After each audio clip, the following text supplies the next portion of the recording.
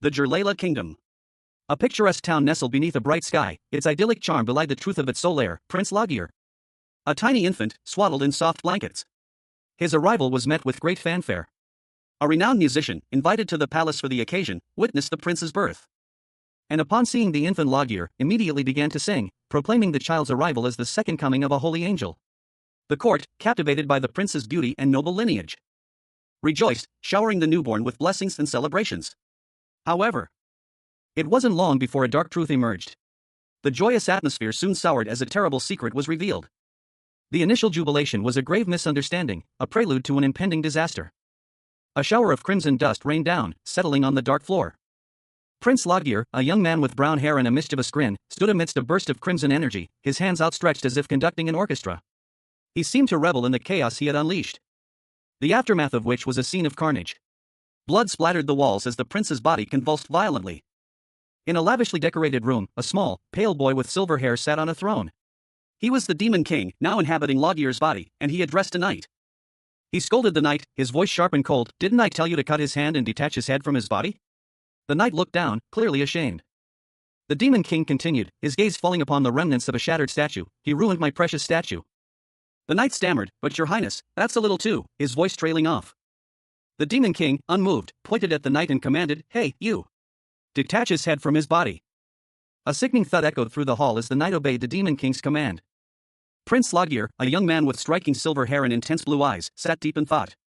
His brow furrowed in concentration as he contemplated something. A weighty decision that seemed to press down on him. He rested his hands on the ornate armrest of his chair, the weight of his predicament evident in his posture. A sudden, restless energy building within him. He shifted in his seat, his feet tapping a nervous rhythm against the polished floor. A prince's anxieties giving way to a more profound unease. Logir's eyes, once bright with youthful curiosity, now held a shadow of apprehension as he stared into the darkness. A young man standing alone, his small frame silhouetted against a dim light. He was alone, yet a sense of foreboding hung heavy in the air. A subtle shift in his expression. A hint of a cruel smile played on his lips, a stark contrast to the boyish features of his face. This was no ordinary prince. A voice, sharp and inquisitive, cut through the silence. "Oh ho! So you can summon a demon with this?" A plump, elderly man with long, flowing white hair examined a crimson book, a curious expression on his face. He murmured to himself, questioning if the book before him was truly a magic book, as he'd been told. He continued his examination, a shadow lurking behind him. The man explained that demons could only interact with the human world after forming a contract, otherwise, the world would be swiftly destroyed if those powerful demons chose to do so. The man paused, a thoughtful HM escaping his lips. He turned slightly, addressing the shadow, and asked if something was wrong. The cloaked figure responded, questioning whether the gift was unsatisfactory or if the description of the book was insufficiently trustworthy. The older man smirked, a glint in his eyes. He posed a pointed question: did the cloaked figure believe they would still be alive if the book's description was untrustworthy? The older man listened intently as the cloaked figure confirmed that the book needed to be opened only when alone. He then explained the difficulties of summoning a demon in the presence of another person. The older man's eyes widened in alarm. He wondered aloud if it was possible for the summoned demon to want to kill him. The cloaked figure reassured him, stating that using the book could not harm him. The cloaked figure revealed that the book was a forbidden book and that giving it to the older man was a risk to their own life. The older man pondered this revelation, a thoughtful expression on his face. A stern-faced individual with long, flowing white hair leveled a warning at someone unseen. Their expression was one of grim determination, their words sharp and laced with threat. The kingdom's laws strictly forbade possession of the forbidden magic book. And to value their life, the unseen person must keep this a secret for eternity. Otherwise, any attempt to speak about it would result in death at the hands of the white-haired individual. The threat hung heavy in the air. A promise of swift, brutal retribution. However, the recipient of this threat, a figure whose face was mostly obscured, responded with a calm assurance: they would keep the secret as long as they lived. The white-haired individual, seemingly a person of high standing given the address, then revealed their interest in the recipient's work at the god's temple. The white-haired figure, their curiosity piqued, pressed for the recipient's name. The hooded figure, bowing low, revealed their identity: Soul Harder. The white-haired individual, dismissing Soul Harder, instructed them to return to the temple and wait patiently. Soul Harder, bowing once more, departed. As Soul Harder left, a subtle smile played on their lips, a hint of hidden knowledge or plan. A man with long, white hair, dressed in a white coat with dark accents, sat in a dimly lit room, poring over a large, ornate book. The room was bathed in an eerie blue light, casting long shadows. He muttered to himself, his gaze fixed on the ancient text. He continued reading, a sinister smile spreading across his face as he turned a page. His eyes gleamed with an unnatural light. A wicked ambition burned within him. He believed that by forming a contract with a demon, he would gain immense power.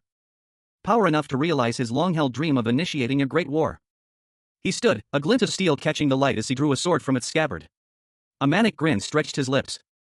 A burst of maniacal laughter filled the room as he prepared to enact his plan. The scene shifts to show a spilled goblet of blood on the floor. A young woman with long blonde hair, dressed in a dark uniform, peered into the room, her expression one of confusion and concern. A maid, startled, clutched a tray in her hands, her eyes wide with fear. The white-haired man, his face partially obscured by shadow, turned to face them, his single visible eye burning with intensity. He asked if they had heard what he said. A terrified maid knelt before a figure of immense power, her voice trembling as she confessed, "Your Highness, I've committed a sin that deserves death. Please have mercy on me." The figure, shrouded in shadow, responded with chilling indifference, "A sin that deserves death? Is that so?" The maid's face was a mask of despair, tears streaming down her cheeks as she covered her face with her hands. Then, a cold fury filled the shadowed figure's eyes. "Then die." With a swift, brutal movement, the figure raised a gleaming blade, bringing it down in a fatal blow. Blood splattered across the ornate doorframe. A single drop of blood clung to the tip of the blade, a grim testament to the swift execution. A sword, ornate and gleaming, lay discarded on the cold, tiled floor. Its presence hinted at a recent struggle. A struggle that left its mark on the man who now stood over it. Prince Lagier, his face contorted in disgust, recoiled from the blood staining his fine clothes. "Ugh," he muttered, "her blood got on my clothes, how disgusting." His eyes, usually cold and calculating, blazed with barely contained fury. The Demon King, trapped in the prince's form, felt a surge of irritation. He glared at the fallen sword, his anger escalating. "You dare get in my way at such an important moment?" The impact echoing in the silent chamber. He was clearly not in the mood for interruptions. Lagier's frustration mounted. He ran a hand through his long, silver hair, his gaze hardening. He muttered to himself, "TSK, I should just summon the demon." But it quickly vanished, replaced by his usual cold resolve. Then, a sudden expression of confusion crossed his face. "Ha!" Prince Lagier, the recently deceased human prince, was not known for his diligence. His spectral form hovered over a large, ancient tome in his library, a frustrated frown etching itself onto his translucent features.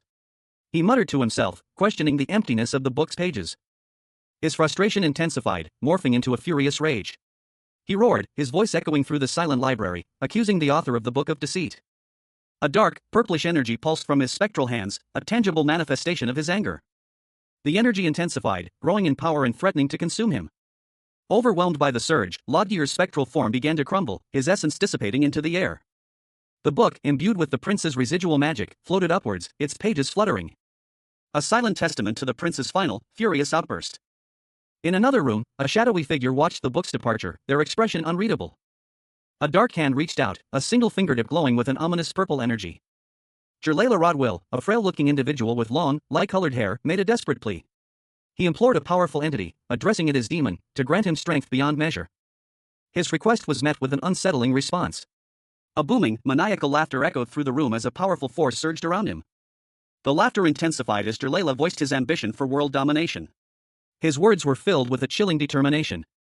Suddenly, a sharp pain shot through Jerlaila. He recoiled, a puzzled expression on his face as he noticed a nosebleed. A shadowy figure, seemingly a part of Jerlaila himself, clenched his fist in anger, a silent scream of frustration. The nosebleed worsened, a torrent of blood flowing from his nostrils as his eyes widened in shock. Overwhelmed by confusion and fear, Jerlaila cried out, desperate for answers to the inexplicable events unfolding before him. The scene shifted to a library, where blood splattered across books and papers, hinting at a violent struggle. The final panel shows Jerlaila lying lifeless on the floor, his body still, amidst the chaos of the library. The scene opens with a dramatic overhead shot of a lavish, dimly lit bedroom. A large, ornate writing desk sits overturned, papers scattered across the floor. A crimson book lies open on the floor, its pages glowing faintly, suggesting a magical element. The camera angle shifts, focusing on a figure standing over the scene, their back to the viewer. Only their lower body and a portion of their dark suit are visible, creating an air of mystery and suspense. The figure is revealed to be a woman with long, dark hair, shrouded in a dark, ethereal aura. The Korean text overlay suggests a powerful presence or magical ability. The scene opens with a void of calm darkness, punctuated only by distant starlight. A voice, seemingly internal, wonders, "What's this?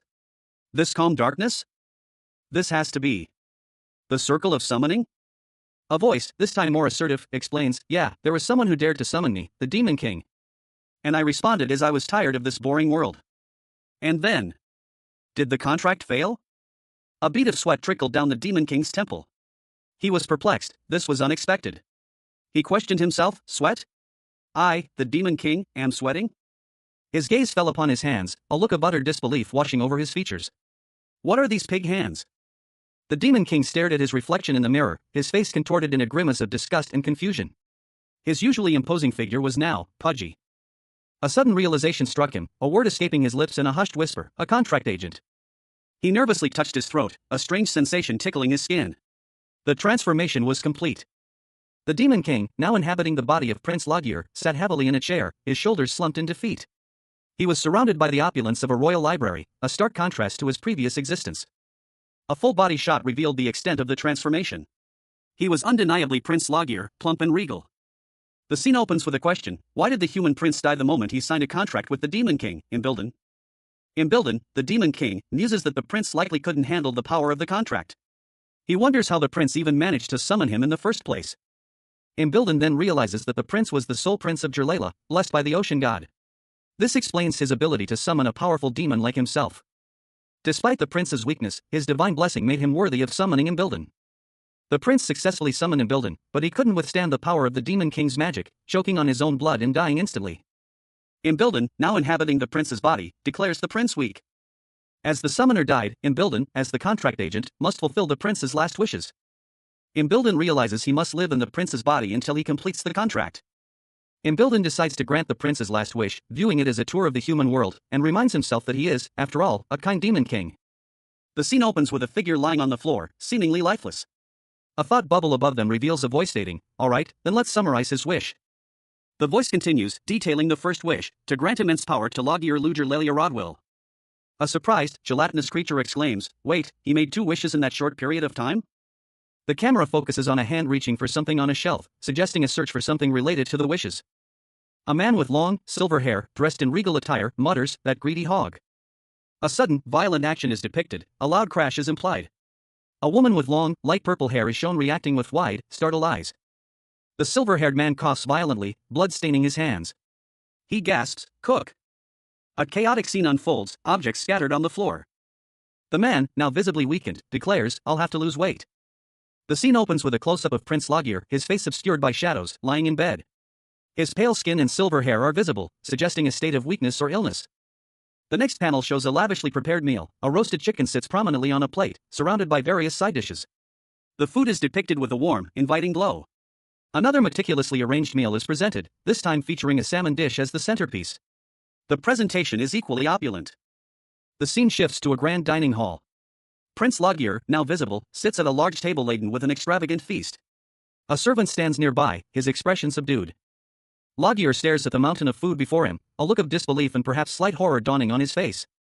He points at the food with a questioning expression, his internal monologue questioning the sheer volume of food. He silently questions if he has to eat all of this by himself. The servant explains that this is a gift from His Majesty to aid in his recovery. Lagier's thoughts turn to suspicion. He suspects that the previous mate attempted to poison him.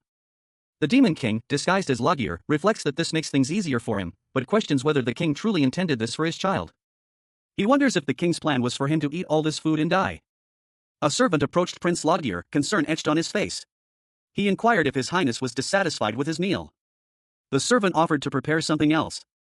But Lagier, the Demon King in disguise, curtly dismissed the offer.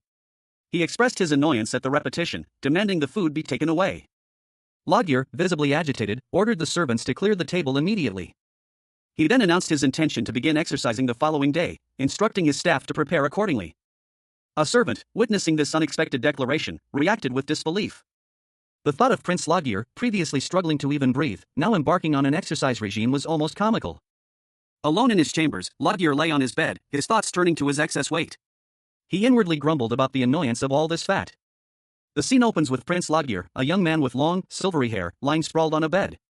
His expression is one of utter displeasure, his eyes narrowed in a sullen glare. He appears remarkably unconcerned with his surroundings. Lagier's thoughts drift to the contract he made with the Demon King. He muses that if he used his magic, he could easily undo the situation, but a contract is a contract. He is bound by the contract to use his magic for the summoner, a task he deeply dislikes because it makes him feel powerless. A bead of sweat trickles down Lagier's temple as he lies on the bed, his face etched with worry. The weight of his predicament is clearly visible. His internal monologue continues: if he uses magic to lose weight and is discovered, he will never return to hell. The next panel shows Lodgier lying in a coffin, surrounded by mourners. The scene is somber, emphasizing the finality of his situation. He realizes that if he fails to fulfill the contract's terms, he will become the first demon king to die as a human. Lodgier, now in his human form, sits on a bed in a grand room. He resolves to act quickly to complete the contract's requirements. He contemplates the challenges ahead, realizing that he'll need help to succeed. He decides he needs a servant. From the inky blackness, a colossal shadow emerged, its form vaguely reptilian. A monstrous dragon, its scales obsidian and eyes burning with infernal light, descended from the heavens. The air crackled with dark energy as the beast roared, "Te Thanatos." Observing the scene from a distance, a figure mused, internally, that the dragon was rather annoying due to its incessant talking.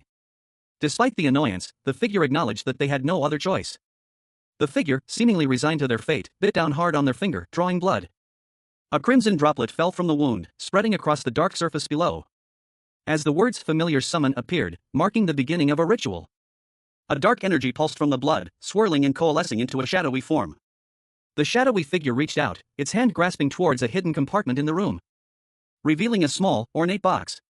The figure's lips curled into a slight smile, hinting at a sinister plan. The colossal eye of a monstrous beast filled the panel, its golden iris gleaming ominously. A figure with long, silvery hair stood before it, dwarfed by the creature's immense scale.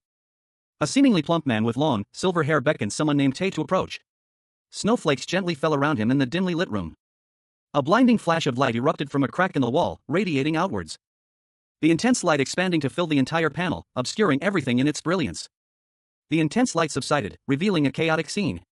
Books were scattered across the floor, flung from their shelves by a powerful force. The aftermath of a violent outburst. The room was in disarray. The silver-haired man lay on a bed, his face partially obscured by his hair. He appeared to be asleep or unconscious. He stirred slightly, a subtle movement under the covers, then sat up, his face contorted in anger. He angrily demanded to know why the person he had summoned hadn't appeared. The scene opens with a figure with long, flowing silver hair, their back to the viewer. They are seen quickly wrapping a light-colored cloth around themselves, suggesting a hasty change of clothes or a quick cover-up. The camera angle shifts to reveal the figure's face, a plump, almost cherubic individual with striking blue eyes and a mischievous smirk. A small, dark-colored creature resembling a cat with bat-like wings is visible in the background.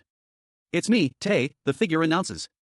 The focus shifts to the small creature, which speaks in a thought bubble. "How foolish of a mere human to summon me, a demon dragon."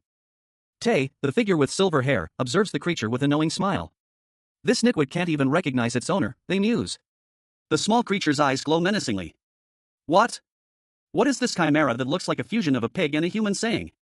Human, how are you my owner?" Tay's eyes flash with an intense light, and a fiery aura surrounds them. A small, shadowy bat-like creature appears at their feet. The small creature looks up at Tay with wide, curious eyes. Hold up, something about his eyes and smirk is familiar. A pair of large, golden eyes, belonging to a creature shrouded in shadow, peer intently from the darkness.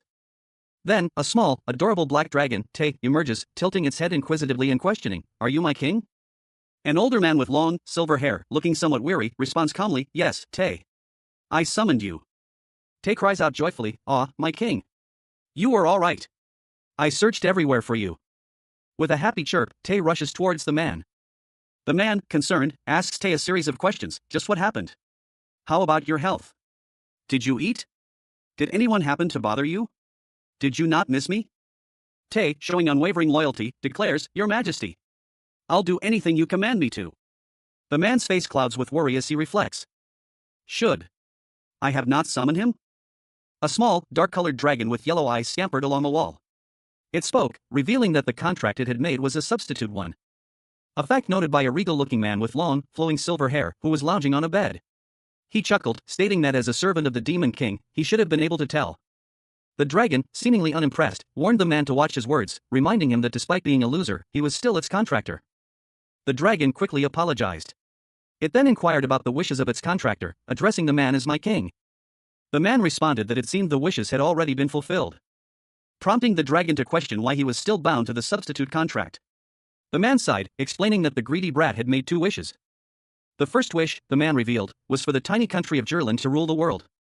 The dragon reacted with disbelief, stating that 2 wishes were impossible, as a demon's contract only allows 1 wish per soul. The man explained that the first demon, Aaron, had established that rule. The dragon, now fully aware of the situation, simply responded with an "I see."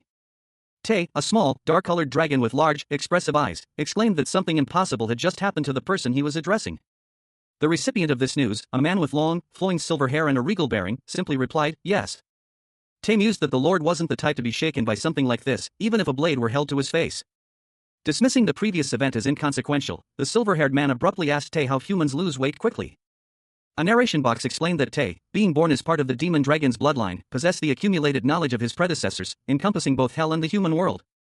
The image showed Tay as a small, dark-colored dragon in an egg, highlighting his unique heritage. The man reminded Tay of a previous insult, recalling how he had once called him an inbred pig-human chimera. Tay, seemingly unfazed, offered the advice that to lose weight, one should eat less and exercise more. The panel shows Tay attempting to follow his own advice, resulting in a comical scene of him struggling to exercise. The scene opens with a portly, silver-haired man seated amidst ornate furniture. Two small, black dragon-like creatures perch on his shoulders. He speaks, dismissing the suggestion of exercise as something for tomorrow. He explains that he wasn't looking for something gradual, he wanted immediate results. A close-up on a pair of bright yellow eyes, belonging to one of the small dragons, fills the panel. The expression is one of intense curiosity and anticipation. One of the dragons, addressing the silver-haired man as my king, inquires about his thoughts on training. The dragon suggests options such as swordsmanship or reading. The silver-haired man scoffs at the idea of swordsmanship, questioning why he would swing a sword with this body. He explains that all actions require energy, and even intense mental exertion burns calories. He suggests that intense mental activity could lead to weight loss, although the effect would be minimal. The silver-haired man concludes that he should try any method humans use to lose weight if he wants to fulfill the second wish. He directs one of the dragons to control his diet. The two dragons express concern about the difficulty of dieting in the man's current form. A small, black dragon with yellow eyes flew into a lavish room, landing gently on a nearby surface. A tall man with long, silver hair and a stern expression stood before a closed door, his gaze fixed on the entrance. He spoke, his voice a low murmur, "Lord, I will enter." The door remained closed, a dark, imposing barrier. The door creaked open, revealing a young man with dark skin, purple hair, and a worried expression. He was dressed in a sharp suit. He peered inside, whispering, "He's probably sleeping, right?" Suddenly, the silver-haired man appeared behind him, startling the young man. His eyes widened in alarm. The silver-haired man asked, "You? What is your name?" The young man, caught completely off guard, let out a startled cry, "Wawa?" A close-up on the silver-haired man's piercing blue eyes emphasized his intense gaze. The young man, overwhelmed, fell to his knees, trembling. The young man stammered, "Why, you have not bestowed on me a proper name yet."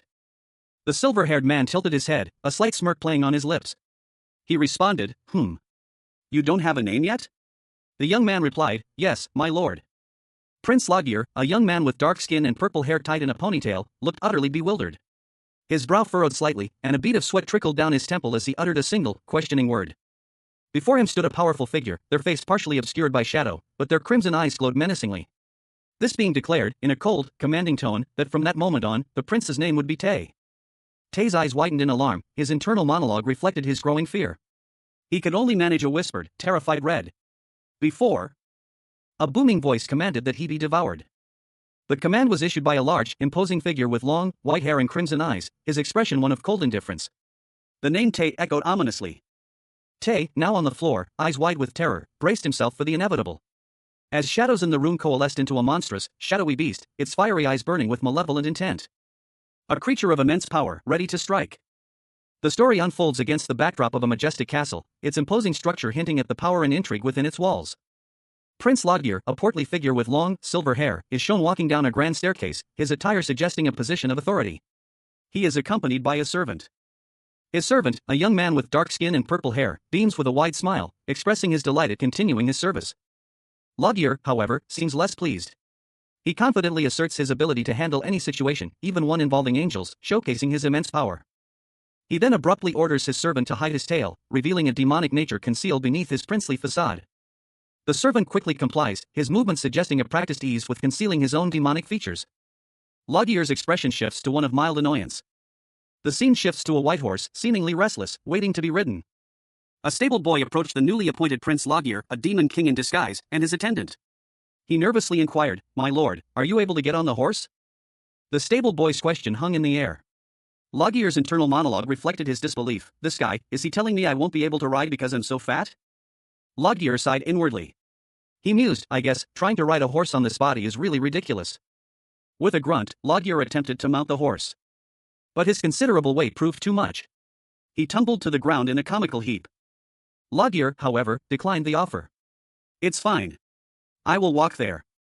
Logir began his journey on foot, his heavy boots sinking slightly into the soft earth. Prince Logir, the demon king in disguise, struggled with the simplest of tasks, walking.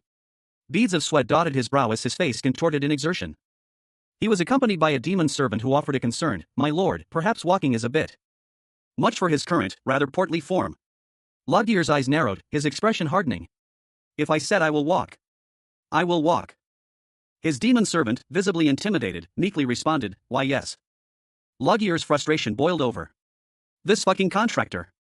I want to smash him in the face."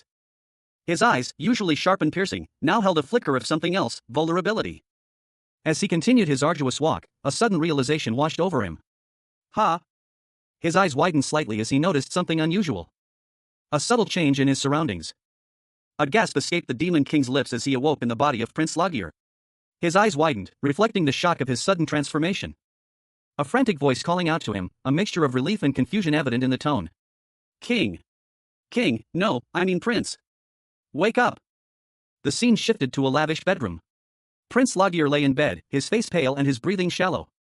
A prince's internal monologue revealed his bewilderment. "I really fainted because I couldn't walk 20 minutes? On top of my ugly appearance, this horrible stamina?" The demon king, still inhabiting the prince's body, was clearly unimpressed with his new vessel's physical condition. The palace doctor's words echoed in the room, "You shouldn't get up. The palace doctor said you have dehydration and trouble breathing, so you should rest." Logir's thoughts turned inward. "Did you think I'd give up like this?" A determined glint appeared in his eyes, a stark contrast to his earlier weakness. The demon king's resolve burned brightly within the frail prince's form. Logir, the demon king now masquerading as a prince, resolved to reach the training grounds through sheer willpower. He silently vowed to succeed, relying on his own abilities. A week had passed, and Logir's determination remained unbroken. His demon companion chuckled, amused by his persistence. Prince Logir, now inhabiting the body of the deceased prince, walked with his demon advisor along a forest path. A faint sound escaped his lips. A barely audible pant. His advisor, beaming with pride, announced that Logir could now walk for 3 hours straight without tiring. The months of intense training had finally paid off. The advisor also noted that Logir seemed comfortable using the honorific Your Highness, indicating his adaptation to his new identity. And Logir confirmed that he had grown accustomed to his human form as well. However, a concerned expression crossed his face. He voiced his worry about the state of the demon realm, left unattended for a month. His advisor agreed, fearing that the realm was likely in complete chaos. A woman with long, flowing silver hair and striking blue eyes stared intensely, her expression a mixture of disbelief and concern. "Do you know that?" Her face contorted in frustration as she explained that the kingdom had fallen into disarray immediately after the other character's departure. The other character, a young man with purple hair styled in a short, spiky cut and cat-like ears, responded that he had only been gone a month. He pointed out that while a month might seem short, time passes much faster in the demon realm. The woman, her eyes wide with surprise, questioned this. The young man explained that this is because dimensional realms are very far apart, further than all the stars in the sky. He summarized that a day in the demon realm could be equivalent to 10 days or even a month in the human world. The woman realized that this contract would keep him away from the demon realm for a long time. She worried about the potential collapse of hell in his absence, especially if heaven were to invade. The young man simply replied, "Tay." A dark-haired demon, his yellow eyes gleaming, stood amidst a sun-dappled forest. He pondered aloud, "Yeah? We should fulfill this contract and return to hell as soon as possible," he silently resolved, his expression grim. The demon, his face partially obscured, appeared to be considering the implications of his decision. The demon adjusted his clothing, a slight sound of fabric against fabric accompanying the movement. Pant. Pant. He and the pale-haired figure arrived at a castle, the pale-haired figure visibly exhausted. Pant. Pant. Finally, we're here. Two figures, one appearing to be a guard, rushed towards the castle. Prince Logir, the demon king in disguise, arrived at a lowly place, his face pale and his brow slick with sweat. His attendants, concerned by his condition, noted his distress. They had anticipated his arrival and invited him inside. One of Logir's attendants urged the others to attend to the prince's needs. Logir, however, seemed preoccupied, his gaze fixed on something unseen. A concerned attendant offered Logir a handkerchief to wipe his brow, while another inquired about the reason for his unexpected visit. Logir explained that he needed to increase his stamina. His attendant expressed surprise at this sudden request, but readily agreed to help, reminding Logir to take breaks to avoid injury. Prince Logir, possessing long, flowing silver hair, stood silently as a uniformed officer addressed him. The officer, with a jovial expression and a neatly trimmed mustache, commented on the prince's arduous journey, noting that even trained knights couldn't have walked so far. Logier's expression shifted slightly as he questioned the officer's statement, expressing disbelief that even trained knights couldn't have covered such a distance. The officer, taken aback, stammered a response, suggesting that perhaps royal knights might be capable, but he trailed off, admitting that the trainees still had a long way to go. Logier, observing a group of trainees practicing, mused whether they were still in training and not yet official knights. The officer, resuming his conversation, praised Logier's unmatched concentration and intelligence, suggesting that with a bit more training, his name would spread far and wide. Logier, however, remained unimpressed, simply stating that he was already well known as a dancing pig. Logier's face showed clear annoyance at the officer's words. The officer, seemingly oblivious, offered to bring Logier some tea and bread to help him recover. Logier, however, seemed concerned, asking the officer if something was wrong. A man with a prominent mustache, dressed in a military-style uniform, was approached by another individual. He explained that he wasn't there for idle conversation, but rather to improve his stamina. The second individual, a man with long, flowing white hair and a stern expression, retorted that he hadn't come for pleasantries or tea. The mustachioed man's face contorted in surprise and alarm, as the white-haired man's words clearly struck a nerve. The scene shifted to show the white-haired man, accompanied by another individual in a suit, standing over a group of people kneeling before them. Elsewhere, a group of young people engaged in sword training, their movements energetic and somewhat clumsy. One of the trainees, a young man, displayed a determined expression as he practiced his swordsmanship, while another trainee, a young woman, looked on with a mixture of concentration and slight apprehension. The scene returned to the white-haired man and his companion, observing the trainees from a distance as the trainees bowed before them. Prince Logier, a portly young man with silver hair, sat pensively. A faint question mark escaped his lips.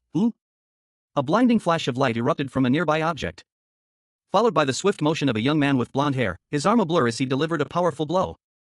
Logier observed the aftermath, his gaze fixed on a single-edged blade. He mused, is that blade one-sided instead of being double-edged? The blonde young man, seemingly lost in thought, muttered to himself, oh? Now that I think of it. A voice echoed, questioning the prince's lack of concern. The sole prince of this land came to visit and yet he doesn't seem to care? Logier, a smirk playing on his lips, responded internally, he's quite amusing. The blonde young man stood, his sword held before him, bathed in a golden light. Before a shadowy figure appeared, swords clashing in the ensuing darkness. The scene opens with a dramatic close-up of two figures locked in combat, their movements blurred by the intensity of the fight. A young man with blonde hair, his eyes wide with determination, is shown in a moment of intense focus, a surge of energy emanating from him. He unleashes a powerful attack, a blinding flash of light erupting from his body as he moves with impossible speed. The force of the attack is immense, leaving a trail of shimmering energy in its wake. The blonde young man, panting slightly, grips his sword tightly, his expression resolute. He declares, I'll never lose. The scene shifts to a different location. A large, dark boot steps down onto a bale of hay. The hay is compressed under the weight, and a man with long, white hair appears, calmly observing the scene. He states, just like you said, you've won. A pair of crimson eyes, blazing with an unnatural intensity, snapped open. They belong to the Demon King, now inhabiting the body of Prince Logier, his new vessel. He blinked, his vision still adjusting to his new reality. A young man with blonde hair approached, his expression a mixture of curiosity and apprehension. Congratulations, he stated, the words laced with a hint of unease. The blonde young man's eyes widened slightly. Blue? I swore his eyes were, he muttered to himself, his gaze lingering on the prince's face. A sudden, sharp exclamation escaped the blonde youth's lips as he bowed deeply before the newly resurrected prince. Two older men in military uniforms appeared, their faces a mixture of impatience and concern. You fool! Hurry up and kneel, one of them snapped, while the other explained, Your Highness, please be understanding, he's from a poor family, so he lacks manners. The Demon King, in Logier's form, raised an eyebrow. A commoner? How is a commoner in the same vicinity as me? He questioned, his voice laced with a hint of disdain. He was met with a sharp retort. You're the one who's probably at the mercy of the royal family, the older man countered, his tone sharp and defensive. He continued, he was a commoner, but now he's a noble knight. A portly noble with long, silver hair and piercing blue eyes, sat observing someone with a thoughtful expression. He stroked his chin, a subtle smirk playing on his lips. He mused to himself that this explained the young man's unexpected aggression. He found the situation rather amusing. The noble declared, with a flourish, that the young man would become his teacher. The young man, with his blonde hair and startled expression, reacted with wide eyes and a gasp of surprise. The scene shifted to reveal the young man and the noble facing each other, a tense atmosphere hanging between them. Three other figures stood silently in the background, observing the unfolding interaction. A scene unfolds within a castle's stone walls. A regal figure, clad in dark attire accented with gold, addresses a young man. He demands, you, become my teacher. The young man, with bright blonde hair, displays a look of utter confusion and slight apprehension. As the regal figure inquires, this is the rumored prince? The blonde young man responds with bewilderment, I don't understand what you're talking about? He then adds, oh, so I happen to have a sword with me. The young man's eyes widen in realization as the regal figure states, that sword must be the Jerlala royal family's heirloom. The regal figure continues, have you heard of the name Kawa? He draws the ornate sword, its details shimmering in the light. Prince Logir, a man whose life was as unremarkable as his title suggested, had recently passed away under mysterious circumstances. His death, however, was not the end of his story. The Demon King, bound by a contract of unforeseen consequences, found himself inhabiting the prince's body, his powerful form now confined to a rather plump frame. He mused, isn't it beautiful? I used to carry it around as a decoration, but do you know about the recent incident? He continued, I would have been done for, if it wasn't for this guy. And that's why I wanted to learn to use this guy properly. But as you can see, I'm a little too fat to do so. The Demon King, now Prince Logir, gestured towards a golden rod, a symbol of his princely status, which he found cumbersome to wield in his new, heavier form. He then decided on a solution. He would enlist the help of someone to assist him in his weight loss journey. So I'm putting you in charge of helping me to lose my fats. The Demon King, in his new princely form, addressed a young man with blonde hair, who seemed rather taken aback by the sudden request. The young man, seemingly a servant or attendant, stood stiffly as the golden rod was pointed at him. The Demon King pressed his request, so are you refusing my request? The young man, though hesitant, politely declined, stating, I simply wish for your highness to find a teacher who is worthy of teaching you. A golden dagger pierced the heart of Prince Logir. His body slumped, lifeless. A nearby demon, observing the scene, questioned the ease with which the prince met his end. Something felt amiss. The scene shifted to reveal a group of demons discussing the deceased prince, known for his impulsive rages. One demon noted the prince's unexpected demise. Another demon, seemingly unimpressed, pointed out the absurdity of the situation. The prince's death was inconsequential to them, even if his blood vessels were attacked. A high-ranking demon, seemingly exasperated, lamented the current predicament, wishing for a simpler, less troublesome death for the prince, such as poisoning. The demon then asked a subordinate for their opinion, receiving a quick and respectful denial. The focus returned to the deceased prince, whose expression hinted at a hidden agenda. The high-ranking demon, with a knowing smirk, revealed the prince's true wish, to simply die. However, the prince quickly corrected the demon, explaining that his wish was to find someone skilled enough to teach him. A woman with long, silver hair and striking blue eyes scrutinized the young man before her. Her expression was one of intense assessment, her gaze unwavering as she questioned his abilities. Your skills? What about your skills? The young man, with his vibrant blonde hair and worried expression, shifted uncomfortably under her gaze. He seemed uncertain, his jaw clenched tightly. His hands clenched into fists, betraying his inner turmoil. A silent testament to the pressure he felt. The woman's challenge hung in the air, unspoken but palpable. Then why don't we have a duel? The blonde young man's eyes widened in surprise. Did you just say a duel? The blonde young man retorted, a hint of annoyance in his voice, I thought you did not possess swordsmanship skills, your highness. The scene shifted to an open area, where a straw dummy lay discarded. The silver-haired woman and the blonde young man stood facing each other, ready for their duel. Then just who might you be? The silver-haired woman smirked, a glint of amusement in her eyes. My servant. Prince Logir, or rather, the Demon King inhabiting his body, smiled, his golden eyes gleaming with mischief. He was dressed impeccably in a dark suit, a stark contrast to the dusty training grounds surrounding him. A slight confusion clouding his features as he questioned his actions. He was, after all, a Demon King, not a prince. A tall, imposing figure with long silver hair and a sly grin confirmed his suspicions. Yes, you're doing it, she stated, her voice calm yet laced with amusement. A young man with bright blonde hair stood in a training yard, his posture rigid as he held a wooden practice sword. He seemed tense, ready for a challenge. And Logir, now fully aware of his situation, approached him, his own wooden sword held low, ready for a duel. Logir's internal monologue revealed his surprise at being forced into a duel. He wondered what the blonde young man was thinking. He began to awkwardly swing his practice sword, his movements clumsy and unsure. The blonde youth watched him with a mixture of concern and amusement. Tay, the Demon King inhabiting the body of Prince Logir, effortlessly wielded a riding crop with practiced ease. His golden eyes gleamed with amusement as he responded to a question. He mused that even if it were a wooden sword, only one person in the world could wield it with such fearlessness. His thoughts lingered on this singular individual. A bystander, observing the scene, questioned if Tay was referring to his master, the deceased prince. Tay, maintaining his composure, declared himself the prince's loyal servant. However, the observer noted that Tay's tone suggested he was speaking of someone else entirely. The observer, sensing a challenge, requested a duel to settle the matter. The duel commenced. Tay moved with surprising speed, swiftly disarming his opponent with a single, precise strike. A question mark filled the air, hanging heavy with unspoken tension. A young man with striking purple hair and golden eyes, dressed in sharp business attire, moved swiftly and silently through a stone corridor. His movements fluid and precise. He seemed to be evading someone. He smirked, amused. The young man with blonde hair, dressed in a more casual outfit, expressed surprise at his opponent's skill, noting that he was fighting with only one hand. The purple-haired man responded that he doesn't go all out against someone who isn't a knight. And that he also doesn't plan on going all out against a lowly species that isn't a demon. The stout individual seemed unimpressed. The blonde-haired young man attacked with a staff, but the purple-haired man easily deflected the blow. His eyes narrowed in concentration as he prepared for a counterattack. The Demon King, now inhabiting the body of Prince Logier, found himself in an unexpected predicament. A sudden, powerful force slammed into him, sending him sprawling across the room. The impact jarring him to his senses. He braced himself, his muscles tensing in anticipation. As he prepared to counterattack. A swift, powerful blow from an unseen assailant sent him tumbling, the force of the attack sending a shockwave through the air, leaving a shallow cut on his cheek. The sting of the wound was a stark reminder of his new, fragile mortality. A grim expression settling on his face as he assessed the situation. He was not used to this level of vulnerability. His opponent, a blond young man wielding a katana, warned him, "Just because I'm not going all out, that doesn't mean you can let your guard down."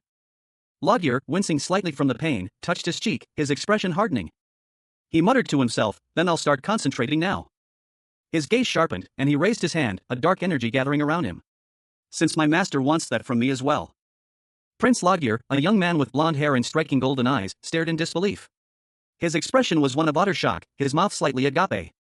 Meanwhile, a blur of motion indicated someone was rapidly approaching. A dark-haired figure in business attire, moving with surprising speed, was closing in. Logier, his eyes narrowed, turned to face the approaching figure, a hint of suspicion clouding his features. The dark-haired figure lunged, their hand outstretched. A wooden staff appearing in their grasp as they moved with surprising agility, striking Logier with a swift blow that sent him reeling back in pain. A scream escaped Logier's lips as he was thrown to the ground. The attacker, now revealed to be a woman with dark purple hair, pinned Logier beneath her, her staff held menacingly close. The staff snapped, revealing a hidden compartment. And within, a small, rolled-up scroll. Logier stared at it, his eyes wide with a mixture of confusion and dawning understanding. Prince Logier, the newly appointed Demon King, found himself in an unexpected predicament, a fencing lesson. His instructor, a blond young man, lunged forward, his foil flashing. Logier, still adjusting to his new human form, stumbled back, narrowly avoiding the attack. He barely managed to parry the next thrust, his own movements clumsy and awkward. A grunt escaped his lips as he stumbled, his balance faltering. A smirk played on his lips as he realized the absurdity of his situation. He fell to the ground, the impact jarring his body. His instructor, surprised by the sudden collapse, looked down. His eyes widened as he saw Logier's golden eyes, glowing with an unnatural light. Both their gazes locked, a silent understanding passing between them. Logier's eyes, usually filled with demonic power, now held a hint of amusement. A silent scream echoed in his mind as he realized the true nature of the prince he was training. Logier rose swiftly, his movements now fluid and precise. He moved with a speed that defied his previous clumsiness, his eyes burning with a newfound intensity. He effortlessly disarmed his instructor, his movements a blur of motion. A young man with blonde hair, dressed in a smart, dark vest and white shirt, found himself facing a dark-haired man in a sharp suit. The suited man, eyes gleaming with an unnatural light, lunged forward, wielding a katana with deadly precision. The blonde-haired man reacted instantly, deflecting the blow with a staff of some kind, a blur of motion and energy surrounding them as they clashed. The blonde-haired man continued his counterattack, his staff moving with surprising speed and skill, forcing the suited man to stumble back, momentarily off balance. The suited man grunted, a pained expression twisting his features as he took a blow to the face. He staggered back, clutching his jaw. His eyes, however, still burned with fierce determination. A glint of something inhuman flickered in their depths. He moved with surprising speed, his hand reaching out to grab something. A swift, brutal strike from the blonde-haired man ended the exchange, leaving the suited man momentarily stunned. The scene opens on a tense confrontation. Prince Logier, a young man with blonde hair, stands defiantly, a riding crop held loosely in his hand. Before him kneels a figure cloaked in darkness, his purple hair a stark contrast to the prince's attire. The Demon King, disguised as the prince, subtly shifts his weight, his expression unreadable. A man with a distinguished mustache and military uniform peers around a corner, his expression one of surprised curiosity. He seems to be observing the scene unfolding before him. A large, imposing figure with long, white hair and a sly grin appears. He announces, "The winner is one whale." His words are followed by a close-up of his wide, toothy grin, emphasizing his amusement. He mutters ouch, ouch, ouch. The pain is evident on his face. Prince Logier, the newly appointed and rather annoyed Demon King, trudged along a dusty path. Beads of sweat dotted his brow as he glared at his companion, a tall, dark-haired demon with golden eyes, who walked with an infuriatingly casual gait. He internally grumbled about the distance to the palace. The demon, seemingly unfazed by Logier's displeasure, mused that the prince's irritation stemmed from the long walk. The conversation shifted to Logier's surprisingly adept swordsmanship. The demon commented on the prince's skill, noting it had been a while since he'd seen such proficiency from a human. Suddenly, a third demon, this one with short purple hair, appeared, startling the other two. He seemed to be in a hurry, his expression grim. The purple-haired demon, breathless, commented on Logier's skill with a sword, expressing disbelief that he was nearly human. The older demon, however, sharply silenced him. The older demon scolded the younger one, calling him irritating and ordering him to be quiet. Logier, exhausted from the walk, continued his journey towards the palace, his footsteps heavy on the sand. The older demon, visibly strained, suddenly collapsed to the ground, his face pale and his body trembling. Logier, concerned, approached him, asking if he was all right. An older man with long, white hair and a somewhat exasperated expression addressed someone off-panel. He questioned why they were so pleased with themselves after losing to an apprentice knight. A younger man with purple hair and golden eyes, dressed in a sharp suit, chuckled triumphantly. He boasted about forcing his opponent to fight with only his left hand, which was kept behind his back. He continued, explaining that, as for the prince's wishes, Sir Vente had been easily defeated by Sir Waiwen. He added that he shouldn't have won against a knight while only being a servant. The older man responded curtly, telling him to stop being so proud. The younger man's golden eyes glowed intensely as he noted that the prince seemed to have taken a liking to Sir Waiwen. The older man simply replied with a weary yeah. The younger man, now looking thoughtful, questioned whether, despite Waiwen's strength for a human, he was strong enough. The older man, looking concerned, asked why the younger man disliked Waiwen. The younger man pondered this, stating that Waiwen possessed good common sense for his age and that his skills were especially noteworthy. He added that, while better than the others, Waiwen was like an unrefined gemstone. He concluded that even if Waiwen had potential, bringing it out would be troublesome for the older man, as he wouldn't be able to use him right away. A scene unfolds in a forest clearing. Two figures stand amidst the trees, a man with dark hair and a purple-toned outfit and another with long, white hair, dressed in a dark, ornate coat. The white-haired figure groans, ugh. The dark-haired man responds, why, of course. I wouldn't have to worry about something like this if that guy was here. A close-up on the white-haired figure's face reveals narrowed eyes, a subtle expression of annoyance and concern. The scene shifts to a dark, shadowy image. A red, smoky cloud forms, revealing the words Re Revido.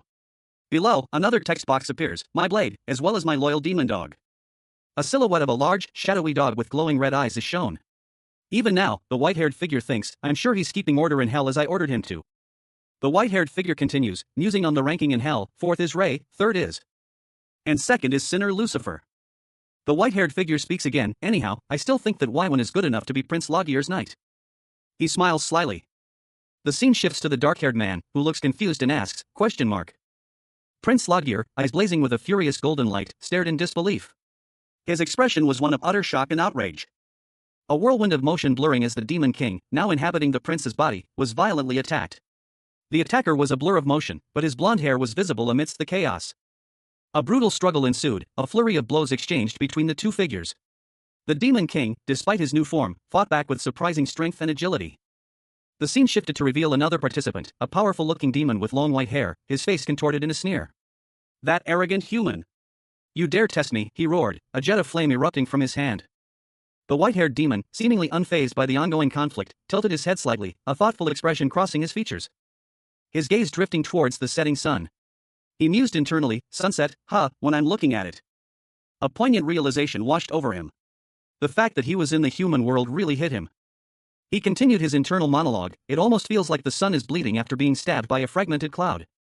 The scene concluded with a long shot of a castle, its walls bathed in the golden light of the setting sun. Prince Logier, a young man with tousled blonde hair, sat with a troubled expression.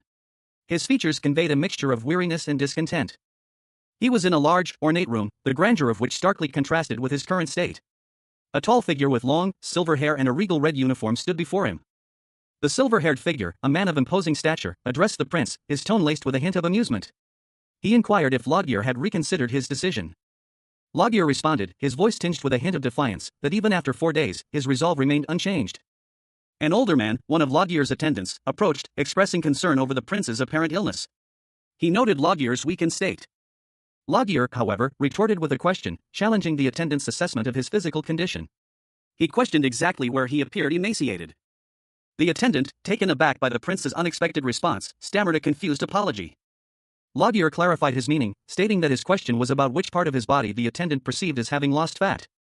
The attendant, flustered and speechless, could only manage a stammered response. Prince Laguerre, now inhabiting the body of the deceased prince, demanded an immediate answer. His question, delivered with the force of a demon king, was simple: where did he lose fat? A small, seemingly insignificant attendant stood before him, eyes wide with a mixture of fear and confusion. He stammered a single word in response. What? Meanwhile, in a nearby tavern, a man with a neatly trimmed mustache observed the scene from afar. He muttered to himself, noting the unusual proximity of the two figures. Oh, looking closely, that place as well. Laguerre's face contorted in a grimace. His frustration was palpable, a silent scream of exertion visible in the stark lines of his expression. The sheer force of his unspoken rage filled the room. A guttural, barely audible fuck off escaping his lips as he glared at the attendant. The attendant, startled by the outburst, recoiled in fear. He stammered a hesitant pardon? Shut up and get out of my sight immediately. Prince Laguerre, a portly figure in a military uniform, bursts dramatically through a door, his considerable bulk causing a swirl of dust and a slight tremor in the room. He is clearly flustered. He turns to a young man with blonde hair, his face a mask of distress. Did you witness the humiliation I'm going through? Laguerre continues, his voice laced with desperation. So please teach me. Training that can help me lose fat in the shortest amount of time. The panel focuses on Laguerre's substantial belly, emphasizing his weight problem. He looks down at his stomach with a grimace. The blonde young man, whose name is One, speaks, his tone questioning. Was that your goal all along? He adds, with a hint of exasperation, then you should have said so from the beginning. Laguerre sighs, his expression shifting to one of mild annoyance. So you're telling me to drop the talk about being a teacher and whatnot and just get to the point? Laguerre explains, Sir One, I'm royalty. I need a token of reason for everything I do. One stares at Laguerre, a look of confusion and slight disbelief on his face. A token of reason? Prince Laguerre, a young man with long silver hair, stood upon a makeshift platform, addressing a crowd gathered below. He wore a regal red and white uniform, his expression a mixture of weariness and resignation. He declared that those who hold high positions are naturally drawn to them, a fact he found frustrating.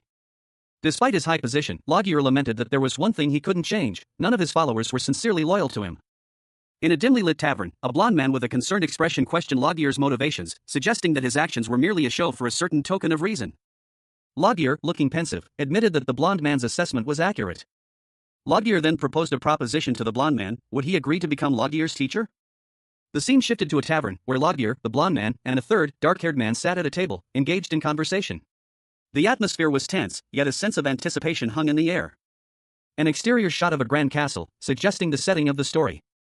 A maid, her back to the viewer, stands in a grand hall, partially obscured by a figure in regal attire.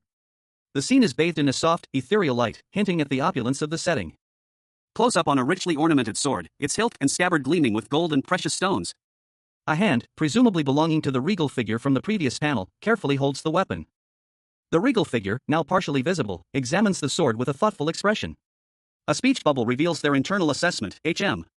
So this is the result after 5 months. A sense of quiet satisfaction washes over them as they adjust their collar. Their self-assessment continues: I'm rather afraid of how perfect I am.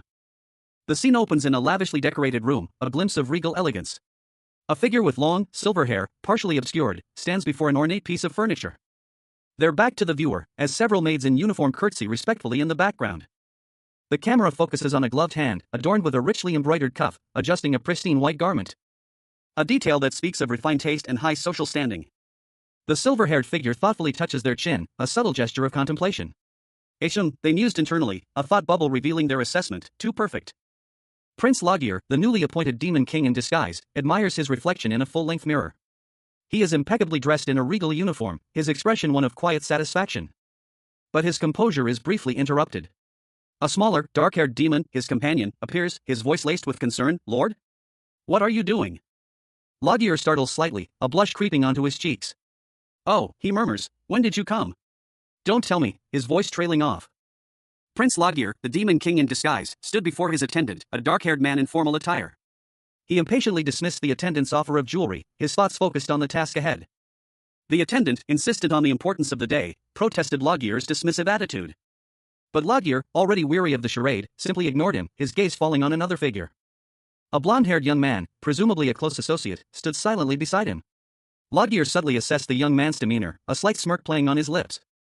He subtly adjusted his posture, preparing to leave with his companions. The three figures exiting the palace together. The young man confirmed his satisfaction with his outfit, seemingly unfazed by the Demon King's subtle anxieties. Prince Logir, with his blonde hair, stood before a stern-looking figure with long, silver hair, dressed in a military uniform. The prince's back was to the viewer, his expression unreadable. The silver-haired figure, his icy blue eyes fixed on the prince, declared that he did not intend to merely serve the prince. Logir, his back still turned, questioned why the silver-haired man wouldn't want to be his swordsmanship teacher.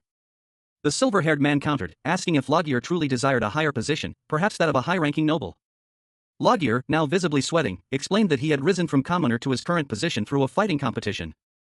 But titles weren't his ultimate goal. He displayed a flashback of his past, showing his worn clothing and a sword at his side. He stated that he had even greater ambitions than simply serving the prince. The silver-haired man, intrigued, asked what position Logir was striving for.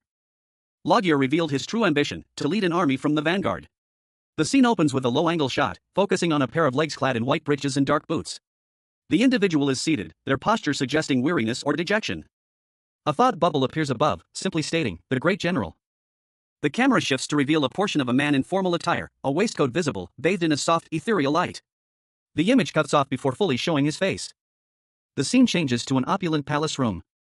3 figures are present, a man with dark skin and purple hair, a man with long silver hair and a red and gold uniform, and a blonde man in a similar, though slightly less ornate, uniform.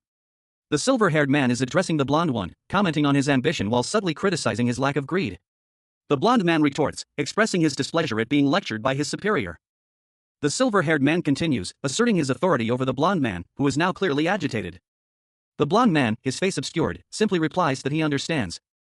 The perspective shifts to the blonde man, his face now visible, showing a slight frown and beads of sweat on his forehead. He questions the title Great General internally. The silver-haired man, in a new panel, confirms that the position is indeed significant, apologizing if he overstepped. The silver-haired man, now seated in a more relaxed manner, assures the blonde man that he has no issue with his high aspirations, but reiterates the importance of the position of Great General. The scene opens with a conversation between 2 men. One, with silver hair and piercing blue eyes, is dressed in a military uniform. The other, with bright blonde hair, is dressed in more casual attire. The silver-haired man states that the Great General is gone, and while he regrets to inform the blonde-haired man, a war in Layla is unavoidable. But the blonde-haired man insists on maintaining his position, even if it means crossing the ocean. The silver-haired man, clearly unimpressed, leans back in his chair, questioning the blonde-haired man's loyalty. The blonde-haired man is taken aback by the silver-haired man's reaction to his declaration. He wonders why the other man is simply laughing off his serious proposal. He reflects on rumors he's heard about the silver-haired man, questioning if he is simply unintelligent. The silver-haired man, seemingly aware of the blonde-haired man's thoughts, cuts him off. He knows the blonde-haired man doesn't intend to flee to another country and suggests that if he's going to give up anyway, he might as well test the silver-haired man's limits before being beheaded. His eyes flash red with anger as he challenges the blonde-haired man's audacity to test him, the future king. He calls the blonde-haired man an insolent bastard.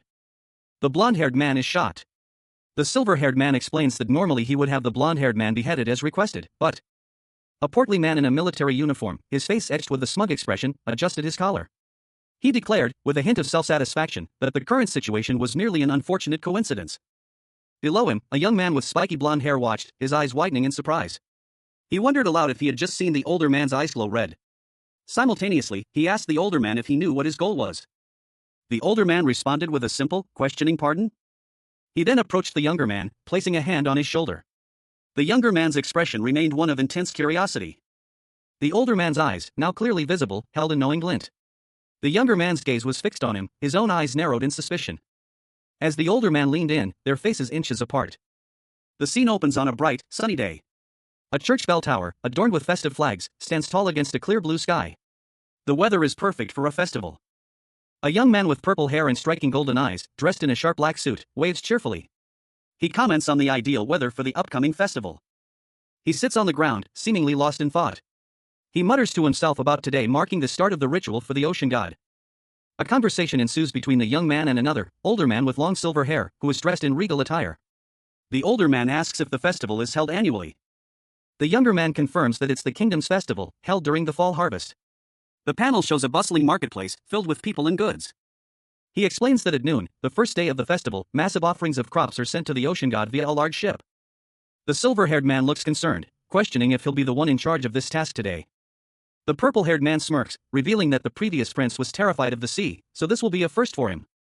Both men then share a moment of shared amusement, commenting on the beauty of the ocean goddess. Prince Logir, the newly appointed demon king in disguise, stood amidst his court. He listened impassively as one of his advisors questioned his interest in a particular woman, her beauty being the subject of the inquiry. Logier's response was curt, he needed to confirm her beauty to further his plans. Logier's expression was one of quiet contemplation. His thoughts turned to the task at hand, fulfilling the late prince's last wishes. To raise an army, Logier needed to secure the permission of the ocean god, the divine being who oversaw the waters surrounding Jirlela. The ocean god's symbol, a stylized depiction of a winged drop of water, shimmered with ethereal light. This year's ritual presented a crucial opportunity. Logier knew that gaining the ocean god's favor would be highly advantageous, and nothing bad could come from it. He mused that securing the ocean god's support would be beneficial, even if he didn't fully understand the implications. A fleet of ships bobbed gently on the horizon, a visual representation of the scale of his ambition. To cross the ocean and raise his army, he needed to earn enough favor to secure passage. Logier and an advisor walked the grounds of the palace, their conversation unspoken but their purpose clear. Preparations for the upcoming ritual were underway. Inside a grand palace, a servant bowed deeply before a regal figure. The figure, a young man with striking silver hair and an air of authority, commanded, "I need a carriage, Riaj. Bring Khan here." The servant, Riaj, stammered a reply. He would bring Khan immediately. Outside, a magnificent white horse, Khan, stood patiently, its coat gleaming in the sunlight. A gloved hand reached out to gently touch its nose. The silver-haired young man approached Khan, his expression softening. "Khan," he murmured, stroking the horse's mane. Riaj watched, commenting, "It amazes me every time I see it. Although he's an obedient horse, he doesn't just open up to anyone." Riaj approached the silver-haired young man, offering something. "Your Highness, please take this." A small, ornate object. The scene then shifts to a blur of motion. The Demon King, now inhabiting the body of Prince Logier, issued a final command, then, "Let's take off." Prince Logier, astride a magnificent white steed, prepared to depart. Two attendants stood respectfully behind him, awaiting his command. He surveyed his surroundings one last time before mounting his horse. One of his attendants, a young man with blonde hair, responded with a cheerful, "Yes, sir." The bustling marketplace of a quaint medieval town buzzed with activity. Children played amidst the stalls, their laughter echoing through the cobblestone streets. A young boy, his face alight with mischief, giggled as he dashed past a fruit vendor, calling out, "Wait for me." Inside a bakery, a young woman with vibrant orange hair cheerfully prepared ingredients. She smiled, replying, of course, to a colleague's question about her readiness. Meanwhile, outside the town, two men worked diligently loading crates onto a wagon, their movements precise and efficient. One of the men, his brow furrowed in thought, questioned his companion, "He probably won't be on the ship this year as well, right?" His companion responded, "Of course. There's no way he would when he's scared of water." The first man pondered, "Do you think it's because of that incident 10 years ago?" A flashback image of a young boy with silvery hair appeared, submerged underwater, surrounded by fish. The question hung in the air, when he fell into the pond while his nanny was looking elsewhere. Two young men, one carrying a wooden crate, conversed in hushed tones. The first, skeptical, questioned if the reason given was genuine, suggesting it was merely an excuse. The second urged silence, worried that someone might overhear their conversation. The second young man continued, expressing doubt that their secret was truly hidden. Everyone in Jirlela probably already knew. His companion, however, seemed to think otherwise. He believed the event was about to begin. A regal figure, standing before a large crowd gathered on a seaside platform, called for everyone's attention. The announcement was for the entire land, a formal address to the people of Jirlela. The speaker continued, mentioning the land, water, and skies of the honorable kingdom of Jirlela, and the guardian who encompasses the freedom of this land. The crowd offered their gratitude to the ocean god for bestowing blessings upon their noble lineage. Many people, young and old, bowed their heads in prayer, showing their reverence and devotion. The scene depicted a collective moment of faith and unity.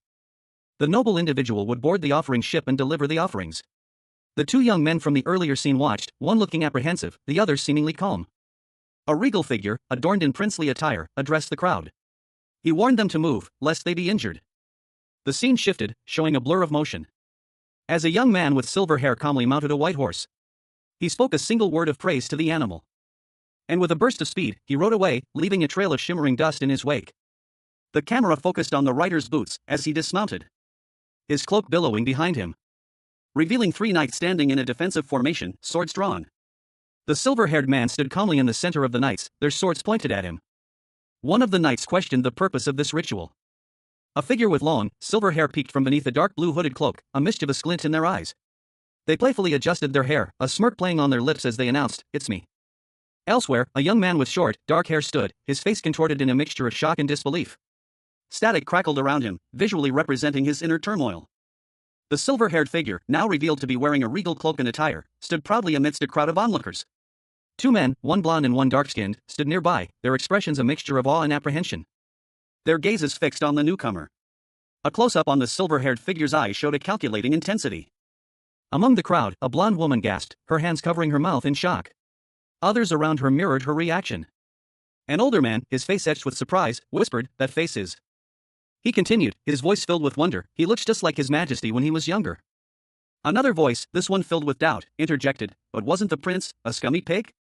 The queen, watching from her throne, visibly paled at the sight of the silver-haired figure. The scene ends with her face turning ashen. Princess Lodgir, the blonde-haired woman, sat on her throne, tears streaming down her face. She was overcome with grief, her shoulders shaking silently as she covered her mouth with her hand. A single thought echoed in her mind, she felt sorry for Her Majesty. Meanwhile, a different scene unfolded. News of the prince's death had reached the kingdom. A woman, presumably a lady-in-waiting, received a letter. She learned that the prince had sent word to only look for him after the ocean god ritual. However, she was surprised to find that he had arrived in a malnourished state. The king, a man with silver hair and a regal bearing, stood beside his daughter, Princess Lodgir. His expression was one of profound sorrow. He lamented that he should have been by his son's side, no matter how stubborn the prince was. His regret was palpable. The king, his heart heavy with grief, offered comfort to his daughter, pulling her close and saying, "Come here, my son." Heavy footsteps echoed on the ground, signaling the arrival of someone powerful. The camera pans upward to reveal a figure with long, silver hair, standing amidst a group of soldiers. The figure's back is to the viewer, creating an air of mystery. It is clear that this is a person of significant power and influence. King Jerlaila Rodwell, his blonde daughter clinging to his arm, addressed his advisor. He gave the curt command to continue the announcement. The advisor, bowing slightly, acknowledged the king's order. He then proceeded to announce the name of the noble tasked with delivering the offerings to the ocean god. The advisor revealed the name, Lodgir Jerlaila Rodwell, the new prince, flanked by 2 other nobles, stood ready to embark on his mission. A murmur rippled through the crowd. Whispers of disbelief and surprise filled the air as onlookers reacted to the sight of Prince Lodgir. One person voiced their astonishment at his dramatic weight loss. Princess Ilara, the king's daughter, reacted with shock and alarm. She vehemently protested against her father's decision, exclaiming that it was impossible. The king, however, remained resolute. He questioned the princess's assessment, pointing out Prince Lodgir's drastically altered appearance and the short time frame. Despite the princess's pleas to reconsider, the king remained unmoved. He urged her to retract her objections. Prince Lodgir's face hardened. His expression was grim as he prepared to fulfill his duty. With a final, commanding gesture, the king declared his joy to the people of Jerlaila. The joyous sounds of a festival filled the air. Announcements echoed, proclaiming the commencement of the festivities and highlighting the significance of the day. Prince Lodgir would perform the ocean god ritual for the very first time. From a seaside pier, the prince stood poised before a large, enthusiastic crowd, ready to begin the ceremony. Meanwhile, elsewhere in the kingdom, a lively musical performance entertained the revelers. 2 musicians, one playing an accordion and the other a guitar, filled the air with cheerful melodies. The festive atmosphere continued, with people dancing and enjoying themselves. Laughter and cheerful chatter filled the air. But Prince Lodgir, however, remained impassive, his expression betraying none of the merriment around him. He stood tall and regal, a stark contrast to the carefree revelry. A close-up revealed a subtle frown playing on his lips. His thoughts were far from the festivities. He internally scoffed at the obliviousness of the crowd, deeming them all foolish. The prince stood with 2 women, one fair-haired and the other dark-haired, his expression unchanged. His disdain for the festivities was palpable. A distant horn signaled the beginning of the ritual. The ship, ready for the prince's voyage, was visible in the harbor. The scene opens with the majestic ship sailing across a tranquil sea, its wooden hull gleaming under the sun. The ship is pulled by 3 fantastical creatures, resembling a mix of dragons and seahorses, their powerful bodies propelling the vessel forward. Each creature harnessed and seemingly working in perfect harmony. The overall impression is one of serene power and otherworldly elegance. On board, 2 figures stand at the ship's railing. One is a young man with dark hair and skin, dressed in formal attire, the other is a taller, older man with long, silver hair, wearing a regal-looking military uniform. "Your Highness," the older man addresses the younger one. The younger man, seemingly deep in thought, remains silent for a moment. The older man continues, "Don't you think he looks similar to Ray?" The older man shakes his head slightly. "Not really. Ray is much cuter." He pauses, a thoughtful expression on his face. "Unlike Tay, Ray's probably not causing any trouble in hell and is behaving well." The younger man's eyes widen slightly. "Aining, but you think that this Tay is cuter than Ray, right?" The older man's expression hardens. "Don't try to act cute. It's creepy." The younger man's face crumples, tears welling in his eyes. He looks utterly defeated. The older man watches the seagulls fly overhead, a pensive look on his face as the ship continues its journey. Prince Loggear, the Demon King in disguise, stood at the ship's railing, his silver hair catching the sunlight. A pensive expression settled on his usually stoic features as he gazed out at the endless expanse of the ocean. A concerned aide warned Loggear about the rough seas, urging him to stay away from the railing. Another figure, dark-skinned and sharply dressed, stood silently beside them. The aide, Sir Wywin, inquired about the subject of Loggear's contemplation. Loggear, with a soft smile, revealed that he was thinking of his beloved dog, a companion since childhood. Wywin, slightly taken aback, asked for clarification. Meanwhile, Wywin inquired about their arrival time, and Loggear estimated they would reach their destination by moonrise. His thoughts then drifted to the legendary ocean god, expressing a desire to meet this divine being he'd heard so much about. The ship sailed onward, the hull disappearing beneath the waves. Below the surface, bubbles rose as the ship descended into the depths. A shaft of light pierced the deep blue of the ocean, illuminating a school of fish swimming in the distance. As bubbles rose from the depths, their trail shimmering in the ethereal glow. The light intensified, revealing a hidden underwater cavern, where a powerful, ethereal being was trapped, its legs bound by golden chains. The being struggled against its bonds, its form shimmering and indistinct. A single, malevolent red eye glowed with furious intensity. A voice, filled with rage, echoed through the water. "Prince Loggear of Jarela, you made me this way." The being thrashed violently, its power barely contained. And a final, guttural scream tore from its depths, "And I won't ever forgive you for that." Under the cloak of night, a large sailing vessel cuts through the dark waters. Its journey illuminated only by the flickering light of a lone torch held aloft by one of the crew. On deck, several young sailors diligently light lanterns, preparing for the ship's arrival at its destination. While below, on the main deck, a group of passengers, including a man and a woman in elegant attire, await their arrival. A voice announces, "We are entering the Holy Lands. Straighten out your clothes and bow down in respect." A young woman with long, silver hair and piercing blue eyes, dressed in a military-style uniform, stands on the deck, her expression unreadable. Observing the passengers below from a distance, the woman whispers to the man, "It's the priest of the ocean god." Prince Loggear's eyes, now inhabited by the Demon King Imbilden, glowed with an eerie, otherworldly light. A question formed in his mind. A doubt about the identity of the priest who had orchestrated this bizarre turn of events. A woman, her face etched with concern, refuted the image that had formed in his mind. The scene shifted to a flashback, revealing a powerful hand reaching out from a shadowy abyss. This action had summoned Imbilden, the Demon King, to this world. The image of a mysterious book lay open on a table in a grand library, adding to the enigma. A question arose: what was the priest's ultimate goal? Was it to grant the deceased prince the power of demons? Imbilden, now inhabiting Loggear's body, had sent his subordinate Tay to investigate the priest, but the investigation yielded little information. He pondered the situation, considering the possibility that visiting every temple in the kingdom might be the only way to uncover the truth. A regal figure, presumably a high-ranking official, listened intently. The regal figure, his expression serious, stood beside Tay, contemplating the mystery. The night sky reflected in the water behind them. He turned to Tay, his gaze intense. Upon their return, a thorough investigation must be conducted. Aboard a ship at sea, a solemn assembly of courtiers and guards gathered, their attention focused on a young man in a princely uniform and a woman in dark robes. The scene was tense with anticipation. The woman, her blonde hair neatly styled, extended her hands towards the prince. She requested permission to perform the regal pact of blood. The prince, his back to the viewer, remained silent, his long silver hair falling down his back.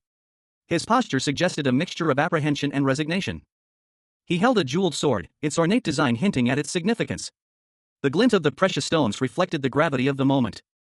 The prince stood tall, his silver hair flowing, the jeweled sword held firmly in his hand. His expression was stoic, betraying little emotion. On the ship's deck, under the night sky, the prince stood poised, the sword held aloft. He seemed ready for whatever was to come. A subtle magic emanating from the blade, as runes on the sword glowed faintly. The prince, seemingly unfazed, commented that he had cut too deep.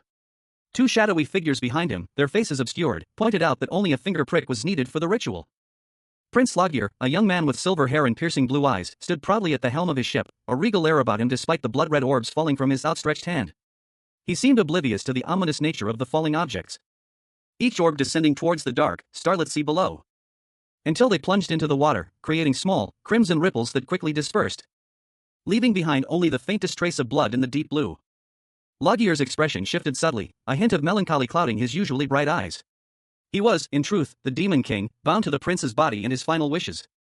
Below the surface, a mystical energy pulsed, forming strange symbols in the water. The ocean itself seemed to stir, as crew members on deck watched in alarm, one shouting that the ocean god was coming. Panic erupted amongst the crew as a colossal, ethereal form began to rise from the depths. A blinding light erupting from the water, engulfing the ship in its radiant glow. The ocean god had arrived. A colossal wave of cerulean energy erupted from the ocean's depths, its luminescence illuminating the night sky. The ethereal glow reflecting off the hull of a majestic sailing ship, its passengers silhouetted against the otherworldly spectacle. Meanwhile, inside the ship, Prince Logir, his silver hair catching the faint light, stood defiantly amidst his two companions, a blonde-haired man and a dark-skinned man with purple hair, as snow began to fall around them. A dark, ominous cloud appeared, revealing a pair of glowing red eyes, and a voice boomed, the blood of the Jerlela royal family. The eyes focused on Logir, and a voice, cold and ancient, spoke, "It is you, the child who did not visit me for 15 years. A spectral, glowing blue hand emerged from the water, its sharp claws extended menacingly. The blonde-haired man cried out, "Your Highness!" Fear gripped the crew as they fell to their knees, praying, "Ocean God, please quell your fury." Logir braced himself as the immense power of the ocean threatened to consume him. A ship sailed through a stormy sea under a dark night sky. A large wave, glowing with an ethereal blue light, crashed against the vessel. The impact rocking the ship violently. The churning water threatened to swallow it whole. Prince Logir, a young man with blonde hair, clung to the railing, his face etched with a mixture of fear and determination. He thought that whispering just now was unnervingly familiar. He gripped his sword tightly, his knuckles white. A woman with long, flowing white hair appeared from the depths of the wave, her form shimmering with the same blue light. She moved with an unnatural grace. Her eyes fixed on Logir. A subtle smile played on her lips. She spoke, her voice barely a whisper, yet carrying an unsettling power. Logir's eyes widened in shock. The woman disappeared beneath the waves, leaving only the turbulent water behind. The Demon King, now inhabiting the body of Prince Logir, found himself submerged in icy water. A spectral, vaguely aquatic creature swirled around him. He emerged, shivering slightly, his expression one of annoyance. He muttered to himself about the inconvenience of cleaning up after the deceased prince's mess. His irritation grew with each passing thought, the situation was far from ideal. Logir noticed something strange in the water, a small, almost ethereal form. He pondered the nature of this entity, questioning if it was the spirit of the previous prince. He mused that he was quite young, only 15 years old in human terms. The scene shifted to reveal a vast, underwater chamber. Logir had been trapped there for 2,000 years. Previous royal heirs had never visited this place. But then, a surge of anger welled up within him. His rage intensified as he recalled his long imprisonment. He had been abandoned in this cold, dark place for 15 years. He drew attention to the golden shackles binding his feet, a clear symbol of his unjust confinement. Encased in a golden ring at the bottom of the ocean, the Demon King seated. The Heavenly King, he thought, had imprisoned him in this watery abyss. A woman with long, silver hair, dressed in regal attire, appeared before him. She pondered aloud about the nature of the rings that bound him, muttering about angel rings and their properties. She explained that these rings were used to bind sinners, dragging them down to the ocean depths. This revelation caused her to question the identity of the prisoner. Wondering if the being before her was the Heavenly Fox. The massive, ethereal form of the Heavenly Fox emerged from the water, its red eyes glowing menacingly. It accused the woman of breaking a long-standing agreement. In exchange for protecting Jerlela, the fox was promised visits. This agreement, however, had been broken for 15 years. The fox continued its furious accusation, emphasizing that the broken agreement would affect not only the woman, but her descendants for generations to come. The fox's anger intensified as it lamented the length of time the agreement had been broken. The woman, seemingly unmoved, simply asked if the fox was upset. A colossal, white rabbit-like creature appeared, holding the silver-haired woman in its paw, its red eyes fixed on her. The Demon King, now inhabiting the body of Prince Logir, floated in a watery prison, his expression one of simmering resentment. He muttered to himself about the unfairness of his situation, 2 millennia of confinement in this desolate place. He continued his internal monologue, questioning the Heavenly King's unusual methods of punishment. His frustration was palpable. His thoughts turned to the Heavenly King himself, whom he deemed a crazy mother *****. A small, ethereal creature nearby whimpered, seemingly disturbed by the Demon King's outburst. Logir, still the Demon King, acknowledged the creature's distress, but insisted that its anger should be directed elsewhere. The creature, surprised, questioned how a human could read its thoughts. It then realized that Logir knew the identity of the Heavenly King and that he had been called Miss. The creature's confusion grew as it connected the dots, questioning if the Heavenly King's actions were a result of Logir's abandonment. Logir, seemingly contrite, asked if the creature was angry because he had been left alone in such a cold and lonely place. The final panel shows 3 ethereal creatures, possibly the same species as the one speaking to Logir, resting peacefully in the underwater environment. A sorrowful scene unfolded beneath the waves. A large, ethereal creature, its form vaguely reminiscent of a whale, wept silently, cradling a tiny, delicate human figure in its gentle grasp. Meanwhile, a regal figure with long, silver hair and piercing blue eyes emerged from the depths. He wore an ornate, dark blue military uniform, the rich fabric shimmering in the underwater light. "Sorry, it's not my fault, but I'll apologize instead," he stated, his voice laced with a hint of sorrow. He continued, his tone hardening slightly, but don't do this again. Humans are weaker than you think. If you take your anger out like this, they might actually die.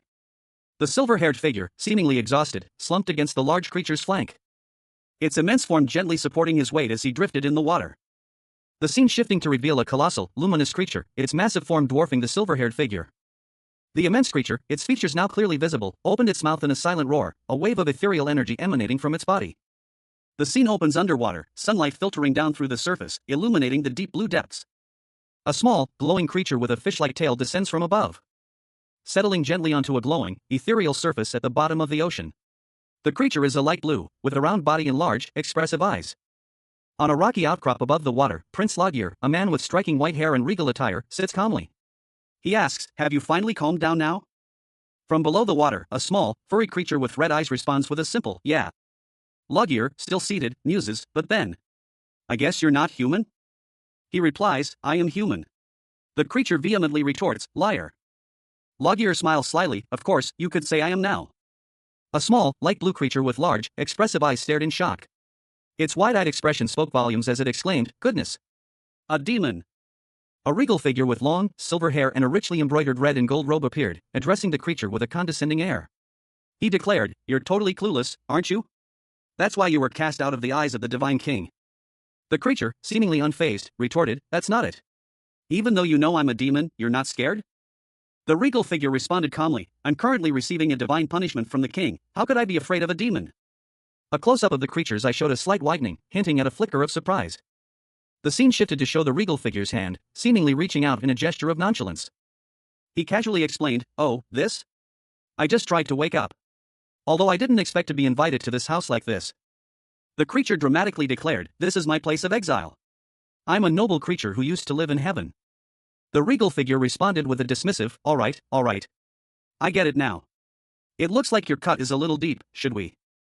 A close-up reveals a hand, adorned in a regal, dark-colored glove with gold accents, bearing a thin, crimson scratch across its back. A faint, ethereal glow emanates from the wound. The camera shifts to showcase the rest of the figure, a man dressed in opulent attire befitting a prince, a dark, rich robe with a white fur collar and gold epaulets. A striking, teal gemstone pendant hangs from his neck. A small, fox-like creature with 9 fluffy tails speaks, its voice filled with a hint of annoyance. It scoffed, "Of course. Did you think I was useless all because I'm tied up here?" The creature continues, "I just can't get out of the sea, but my abilities are the same. Forget about my hand." The prince inquires, his tone laced with concern, "You're not angry anymore, are you?" The fox-like creature replies, "Of course, I'm not." The prince questions, "Really?" As he speaks, the creature begins to transform, its form shifting and shimmering, revealing a majestic 9-tailed fox. The prince, seemingly relieved, states, "Then that's good." A small, curious sound from the fox, who asks, "Huh?" Prince Logir, a young man with long silver hair and a regal bearing, stood before a colossal, ethereal white dragon. His expression was one of startled surprise, his mouth slightly agape as he exclaimed in disbelief. The dragon stirred, its massive form shifting slightly. A soft, almost pleading voice echoed from the creature, a plea for the prince not to leave. Logir, now looking smaller than ever beside the immense beast, approached cautiously. He seemed hesitant, his movements slow and deliberate as he drew closer to one of the dragon's massive paws. The scene shifted to an underwater environment, a dark blue expanse illuminated by a large, ethereal moon. A small, bioluminescent fish swam past. A strange, flat, glowing creature with large, wing-like fins spoke, its voice echoing through the water. It posed a question, a conditional request. Logir, his face partially visible, seemed to consider the creature's words, a thoughtful expression on his face. The scene opens with a powerful figure, cloaked in dark robes and adorned with gold embroidery, standing before a majestic, ethereal creature. His silver hair is neatly styled, and his back is turned to the viewer. He asks, "What's your wish?" The creature, a large, wolf-like being with soft, white fur and glowing red eyes, considers the question. A thought bubble above it simply reads, "Wish?" The cloaked figure turns, revealing a sharp, handsome face. He confirms, "That's right. What do you want?" The creature looks thoughtful, its gaze fixed on the ground. The cloaked figure continues, "Well, of course that would be. It's going to want to break the shackles and be free, right?" The cloaked figure raises an eyebrow, a hint of surprise in his expression. He murmurs, "Oh?" The creature continues, pleading, "Please don't forget me and make sure to keep your promise. I'm asking for you to come visit me in the future." "That's all you wish for?" The creature protests, "Why, you wouldn't understand." A wave of energy erupts from it as it lets out a pained cry, "H-h-h-h-h-h." Prince Logir, a young man with silver hair and a regal bearing, stood alone on a beach, his arms crossed. He sighed, his expression one of profound weariness. Do you know how frustrating it is to be alone? He mused, the words hanging heavy in the air. He continued his internal monologue, a torrent of unspoken grievances. He had even resorted to talking to seaweed and fish, simply to have someone to converse with. The isolation was unbearable, compounded by the unpleasant realities of the ocean floor. Logier's gaze fell upon a colossal, ethereal creature resting on the sand nearby. It was immense, almost otherworldly in its beauty. There's trash and sometimes even dead bodies down there, he exclaimed, his voice laced with disgust. The creature, seemingly unfazed by his outburst, simply observed him. Logier, noticing the creature's calm demeanor, felt a pang of self-consciousness. And, you're scared of those? A voice questioned, breaking the silence. Logier, startled, stammered a response. Yes, I am scared. I apologize for talking to you like that. Apologize, he cried, his voice trembling slightly. The creature's response was sharp and dismissive. You were wrong, weren't you? You're sorry, aren't you? Come on, say sorry, it demanded, its tone brooking no argument. Logier's frustration boiled over. Are you dumb? He retorted, his patience wearing thin. Finally, Logier snapped, his voice sharp and demanding. Stop saying lofty-minded things and tell me what you want. The creature's response was unexpected, a piece of surprisingly sound advice. Don't wait for someone else to make a choice for you and choose by yourself. The words hung in the air, leaving Logier to ponder their meaning. The Demon King, now inhabiting the body of Prince Logier, looked down at the creature before him. His eyes, though possessing a demonic glint, held a hint of curiosity as he addressed the being. What is your true wish, Ocean God? The Ocean God, a powerful entity trapped in a weakened form, responded with a barely audible whisper, my true wish. A single, crimson eye opened, reflecting the desperation of its plea. A silent, desperate plea for help emanated from the creature. Help me. The Ocean God, in its weakened state, revealed itself to be a majestic, white, fox-like creature with piercing red eyes. The creature continued, its voice laced with urgency. I want to leave this place. I also have a real name, so please call me that. Logier, intrigued by the creature's plight and the unusual request, responded with a hint of amusement, all right. What's your name? The creature, now appearing more relaxed, revealed its name with a small, almost mischievous smile, Sedna. Logier, honoring the deceased prince's last wishes, declared, all right, Sedna. I will set you free from now on. The scene opens with a large, imposing foot, clad in metallic gray, descending towards the viewer. A portion of a regal figure, dressed in dark red and black, is visible at the bottom of the panel, their brown shoes barely visible in the sand. The perspective shifts to reveal a young man with long, silver hair, dressed in elaborate, dark clothing with red accents. He appears concerned, his gaze cast downward. A golden bracelet, attached to a chain, rests on the ground near his feet. The silver-haired young man, now standing, reaches out towards the golden bracelet. His fingers brushing against its smooth surface. The bracelet glows faintly. A bright, golden light erupts from the bracelet, engulfing the young man's hand. A look of surprise and confusion washes over his face as the light intensifies. The light fades, revealing the young man seemingly unharmed, though his expression is one of quiet contemplation. A faint, reddish glow emanates from his palm. He observes his hand, a thoughtful expression on his face. A speech bubble reveals his internal assessment, Quite impressive, Heavenly King my kilos. If I were just a regular demon, I would have been burned to death.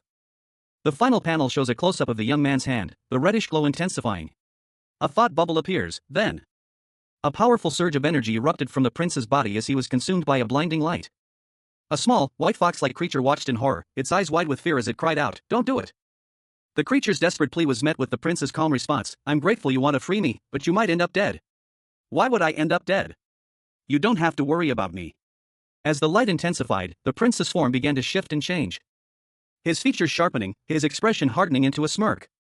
He spoke again, his voice laced with a hint of amusement, just worry about the king whose pride is gonna get hurt when his angel ring gets smashed. As the prince's words echoed, a golden ring, imbued with angelic power, shattered into 1,000 pieces. The fragments dispersing like stardust, leaving behind only a faint shimmer of light.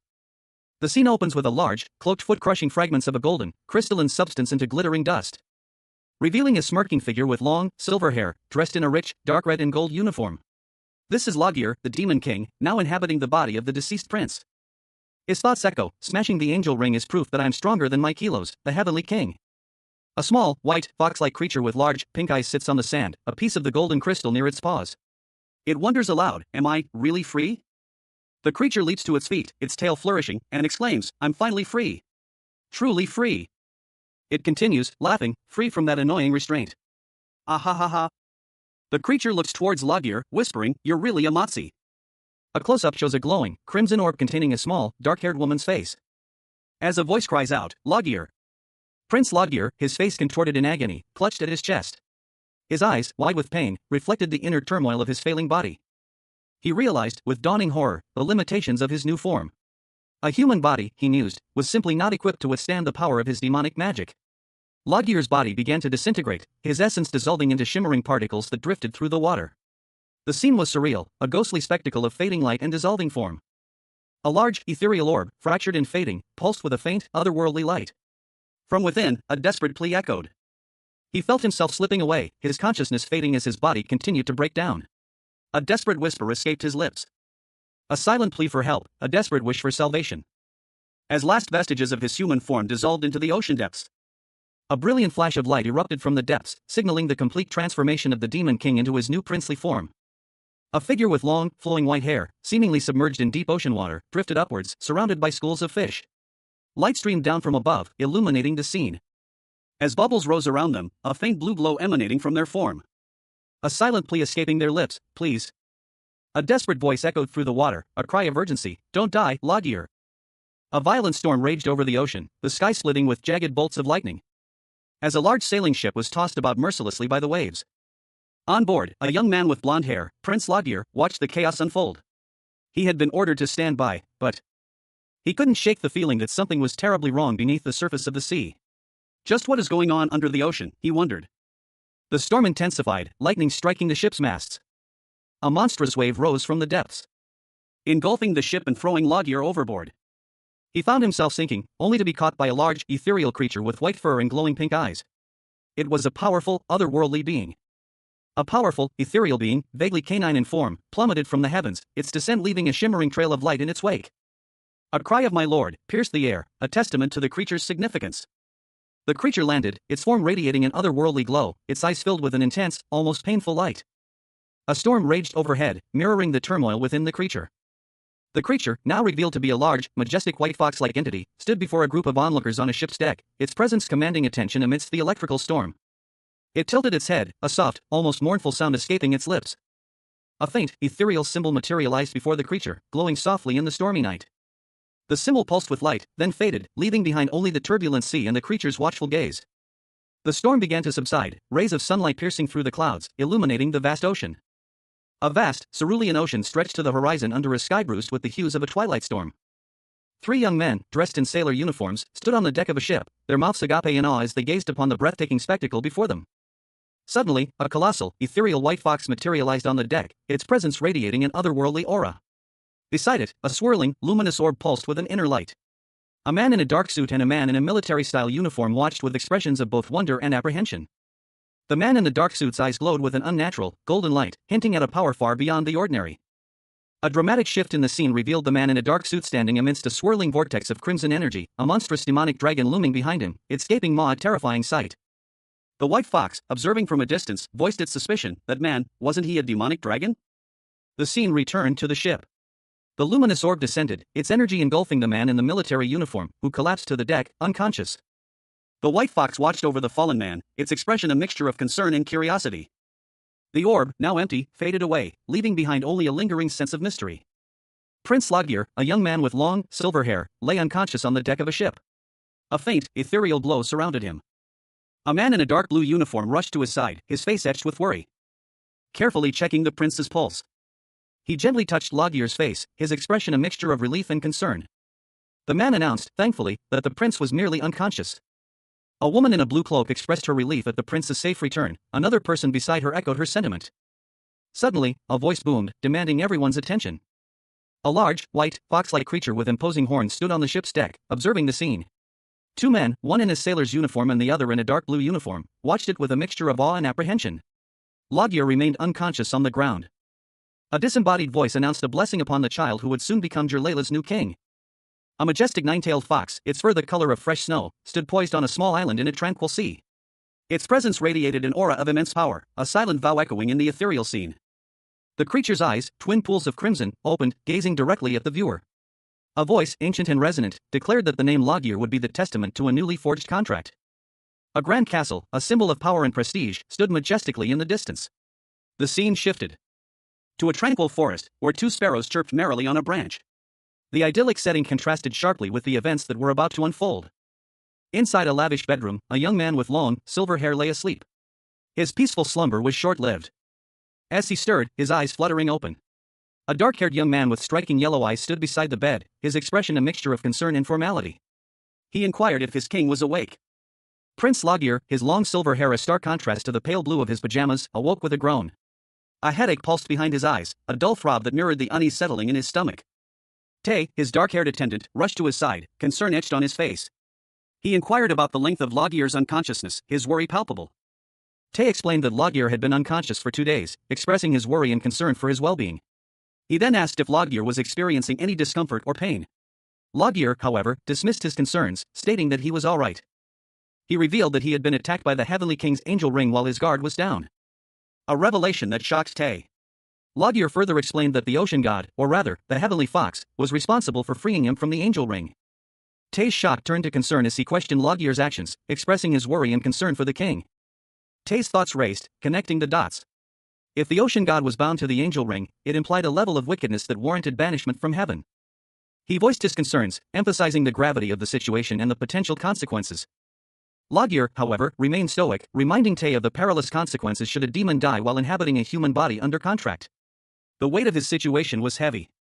A regal advisor, his face obscured, addressed the demon king, now disguised as Prince Logir. He explained that while uncommon, the worst-case scenario of not fulfilling the late prince's wishes would result in the demon king's soul being trapped, unable to return to his own body. Logir's demon familiar, Tae Thanatos, a young man with purple hair and striking yellow eyes, voiced his incredulity. He questioned Logir's decision to undertake such a risky endeavor, given the potential consequences. Logir, his expression a mixture of weariness and determination, confessed that he had no desire to answer to the heavenly king. Tae Thanatos, concerned for his king, urged caution. Logir, his gaze sharp, reminded Tae Thanatos of his role as an assistant, urging him to perform his duties effectively. Tae Thanatos, bowing his head, pledged his loyalty and obedience. As Tae Thanatos' wings twitched nervously, Logir noted his familiar's habit of displaying his wings when anxious. Outside the castle, a joyous celebration was underway. Logir, along with other figures, observed the scene with a mixture of surprise and apprehension. The scene opens with 2 figures, a regal-looking older man in a richly embroidered robe and a younger man with long, flowing silver hair, dressed in more formal attire. The older man, his face etched with a mixture of pride and amusement, addresses the younger one. He comments on a contract that has been made, highlighting the younger man's impressive accomplishment. The younger man, seemingly unfazed by the praise, offers a brief, almost nonchalant explanation regarding the release of Sedna, implying that he manipulated the situation to ensure the water flow wouldn't be blocked. He reflects on the younger man's actions, noting that he went overboard in his efforts to elevate his reputation. The panel then shifts to show another individual congratulating the younger man on his achievement, emphasizing the lasting impact of his actions. The younger man, now identified as a prince, stands with a respectful posture, listening to the older man. The older man's expression is one of quiet observation. The older man informs the prince that numerous nobles await him in the throne room, urging him to proceed. The prince, flanked by the older man and another attendant, begins to walk towards the throne room. As they walk, the prince's internal monologue reveals his surprise at the lack of congratulations for his recent weight loss. He expresses this thought in a humorous, self-deprecating manner. The prince's thought bubble emphasizes his frustration at not receiving recognition for his weight loss, using the word fat to highlight his feelings. The scene shifts to a different location within the castle. The older man bids the prince a farewell, wishing him well. The prince lies down on a bed, reflecting on the excessive talkativeness of those around him. He appears tired but content. A young man with dark hair and a crisp white shirt lay sprawled across a lavish four-poster bed. His eyes were closed, his expression serene despite his disheveled appearance. A servant, distinguished by his dark hair and formal attire, stood beside the bed, holding a towel. "You should wash before you rest," he advised, his tone gentle but firm. The young man on the bed merely mumbled, "Nah, I'm lazy."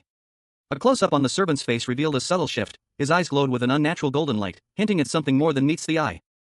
A sudden alarm filled the servant's voice as he exclaimed, "My king! Be careful!"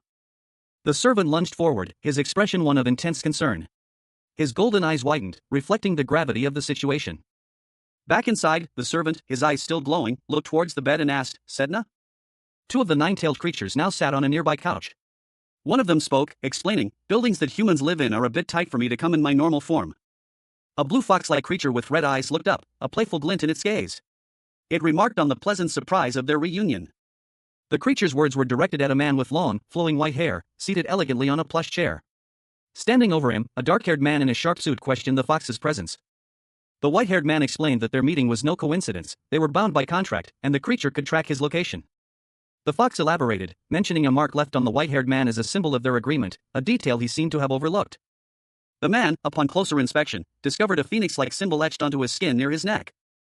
He expressed bewilderment at the strangeness of an angel blessing a demon with such a mark, questioning the very nature of their contract. The white-haired man calmly explained that he had helped the demon, making the unusual contract inconsequential. He revealed that the contract was a three-way agreement involving a human, a demon, and an angel, and that he was currently inhabiting the human's body to fulfill his end of the bargain. The fox questioned the situation, but the white-haired man simply stated that he had chosen this particular body intentionally. A small, fox-like creature with luminous red eyes looked up at someone unseen, its expression a mixture of apprehension and curiosity. "Why? Can't I be here?" it questioned, its voice tinged with uncertainty. Then, a hint of defiance crept into its tone as it added, "Do you not like me being here?" The creature's large, expressive eyes widened slightly, its gaze fixed on something just out of frame. As a regal figure with long, silver hair spoke. "Whatever. Do as you please. You can stay here if you want," they stated, their voice calm but dismissive. The creature's ears perked up at this unexpected permission. "Really?" it exclaimed, its tail wagging excitedly. The creature nuzzled against the silver-haired figure, its gratitude evident. "Thanks, Loggear," it chirped. The story begins with an establishing shot of a grand castle, its imposing structure hinting at the royal lineage within. The scene shifts to the interior of the castle, specifically a lavish bedroom bathed in soft sunlight, where Prince Loggear, a young man with long, silver hair, lies asleep in a large bed. Beside him, a small, fox-like creature with white fur and a single flower adorning its head rests peacefully. Suddenly, the small creature stirs, its movements causing a slight tremor on the bed. And it lets out a small yelp as it falls from the bed onto the floor. The creature looks up, its eyes wide with alarm. A bead of sweat trickles down its brow. A tall, dark-haired man enters the room, carrying a silver tray. He is impeccably dressed in a dark suit, his expression serious. Prince Loggear awakens, startled by the commotion. "What, Tay? Can't you wake me up quietly?" A dark-haired man with purple highlights, dressed in a sharp black suit, bowed deeply before his king. He held a small, ornate necklace on a red velvet cushion, offering it with an apologetic, "I apologize, my king." The king, his face unseen, chuckled, "I'm sure you slept well because you didn't respond to the knock, huh?" He continued, "I got the item you mentioned." The image focused on the necklace, a delicate silver chain with a small golden bell charm, resting on a crimson cloth adorned with delicate pink blossoms. "Collar?" The king, a tall man with long silver hair, calmly responded, "Don't untie it if you want to stay here. It's a sign that you belong to me." The king explained, "You'll be a messenger sent to me by the ocean god. This necklace is an indication of that." The fox grumbled, "But I don't like." Prince Loggear, a young man with dark skin and purple hair, stood before a regal figure with long, flowing white hair. The older man expressed concern, stating that rumors of Loggear's identity as the ocean god were spreading throughout the kingdom. He warned that if word of Loggear's release from the angel ring reached the king, it would cause significant problems. Two fox-like creatures, seemingly Loggear's companions, reacted with alarm to the conversation, protesting against the potential consequences. Loggear, seemingly unconcerned, pondered the necklace he wore, questioning whether he could remove it at will. The older man reassured Loggear, dismissing his concerns. He explained that it was just a normal necklace and that Loggear could choose not to wear it if he wished. The scene shifted to show one of the fox-like creatures perched on a bedpost, observing the interaction. One of the fox creatures declared their willingness to wear the necklace and remain with Loggear. The creature further stated their intention to serve as Loggear's messenger. The older man approved, deeming the arrangement satisfactory. A young man in a dark suit, his face obscured by shadow, stood silently before a figure with long, flowing white hair. The atmosphere was tense, punctuated only by the soft, ethereal glow of pink flowers scattered across the background. The white-haired figure's voice cut through the silence, sharp and impatient. He was clearly annoyed, his inner thoughts revealing his frustration at the situation. It wasn't enough that he'd been subjected to a divine punishment, now he was forced into a humiliating role. The young man, seemingly unfazed by the outburst, remained still. The white-haired figure, now revealed to be wearing an ornate, dark blue coat, gestured dismissively, a small, white fox-like creature at his side. His thoughts turned inward, a mixture of worry and resignation. He wondered about the situation unfolding in hell, a place he was now intimately connected to. The narration box provided a crucial piece of information: the position of Demon King was vacant. The scene shifted, focusing on a pair of white, furry feet delicately stepping across a tiled floor. The camera pulled back to reveal the white-haired figure, now standing tall and regal in a grand hall, his fox-like companion at his side. He exuded an air of quiet power and determination. Two ladies in waiting observed Prince Loggear's surroundings. One of them pointed out a fox-like creature near the prince, cautioning the other to be mindful of her words. The other lady explained that the fox, Sedna, was a messenger sent by the ocean god to the prince. The lady continued, emphasizing that Sedna's presence was a testament to the ocean god's affection for the prince. She also noted the striking resemblance between Sedna's white fur and the prince's appearance. Sedna, the white fox, affectionately addressed Loggear, expressing deep devotion. Loggear, however, appeared pensive, his expression unreadable. Sedna, undeterred, reaffirmed its strong feelings for Loggear. Loggear, walking away, mused on the difference between liking and loving something. He pondered the distinction, observing Sedna following him. He then posed a question to himself, using the analogy of cats and mice to illustrate his point. Loggear concluded that the difference between liking and loving lies in the nature of the attachment. A small, fox-like creature with striking red eyes tilted its head, a thoughtful expression on its face. It mused that the rumors it had heard were indeed true, things were quite different than it had expected. The creature paused, a flicker of uncertainty crossing its features. While it desired to share a meal with Loggear, the current prince, it wasn't quite sure how to approach the situation. It longed to share delicious food and offer assistance. A sudden realization washed over it. Despite its initial hesitations, a warm feeling bloomed in its chest. It did, in fact, care deeply for Loggear. A man with striking silver hair and piercing blue eyes stood in a grand hall, his expression a mixture of weariness and apprehension. He addressed someone unseen, correcting his initial informal greeting. A dark-skinned man in a sharp suit appeared beside him, delivering an urgent message. A delegation had arrived in Jerlela, and the king awaited the silver-haired man's presence. The silver-haired man, now identified as Prince Loggear, reacted with a raised eyebrow, clearly surprised by the news. He questioned the nature of this unexpected delegation. The fox-like creature, observing from a distance, offered a clarifying explanation. It believed the delegation hailed from the great country of Canis, sent by their new emperor. Loggear's eyes widened slightly, a dawning realization reflected in their depths. The implications of this revelation were clearly significant. The dark-skinned man continued his explanation, revealing that the new emperor of Canis had seized power through bloodshed. Loggear listened intently, his expression thoughtful. A close-up reveals a detail, a young man with long, silvery hair, a subtle smile playing on his lips. He wears a crisp white shirt and a dark blue cravat, adorned with a striking crimson gemstone brooch. The scene shifts to a grand throne room. A king and queen sit upon their thrones, observing a group of courtiers standing before them. The atmosphere is formal and tense. One of the courtiers, a man with silver hair and a stern expression, speaks. He informs the royal couple that one member of their family must attend the upcoming enthronement ceremony, a tradition requiring the presence of all royal families worldwide. The king agrees, and orders that a prince will accompany the envoy on their return journey. 3 young men, dressed in dark robes, exchange worried glances. Their expressions reflect apprehension and uncertainty. One of them, a young man with dark hair, voices his concern. He understands the king only has one son, but questions whether the order refers to Prince Loggear. Another of the young men, with brown hair, expresses surprise. He thought Prince Loggear would refuse the invitation, considering his reputation. He wonders what the prince is thinking. The brown-haired young man continues, explaining that he was only offering a courtesy visit and never expected this outcome. He also questions why it had to be Prince Loggear, referring to him as a ruthless bastard. The scene opens with a close-up of a young man's face, a subtle smirk playing on his lips. He calmly states, "I've been told that I'd go when the invitation comes." The camera pulls back to reveal 3 other young men sitting behind him, their expressions a mixture of apprehension and confusion. One of them utters a questioning, "Ha?" Suddenly, a wave of panic washes over the 3, as a sharp, high-pitched "ah" erupts from them, their bodies tensing in fear. One of the 3, visibly shaken, stammers, "PPP Prince." A regal figure with long, silver hair enters the scene. He observes the 3 with an amused expression, questioning, "Why are you so surprised? Are you that scared of the rascal prince from the rumors?" The 3 young men, overcome with fear, immediately prostrate themselves before the silver-haired figure. One of them cries out, "Highness, the prince!" The silver-haired man observes them with a smirk, a single thought bubble above his head reading, "The delegation." The silver-haired man addresses the delegation, his tone laced with amusement. "You guys, you don't like the fact that I'm coming, do you?" One of the delegates, his face contorted with fear, stammers an apology, I apologize, Your Highness. Forgive us." The silver-haired man continues, "I heard that you are all from one hell of a strong country. But why are you guys so scared? If you're a delegation from that country, then you should be able to speak comfortably with me, right?" Prince Loggear, a man of refined features and long, silver hair, stood before his friends. A smirk played on his lips as he declared his intention to depart. He offered a parting wish, hoping his companions would look after him in his absence. A small, fox-like creature at his feet, seemingly attentive to his words. 2 other figures stood nearby, one with blonde hair and the other with dark purple hair, both dressed in formal attire. With a soft sigh, Loggear shed his princely attire, revealing his true form beneath. Exhaustion washed over him as he slumped, his head in his hands. He voiced his fatigue, attributing it to the woman he had earlier referred to as mother. One of his companions questioned the meaning of his use of the term "my baby."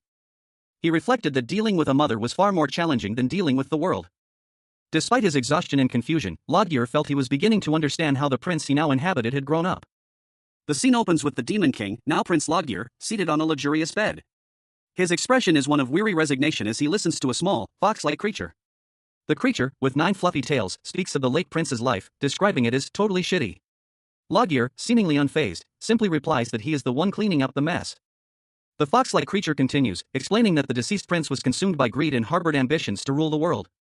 It then expresses its confusion regarding human family dynamics, questioning if the prince's relationships were similar to its own past interactions with the Heavenly King. The creature vehemently denies any positive feelings towards the Heavenly King, stating that it now hates him. Prince Loggear, amused by the creature's outburst, prompts it to call the Heavenly King a bastard. The creature happily complies, repeating its insult. Prince Loggear offers a simple good job. A new character, a demon with purple hair, enters the scene. He politely requests permission from Prince Loggear to return to the underworld for a while, expressing concern about the situation there. Prince Loggear acknowledges the demon's concerns, admitting that he is also worried about potential chaos in hell during his absence. He explains that his absence could lead to demons running amok. The demon, seemingly unconcerned, agrees with Loggear's assessment, adding that the king will have to deal with the consequences later.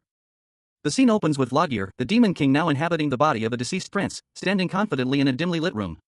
His purple hair and piercing golden eyes are striking against his dark attire. A faint purple aura emanates from him, hinting at his true demonic nature. He declares, in essence, that he, as the king's faithful servant, will take a close look at the situation. Loggear's face is shown in close-up, his expression thoughtful and intense. The purple aura continues to swirl around him, a visual reminder of his demonic power. A second figure, a man with long, flowing white hair, appears. He muses that there's another way to determine the state of hell, to find out if there's a newborn or a dead demon there. The white-haired man's hand gestures, seemingly initiating a ritual. His eyes close, his expression serene as he prepares for the summoning. He chants, summoning the Book of the Demon King in the name of Imbilden. The scene shifts to a dark room, where the white-haired man stands before a summoning circle. A magical effect erupts from the circle, and the white-haired man is thrown back. A crimson book, its cover adorned with intricate, swirling designs and a central snowflake emblem, crackled with dark energy. It floated, suspended in mid-air, surrounded by a chaotic storm of red particles. Prince Loggear, a young man with long, flowing silver hair, stood in a lavishly decorated room, his expression serene as he extended his hand towards a crimson book that floated before him. The book, imbued with an arcane energy, spiraled towards him, its pages filled with ancient, indecipherable script. A small, white fox-like creature with piercing red eyes watched Loggear with a mixture of curiosity and apprehension. "You are really the Demon King?" it questioned, its voice filled with disbelief. Loggear simply smirked. "Did you think I was a fake?" The crimson book pulsed with power, its pages turning rapidly as if responding to Loggear's thoughts. Streams of data flowed from the book, displaying reports on the demon realm. The reports indicated no significant changes in the hierarchy or casualties among the demons. Loggear closed the book, a look of satisfaction on his face. "Everything seems fine," he murmured, a hint of relief in his tone. A young man with purple hair, dressed in formal attire, stood silently observing Loggear, a thoughtful expression on his face. The fox-like creature spoke again, its voice filled with awe. "It's amazing how you can check all that despite being so far away. Is all that stuff recorded automatically?" Loggear nodded, a subtle smile playing on his lips. An ancient, crimson book lay open, its pages filled with arcane symbols. From the beginning to the end, this grimoire meticulously recorded the lives of every demon. A woman with long, silver hair observed the book intently. She noted that it could even perform complete servitude contracts on demons who had completed the Seal of Blood. The silver-haired woman, surprised by the book's capabilities, mused that she never expected it to be so useful in a situation like this. Her eyes widened as a realization struck her: the book possessed a function that could place things under her name. A power she carefully considered. And then, with a flick of her wrist, a faint blue light emanated from the book. A young man with purple hair and golden eyes entered the room, his expression one of quiet observation. The blue light coalesced into a swirling vortex of energy between the woman's outstretched hands. A swirling vortex of azure energy crackled and pulsed, its ethereal glow illuminating the scene. The intense light momentarily blinding as the magical energy intensified, before gradually dissipating, leaving behind only shimmering particles. Revealing a hand gently holding a dark blue book, adorned with intricate golden designs and a glowing central emblem. Liwa, a demon with long silver hair and a calm demeanor, sat in a richly decorated room, a small, fox-like creature perched beside her. She explained to the creature, "No, that records the demons that I rule over. And this is like a list where I keep the names of those I've made special relationships with." Sedna, the fox-like creature, tilted its head inquisitively. Liwa continued, "I made my first contract with you, so I'll give you the honor of putting your name down first." Sedna's eyes widened in surprise. "I'm the first," it exclaimed.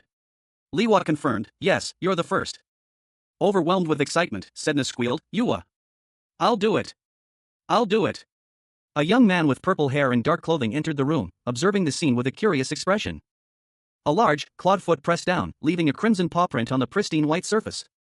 The dark stains spreading like a malevolent bloom. A dark-haired man in formal attire presented a book to a figure with long, silver hair, inquiring about its name. The man explained that it was the Book of the Demon King. He continued, noting that the Book of Heaven was simply called the Book of the Heavenly King. The silver-haired figure, upon hearing this, declared it to be the Book of Logir. He repeated the title, emphasizing its significance.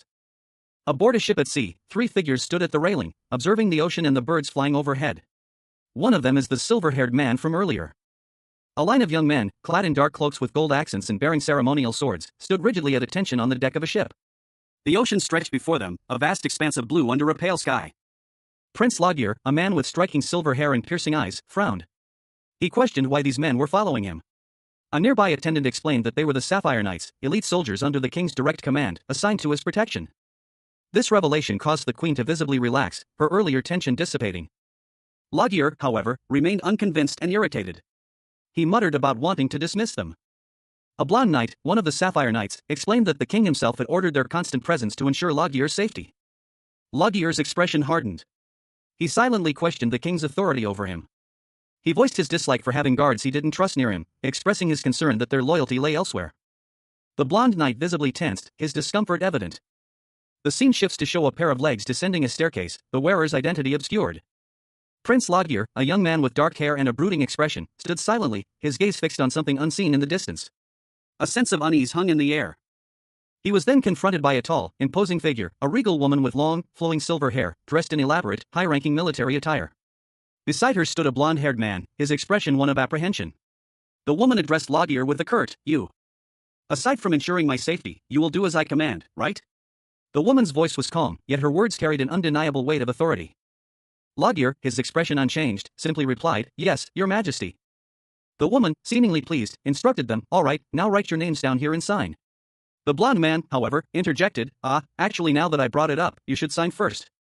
The blonde man's brow furrowed in confusion as he questioned, "Yes? What kind of book is that?" The silver-haired woman smiled subtly, explaining, "It is a book where I record the loyalty." A small, fox-like creature appeared, adding to the scene's intrigue.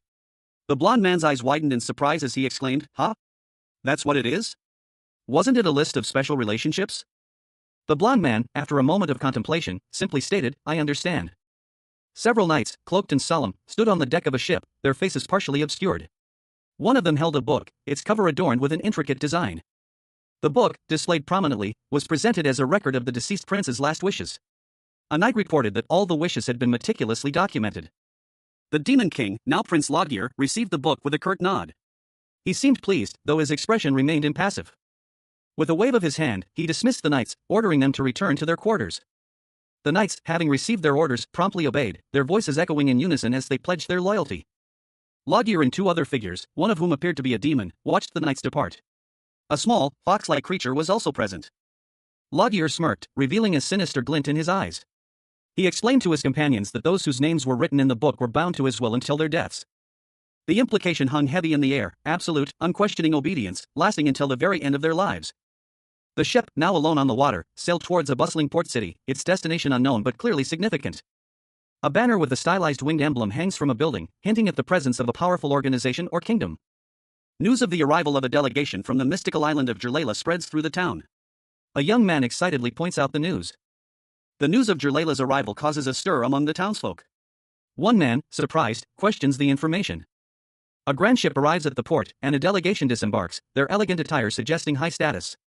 The group is led by several prominent figures. One member of the delegation, a man with striking blue-silver hair, admires the beauty of his own hair color. The question of whether the delegation's leader is the royal of Jerlaila is raised among the onlookers. The delegation's arrival has already spread throughout the kingdom, as evidenced by the anticipation of the crowd. The delegation is greeted by a royal carriage, ready to transport them to the palace.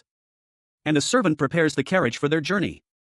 Prince Logir, the newly appointed ruler of the Khanas Empire, arrived in style. 2 attendants in formal attire escorted him in a lavish carriage, their words a polite welcome to his new home. The carriage pulled up to a grand estate, its imposing silhouette standing tall against the twilight sky. The building was a testament to the wealth and power of the Khanas Empire. Inside, Logir was shown to his opulent quarters. A servant informed him that his coronation was only 2 days away. The servant, ever mindful of Logier's new responsibilities, proposed a 10-day travel schedule to ease his transition into his new role. He wanted to ensure the new prince wasn't overburdened. Logier agreed to the plan. He would leave all scheduling matters to his staff. He was, after all, a demon king accustomed to delegating. The servant bowed deeply, offering his assistance should any discomfort arise. He wished the new prince a restful night. Logier's small, fox-like companion, impatient for adventure, urged him to go out and play. The demon king, in his new human form, found himself intrigued by the prospect. He had never been to a country as large as this one before. His companion excitedly pointed out the differences between this city and their home. The fox-like creature's excitement grew as it anticipated the culinary delights and the diverse population of the bustling city. Prince Logier, now inhabiting the body of the deceased prince, announced his intention to rest, claiming exhaustion. His companion, a small, fox-like demon, questioned Logier's sudden desire for rest, reminding him of his earlier expressed interest in the country. Logier clarified that his interest lay in understanding the country's power dynamics, the military, the nobility, and the emperor's authority, and how these forces interacted. Logier, settling into bed, dismissed his companion, instructing it to leave him alone. The small demon, seemingly named Larger, left the room. Larger walked down a hallway, seemingly determined. Despite Logier's dismissal, Larger vowed to persevere, even if Logier wouldn't accompany him. The imposing facade of a grand palace filled the panel, hinting at the wealth and power within. Inside, Prince Tae, a man with long silver hair and regal attire, sat calmly in an ornate chair, reading a book. A young man with dark hair and golden eyes approached Tae, his expression one of mild concern. He inquired about the whereabouts of Sedna. Tae, after a moment of reflection, admitted he hadn't seen Sedna in a while. Another young man, this one with blonde hair, entered the room, revealing that he had sent Sedna to the village alone. He confirmed that Sedna had left earlier that morning, acting on his orders to travel alone. The blonde young man's tone implied a question of whether this was acceptable. He covered his face with his hand, clearly embarrassed by his oversight. Prince Logier, a young man with blonde hair, expressed his concern. He had anticipated Sedna's actions and felt it was unnecessary to go after her immediately. Meanwhile, a regal figure with long silver hair and an elaborate uniform revealed himself to be the Demon King in disguise. He declared Sedna's actions the start of their fun adventure. The scene shifted to three young men seated at a dining table, their meal interrupted. An apology was offered for the disruption. The Demon King, still disguised as Prince Logier, explained that a fox he had brought with him was missing in the city, necessitating a search. His companions, surprised, questioned him about the missing fox. The Demon King proposed a plan: they would travel to the capital before the coronation, leaving the search for the fox until later. He intended to find his fox after arriving at the capital. The three companions offered their assistance in the search and assured him they would handle their own problems. They planned to meet again in the capital. A regal woman with striking silver hair and piercing blue eyes addressed three men in dark uniforms. Her expression was one of stern authority as she delivered her orders. They responded with a nervous, almost fearful, "Understood, Your Highness." The three men, now alone, exchanged worried glances. One of them, his brow furrowed in concern, questioned, "What do we do?" The silver-haired woman's hair flowed, a cascade of shimmering white, as she walked away. A sense of quiet determination emanated from her. A young woman with long blonde hair, dressed in an apron, stood in a bustling town square. She held a small, mysterious object in her hand. A small, ethereal fox appeared before her, its fur glowing softly. The woman's eyes widened in surprise. She smiled, a quiet amusement playing on her lips, as she mused to herself that being alone was more enjoyable than she'd anticipated. Meanwhile, three boys, equally charmed, excitedly called out to the fox, inviting it to play at their house. Three young boys surrounded a small, white, fox-like creature with 9 tails. One of them asked if the creature was also a fox. The creature denied being a fox, prompting one of the boys to excitedly invite it to be friends. The creature, startled, leaped away. The boy, disappointed, watched the creature run away, a small, white ball of fur bouncing behind it. The 9-tailed creature continued its escape, its red eyes glinting. The creature rejected the boy's advances, stating it did not want to play with them and asked to be left alone. The creature reflected on how it would have enjoyed playing with the boys in the past, but now felt differently. Even the beautiful scenery failed to lift its spirits.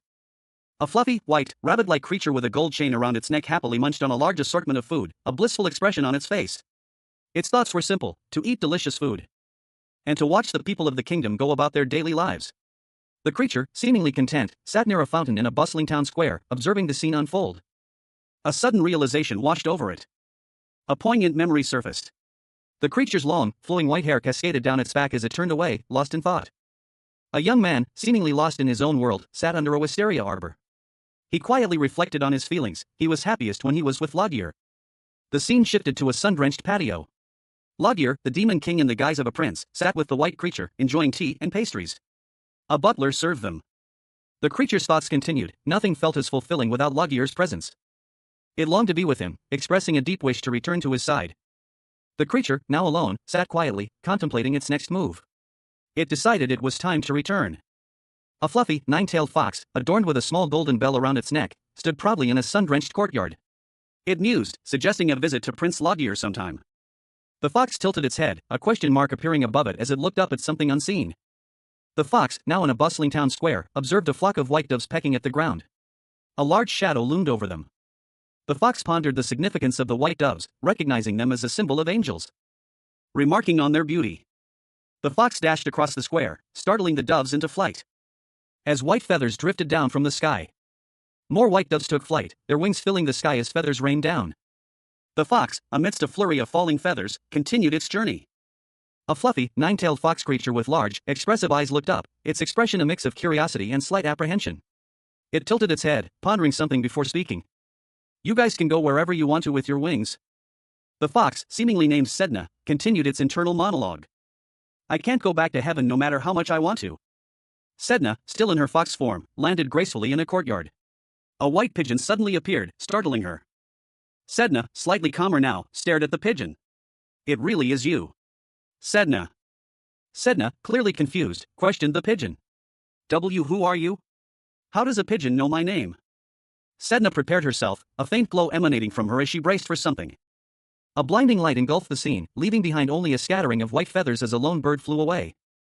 A white fox-like creature, its eyes filled with sorrow, shielded its face with a paw. As more feathers drifted down, a gentle snowfall of white against the soft pink background. From the ethereal glow, a figure emerged, an angel with vibrant green hair, his large white wings unfurling majestically. He descended gracefully, the remaining feathers swirling around him like a soft halo. His descent a picture of serene power. A close-up on a red eye, filled with a mixture of curiosity and apprehension, suggested the unseen companion's reaction. The white fox-like creature, now visible, accompanied the angel, its concern evident. The fox expressed disbelief. "You're the executor, but you have a mission that needs you all the way down here in the human realm?" A winged figure, radiating celestial light, appeared before the others. He questioned their presence. "How are you here?" But there was something else he wanted to ask. His expression hardening as he continued. "I heard you were exiled to the depths of the ocean through the angel rings of the heavenly king." A small, wolf-like creature with a worried expression responded with a nonchalant, well. "Another creature, this one a two-headed fox," explained. "Zaki put up a barrier around us. That's why nobody noticed us." The wolf-like creature shifted nervously. Its anxiety palpable. The winged figure sighed. "So, that's how it is." He added, "It's unfortunate, but..." His wings began to glow, signaling his departure.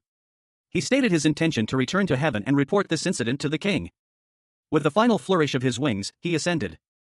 Prince Logier, a young man with light blonde hair, looked up in surprise. A small, white fox-like creature, Sedna, stood before him, its ears twitching nervously. Logier, now seated, gently touched his hand to his side, a slight grimace on his face. His large, white wings were partially visible. Sedna dashed away, a desperate cry escaping its lips as it fled. "No!" Logier, still in his princely attire, called out to Sedna, who was clinging to his leg. He was clearly frustrated. "Hey! Get off me, Sedna! I can't use my arts while you're on me." Sedna, in a thought bubble, expressed its fear. "I don't want to go back to that place ever again." Sedna cried out, its face filled with despair. "Kill me instead." It continued its desperate plea, its voice laced with anguish. "Kill me and go up." A small, white fox-like creature with red eyes cried out in distress. It warned, "You can't tell the heavenly king." "Zaki!" Sedna, a young angel with vibrant green hair and wings, angrily demanded, "Let go." "Sedna! You musclehead!" The fox-like creature, tears streaming down its face, lamented, "I've been punished for 2,000 years, so that's enough." Sedna, still holding the creature, questioned, "It was so hard to get out of the angel ring. Speaking of which, how did you get out of the angel ring?" Sedna, struggling slightly, explained, "Oh, that got broken." The fox-like creature gasped, "You, on your own, broke the angel ring. Do you even know how big of a crime that is?" Sedna's face showed a mixture of fear and defiance as he braced himself for the consequences. The fox-like creature trembled, fear evident in its wide eyes. A small, fluffy creature with multiple tails scampered across the floor, its movements light and quick. Its paws barely making a sound as it darted past a pair of elegant, white-booted feet. The creature, a kitsune, paused, its ears twitching nervously. It nervously asked if they could forget its earlier outburst. A man in flowing white robes watched it, a thoughtful expression on his face. He knew something was amiss and wondered how the kitsune had escaped the angel ring. Suddenly, a deep voice boomed, ordering the kitsune to not escalate the situation further and return to its place of exile until further punishment was determined. The voice belonged to a man with vibrant green hair, his face etched with concern. He offered a final piece of advice as an old friend, warning that the current situation would be unfortunate. The green-haired man looked on, a mixture of apprehension and resignation in his eyes, as the kitsune watched him with wide, worried eyes. A pair of polished brown shoes appeared in the next panel, belonging to someone approaching the pair. In the distance, a figure in regal attire stood, his presence commanding attention. He was facing a man with green hair and white robes, who seemed to be bracing himself for something. The regal figure called out to the green-haired man, reminding him of their promise. A powerful angel, wings shimmering, stood amidst a golden light. His expression was one of disbelief and anger, his thoughts echoing, "Who was that guy? How did a human break through my barrier?" Suddenly, a small, fox-like creature with blue-silver fur appeared, its voice filled with alarm. It questioned the angel, "Wait, blue-silver hair, the same color as Sedna's fur. Did you make a contract with that human?" The angel, his eyes wide with dawning horror, responded, "A stigmata on a human. You know what that means, right?" The angel continued, his voice laced with grim understanding. "It means that he's the most important thing to me in the world. A contract made by a stigmata is prioritized even before the word of the heavenly king." He realized the full weight of his predicament, a cold dread gripping him. Then, a new voice, calm and confident, cut through the tension. "Then, that means that you are completely bound to me." A regal figure with long silver hair and a commanding presence appeared. He declared, "So you can't take her. Not while I live." The angel, still reeling from the revelation, muttered to himself, "That human, he's not just any ordinary guy. It's not weird that he passed through the barrier since he's Sedna's contractor, but something feels off." The silver-haired figure, observing the angel's unease, calmly called out, "Sedna, come here." Sedna, the fox-like creature, bounded towards the silver-haired man, who gently scooped her up into his arms. The angel watched them, a mixture of confusion and apprehension in his eyes. An angel, his expression grim, declared his intention to report the current situation to the heavenly king. Another figure, seemingly a royal, responded that such a report would be troublesome. A regal-looking individual, holding a small, fluffy creature, explained that the creature tends to become ferocious whenever it sees an angel. The angel, startled, questioned if a demonic dragon was interfering in the human world. The royal warned that a war might erupt if the angel could not keep the information from the king. The angel's face contorted in fear, sweat dripping from his brow. As the gravity of the situation, a war between heaven and hell, dawned on him. A dramatic depiction of a past war between heaven and hell's forces is shown. A narration box reveals that war had ended thousands of years ago, but a celestial image depicting the delicate balance between the realms of angels and demons. A radiant orb, encircled by a golden ring, pulsed with light, nestled between a pair of majestic, contrasting wings, one white and feathered, the other dark and leathery, a visual representation of the precarious peace. The precarious peace between angels and demons is highlighted, a fragile balance teetering on the brink. A young man with blonde hair, flanked by angelic figures, stands opposite a group of shadowy demons. The tension is palpable. The narrator's ominous voice underscores the fragility of the peace, questioning what might ignite another war between the two races. An older man with silver hair, holding a small, furry creature, vehemently demands an end to the deception. His expression is one of disbelief and anger. A winged angel with green hair reveals that the demonic dragon is terrified of the demon king, refusing to serve under a mere human. The angel, his face etched with disdain, extends a hand, emphasizing his point about the dragon's fear and refusal to serve under a human. The scene shifts to reveal the angel, now seemingly unconscious, lying beneath the shadow of a massive, dark dragon against a sunset backdrop. The dragon's presence looms large and ominous. The dragon's intense, golden eye fills the panel, underscoring its power and dominance. The angel jolts awake, his face contorted in a grimace of pain and terror as he is clearly under attack. A young man with large, white wings, his face etched with terror, was being pursued by a monstrous shadow that resembled a dragon. He stumbled through the cobblestone streets, his white robes billowing behind him. The shadow loomed closer, its menacing presence filling the narrow alleyway.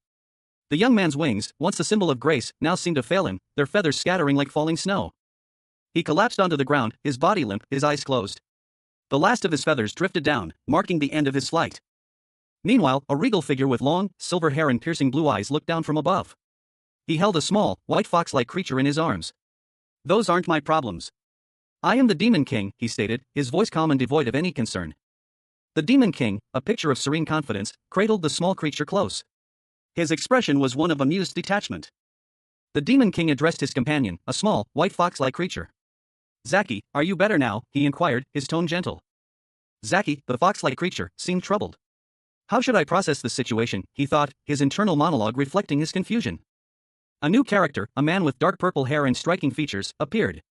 He spoke, his voice carrying a hint of weariness, demonic dragon Thanatos, and a boy who claims he is the Demon King. The Demon King, newly inhabiting the body of Prince Logier, stood before a regal figure.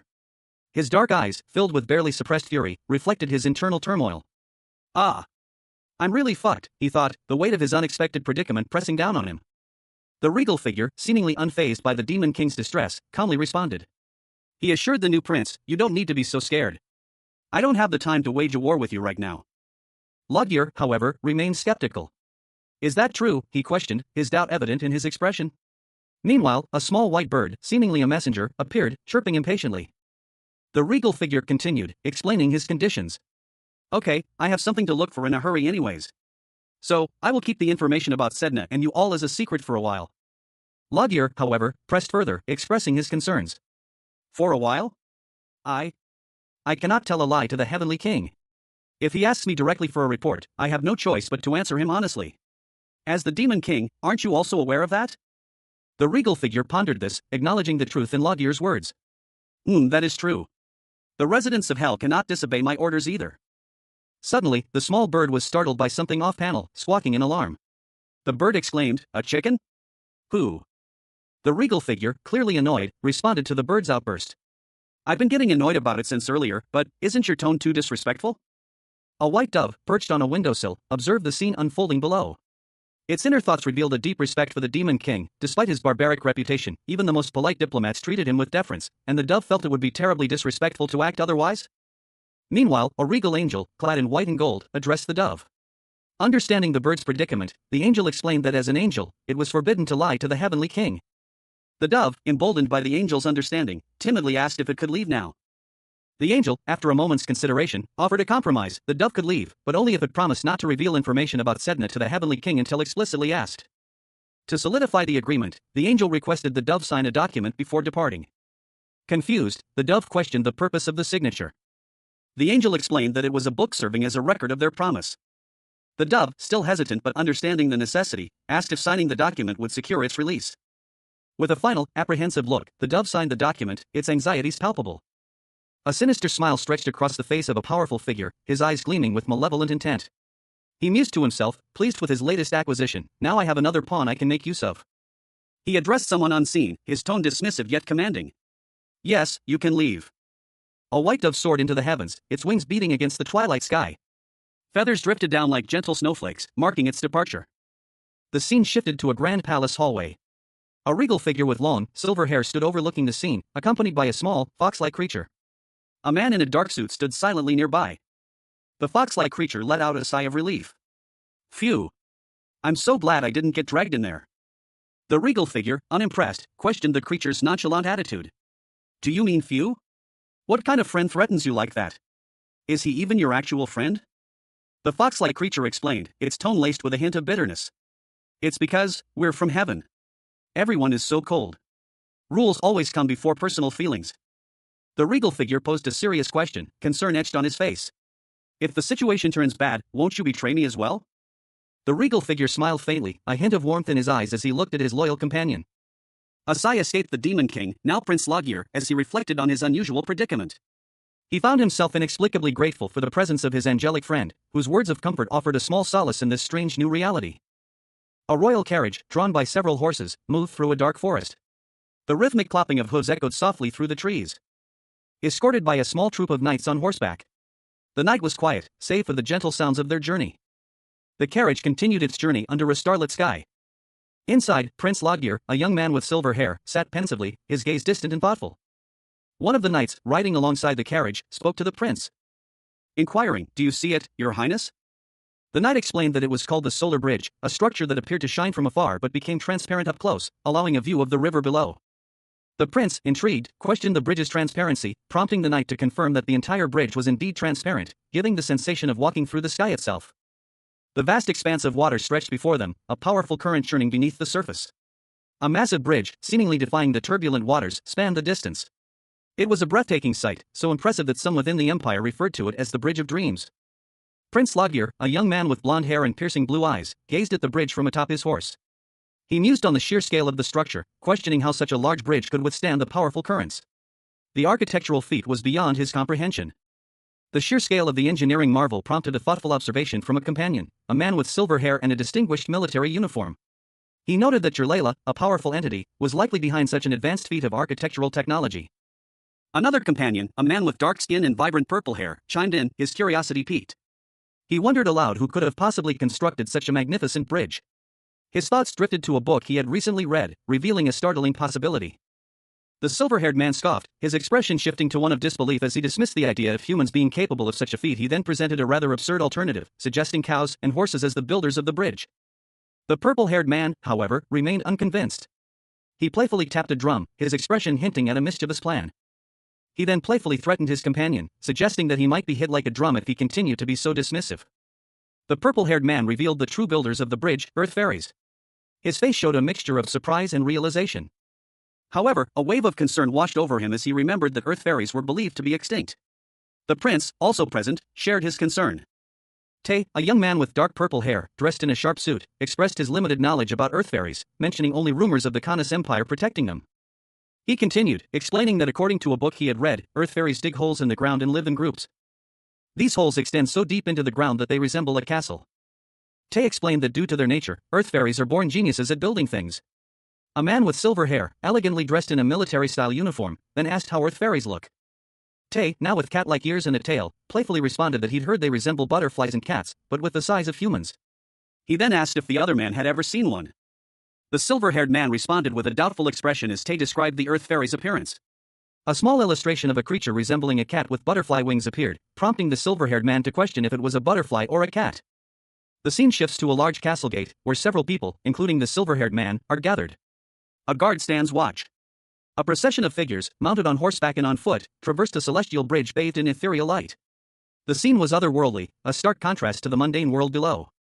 One of the figures, a young man with blonde hair, gazed down at the translucent bridge below. He remarked on its ethereal quality, noting that it felt like walking on clouds.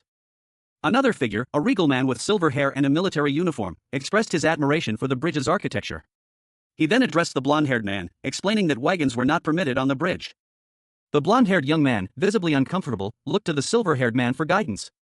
A bead of sweat trickling down his neck. He seemed to be struggling with his fear. The silver-haired man, noticing the young man's distress, asked if he was scared, inquiring whether it was the height or the transparency of the bridge that was causing his unease. The young man stammered a response, admitting his discomfort with high places. The silver-haired man listened patiently. The silver-haired man continued, explaining that if someone walks in front of you, it means there must be a path. Prince Lodgir, a young man with striking blonde hair and intense golden eyes, is shown in close-up. His expression is serious, almost pensive, hinting at the weight of his impending fate. The scene shifts to a breathtaking vista of a celestial battle. Doves, symbols of peace, are caught in a chaotic aerial struggle against shadowy figures. Lodgir's inner voice echoes, resolving to remember the words he has just heard. A powerful figure, clad in angelic armor, descends from the sky. He is accompanied by a small, fox-like demon, who expresses concern about the angel's presence. The demon wonders aloud if the angels are after them. The angelic figure, whose name is revealed to be Tae, assesses the situation. He notes the angels' haste, suggesting they are not directly targeting him, but acknowledges that if they notice him, they will likely attack. He worries about the other angels' potential hostility. Tae's fox companion asks if it's difficult for him to transform into a human. Tae replies that he can only control his size, not his full transformation. Tae is given a new mission, to find the location of the Earth Fairies. His superior, a stern-looking angel, explains that if they made a bridge somewhere, the fairies must be nearby. Tae accepts the mission with a salute, acknowledging that he is the only one capable of completing it. Tae expresses his concern about the large number of angels currently in the city, highlighting the increased risk of discovery. Prince Lodgir, the demon king in disguise, stood alongside his two advisors. One, a blonde man in blue robes, and the other, a woman in regal attire, both looked apprehensive. Lodgir's demon companion, a small fox-like creature, whimpered at his feet. He asked his advisors if they were also scared, to which one of them readily admitted to being terrified. The woman, clearly irritated by their fear, scornfully dismissed them as cowards. Lodgir, however, seemed troubled by a different concern. He questioned whether it was acceptable for him to be away from his king. He pondered who would serve by the king's side if he were absent. His question was met with immediate rebuke. The woman sharply questioned his audacity in questioning her orders. She seemed to be losing her patience, a visible tremor running through her as she knelt by the water's edge with her fox companion. The fox, sensing her distress, looked up at her with concern. Lodgir's hand reached out to the fox's collar, revealing a small golden orb. The woman announced her intention to inject her demonic energy into the orb. The scene opens with a glimpse of a powerful figure, their back to the viewer, draped in flowing white robes accented with gold. They hold a small, bell-like object, radiating a soft, warm light. A question hangs in the air, unspoken but palpable: why? What will happen then? A woman with striking silver hair and piercing blue eyes speaks, her voice calm yet laced with power. My demonic essence will guard you against angels, she assures.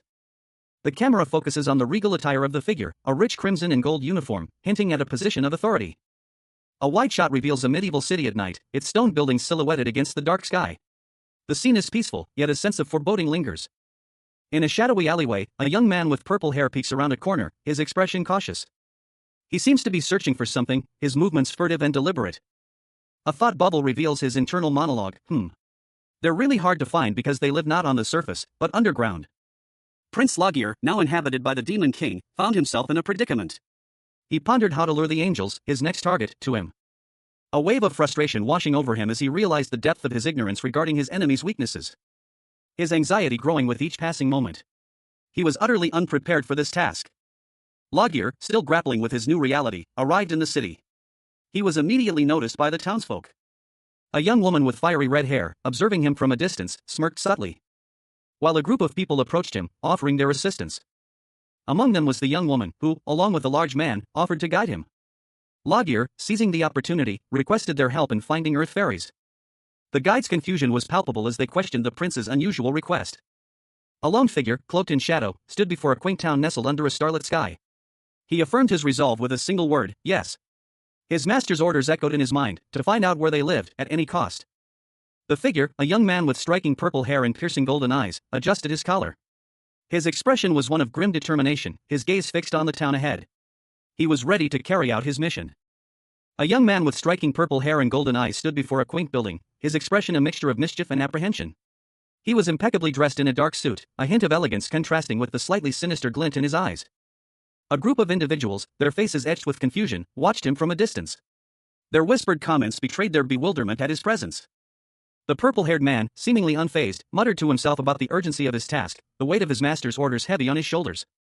One of the onlookers voiced their skepticism, questioning the propriety of a servant wandering alone without his master. The young man, his expression hardening slightly, reiterated that he was acting under direct orders. A shift in his demeanor, a playful smile replacing his earlier seriousness, revealed a glimpse into his relationship with his master.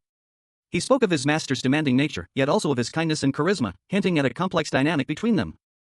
The onlookers, initially skeptical, now expressed their awe at the young man's powerful and enigmatic master. Prince Logir, now inhabited by the Demon King, demanded to know the location of the Earth Fairies. A sly smile stretched across the face of a mysterious man as he responded that he could help, for a price. Logir, clearly annoyed, retorted that he should have been told sooner. Logir then produced a small pouch of coins, his eyes gleaming with an unnatural light. Two shadowy figures, their eyes glowing ominously, one blue, one red, watched from the darkness. Suddenly, a figure wielding a baseball bat appeared, shouting everything. Logir, his eyes now glowing with a golden light, calmly held out the pouch of coins. The lifeless body of Prince Logir lay sprawled on the cobblestones, a crimson stain blooming across his dark attire. A small, worn pouch sat near the prince's hand, which was picked up by one of Logir's servants. He urged his companions to open it. The pouch spilled forth a dazzling array of precious jewels, rubies, emeralds, sapphires, and diamonds glittered under the dim light. One servant exclaimed in disbelief at their unexpected fortune. He questioned the reality of their sudden wealth. Another servant marveled at the sheer volume of treasure, questioning how any servant could possibly carry such a weight. The group, now flush with newfound riches, began to celebrate their good fortune, their backs turned to the alleyway, unaware of the figure lurking in the shadows. A strangled gasp escaped the servant's lips as he noticed the body. The Demon King, now inhabiting Logir's body, stood silently, his dark attire stained with blood. Prince Logir, a man known more for his debauchery than his princely duties, clutched his side, a grimace twisting his features. A crimson stain bloomed across his hand as he let out a pained, "Ah, fuck." The blood continued to flow, staining his fingers a deep scarlet. A stark testament to the severity of his injury. His eyes, however, held a flicker of surprise as he internally mused, "Huh? This body is ruined." Logir's body slumped, his breath hitching in his throat. A cold sweat beaded on his brow as he collapsed to the ground. His heavy boots, the only visible part of him from the perspective of a group of onlookers, landed with a dull thud. One of them whispered, "Why you?" Logir, now revealed to be the Demon King in disguise, his true form partially visible, glared at the group. A pair of dark, leathery wings sprouted from his back as he hissed, "What the hell are you?" He looked down at his ruined form, a grim realization dawning on him. "I'm going to need a lot of blood to fix all this," he thought. The Demon King, his body still shifting and reforming, leaned against the wall, his dark tail trailing behind him. his powerful form slowly taking shape amidst the shadows of the alleyway. A group of villagers huddled together in a dimly lit alleyway, their faces etched with fear. A dark, ominous presence loomed over them. As a shadowy figure emerged, ensnaring one of the villagers in its grasp. A cry of pain escaped the victim's lips as they struggled against the unseen force. The shadowy figure tightened its hold, draining the life from its captive. A chilling declaration echoed in the aftermath. "Now, let's use these human lives to repair my wounds." The alleyway was left silent, save for the lifeless body of the villager. A sense of dread hung heavy in the air. A scene later, a young man with purple hair, dressed in a sharp suit, appeared, wiping blood from his face with a nonchalant air. "Man, my face got all dirty." He paused, a slight smirk playing on his lips. Then addressed an unseen audience. "Anyways, did you have fun watching?" Two small, winged creatures with fox-like ears peeked out from behind a dark corner, their eyes wide with a mixture of fear and fascination. Two small, winged creatures, resembling fairies, were discovered in a dimly lit alleyway. They looked around nervously, their question hanging in the air. How did their pursuer know they were there? Their pursuer, a young man with vibrant purple hair, smirked. He explained that he had been attempting to lure them with things they liked. But, having heard of their aversion to blood, he had devised a different plan. He had sprayed blood throughout the area, knowing this would draw them out. The young man's smile widened. He realized that his only reason for listening to the fairies was to kill them, a fact he found amusing. He posed the question to them, rhetorically, about the soundness of his reasoning. The fairies, clinging to each other in fear, could only stammer that they liked shiny things. The young man, understanding their preference, produced a bag. He asked if they liked gems, and the fairies excitedly confirmed their love for shiny stuff. He then offered them the contents of the bag, a treasure trove of glittering gems. The fairies gasped in awe at the sight. One of the fairies, however, cautiously pointed out that nothing is free in this world. What was the price of this unexpected gift? The young man simply smiled, a knowing glint in his eyes, and replied with a single word: smart. Under the cloak of night, a darkly clad man with purple hair and piercing eyes offered a small pouch to a pair of twin fairies. The fairies, with their delicate wings and cat-like features, seemed apprehensive, their large eyes wide with a mixture of curiosity and fear. The man's face filled the panel, his yellow eyes gleaming with an unsettling intensity. He asked, with a hint of a sinister smile, if they were coming. The twin fairies reacted with a startled cry, their bodies trembling as they embraced each other in fright. Elsewhere, a man with silver hair and a regal military uniform observed the scene with a thoughtful expression. A single HM escaped his lips, hinting at his contemplation. He questioned whether the small creatures were earth fairies, instructing the dark-haired man to keep them quiet. The dark-haired man, now identified as Loggear, reported his success to the silver-haired man. He received a pat on the head in praise for his work. Loggear thanked his superior, explaining that he needed to change his clothes. The silver-haired man mused about the fairies' appearance, initially curious about their looks. He noted that their appearance was similar to humans, except for their wings and whiskers, which explained why they resembled butterflies and cats. Prince Loggear, in his new princely form, observed two fairies. He mused that fairies and humans were usually close, and that the fairies often gave humans pretty things in return for help. Loggear, with a sly smile, wondered aloud if, in turn, he could also get close to them. One of the fairies, her eyes sparkling, declared that Loggear was pretty and that she liked him. The other fairy echoed her sentiment, commenting on the beauty of Loggear's hair. Loggear simply responded with a quiet twinkle, twinkle. Loggear internally pondered the nature of fairies. The fairies, playful and curious, floated around Loggear, who watched them with a mixture of amusement and curiosity. One fairy, captivated by Loggear's appearance, whispered that he was so pretty. The scene shifted to Loggear's hand, adorned with a golden bracelet, reaching out. Loggear's eyes, now glowing with an intense blue light, stared intently. He uttered a single word: black. Prince Loggear, a young man with silver hair and a regal bearing, lay unconscious in the arms of a dark-haired man. A blonde woman with pointed ears looked on with concern, her expression a mixture of worry and helplessness. Meanwhile, a young woman with fox-like ears and green hair, gasped, her eyes wide with shock. She muttered to herself, having overheard something deeply unsettling. Prince Loggear, a man with striking purple hair and piercing golden eyes, mused to himself. He reflected on the common belief that fairies possess a unique ability, eyes that can pierce the very soul. His thoughts were interrupted by Rin Shushu, a fairy with brown hair, fox ears, and large butterfly wings, who spoke excitedly. Rin Shushu, in a burst of energy, called out to another fairy.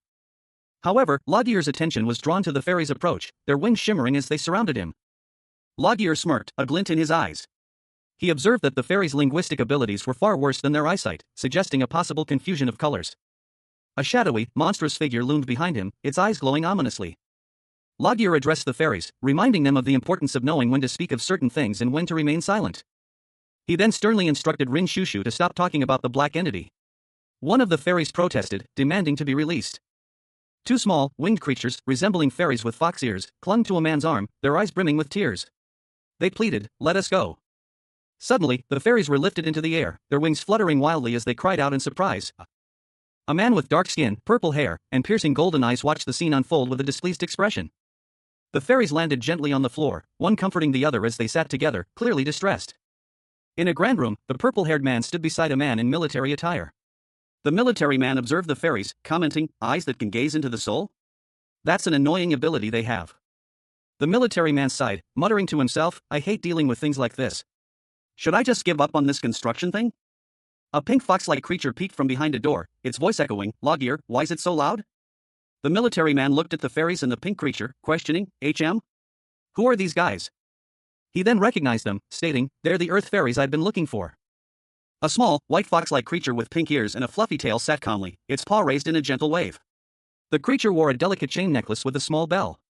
A speech bubble above it simply read, Sedna. The next panel showed two young, fairy-like beings with butterfly wings, their faces close to the viewer, their expressions filled with childlike wonder. The two fairy-like beings gasped in unison, ah. So cute. They embraced Sedna, one exclaiming, she looks like our queen. Sedna nuzzled into their embrace, a small, playful sound escaping her as one of the fairies giggled, hey that tickles. Night had fallen. The two fairy-like beings slept soundly in a bed, their butterfly wings folded gently around them. In another room, a man with long, silver hair lay asleep in a bed, his expression peaceful. Elsewhere, a young man with dark purple hair sat pensively in a chair, his chin resting on his hand. He appeared lost in thought. A young woman with striking green eyes peered intently from below, her expression unreadable. She looked concerned, her gaze drifting upwards. Then, two identical fairy-like creatures with fox ears and butterfly wings appeared beside her. One of them gasped, the queen is calling. The other fairy, equally worried, added, the queen, our home is in danger. Their wings glowed with an ethereal light as they prepared to depart. A surge of energy propelled them upwards. And they flew towards the exit, determined to reach the queen. A man in a sharp suit appeared, blocking their path. He stated firmly, I'm sorry, but I can't allow that. Despite the man's warning, one of the fairies defiantly declared, let's go. Two young fairy-like creatures, identical in appearance with brown hair styled in short bobs and cat-like ears, floated in the air, their green dresses shimmering. Their expressions were fierce, their small fists clenched. Inside a lavish room, a young man with dark purple hair and golden eyes watched the fairies with concern. He muttered to himself about their unusual behavior, noting their normally docile nature. One of the fairies, her expression strained, pleaded with someone unseen to not leave. She insisted they leave together. The scene shifted to reveal a man with long silver hair lying in a bed, coughing weakly. He was clearly ill. The silver-haired man stated that he needed to meet their queen regardless. One of the fairies looked at him, confused, questioning his statement. The purple-haired man reassured the fairies that if things got dangerous, he would be able to help. He seemed surprised by the offer of assistance. Prince Loggear, now inhabiting the body of the deceased prince, confided in his attendant. He lamented his current weakness, a stark contrast to his true demonic power. His frustration boiled over. A fierce determination ignited within him, a promise to overcome his current limitations. Loggear, accompanied by his loyal demon companions, two earth fairies and a kitsune, embarked on a journey. The attendant, Sir One, walked beside him. Sir One voiced his concern about the inherent dangers of venturing into the earth fairies' domain so hastily. Loggear admitted to feeling somewhat depressed, revealing a vulnerability beneath his regal facade. Loggear's internal monologue revealed his struggle with the emotional weight of his responsibilities. He confessed to Sir One that the earth fairies' plight had affected him deeply, causing him to feel weak and on the verge of tears. Sir One offered words of comfort, reminding Loggear that even as a king, he remained a boy, and that his emotional response was understandable. He acknowledged his own oversight in not considering Loggear's feelings. A young man with blonde hair, dressed in a blue cloak, bowed his head before someone unseen. He apologized profusely, stating that as a servant, he should have been more considerate of their feelings. A taller figure with long, silver hair and regal attire appeared, waving a dismissive hand. He curtly told the young man to shut up and follow him. They arrived at a location beneath a large, luminous bridge. A small, winged fairy-like creature appeared, announcing their arrival with a simple here. The silver-haired man, recognizing the location, murmured to himself that this was under the solar bridge. The blonde young man and the silver-haired man, along with another figure in dark clothing and a small white dog, watched as two more fairy-like creatures approached. The fairies fluttered closer, their movements light and graceful. A delicate, luminous butterfly with gossamer wings fluttered through the air, its movements graceful and ethereal. Its presence a harbinger of the three figures who emerged from the shadows, a sharply dressed man with dark skin and purple hair, a regal figure in a white military uniform, and a blonde young man cloaked in blue. They stood poised, their expressions unreadable. The scene shifted, revealing a swirling vortex of golden light, resembling a complex magical array. Tiny, shimmering fairies danced within its intricate patterns. At the center, the three figures from before stood within the glowing circle. The dark-haired man, his face contorted in frustration, exclaimed that he couldn't find what he was looking for. The man in white calmly explained that it was hidden behind a magical barrier. He added that there was also illusionary fairy dust present. The dark-haired man, upon hearing this, realized that it would be impossible to see the magic circle from the outside. A distant view showed a large castle, seemingly protected by the magic circle and the surrounding landscape. A dark, cavernous space opened before them, its walls adorned with an intricate, glowing pattern that resembled the veins of a giant leaf. A large, dark, almost perfectly spherical object dominated the center of the chamber. The entrance to what appeared to be some sort of subterranean passage. Unreadable text was scrawled across the bottom of the panel. A large, dark boot, clad in black leather and gold accents, stepped cautiously towards the mysterious orb. A small puff of dust erupted as the boot made contact, sending small fragments of dark earth flying into the air. The scene shifted to a high cliff overlooking a starlit expanse. A blonde-haired man, seemingly a prince given his attire, stood at the edge, gazing down. A fairy with fox-like ears and wings hovered beside him. In front of us is a very steep cliff, Your Majesty. I don't know about fairies, but it's impossible for humans to enter, she explained. No worries, the fairy reassured him, the queen said she will send you wings. The prince, his expression a mixture of surprise and apprehension, simply uttered, wings? A young woman with reddish-brown hair, seemingly a fairy, fluttered her large, golden wings, her movement leaving a shimmering trail of light. The scene shifted to reveal a dark-haired man in a suit, surrounded by several fairies, each with their own unique pair of luminous wings.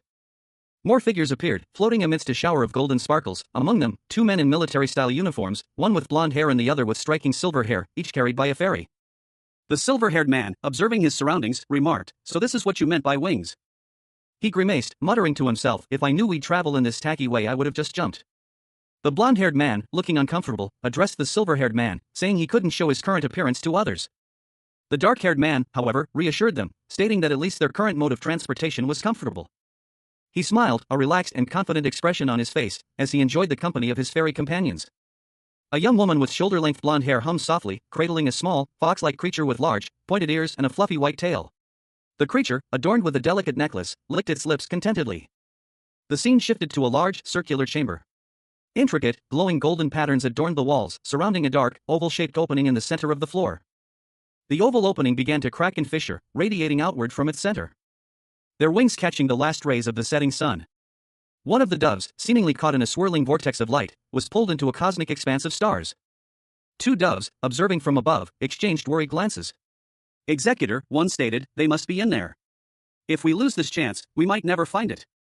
The scene opens with a young man with short, light green hair, his expression one of quiet apprehension. He clutches a white dove to his chest, his gaze fixed on something unseen, and whispers a question into the night, "Sedna, why are you here?" He is clearly troubled, his brow is furrowed, and his eyes are wide with worry. The dove, seemingly sensing his distress, nuzzles against his hand. A voice, sharp and urgent, cuts through the silence.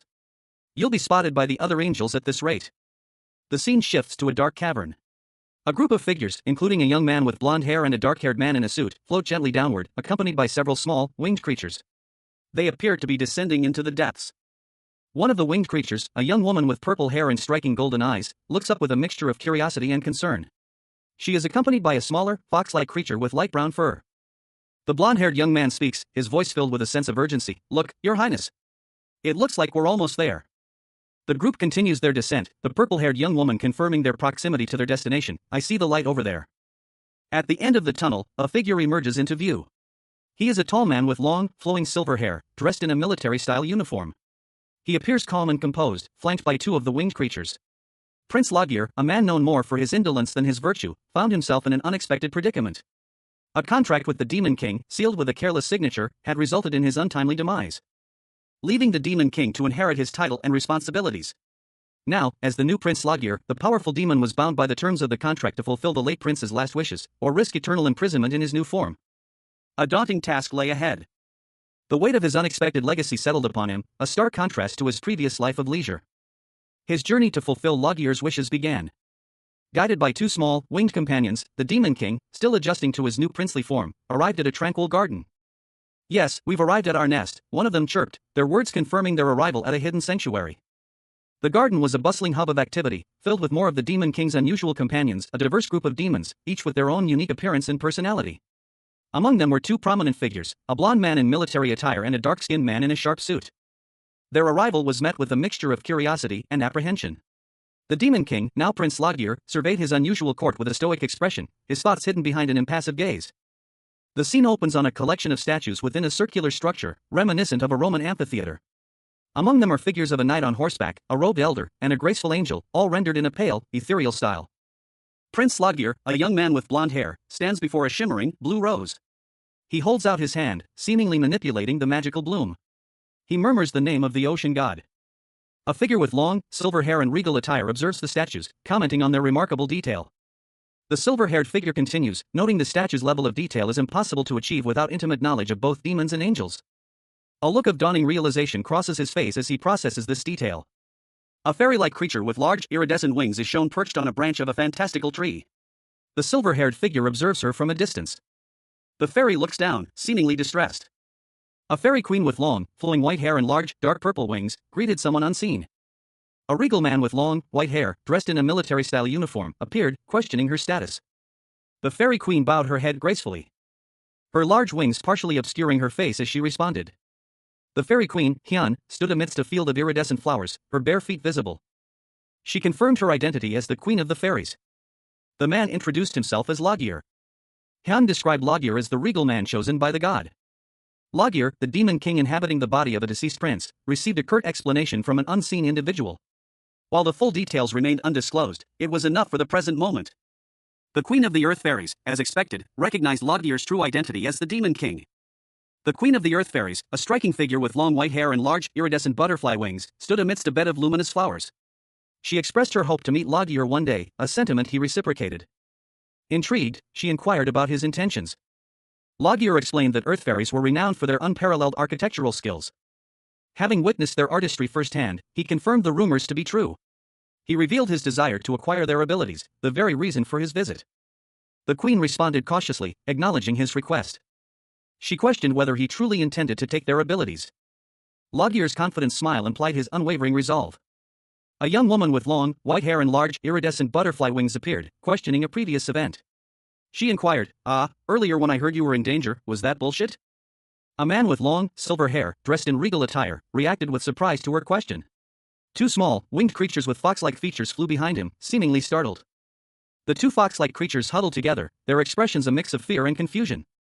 The white-haired woman sighed, admitting, "It's true that I am in a dangerous situation." The silver-haired man responded dismissively, "You seem perfectly fine to me." The woman countered, "Not everything in the world can be seen from the surface." She continued her explanation, comparing herself to butterflies drawn to danger, like butterflies that will run into carnivorous plants if they smell sweet. The scene shifted to reveal a new character, a blonde man, approaching the group. He announced, "Loggear, and my other guests." The panel focuses on the feet of a dark-clothed figure, suggesting a new arrival. A disembodied voice requested, "Would you take a look at this?" An elegant hand, adorned with frills, extended outward, seemingly offering something unseen. A faint, ethereal glow emanated from a patch of grass, hinting at a magical presence. A crystalline, spiraling structure emerged from the ground, slowly unfolding like a blossoming flower. A serene figure with large, iridescent butterfly wings and long, white hair appeared, radiating a gentle aura. She carefully cradled the crystalline flower in her hands. A golden lotus bud, similar in nature to the crystalline flower, bloomed. A radiant, ethereal egg pulsed with golden light, nestled within a crystalline lotus blossom. Its luminescence casting a soft glow upon the swirling, icy tendrils that spiraled upwards, forming a delicate, otherworldly stem. Prince Loggear, a young man with tousled blonde hair and a perplexed expression, stared at the object before him. A gem? Beside him, a tall figure with long, silver hair and piercing blue eyes, reacted with a mixture of surprise and concern. He muttered, "Gem." A small, fox-like creature with pink fur and striking red eyes gasped in disbelief. "No way. How is this?" A woman with long, silver hair and dark, butterfly-like wings explained, "The children brought this back from the surface." The fox-like creature looked incredulous. "You found it on the floor?" The woman simply replied, "Yes." She continued, "It was thrown away without any care." A woman in flowing white robes, her back to the viewer, carefully cradles a glowing, icy blue orb. It pulses faintly with ethereal light. A small, two-tailed fox-like creature with pink fur and large ears exclaims in disbelief, "That's not possible." The woman's hand gently covers the orb, obscuring it from view. A soft, almost inaudible whisper escapes her lips. A man with long, silver hair, dressed in a regal uniform, calmly addresses the fox creature, "Sedna." "Stop, Sedna," he commands, his voice firm but gentle. Sedna looks up at him, concern etched on her features. "But Loggear, that's..." Lodgier, the man with silver hair, closes his eyes, a thoughtful expression on his face. He speaks, his voice barely a whisper. I know what that is. His head bows slightly, his expression unreadable.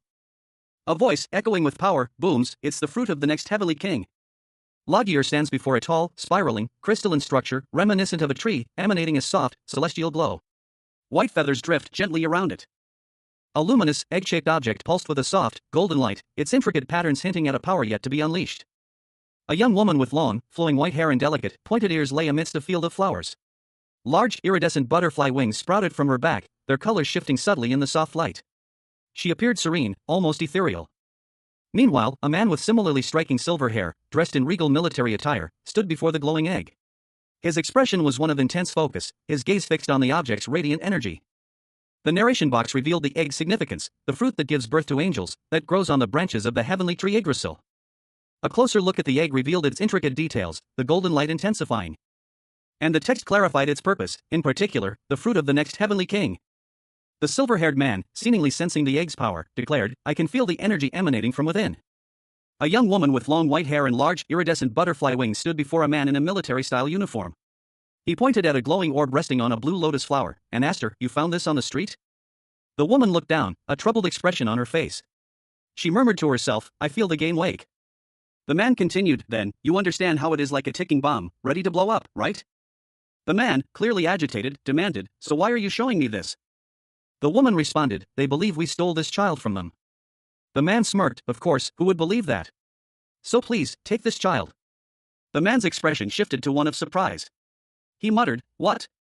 The woman offered a proposition, If you do that, I will send you my children with the best construction skills. The man stroked his chin thoughtfully, Prince Lodgier, a man whose life was as frivolous as his title suggested, found himself on the receiving end of a sharp rebuke. His eyes, wide with a mixture of disbelief and annoyance, reflected the harsh words directed at him, You're more of a bitch than I thought. A woman with striking silver hair and dark, elegant wings, her expression a mixture of curiosity and skepticism, questioned the validity of the statement. Is that the case? Lodgier, his face contorted in a mask of irritation, retorted, So you better be ashamed. I've been called many things, but this is a new low. The silver-haired woman, her tone sharp and accusatory, pressed her point. Why would you pick it up if you can't take any responsibility? And what will you do if I break this? Lodgier's eyes flashed with a dangerous red light, his expression hardening into cold fury. You really are the worst. A sudden burst of energy erupted from the silver-haired woman, sending a shockwave that rippled outwards. A blond man in a blue cloak was caught in the blast, while a smaller, winged figure was also affected. The shockwave continued to spread, leaving a trail of shimmering light and fragmented images in its wake. Two dark butterflies, symbols of ominous power, took flight. The blond man, clutching his chest, gasped for air, his face pale with exertion. What? This bloodlust and pressure. I can't breathe. Meanwhile, the smaller winged figure, seemingly a young woman with fox-like ears and large butterfly wings, sobbed uncontrollably in the arms of another. A young man with purple hair and dark skin, dressed in a sharp suit, watched a woman with long, white hair from a distance. He muttered to himself, noting her distressed state. The woman, her face partially obscured, spoke, her voice laced with worry. She expressed her belief that he would not harm the child. The woman, her eyes filled with conviction, simply stated that she could sense it. Despite his doubts, the man conceded. He declared that, regardless of the child's origins, he would treat it as his own. The woman, clenching her fist, explained that since she couldn't disprove the accusations against her, this was her only recourse. The young man responded with a dismissive, indifferent tone. He shrugged, seemingly unconcerned with her plight. A desperate plea escaped the lips of a small, unseen creature, and no. Give. The scene shifted to reveal a tense confrontation. A tall, imposing figure with long, silver hair, dressed in ornate royal attire, addressed another, smaller figure. It's really going bad if you don't give it back. Lodgier, say something. You know what this is. A furry creature with large, expressive eyes, its form vaguely canine, whimpered, Are you really going to leave it here? Really? The silver-haired figure ran a hand through his hair, muttering, Fucking hell. The silver-haired figure, identified as Lodgier, walked towards a glowing pedestal where a small, fox-like creature sat. Beside the pedestal stood a woman with long, white hair, her expression unreadable. While the fox-like creature continued to express its distress. The fox-like creature explained, I need the help of Sedna, who's the ocean god, in order to fulfill this prince's wish. Lodgier, seemingly resigned, responded to the fox-like creature's explanation. If I don't calm her down, things will become troublesome. The panel focuses on Lodgier's attire, highlighting the intricate details of his royal garments. The scene opens with a view of a cavern, its walls a swirling blend of pale blue and purple, resembling a marble cave. White butterflies flit through the air, adding to the ethereal atmosphere. A hand appears, holding a dark blue bowl filled with a strange, indistinct stew. The contents are partially obscured, but appear to be some kind of insect-based dish. A man with long, flowing silver hair and a regal bearing, dressed in a rich, dark red and gold uniform, sits before the bowl. He is Prince Logir, the Demon King in disguise. A servant informs him that this is a popular local dish. But Logir, unimpressed, declares that he doesn't consider insects to be real food. A dark-skinned man with purple hair and golden eyes, one of Logir's demon companions, comments that it's better than he expected. The demon companion expresses his astonishment that a demonic dragon would eat such a thing. Logir retorts that it is a matter of preference and that he has his own tastes. A small, bat-like demon with purple fur and golden eyes, another of Logir's companions, enters the scene, expressing his disgust with an expletive. Logir looks thoughtful, a slight frown on his face. He seems to be considering something. His gaze drifts to a fluffy, white fox-like creature curled up asleep on a plush cushion. The focus shifts to the sleeping creature, a faint, golden aura emanates from it. The scene opens with a high-angle shot of a woman with long, flowing white hair, dressed in a lavish, crimson gown. Her wings, large and dark, are partially visible, hinting at a supernatural nature. She looks troubled, her expression clouded with uncertainty. "I really don't know what to do," she confesses, her voice laced with despair. Meanwhile, a man with similarly long, white hair, but dressed in regal attire, sits pensively. He sighs, muttering, "The Heavenly King, my kilos. If he gets mad, it's a pain, even for me." He addresses the woman, his tone sharp. "I told you, your architectural ability is one thing, but I don't wish for you guys to be eradicated. And you are all living in the Kanas Empire right now, aren't you?" he states, concern etched on his face. The woman replies simply, "Yes, we are allied with them."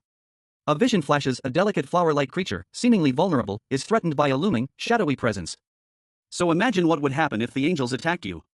Kanas would not be safe either," she warns. The man's expression hardens. "I don't want the whole human realm to flip out while I'm here," he declares. A younger man, with dark hair and a mischievous grin, appears, chuckling. "What? Are you laughing?" "I'm being serious here," the first man exclaims, clearly irritated. The woman, however, seems amused. "You are much kinder than I first thought," she observes. She smiles warmly, adding, "Thank you, Logir." Prince Logir, the newly appointed Demon King, sat perched atop a rocky outcrop, a subtle smirk playing on his lips. His long, silver hair cascaded down his shoulders, framing a face that betrayed a hint of amusement. He was in deep thought, his hands clasped together. Logir reminded himself of his duty. "I am the ruler of this place. Even if I am scared, I must not show my fear." A voice echoed in his mind, a familiar presence. "You know that as well, don't you?" A figure with large, iridescent butterfly wings appeared before him. She tilted her head, a question in her eyes. "Huh?" Logir looked up, his expression unchanged. The winged figure continued, "You don't need to force yourself over a fruit you accidentally picked up." He responded calmly, "Since you are a king, there are times when you should be fearful, for the preservation of your race." But Logir scoffed, "I'm not afraid of anything." "Ha ha." The winged figure replied, "It really is like you." Logir watched her from below, his gaze following her every movement. The winged figure declared, "All right, I will send the fruit of the Heavenly King back to the heavens." Prince Logir, the Demon King in disguise, stood confidently, a smirk playing on his lips. He listened intently as someone off-panel made a suggestion he clearly approved of. His expression shifted subtly. A slight furrow in his brow hinted at a fleeting moment of contemplation. Before he returned to his usual composed demeanor. He then pointed towards something, a question forming on his lips. Suddenly, a powerful, ethereal being with large, dark wings emerged from the water, startling Logir. He fell back in surprise. The ground beneath Logir cracked and shattered.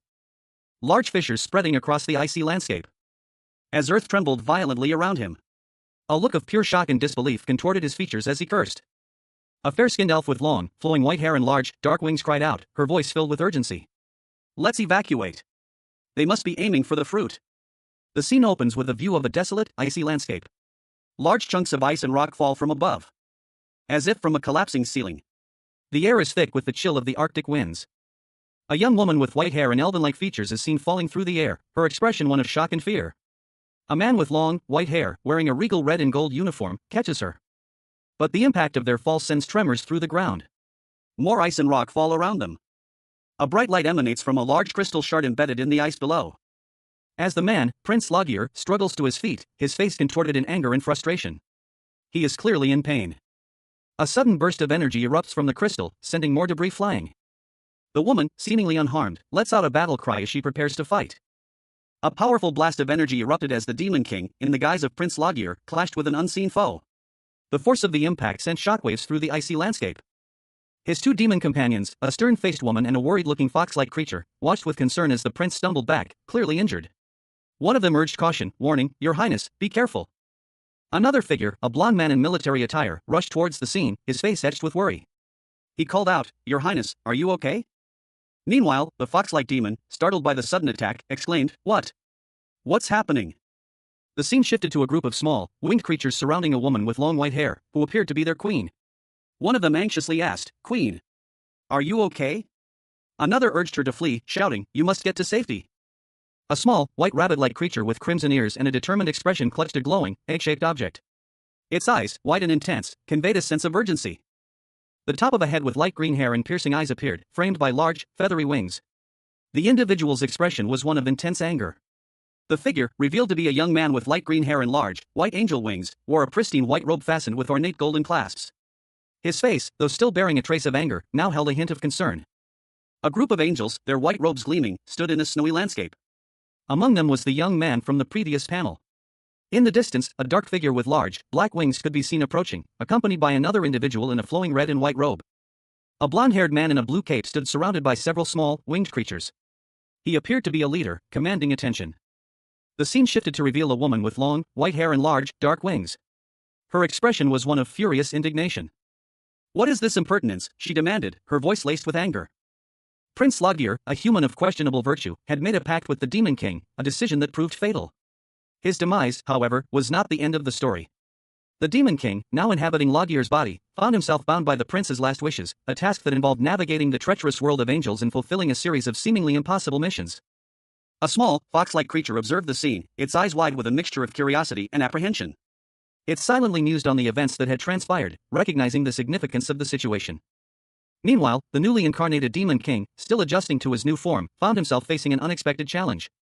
A figure emerged, their presence radiating an otherworldly aura. The word angel echoed in his mind, a stark reminder of the conflict that lay ahead. A tense exchange of glances ensued between the Demon King and the newcomer, each assessing the other's strength and intentions. The air crackled with unspoken threats and the weight of impending conflict.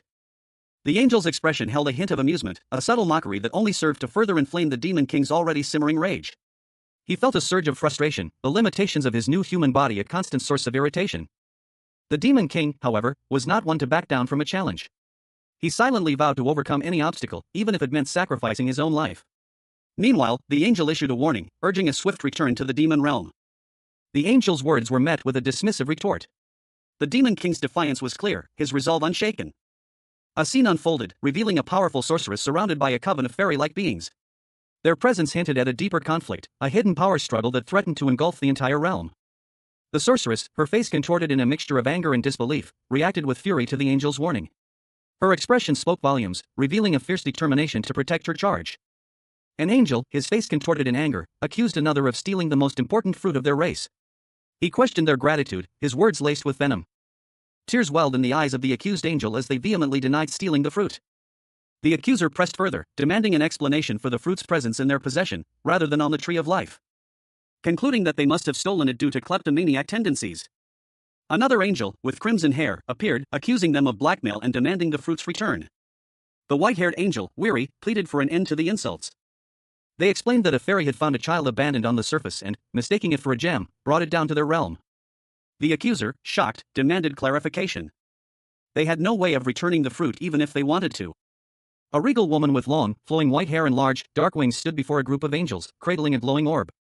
She addressed them calmly, "Now that you are here, we will return this child to you. So please stop insulting us and calling us thieves." For angels, their wings shimmering, stood in formation.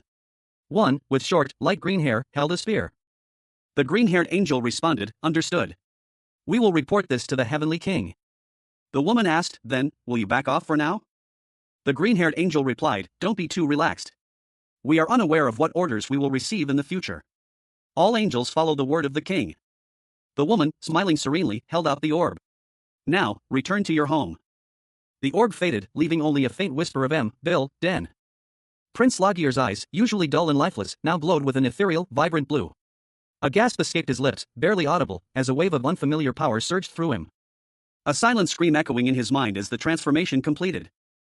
Now, standing tall and regal, the Demon King, in the guise of Prince Logir, surveyed his surroundings. Two shadowy figures stood behind him, their expressions unreadable. He was ready.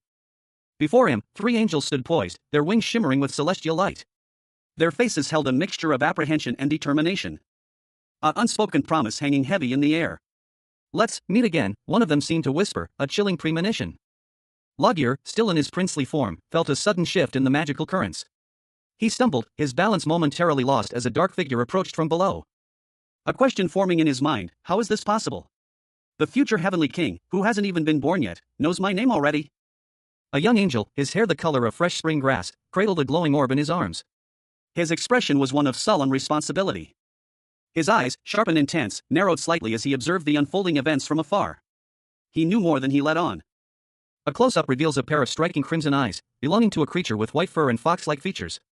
The creature's expression is unreadable, its gaze intense. A scene of ethereal beauty unfolds. Feathers drift through a purplish-pink landscape, two dark shapes barely visible in the distance, nestled within a rocky crevice. A group of figures stands silhouetted against a backdrop of icy blue cliffs. Among them, a man with long, flowing silver hair stands out, his back to the viewer. Several small, winged creatures flit around them. The white fox-like creature from the first panel speaks, a sly smirk playing on its lips. It all turned out well, didn't it? The silver-haired man from the cliff scene is shown in profile, his expression thoughtful as he gazes out at a rocky landscape. The white fox-like creature approaches him cautiously. He asks the fox if it is hurt, offering to heal it. The fox assures him it's fine, warning him that it will break its spell if he tries to help. It then suggests they meet again, mentioning the name Imbilden. Prince Logir, the newly appointed demon king in disguise, looked pale. His companion, a small, white rabbit-like creature, noticed his distress and offered to use some unknown ability. As another of Logir's companions, a dark-skinned man in formal attire, approached, concerned. Several other small, fairy-like creatures were present in the background. He expressed his concern over Logir's appearance, noting his pallor. Logir, though visibly unwell, simply replied with a curt "tay." His companion, the white rabbit-like creature, remained nearby. Then, turning to his dark-skinned companion, he inquired about the demon's egg and the angel's fruit, wondering if they possessed free will. The dark-skinned man explained that demons and angels are merely energy clumps before birth. And that's why they are destroyed if their eggs break prematurely. The dark-skinned man continued, stating that the same principle applies to angels. Logir questioned why he was being asked this, given his apparent knowledge. Logir then asked if his companion felt something from the fruit of the next heavenly king. His companion confirmed that the fruit had spoken to him, to which Logir reacted with disbelief. The scene opens with two figures, a dark-haired man with warm brown skin and bright, mischievous eyes, and a taller, imposing figure with long, flowing silver hair. The silver-haired figure wears a regal-looking military uniform, and their expression is one of controlled annoyance.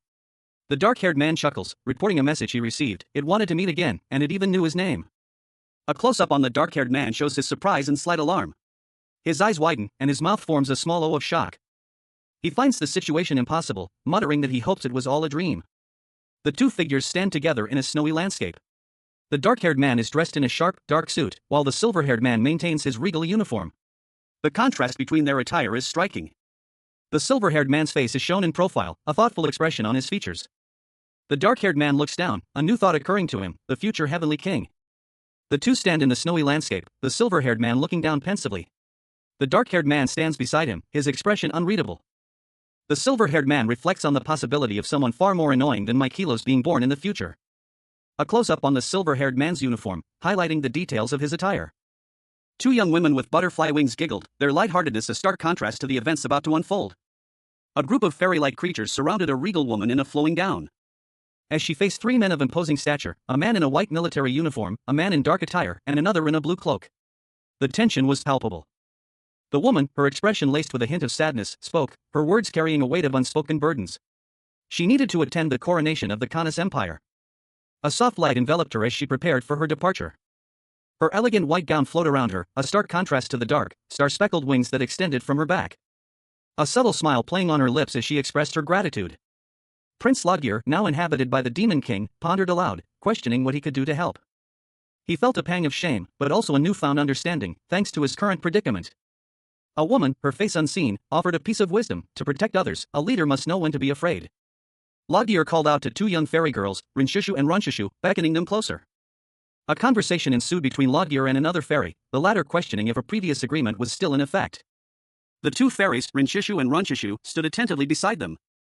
Logir then dismissed the matter, calling it inexperience for the young fairies. The fairy, her face now visible, smiled serenely, tears glistening in her eyes. A narration box revealed that the Earth Fairies live peacefully in an alliance with the Kanas Empire. To continue their advancement, a decision was made. Inaction was no longer an option. A plan formed. The children would see the world. Two young girls with fox-like ears and braided hair listened attentively as a woman with long, white hair observed them from below. The woman with white hair, dressed in a military uniform, dismissed the plan as a mere excuse. Because the country's reliance on the Kanas Empire prevented them from easily assisting other nations. Therefore, she was using the excuse of experience to assist. Despite the woman's skepticism, the plan proceeded. The white-haired woman, seemingly appeased, offered a curt "Okay, then I'll forget about how you tried to fuck me over by taking the egg." The other woman responded with a grateful "Oh, thank you." A subtle shift in the woman's expression hinted at something more. More than just an excuse, it seemed.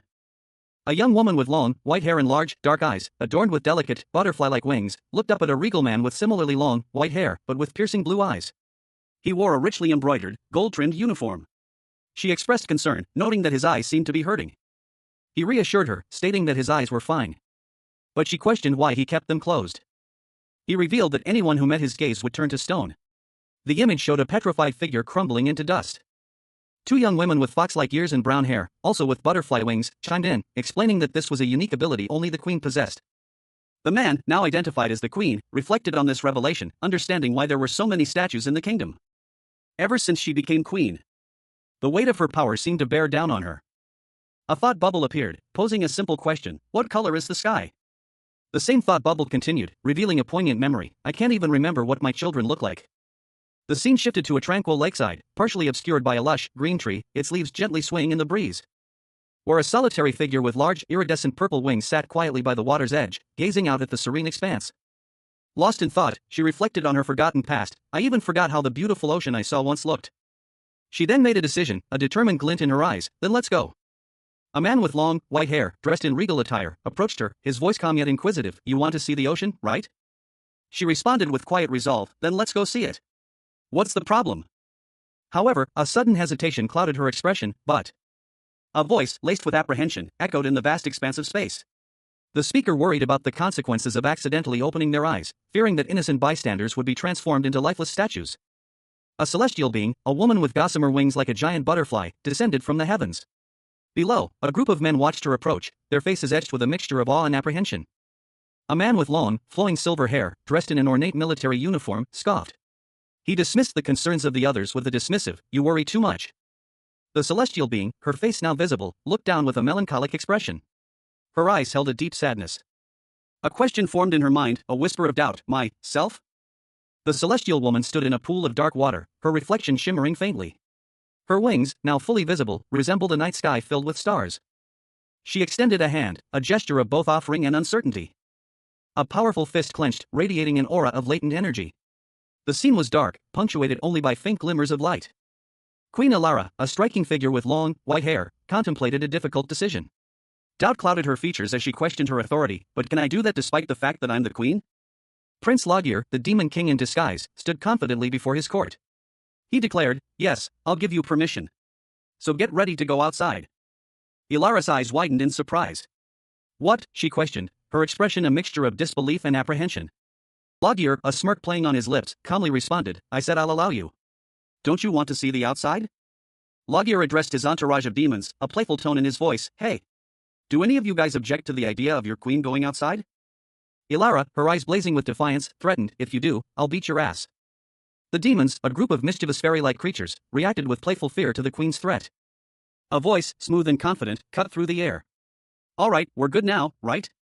The image showed a pair of hands clasped together, one adorned with a simple ring, the other with an ornate signet ring. The contrast was striking. A woman with long, flowing white hair and delicate, pointed ears smiled serenely. Her wings, partially visible, hinted at a supernatural origin. "You really are a strange person," she mused, a hint of amusement in her tone. Her hands, still clasped together, rested gently in her lap. A soft light seemed to emanate from them. The scene shifted to a tranquil ocean vista. A single word floated in a speech bubble: now. The woman with white hair stood before the ocean, her back to the viewer. She seemed lost in thought. She began to take flight, a faint smile playing on her lips. "But I'm plenty satisfied with just coming outside." High atop a rocky outcrop, Prince Logir, clad in regal attire, stood beside a striking woman with large, white wings. Below, three figures, a blond man in a blue cape, a dark-haired man, and a small, white creature, watched from a distance. The woman, seemingly exasperated, declared that wasn't the point. A nearby pair of fox-like creatures huddled together. One, with a comforting arm around the other, explained that the prince's wish hadn't been to go outside. Returning to the prince and the winged woman, the scene shifted. The woman, her expression softening, addressed the prince. She pointed out that he had kept his eyes closed for 500 years, and as the ruler, he had earned this right. She gently urged him, so open your eyes slowly. The focus shifted to the prince's eyes, slowly opening to reveal striking, dark irises speckled with tiny, sapphire-like dots. His face, now fully visible, showed a hint of wonder and curiosity as he gazed at the world around him for the first time in centuries. The prince and the winged woman stood together on a small, grassy outcrop overlooking a vast, tranquil ocean. Doves soared in the clear sky above them. They walked along the shore, the woman's wings catching the light as they strolled. The scene focused on the woman's elegant gown, its crimson hem trailing behind her as she walked beside the newly awakened prince. A man with long, flowing white hair and piercing blue eyes, dressed in an ornate military uniform, smirked. He addressed someone unseen, his voice dripping with smug satisfaction. How is it? You're glad that you listened to me, right? A young woman with long, white hair and large, expressive eyes, resembling an elf with delicate, dark butterfly wings, sat alone, tears streaming down her face. She whispered a single word, barely audible, yes. The elf stood beside the man in the military uniform, her expression a mixture of sadness and resignation. He observed her with a contemplative gaze, a slight scar visible beneath his eye. The elf's gaze shifted, her eyes widening as she spoke, a blush rising on her cheeks. Our eyes met. The elf recoiled, her face buried in her hands as she cried out in distress, "No!" A wave of crimson energy pulsed from her, a visible shockwave emanating outwards. The man watched, his expression unreadable, as he calmly asked, "What are you doing?" The elf, her face still hidden, trembled, a single question mark escaping her lips. A tall figure with long, flowing white hair, dressed in ornate, gold-trimmed white robes, stood against a bright blue sky. His expression was one of suspicion and concern as he questioned, "What are you trying to do?" Below him, a smaller figure with similar white hair, but wearing a flowing white dress, knelt, her face hidden. She appeared to be in distress. The kneeling figure spoke, explaining, "You thought I'd become a statue? I'm the Demon King. I mean, I've received the blessing of the ocean god, so I'm not affected by your curse." A faint sigh escaped the kneeling figure as she let out a soft, "Ha." The tall figure looked down at her, his expression softening slightly as he stated, "Now you got what you wished for, right?" She replied, her voice filled with gratitude, "I'm really grateful to you." Her face, now visible, held a gentle smile as she mused, "How could I ever repay you?" The tall figure, in a smaller inset panel, questioned skeptically, "You're not just saying that to be polite, right?" She responded with a small, confident smile, "Fairies never forget a savior." Prince Lodgir, the newly appointed Demon King, pondered the situation. His expression was one of thoughtful consideration, a hand resting gently on his chin. Meanwhile, two twin fairies, sent by the queen, approached Lodgir. The queen wondered if Lodgir was attempting to manipulate the contract by sending them. One of the fairies, her eyes wide, spoke. Her wish to open her eyes was separate from the contract's stipulations, she clarified. She promised to come to Lodgir's aid should he ever need her. Lodgir, assessing the situation, requested the fairy to sign the contract if her words were true. The fairy, despite uncertainty about ever needing to fulfill her promise, agreed to sign. She wasn't sure if she would ever need to help him, but she proceeded to sign the contract, carefully examining the ancient tome. The book, it turned out, was a record of those who had made vows to Lodgir. The fairy's signature was added to the book, solidifying her vow. She had a habit of making things concrete. The panel focuses on a close-up of a pair of striking, luminous blue eyes, belonging to a character with long, flowing silver hair. A voiceover clarifies that the book in question strictly enforces the promises made within its pages. A woman with long, white hair and striking features explains that she will not interfere in the conflict between the new prince and the angels, as her involvement would only worsen the situation. She continues, emphasizing that signing the contract is a two-way agreement, implying mutual obligations. The scene shifts to show the silver-haired individual, now identified as Lodgir, the Demon King in the prince's form. He confidently asserts that he is not lying, even when his truth is verified by an unseen eyes of truth. Lodgir signs the contract, the act shown by a close-up of a quill pen making contact with the page. A hand, presumably Lodgir's, touches the book, leaving a trail of blood on the page. The act appears to be painful. A dark, shadowy figure, resembling a stylized bat, detaches itself from the page, seemingly as a result of the contract's activation. The woman with white hair, having completed her part in the contract, instructs Lodgir to contact her through the twins if he ever needs her assistance again. The scene concludes with the woman handing the book to Lodgir, signifying the completion of the contract and the beginning of his new journey as Prince Lodgir. A voice, strong and resolute, echoed through the void. He declared, "Then I will answer that call." The figure of a man materialized, his long silver hair cascading down his shoulders. He held a book, its cover adorned with an intricate design and a glowing blue crystal. A regal air surrounded him, hinting at power and authority. Chapter 23 of the Book of Logir begins with an establishing shot of Kananzia, the capital of Kanas. A sprawling cityscape unfolds, showcasing the grandeur of the Kanasian architecture, with towering castles and intricate details dominating the skyline. The camera pans to a quieter corner of the city, revealing a serene canal flowing through a meticulously landscaped plaza, where a luxurious black carriage, emitting a faint green glow, glides smoothly along the cobblestone path. Meanwhile, in a bustling marketplace, a vendor boasts about the quality of his goods to a customer. The customer, a young woman with dark hair, selects an item and makes a purchase. Finally, the scene shifts to the Kanas Imperial Palace, a majestic structure that commands attention with its imposing presence.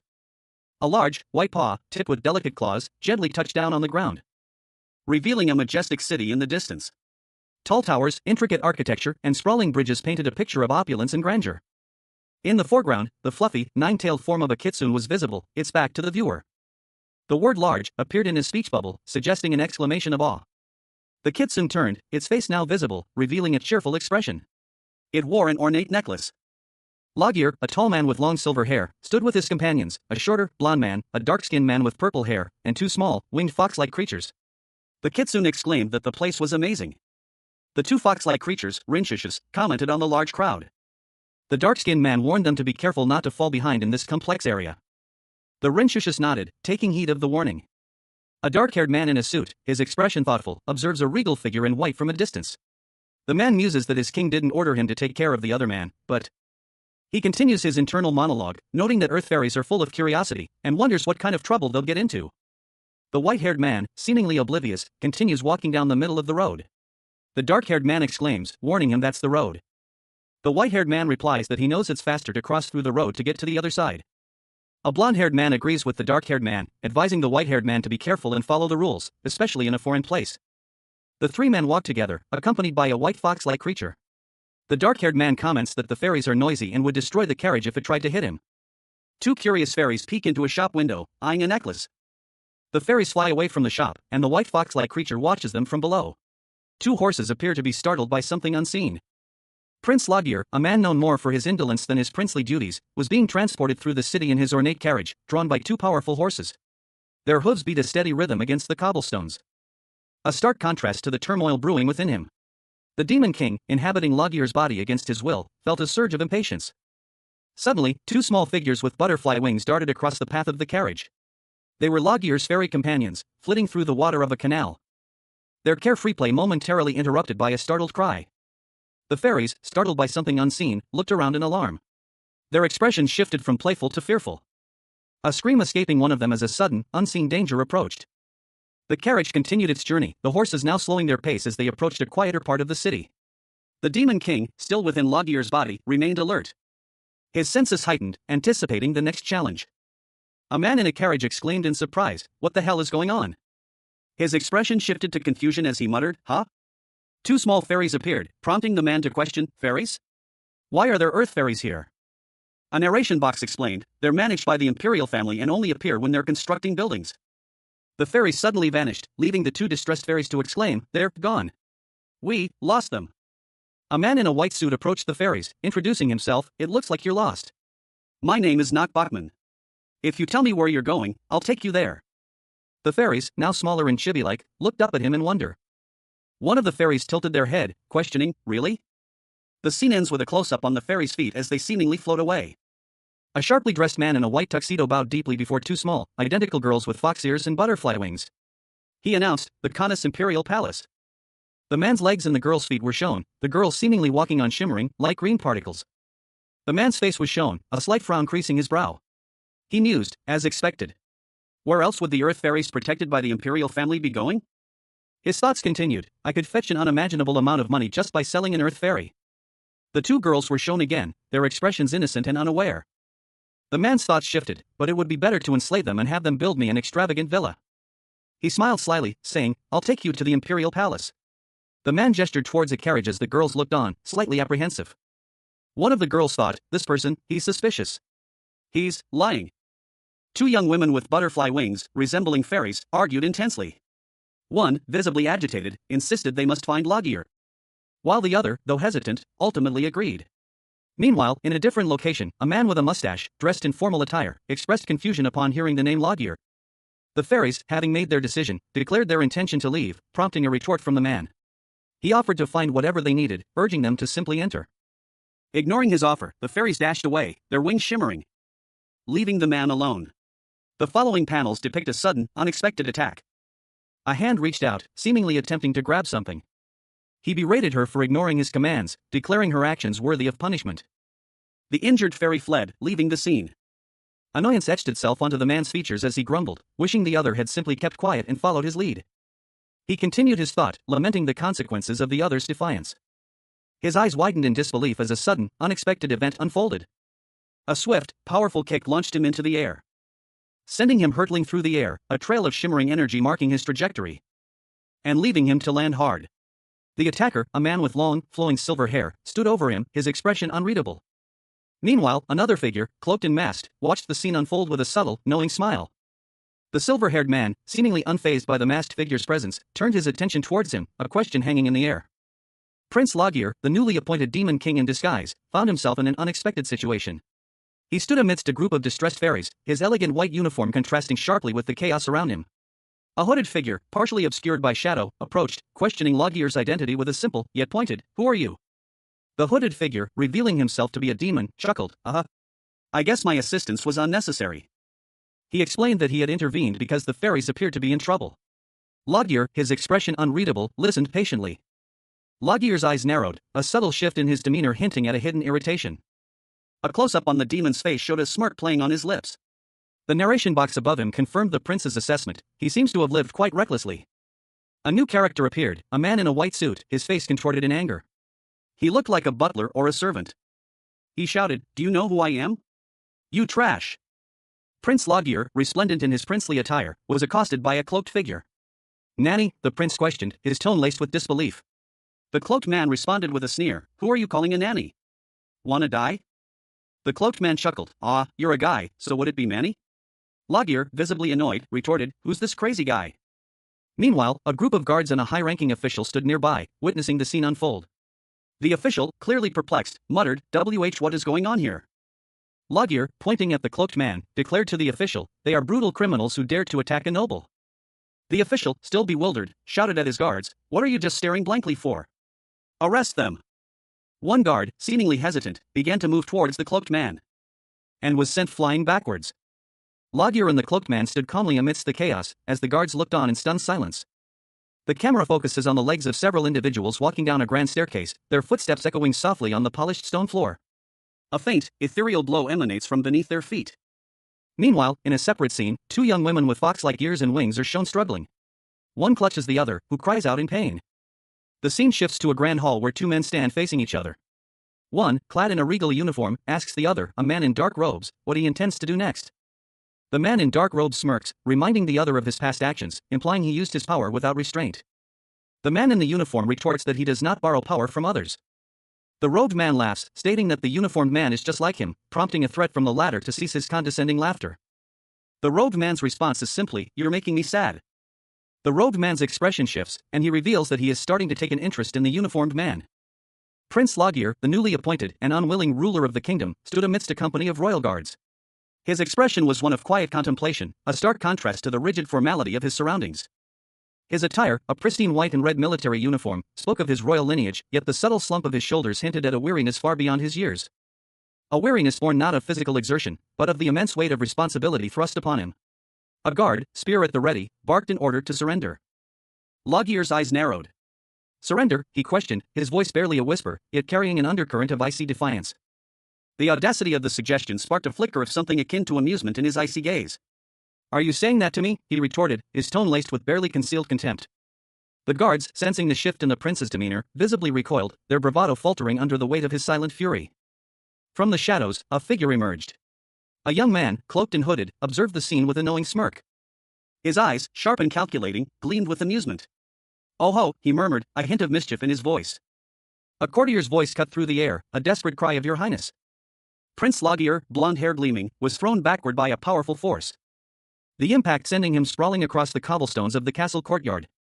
A knight, clad in shining armor, looked down at him in alarm, questioning, "Highness?" The demon king, inhabiting the prince's body, reached for the hilt of a hidden blade. A surge of dark energy illuminating the weapon as he drew it. A swirling vortex of power erupting from the blade and slicing through the air with terrifying speed. The blade's trajectory ended with a clean strike, severing the knight's spear. Prince Logir of Jerlala stood defiantly, his blonde hair gleaming, a sword held firmly in his grasp. Flanking him were two figures, one cloaked in shadow, the other a regal figure in white, their expressions unreadable. Logir's face was contorted in anger, his voice ringing out, "Withdraw your weapons. This man is the Prince of Jerlala." A knight, his face partially obscured by his helmet, questioned, "The Prince of Jerlala?" Close up on Logir's sword, its hilt adorned with a striking blue gemstone. The scene shifts to show Logir and another young man, both in similar attire, swords at their sides. A third young man, this one with dark hair, stands nearby, also armed. The camera angle shifts to reveal a group of soldiers standing in formation, their faces obscured by shadow, awaiting orders. Tension fills the air as Logir and his companions face the assembled soldiers. A moment of uncertainty hangs heavy as a nearby observer questions, "Come to think of it, Jerlala's prince, doesn't he have rare silver blue hair?" A man with a neatly trimmed mustache and a worried expression exclaimed, "A prince?" His internal monologue revealed a shocking realization that Brad is Jerlala's prince. A strikingly handsome man with long, flowing silver hair and piercing blue eyes stood regally, his attire suggesting a position of high authority. The scene shifted to an outdoor setting, where the silver-haired man from the previous panel stood alongside a young man with dark hair and a blonde prince. Two small, fairy-like creatures with fox ears and wings stood before them. The two fairy-like creatures spoke in unison, their words laced with apology, "We're sorry. As long as you've learnt your lesson, it's fine. Just make sure not to fall behind." The silver-haired man's eyes narrowed, a thoughtful expression settling on his face as he uttered, "Moreover." A young man with blonde hair, partially obscured by a dark hooded cloak, stood with a pensive expression. His green eyes held a hint of suspicion as he muttered to himself. He was approached by a woman with long, flowing silver hair, dressed in ornate, military-style attire. She seemed irritated, questioning his prolonged presence. The young man, seemingly unfazed, retorted that he didn't recall requesting her assistance. He then questioned her identity, referring to her as Jerlala's prince. His tone shifted, and he challenged her to a fight. The blonde young man mused about the upcoming coronation of Emperor Canis, a ruler who had ascended to power through regicide. The woman listened intently as he spoke of the new emperor's bloody rise to power. The woman questioned the appropriateness of celebrating such a violent event. The blonde young man's expression hardened, his eyes glowing with an unsettling intensity. He countered that it was irrelevant whether she celebrated or cursed the new emperor's reign. His gaze was unwavering, conveying a sense of cold indifference. The scene opens on a sun-drenched courtyard. Two young children, a boy and a girl, presented bouquets of flowers. A woman in a simple dress stood nearby, holding a basket of laundry. The overall atmosphere is one of gentle happiness. A thought bubble appears, stating, "They all have a screw loose." The scene shifts to a bustling town square. A small boat is being launched into a river, with people cheering and celebrating. A young boy watches with a look of wide-eyed wonder, while a young man with blonde hair observes the scene with a cynical expression. His thought bubble reads, "Why are they so happy to celebrate another's tragedy?" The perspective changes to show a stern-looking man in military attire, addressing someone off-panel. He states that those who oppose the new emperor and revolt against him would all be in their graves right now. The blonde young man from earlier is shown adjusting his dark cloak, his expression unreadable. He lets out a hearty laugh, his face now clearly amused. His words, "Ah ha ha ha ha. You're quite amusing," echo in the air. As he touches his forehead, a mischievous glint in his eyes. The scene opens on a grand palace courtyard. A cloaked figure, their back to the viewer, stands prominently. Three other individuals are visible in the background, a man with dark hair in a suit, a tall man in a military-style uniform with silver hair, and a blonde-haired man in a blue cape. The cloaked figure's cape billows slightly, suggesting movement. The blonde-haired man from the previous panel is shown in closer detail. He is smiling slyly, his face partially obscured by the shadows of his dark hood. He thinks to himself that waiting for thanks is pointless. The cloaked figure turns and waves, addressing someone unseen. He calls out, "I'll see you next time, fairy nanny." He departs, leaving the silver-haired man alone. The silver-haired man mutters to himself, questioning the strange behavior of the cloaked figure, referring to him as a crazy bastard. The silver-haired man continues his internal monologue, expressing confusion about why so many people seem eager to meet him again. The scene shifts to an evening view of the palace, bathed in the warm glow of the setting sun. The panel shows a close-up of a pair of white paws with pink pads, belonging to a small, fluffy creature. Two fairy-like creatures with fox ears and wings are shown lying on a bed, playfully interacting with the white, fluffy creature from the previous panel. One of them giggles, saying "Hongso." Prince Logir, the newly appointed demon king in disguise, lounges comfortably on a plush chair within the palace. A regal-looking woman with silver hair and a fox-like demon companion approach him. The woman inquires about Logir's whereabouts, noting the lateness of the hour. The woman offers to escort Logir, suspecting his intentions are to investigate the imperial palace.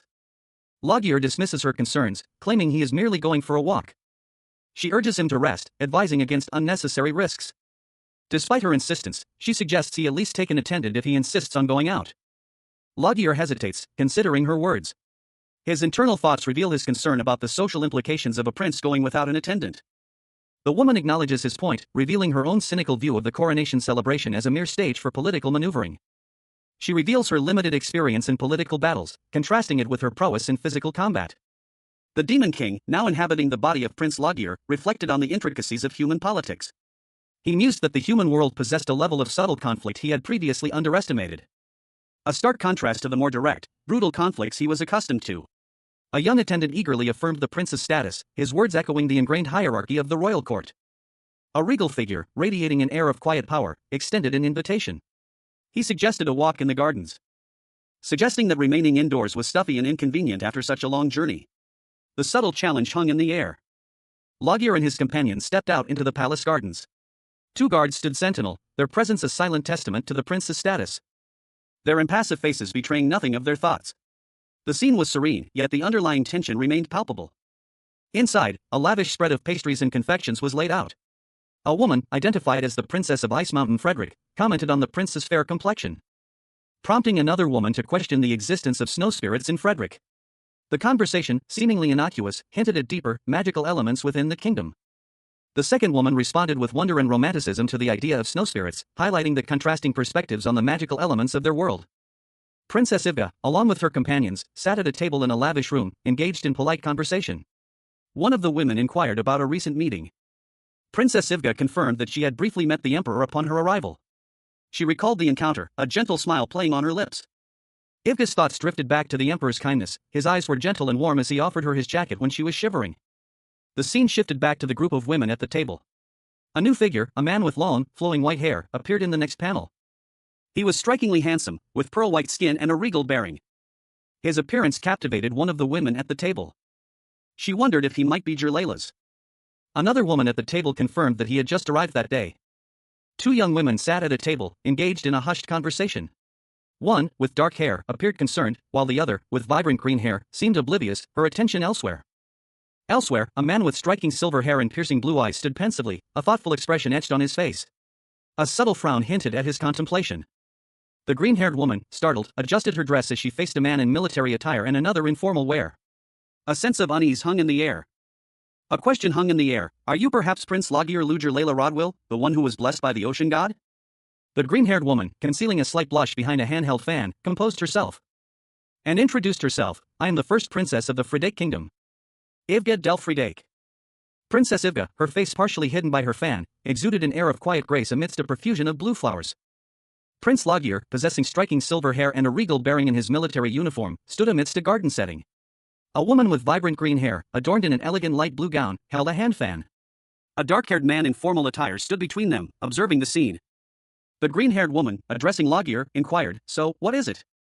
Laguerre, his expression serious, responded, "If you called me, then you should tell me what you want." The green-haired woman explained that they had been chatting because a large event was about to begin, and they were wondering if he would like to join them.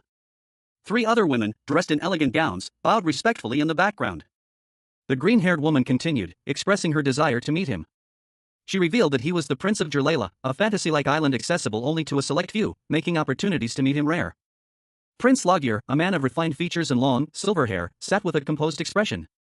His dark military uniform, accented with gold braid, spoke of his royal status.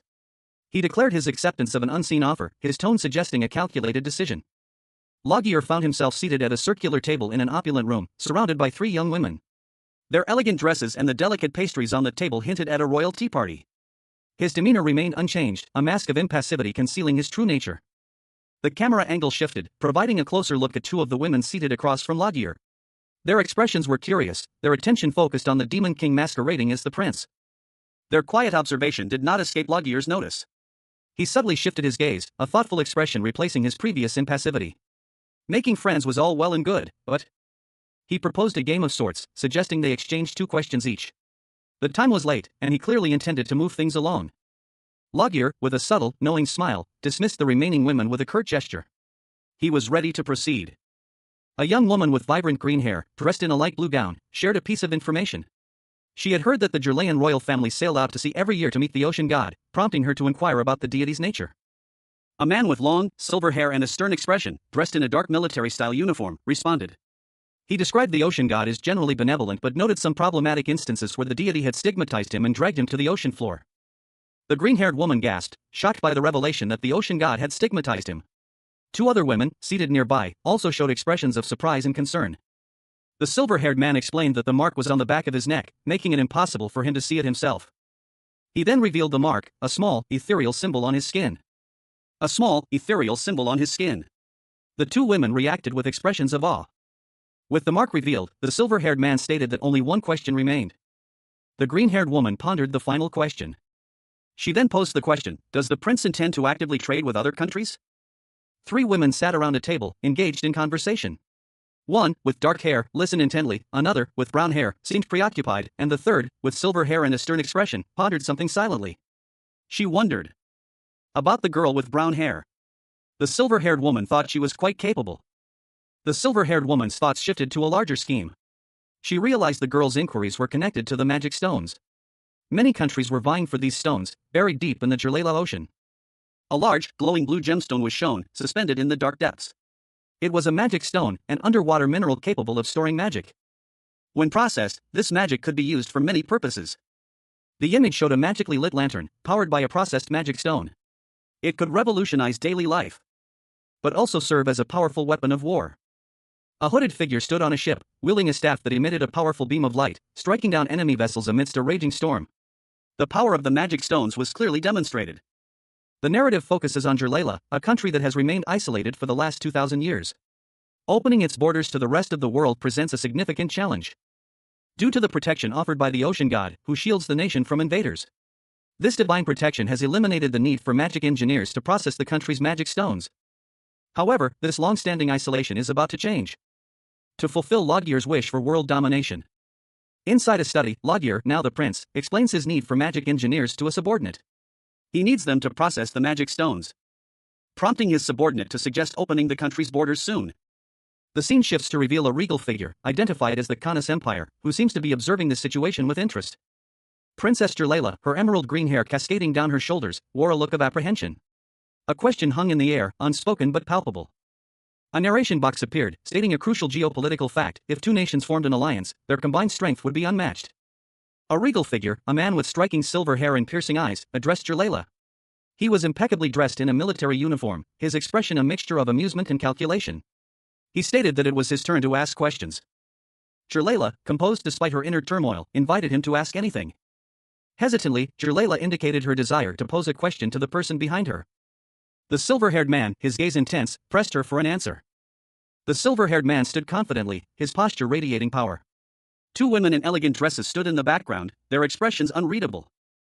A close-up revealed a man with blonde hair and a few scars on his face, pondering his next move. Jirlela and several other women, their faces partially obscured, stood together, a sense of anticipation hanging in the air. A young woman with dark hair, dressed in a dark blue sleeveless gown, sat on a marble floor, a look of distress etched on her face. Beads of sweat dotted her forehead as she anxiously wrung her hands. Two other young women, one with brown hair and a yellow dress, the other with vibrant green hair and a light blue gown, stood nearby, mirroring her distress. Their worried expressions reflected the shared tension. The scene shifted to reveal the emperor of the Kanas Empire. He was a man with blonde hair and tan skin, his expression one of smug confidence as he sat upon his ornate throne. A man with long, silver hair and piercing blue eyes appeared, a sly smile playing on his lips. He wore a dark military-style uniform, adorned with gold accents. The emperor threw his head back, unleashing a hearty laugh that echoed through the room. His face was contorted in amusement.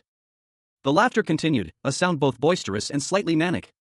Until he finally settled back onto his cushions, a self-satisfied smirk replacing the unrestrained mirth. He defended himself, stating that beating up bad nobles was his specialty, not a fetish. The silver-haired man let out a small, exasperated sigh. Prince Logier, with a smirk playing on his lips, questioned the Demon King's casual demeanor. He pointed out the incongruity of their informal conversation, given the king's newly acquired status. The Demon King, now Prince Logier, responded that he would show more respect from then on, addressing the prince by his title. Logier, however, expressed his preference for their current, informal dynamic. Logier admitted that it had been a while since he'd felt comfortable speaking so freely with someone. Logier then explained that even his former friends had become uncomfortable around him, causing him considerable annoyance. The conversation shifted. Logier questioned the necessity of the emperor's presence in the city, expressing his own feeling of suffocation from being in such a stifling environment for so long. The Demon King, now Prince Loggear, curtly dismissed the act as irrelevant to his current concerns. Loggear called the Demon King petty for his actions, to which the Demon King apologized. The Demon King, accepting the label, then asked Loggear why he saved the Earth Fairies. Prince Loggear, clad in opulent royal attire, mused silently.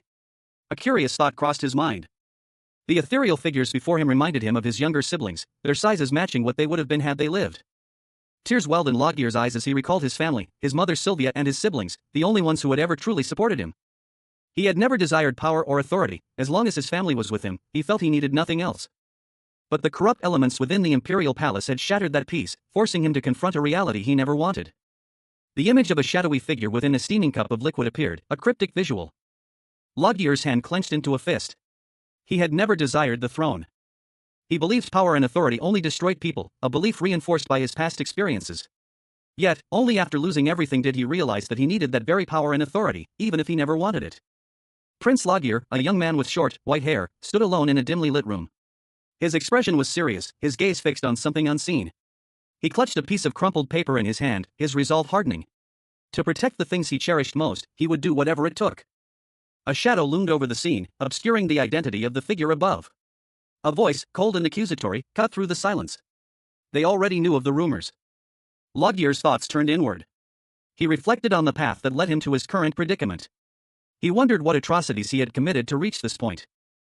Seated on an ornate throne, a man with blonde hair and piercing eyes brooded. His hands were steepled beneath his chin, his expression one of intense contemplation. He was clearly troubled by the weight of his actions. A close-up revealed a sliver of a face, belonging to someone with long, white hair. A sinister smile played on their lips. A voice, sharp and questioning, interrupted the tense silence. Why were they being told all of this? The speaker was revealed to be Luger Layla Rodwell, a figure of authority with long, white hair and a stern expression. She sat regally, arms crossed, her gaze unwavering. The blonde-haired man, still seated on his throne, spoke again, his tone laced with a hint of amusement. He recalled their first encounter, a chance meeting on the streets. He remembered a peculiar detail from that day. Luger Layla Rodwell had the same smell as him. A powerful, demonic aura emanated from the figure with golden hair and piercing green eyes. He inhaled sharply, his expression hardening as the scent of blood filled his nostrils. A subtle tremor running through his jaw as he registered the grim reality. Beside him, a woman with long, silvery hair and striking blue eyes stood, her face etched with a mixture of apprehension and grim determination. A voice, cold and echoing, declared that the recently deceased prince shared a certain scent with the speaker, the smell of blood. The young prince, with a sinister grin, proclaimed that he and the speaker were one and the same. He extended a hand, his expression a mask of unsettling amusement. The name Loggear appeared, written in crimson, as if dripping blood. Someone called out the name Loggear. The name Loggear was repeated, this time with a softer, gentler tone. A creature, resembling a fox with pink fur and large ears, cheerfully announced that Loggear was awake. Prince Loggear, a young man with long, silver hair, lay in bed with Tay, a nine-tailed fox, nestled beside him. Tay playfully suggested they spend the day together. But Loggear, his expression weary, flatly refused to play with Tay. Loggear got up and headed towards a door, Tay following close behind. Where he encountered a dark-skinned butler in formal attire, who announced the arrival of an important guest. The butler informed Loggear that the emperor of the Kanas Empire wished to have breakfast with him. Loggear, back in bed with Tay, reacted with annoyance, questioning why the emperor couldn't simply eat alone. The butler confirmed that the visitor was indeed the emperor of Kanas. Loggear sighed, resigning himself to the emperor's request, and instructed Tay to prepare for their departure. The butler responded with a respectful affirmation. The scene opens in a lavishly decorated room, hinting at the opulence of a royal palace. Two ornate plant stands, one holding a lush green plant and the other a delicate flowering one, flank a wide expanse of polished marble floor. Prince Loggear, a young man with striking purple hair, stands with his head bowed, his expression somber. Beside him, a taller figure with long, flowing silver hair and a regal bearing, stands patiently. A blonde-haired man in military attire approaches them, sword at his side. The blonde man, addressing the silver-haired figure, politely informs him that he will remain on standby nearby. He gestures respectfully. The silver-haired figure acknowledges the blonde man's words with a slight nod. And the blonde man departs, leaving the prince and the silver-haired figure alone. The camera focuses on an ornate door handle, suggesting an impending transition to a new scene. The silver-haired figure leads Prince Loggear into a large dining hall, filled with elegantly dressed nobles and servants. The atmosphere is one of quiet formality. Prince Loggear, the newly appointed demon king in disguise, sat at the royal dining table, a thoughtful expression on his face. He questioned whether the previous prince's last wish was merely to share a meal with his companions. His two companions, seated across from him, seemed to be enjoying their meal. One of them winced slightly, a subtle sign of discomfort. The other companion, a man with a bandage on his head, sat with a pained expression, his hand resting on his jaw. Loggier observed them both. The bandaged man's confusion deepened, his brow furrowed in thought. He seemed utterly perplexed. Loggier watched him, his expression unreadable. A subtle shift in his demeanor hinted at a plan forming in his mind. The bandaged man suddenly laughed, a somewhat manic sound, startling Loggier slightly. He seemed to have come to some sort of realization. Loggier's expression softened into a subtle smile, a hint of amusement in his eyes. He seemed pleased with the turn of events. With a swift, decisive movement, Loggier kicked the chair from under the bandaged man, sending him sprawling to the floor. A heavy, dark red curtain parted slightly, revealing a glimpse of what lay beyond. A lavishly decorated dining hall, where 3 figures were seated at a large table laden with food. One, a young man with dark hair, delicately picked at a dish; another, a blond man, watched him with an expression of intense interest; and a third, an older man with gray hair, looked on with a more subdued curiosity. The scene shifted slightly, revealing a 4th figure entering the room. This individual, also a young man, possessed dark blue hair and a serious demeanor. A servant approached the table, carefully placing a dish before the dark-haired young man. As the blond man's eyes followed the movement with unwavering attention, a grand hall, opulent and spacious, is revealed. A young man with blonde hair, wearing a regal red cloak and ornate crown, enters, flanked by several attendants. The blonde prince stands before a large gathering, his back to the viewer, surveying the assembled guests. Prince Loggier, a young man with vibrant blonde hair and a confident smirk, addressed the room. "Good morning, everyone." His tone was polite, yet held an undercurrent of something else, something that hinted at the immense power he secretly wielded. He stood before a lavishly set table, the sunlight catching the gold embroidery on his regal attire. A woman, partially obscured by a veil, watched him from across the room, her expression unreadable. Loggier, seemingly unfazed by the silent scrutiny, offered a casual wave to the unseen guests.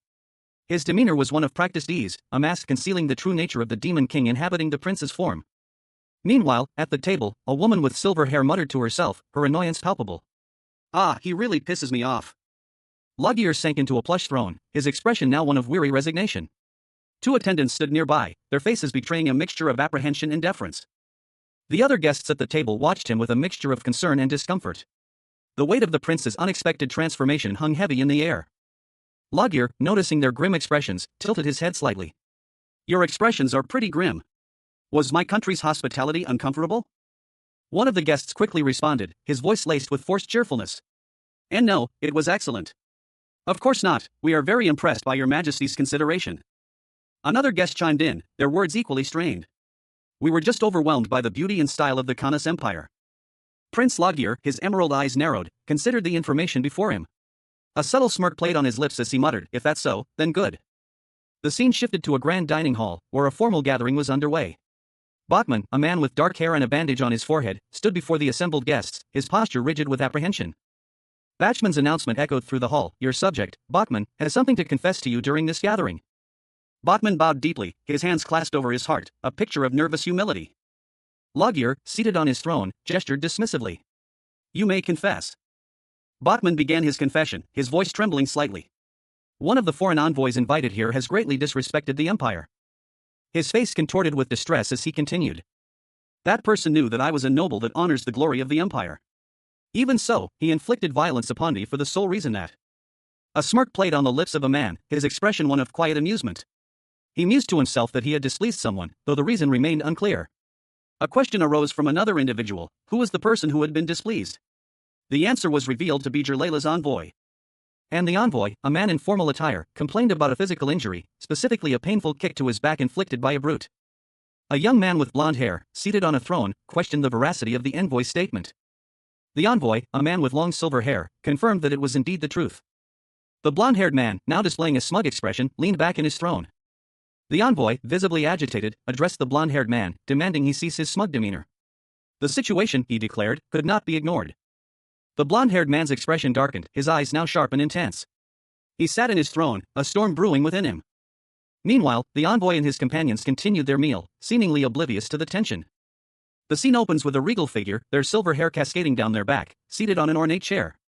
"It seems the word audacity was created for situations like this," they mused, while another voice countered that their words were not the truth. The silver-haired figure continued, explaining the reason for their violent actions. The reason why they inflicted violence upon him was because he tried to kidnap the Earth Fairies under their protection. The silver-haired figure warned that if anything happened to those Earth Fairies, the treaty they made with the Queen of the Earth Fairies would be broken. Therefore, they were only trying to protect the fairies. However, another individual, a man with a bandage on his face, interjected, stating that, on the contrary, they believe the actions of the man who claims himself to be a noble of the Kanas Empire is a serious diplomatic issue. The scene shifts to show two other men, seemingly nobles, observing the bandaged man with concern. The bandaged man's anxious expression is highlighted. The bandaged man's statement is further clarified: the Earth Fairies are allies of the Empire. A gloved hand delicately traced the hilt of an ornate sword, its golden embellishments gleaming subtly. The hand's owner, unseen, murmured a question: "You say a treaty?" A question directed at a young man with blonde hair, his profile sharp against the opulent backdrop of a palace. He leaned forward, a smirk playing on his lips as he inquired, "Tell me what sort of treaty you've made with the fairies." A man with long, silver hair and piercing eyes answered, his expression serious. "It is a treaty to allow the two fairies named Rinchuwu and Ranchuwu to enter Jerlela as a foreign exchange in exchange for borrowing their architectural skills." He continued, his tone calm yet firm, "If you require proof, then I can show you the record of the agreement." The scene shifted to a grand dining hall, where the blonde man and the silver-haired man sat at a table with others.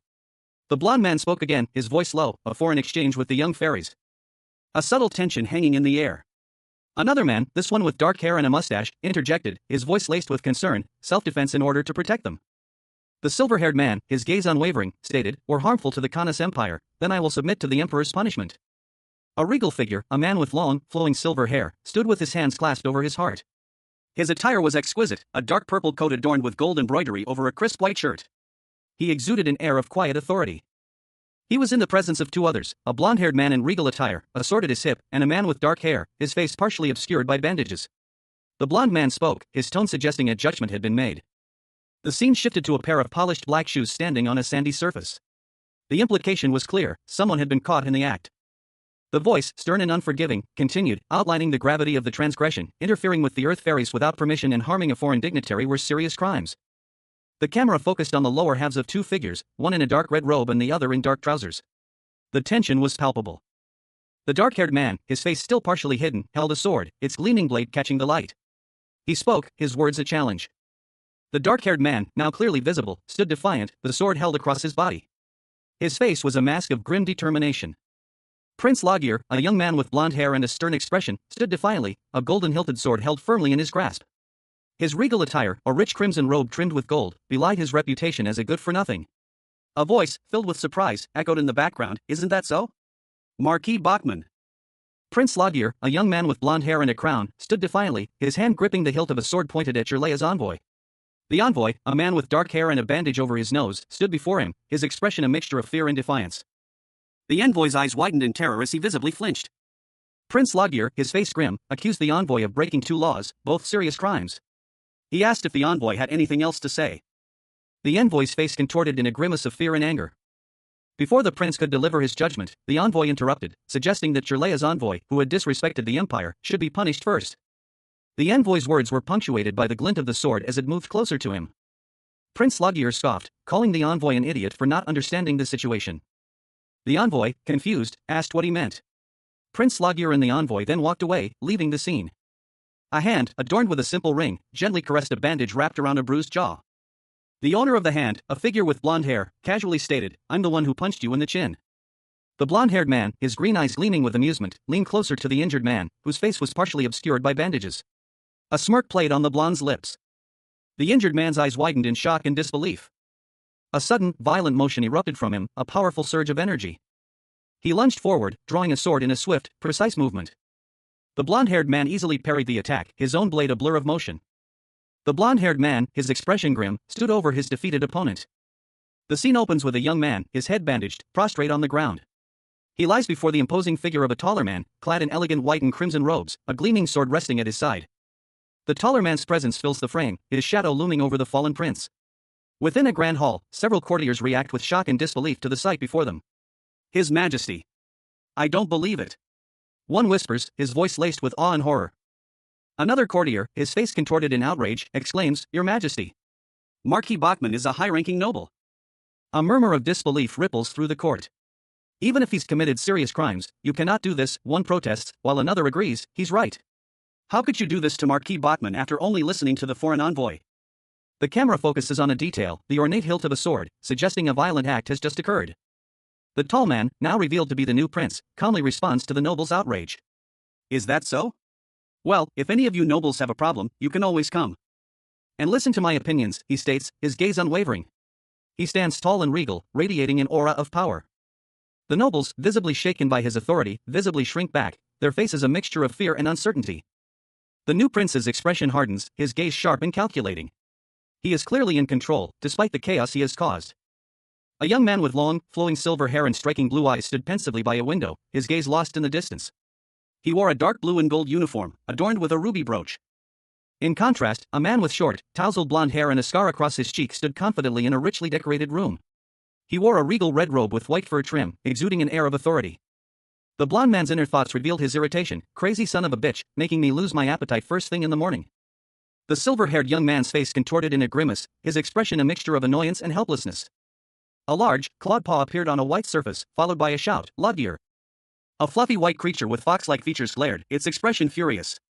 "Who do you think you are?" It continued its outburst, its voice laced with resentment. "Who do you think you are to treat me like this?" A white nine-tailed fox, adorned with a delicate bell collar, sat alone, a blush creeping across its features. A single, crimson tear traced a path down its cheek. Its sorrowful whimpers echoing across the grand palace courtyard below. The fox's distressed cries filled the air. 2 empty champagne bottles lay on a table, their necks slightly askew, hinting at a recent celebration. A woman with vibrant green hair reflected on the events, a wry smile playing on her lips. She internally mused that offering alcohol to Prince Lodgear had been a mistake. Her gaze fell upon the still-sobbing fox. She realized she wouldn't have many opportunities to interact with the ocean god's elemental in the future. At the current rate, she worried she wouldn't even be able to have a proper conversation with the creature. 2 women, Lady Sedna and her companion, discussed their exclusion from the Emperor's feast, a shared grievance over their gender. The fox, still somewhat distraught, looked up, a hopeful expression dawning on its face as Lady Sedna suggested they spend some quality time together. 2 women, one with dark hair and a blue dress, the other with vibrant green hair and a light blue gown, sat at a table laden with teacups and pastries. The dark-haired woman exclaimed, her eyes wide with surprise, "Sedna?" Suddenly, a fluffy, nine-tailed fox creature with pink fur tumbled onto the table, its delicate paws landing softly amidst the teacups and cakes. Then gracefully hopped onto a nearby balcony, its pink ears twitching. The fox tilted its head, a curious expression on its face. "Ha! It's the moon." The green-haired woman, Sedna, pointed upwards. "Look! The moon is up." The dark-haired woman responded skeptically, "Huh? The moon? There's no way the moon would be up at this hour." The fox, from its vantage point, indicated a pond. "Not there, in the pond. Look over there. It's the moon." The reflection of the moon was visible in the still water of the pond. "Looks like it's at the bottom of the pond." The fox, its 9 tails swishing excitedly, declared, "I'm gonna go get it." Sedna called out anxiously, "Lady Sedna." A disturbance in the water, a swirling vortex of bubbles rose from the depths, revealing a kitsune, a 9-tailed fox, gracefully swimming through the underwater scene. The kitsune's gaze was sharp, its expression alert as it navigated the aquatic environment. Its movements fluid and precise. It seemed to be searching for something specific. A faint luminescence guiding the kitsune's path. "Ah, there it is," the kitsune exclaimed, having found its target. Meanwhile, elsewhere, 2 women conversed. One of them asked, worriedly, "Do you think Lady Sedna is all right?" Saying that the moon's in the pond. As the second woman spoke, a golden orb emerged from the water. A white, fox-like creature with reddish markings emerged from the water, its fur glistening with droplets. It shook itself, sending a spray of water into the air, leaving behind a small ripple in the otherwise calm water. 2 young women watched from a nearby courtyard, concern etched on their faces. One of them called out, inquiring after the creature's well-being. The fox-like creature, now identified as Sedna, approached them, carrying a large, golden object in its mouth. The golden object was revealed to be a turtle-like shell, causing a gasp of surprise from the women. One of them exclaimed in disbelief, recognizing its significance. Sedna, however, claimed the object as her own, having found it. Sedna, clutching the golden shell, giggled to herself, anticipating Lodgear's delight at receiving it as a gift.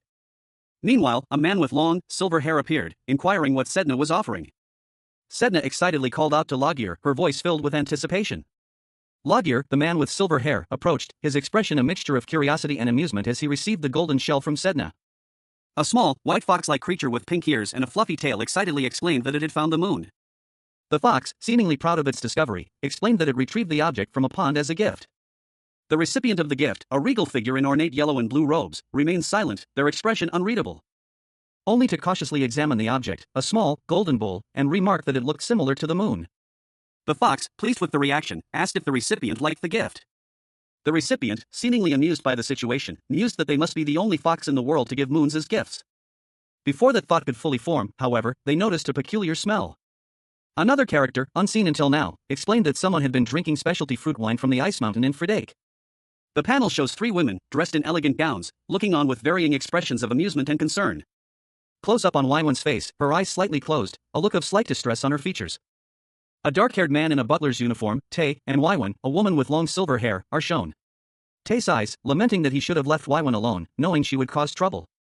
Waiwen takes responsibility for the mess, while a small, pink fox-like creature lies on the floor, claiming innocence. Tae is instructed to take the intoxicated Waiwen to her room. He readily agrees.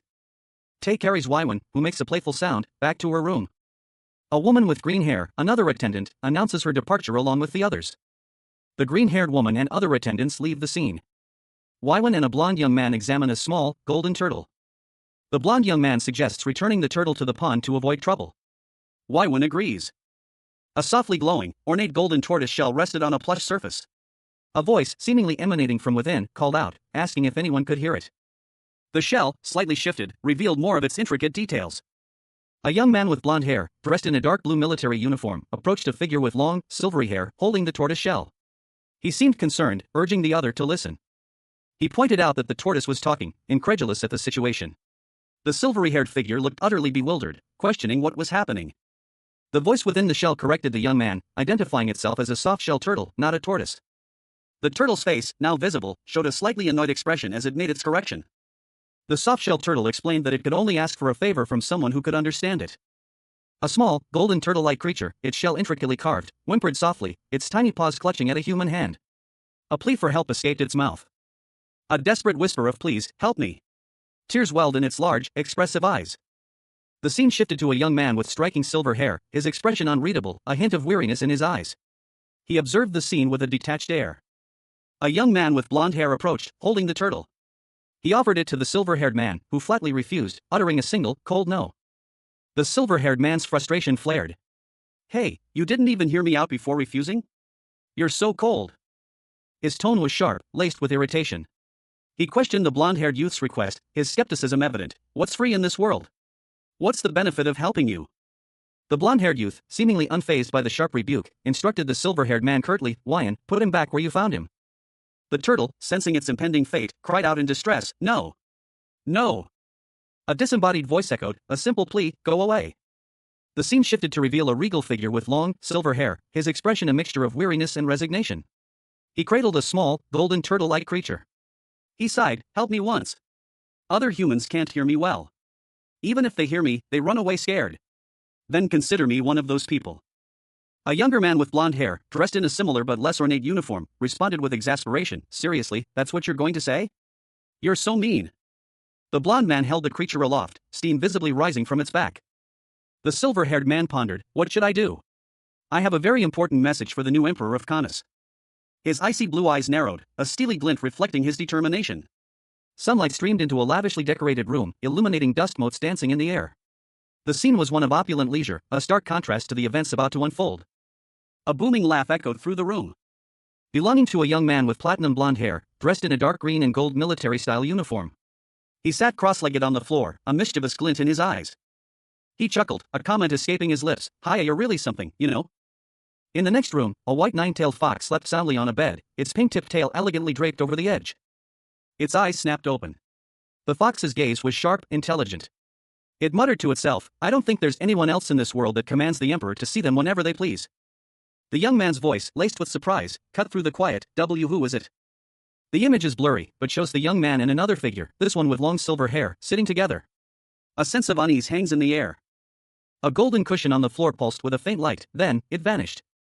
In a lavishly decorated room, Prince Lodgier, a young man with blonde hair and a confident smirk, reclined on a plush cushion. Beside him sat a white fox-like creature, clutching a golden object. A woman with long, silver hair observed them both, her expression unreadable. The silver-haired woman, her face etched with disapproval, addressed the fox, "You still think this is a moon? You drunkard fox." The fox tilted its head, confusion evident in its large eyes. "Ha? This isn't a moon?" Lodgier sighed, rubbing his temples. He muttered, "You still have too much alcohol in your system, just go and sleep some more." A small, yellow turtle emerged from behind a cushion. It declared, "I'm not a moon, but a soft-shell turtle." The fox's eyes widened in shock. "What? This moon? I mean, this soft-shell turtle just spoke. The silver-haired woman rolled her eyes. That's kind of contradictory coming from a talking fox. Prince Logir, the newly appointed demon king in disguise, sat calmly on the floor, stroking a golden soft-shell turtle. A narration box above him revealed that this creature had lived in the pond for 1,000 years. Meanwhile, a blond man in regal attire, his expression one of perplexed curiosity, pondered aloud. He could hear the ocean god's fox, but not the others present. Logir, petting the ocean god's fox, explained that the fox's ability to communicate was special, given its status as the messenger of the ocean god. The blond man, feeling excluded, remarked that he felt left out, being an ordinary human among such powerful beings. Logir, a smirk playing on his lips, retorted that such a statement was absurd, given the blond man's status as the emperor of Canis. The emperor, surprised, confirmed his identity. He then asked the ocean god's fox to take good care of him. The fox, in turn, asked Logir if he wanted help communicating with the golden soft-shell turtle. The emperor then realized that it would be easy for the ocean god's messenger to facilitate communication. Logir, the demon king now inhabiting the body of the deceased prince, prepared himself. His long silver hair cascaded down his shoulders as he adjusted his ornate, dark blue jacket. He muttered to himself, ready to begin the tasks set before him. Sedna, a small, fluffy white creature with pink ears and a charming collar, approached Logir, tilting its head inquisitively. It questioned him, its voice soft and curious. Logir, in response to Sedna's question, explained their destination, the pond where Almond, a significant figure in the prince's life, used to reside. The scene shifted to a tranquil pond, sunlight shimmering on the surface of the water. Reeds and small green plants lined the edges. Logir, Sedna, and two other figures, one with blonde hair and military attire, the other with dark hair and a more formal suit, walked away from the pond. They moved with purpose. The blonde-haired man addressed Logir, inquiring about the prince's final message for the emperor of Canis. Logir and the blonde-haired man continued their walk, the latter's hand resting near the hilt of his sword. The tension between them was palpable. A small, golden turtle spoke, its voice surprisingly clear and strong. It urged an unseen companion to follow it to a sealed gate at the bottom of a nearby pond.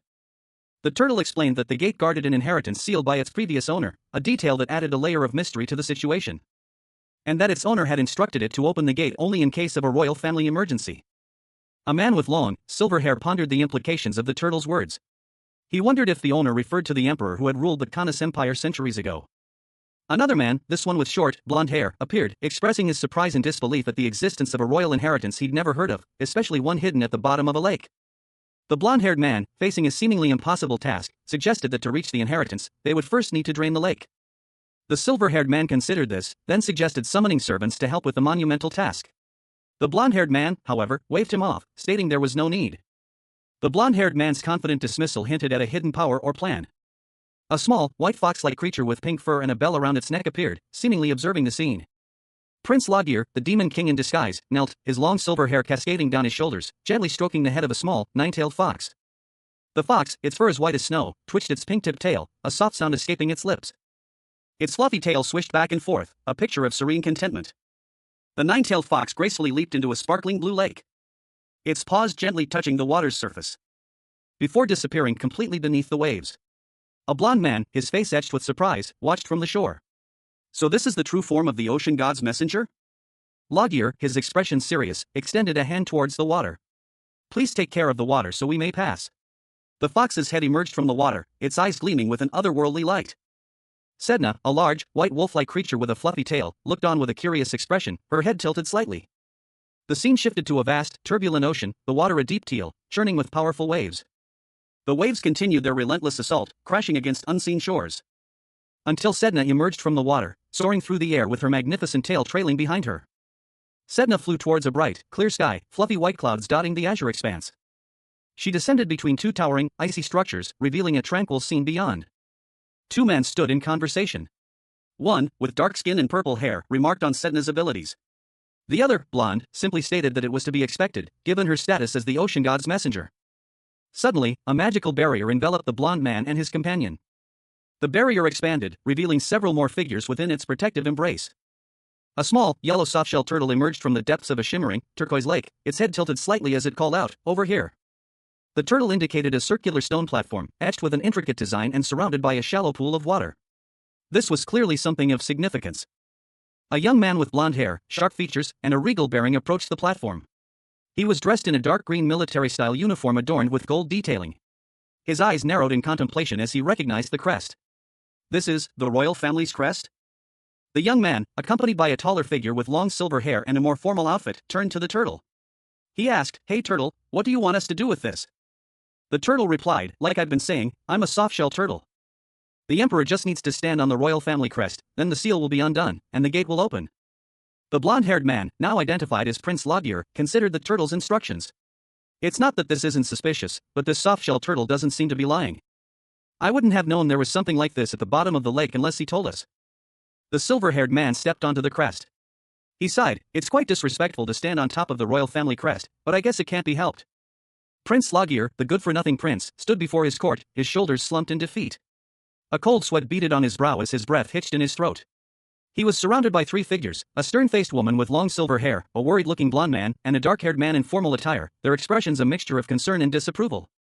A sudden, inexplicable energy surged through the room, leaving everyone stunned and questioning what had just transpired.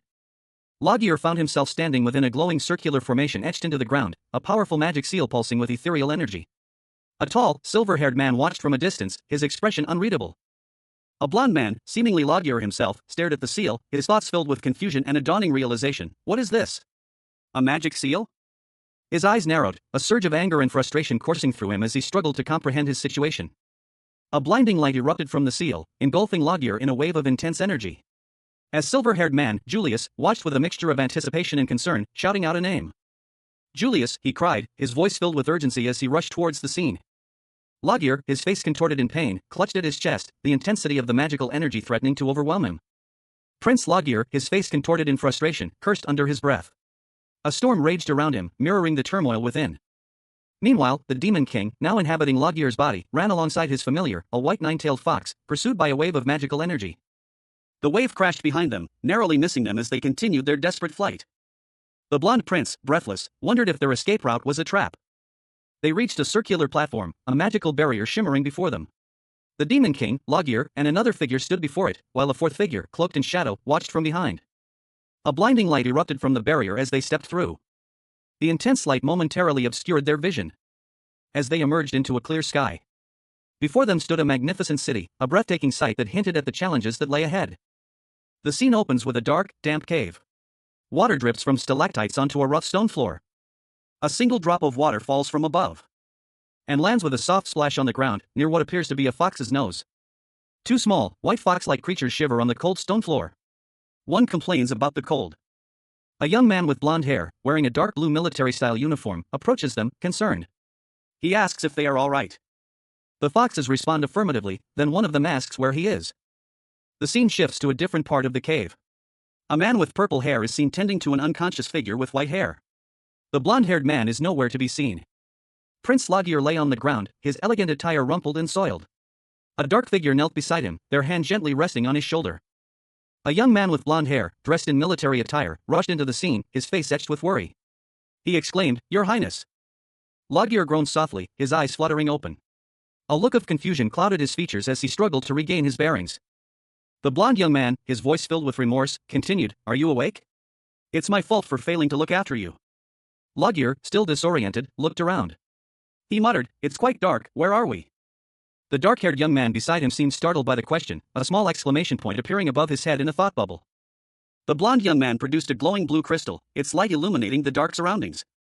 A surge of purple energy erupted from the crystal, filling the panel with ethereal light.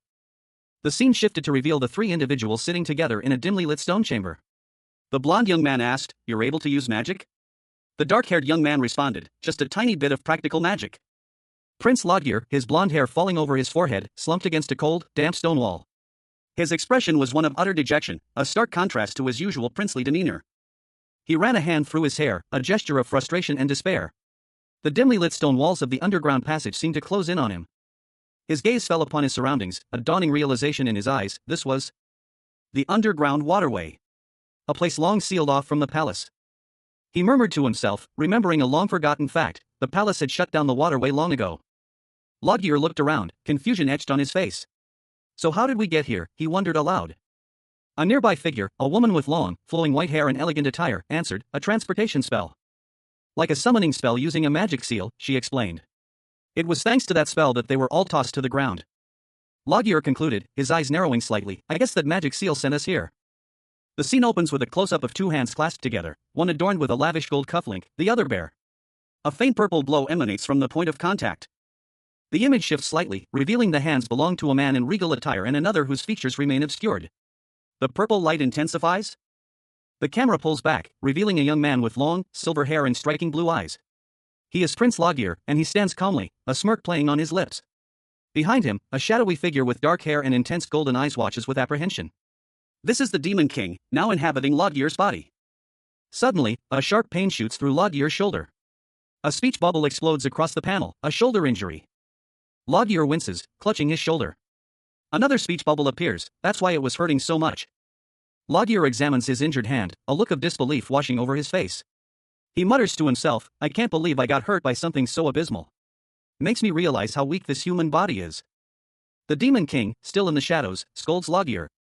He exclaims, you should have avoided it if it seemed dangerous. Why did you do something so rash? Loggear retorts, so I should have let this guy get sucked into a transportation spell on his own?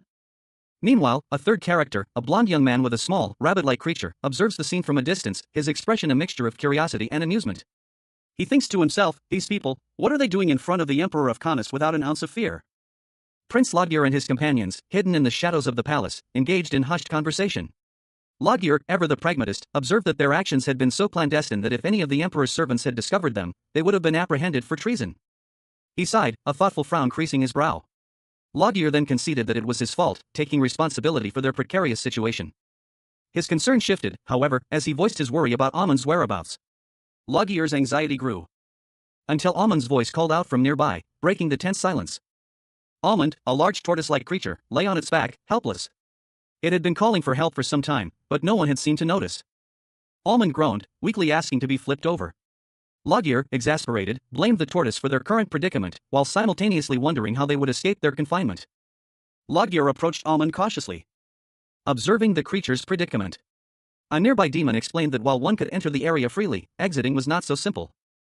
A mysterious, ethereal voice echoed through the chamber, its words carrying an unsettling weight. The magic seal protecting this place was only at the entrance. The Demon King, Loggear, now inhabiting the body of the deceased prince, felt a surge of disbelief. His eyes widened, a silent question forming in his mind. What did this mean? His companion, a young man with blonde hair, voiced his confusion, questioning the lack of a magical seal connecting them to the outside world. The ethereal voice confirmed the unsettling truth, there was no magical exit. Loggear, ever pragmatic, immediately shifted his focus. Fine, he thought, what's the method we can use to get out of here? The ethereal voice hesitated, a sense of mystery hanging in the air. Before revealing that it only knew the way to the inheritance. Loggear's frustration boiled over. You stupid freaking tortoise! How does that even make sense? Amidst the frustration, a small, fox-like creature, Sedna, noticed Loggear's discomfort. But Loggear, she said, your shoulder hurts. Sedna, with surprising skill, used healing magic to soothe Loggear's pain. Loggear's companion, awestruck, exclaimed at her incredible ability. Sedna, a little embarrassed by the attention, modestly reminded them of her identity. A small, white fox spirit with 9 tails, its expression one of playful mischief, announced its limitation. I can only use healing magic if there's a large supply of water, but there doesn't seem to be much of it here. A young man with dark purple hair and intense golden eyes scowled at the fox spirit. His disdain was palpable, what a useless being. He then offered a solution, his tone softening slightly, then I will provide you with first aid for now, your highness. A man with long silver hair, dressed in a dark, ornate uniform, looked at a blonde-haired man in similar attire. The blonde man, clearly injured, responded curtly to the silver-haired man's request, upper garments and show me your wound. All right. The silver-haired man explained, knights always have injuries so we carry bandages and hemostatic agents at all times. A small, overturned turtle pleaded for help, could someone please flip me? The 3 men, the silver-haired man, the blonde man, and a third man with dark hair, walked away from the scene. Meanwhile, the purple-haired man and the 9-tailed fox spirit followed behind them at a distance. Prince Loggear, his face bearing the faint marks of a recent struggle, contemplated his next move. A young woman with long, silvery hair stood beside him, her expression clouded with worry. He mused aloud that he would have to find the inheritance, given the current turn of events. Meanwhile, a giant tortoise, seemingly sentient, rested nearby. Loggear, addressing the creature, questioned whether they were on the right path, given that everyone was suffering. The tortoise had warned that the royal family was in danger. Loggear, surprised, questioned the veracity of this claim. The woman beside him, however, dismissed the warning, noting that a similar prediction had been made before. She explained that when the royal family is in danger, the inheritance must be delivered. She then pointed out that, from an outsider's perspective, Canis appeared to be a nation of peace and prosperity. Loggear, standing tall and resolute, reflected on the irony of a prince from another nation visiting Canis as a diplomat, given the current circumstances.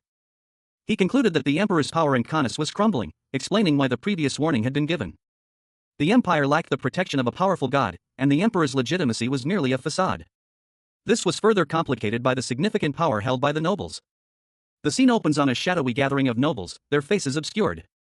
A voice, presumably that of a narrator, explains that to control these powerful individuals, the emperor requires immense power. And the next panel reveals the emperor himself, a young man with blonde hair, seated regally on a golden throne, radiating an air of quiet authority. The camera angle shifts, focusing on the emperor's feet, still upon the throne, emphasizing his regal posture.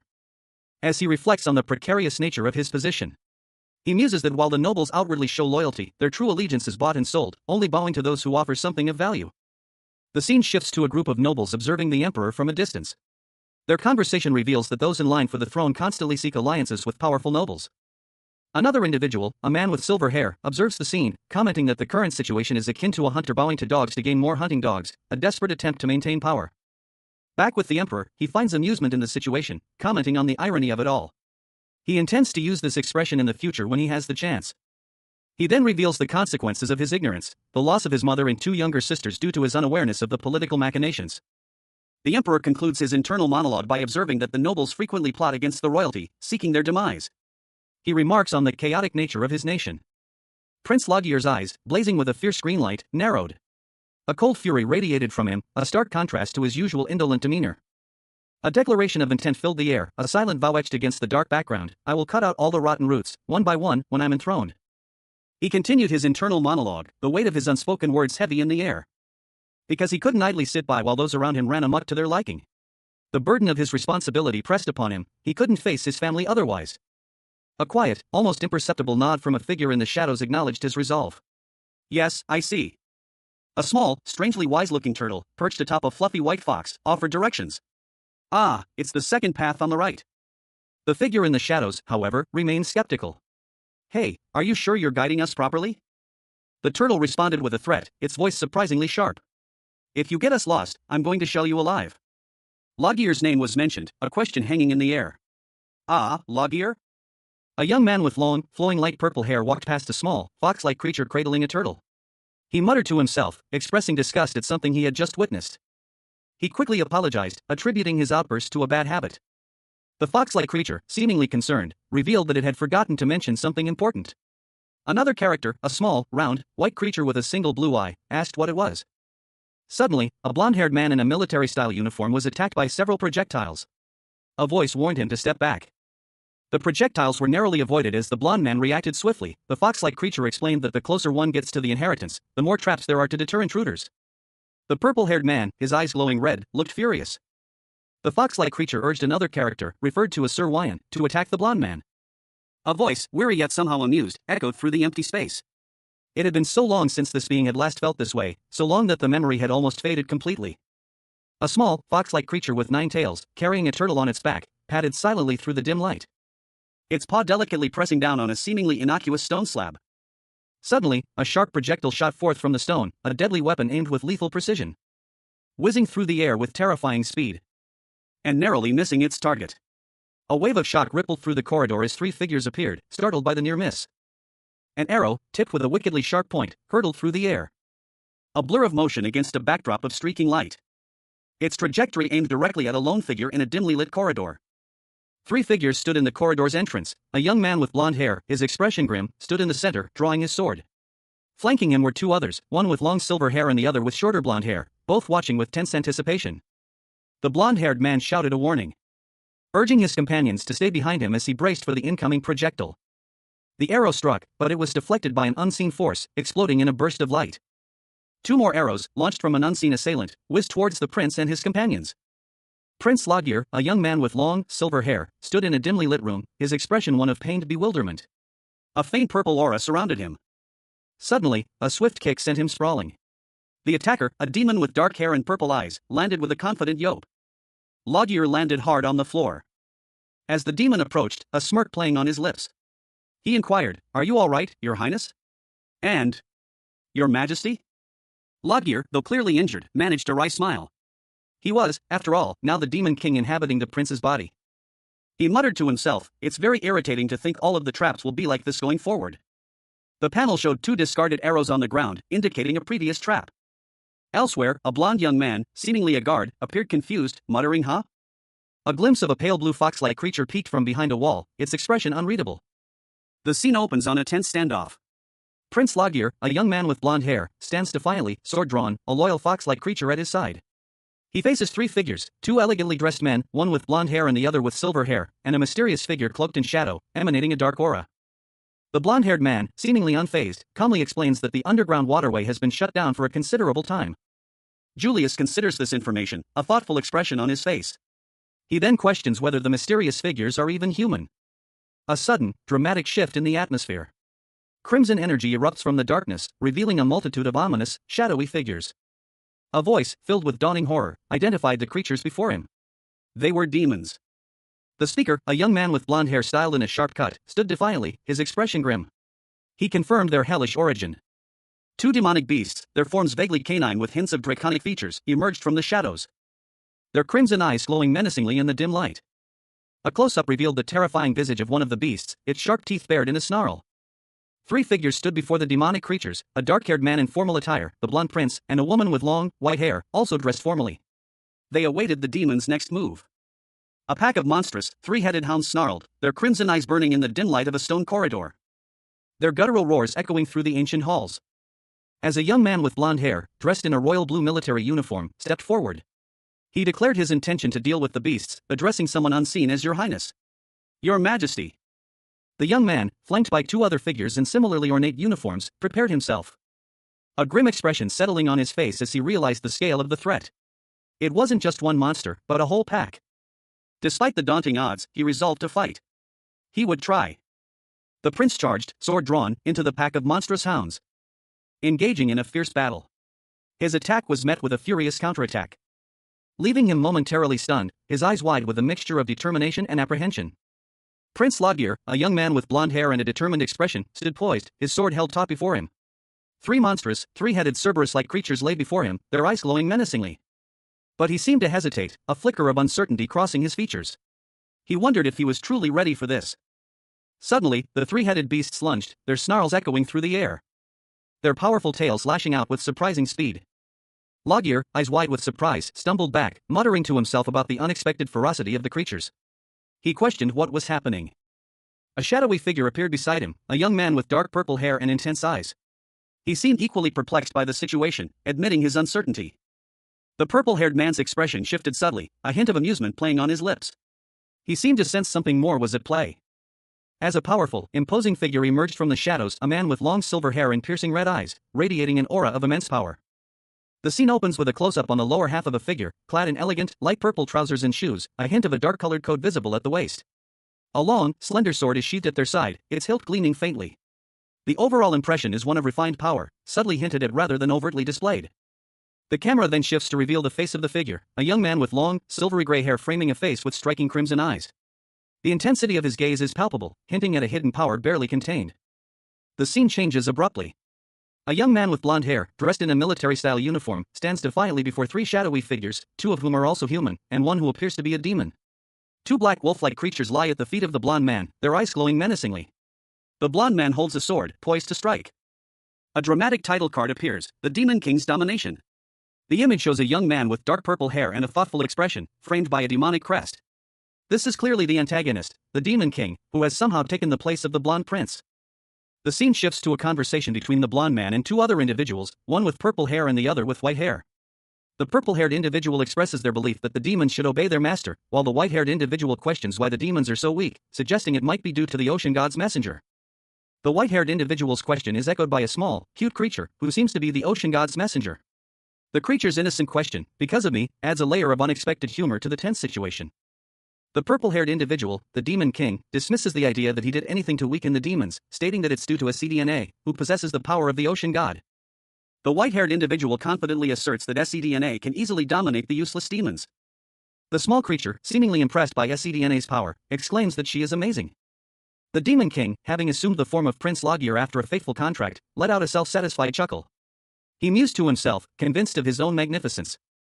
Meanwhile, his loyal demon dragon companion, witnessing this display, expressed its apprehension in a whispered thought bubble. The new prince was still quite intimidating. The scene shifts to the royal palace. A concerned advisor, fists clenched, voiced his worry over the king's disappearance, now 2 days overdue. Another advisor explained that a thorough search, even emptying the royal well, had yielded no results.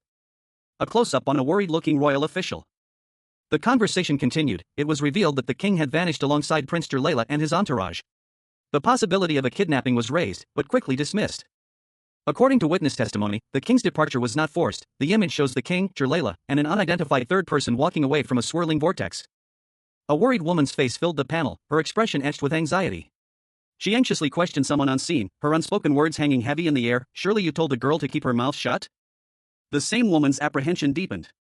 A silent dread washed over her as she contemplated the potential consequences. If this incident is exposed, it will be more chaotic. A man with dark hair and a self-assured smirk appeared, his words dripping with a chilling confidence. He calmly reassured the unseen person, his tone laced with menace. "Do not worry. I've threatened her that this could cause a rift between nations if she were to open her mouth, so she dare not speak of this to anyone. The scene shifted to a serious-looking man with graying hair, his brow furrowed in concern. He addressed a group of unseen individuals, his voice laced with urgency. Transportation spell.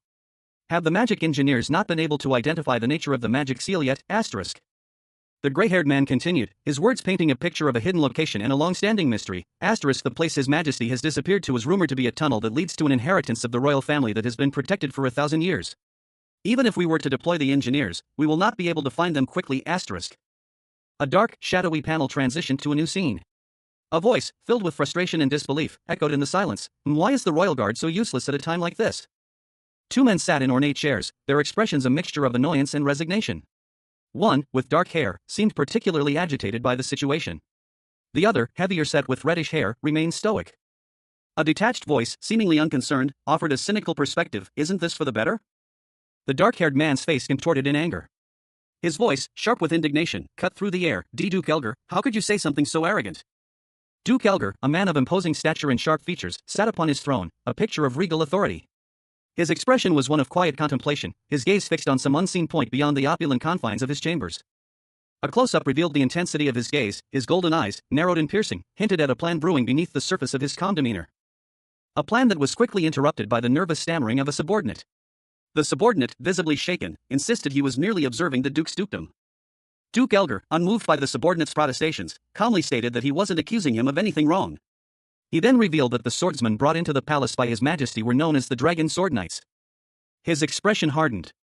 He voiced his disgust at the presence of commoners within the royal palace, and declared his intention to cleanse the palace of their presence while His Majesty was away. He turned to his assembled noblemen, his gaze sharp and expectant. The question hung heavy in the air. What were their thoughts? The noblemen sat around a large table, their expressions a mixture of apprehension and unease. Their silence spoke volumes. One nobleman, his face etched with worry, voiced his concern. Duke Elgar's suggestion, he pointed out, was tantamount to ridding the emperor of all his allies while he was absent. A man with silver hair, dressed in a dark blue suit, chuckled, his eyes twinkling with amusement. He commented on someone's efficiency in resolving problems. Following a suggestion to cancel the upcoming crowning ceremony, another individual firmly stated that such a measure was unnecessary. Seated around a large, dark mahogany table, three men engaged in a serious discussion. A man with slick-back white hair and a crimson coat declared that the coronation would proceed as planned. One of the men, his expression serious, proposed that if their absent leader did not return by the ceremony, they would assume he had relinquished his claim to the throne, and would respect his wishes, given the sudden change of heart. The man in the crimson coat then suggested they proclaim a new emperor on the spot. The other two men reacted with surprise to this bold proposal. One of the men, visibly shocked, questioned the sudden need for a replacement and wondered who would take the absent leader's place. The final panel shows an ornate throne, with the name Feliz Elgar prominently displayed. A high-angle shot reveals a man of imposing stature, his features sharp and his expression grave. He is dressed in a rich, crimson coat, a dark cravat neatly knotted at his throat. His eyes, a piercing gold, seem to burn with an inner light, hinting at a power barely contained. The words "my eldest son" float above him, a stark contrast to the darkness that seems to emanate from the man himself. The panel is a title card, offering no further narrative information. The scene opens on a dimly lit stone corridor, the rough-hewn blocks of the walls hinting at an ancient, possibly forgotten, place. The only illumination coming from an unseen source, casting long, eerie shadows that dance and shift with an unseen breeze. Suddenly, a monstrous, shadowy beast lunged from the darkness. Its clawed paws extended, ready to strike. But before it could land a blow, it was stopped by an unseen force. The creature's attack thwarted, its momentum abruptly halted. Prince Logir, a young man with silver hair and piercing eyes, and his companion, Sedna, a powerful demon in the form of a wolf-like creature, stood calmly observing the scene. A blonde-haired young man, marveling at Sedna's power, exclaimed that controlling such demons was incredible. Logir praised Sedna for her swift work, noting that they had reached their destination easily. Sedna, however, felt the praise was undeserved, as she had done nothing to warrant it. A fluffy white fox with striking red eyes peered intently from the top of the panel, its multiple tails softly swaying. The image transitioned to a single word, written in a stylized script, seemingly Korean. Then, a close-up of a pair of pristine white shoes, seemingly belonging to a man in light-colored trousers, appeared on a dusty ground. A word bubble indicated a sound effect, suggesting a footstep. A small, cheerful turtle with a shell resembling a tortoise shell directed someone off-panel, indicating a location nearby. The scene shifted to a large, ornate door, seemingly made of light-colored stone, with an intricate design. A faint purple glow emanated from a symbol at its center. 4 figures stood before the door, their backs to the viewer. 3 appeared to be men in formal attire, while 1 wore a military-style uniform. A small white fox-like creature and a helmet lay on the ground before them. A woman with long, light purple hair, styled in a ponytail, turned her head, revealing a sly smile. 3 bat-like creatures with sharp teeth looked up expectantly. A young man with blonde hair and a worried expression stood beside a woman with long, silver hair. He appeared to be looking at something unseen, a swarm of shadowy, bat-winged creatures filling his mind. Prince Logir, the newly appointed ruler, examined a stone wall, his hand outstretched. He wondered aloud if it was possible to enter through the seemingly impenetrable surface. He noted the lack of any visible handle or lock. His companion, Sir One, suggested that he break through the wall. Logir, drawing his sword, prepared to comply with Sir One's suggestion. Sir One offered a respectful affirmation. Prince Logir, a young man with blonde hair, stood defiantly amidst his entourage. A surge of purple energy emanated from him as he effortlessly sliced through thick slabs of stone with his sword, his movements precise and powerful. The scene shifted to a close-up of the prince's sword, its edge gleaming with an otherworldly light. One of Logir's companions, a man with silver hair and a stern expression, observed the feat with astonishment. He remarked on the prince's incredible swordsmanship, noting that even the most skilled swordsman in his dragon sword knights couldn't match such precision. However, the silver-haired man's concern went beyond mere admiration. He was troubled by something else entirely. Logir, seemingly unaware of his companion's apprehension, continued to move with purpose, his entourage following closely behind. A small, white, fox-like creature was visible near the group. One of the figures in Logir's entourage, a person with long, flowing silver hair, urged the prince to take them along, expressing concern for his safety. Meanwhile, another individual, observing Logir from a distance, questioned the identity of the blonde-haired prince. The scene concluded with a title card for The Book of Logir. A single, ornate torch, seemingly made of dark metal, hung on the wall. Its design was intricate, hinting at an ancient origin. A large, clawed foot padded softly across the floor. The torch flared to life, its flames dancing with an unnatural intensity. A white, fox-like creature with a long, bushy tail observed the torch, its eyes wide with wonder. Wow, it seems like the torch has been enchanted to light its flames when it detects humans in its presence. It's been a long time since I've seen it. The creature's words were followed by a narration box. This is where the inheritance I spoke of can be found. 3 young men, dressed in fine clothing, walked down a long corridor lined with similar torches, the fox-like creature trailing behind them.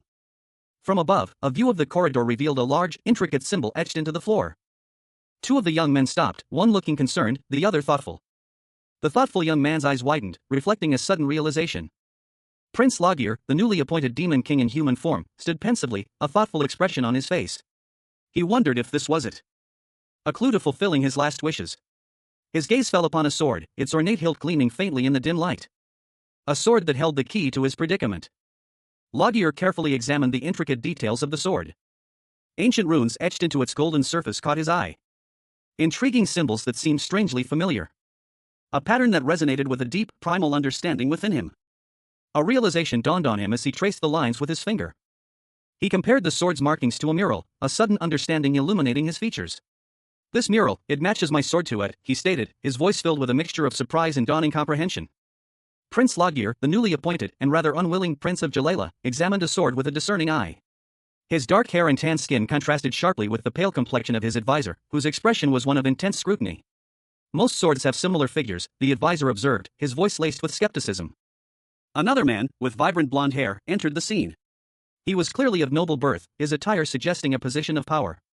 But if it's this similar, I can only assume they were copied from the same object. What is that sword? He questioned, his curiosity piqued. Logir, holding the sword aloft, explained, it's a sword handed down to me from my father. The national treasure of Jalala Lalakawa. The blond man stroked his chin, a thoughtful frown creasing his brow.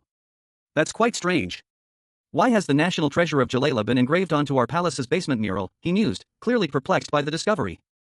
A small, yellow creature with a surprised expression appeared, perched atop a larger, white, fox-like creature with a unique, flower-shaped tail. The blond man and his advisor stared, speechless, at the unusual pair. The tension in the room was palpable. Logier's advisor, his eyes wide with dawning realization, spoke, "This is a demon realm sword?" The yellow creature, seemingly the more vocal of the two, confirmed, "For sure, my owner from 1,000 years ago said so." An image of a sword and a flute appeared, etched into what looked like a stone tablet. A voice, seemingly from off-panel, inquired about the significance of the flute, specifically mentioning that it was engraved with something. The response identified the flute as the flute of the heavens. A man with silver hair and piercing blue eyes, dressed in ornate clothing, pondered the odd juxtaposition. He questioned why the image would depict a demon realm sword alongside the flute of the heavens. He mused that humans would have limited knowledge of both the demon realm and the heavens. The panel then shifted to show him, along with two other men, one with blonde hair and the other with dark hair, standing before a glowing light. The blonde-haired man stated that the inheritance hidden there was the flute of the heavens. The camera angle shifted to reveal a golden turtle, seemingly a container for something precious. The turtle, now shown from a different angle, was identified as holding the flute of the heavens within a box. The scene transitioned to a long, dimly lit corridor, leading to a dark chamber at the end. The final panel showed an ornate box, resting on a pedestal in the dark chamber, shrouded in shadows and cobwebs. The scene opens in a dimly lit room, dust motes dancing in the lone shaft of sunlight piercing the gloom. A heavy, ornate box rests on a pedestal in the center of the room, watched over by three figures: Prince Julius Rincanis, a young man with blonde hair and a regal bearing, a woman with dark purple hair, holding a small golden turtle, and an older, gray-haired individual standing behind them, their expression unreadable. Julius stood before the box, his gaze fixed on the intricate carvings. He was told that only the true heir to Canis could open it. A grim determination settled on Julius's face as he considered the contents of the box. He muttered to himself, wondering what secrets it held. His thoughts turned to the inheritance of the royal family, the weight of expectation heavy on his shoulders. With a deep breath, Julius reached for the box, his fingers tracing the ornate carvings before he attempted to open it. A tremor ran through him as he wondered if he was truly worthy. He braced himself for whatever lay within. And with a soft click, the box sprang open. Prince Logier, a young man with blonde hair and a weary expression, sat before a dark wooden chest. A faint scar marred his cheek, hinting at a life less than princely. He slowly opened the chest, revealing a slender, ornate flute resting on a crimson cloth. Logier's eyes widened in recognition. He mused that it was the flute of the heavens, a legendary heirloom passed down from his ancestors a millennium ago. He carefully picked up the flute, turning it over in his hands. Logier examined the flute skeptically. It didn't seem particularly special to him. He questioned whether the flute was truly as amazing as the legends claimed. Logier turned, showing the flute to his companions.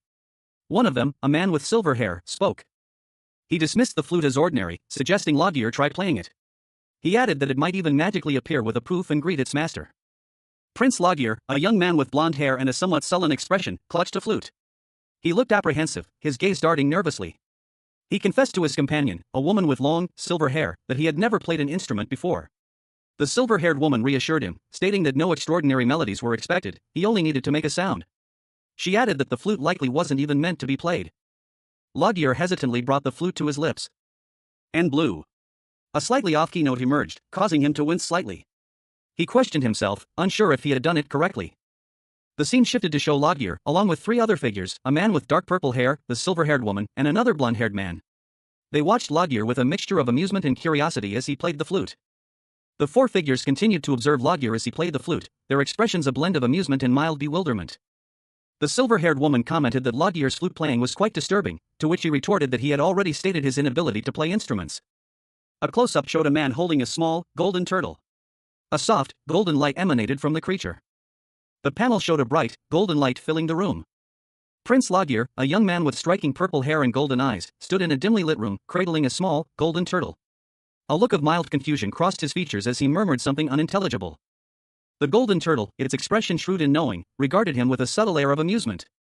A melodious sound filled the room, causing the turtle to close its eyes in blissful contentment. It was such a beautiful sound, it thought. But the serene moment was shattered as a voice echoed, "Life ends here." The scene shifted to a grand hall, where Logier stood before three other figures, a blond man holding a flute, another blond man with a stern expression, and a woman with silver hair. The golden turtle floated in the air between them. A blinding light erupted from the turtle. The light intensified, filling the hall with radiant energy. From the heart of the light, a woman in flowing white robes descended. She spoke, her voice soft yet clear, "You've protected my inheritance like I've asked you to." A kindly old woman with long, flowing blonde hair and bright green eyes smiled serenely. She expressed her gratitude towards Amund, her tone laced with heartfelt appreciation. Almond, a small, yellow turtle-like creature, wept openly, addressing the woman as master. The woman gently reached out to comfort Almond, her hands hovering over the small creature. The woman, now seemingly asleep or in a trance-like state, floated gently amidst a soft pink glow, clutching a small, yellow stuffed animal. A man with blonde hair, wearing a military-style uniform, looked down at the sleeping woman. He spoke of a flute that may assist her.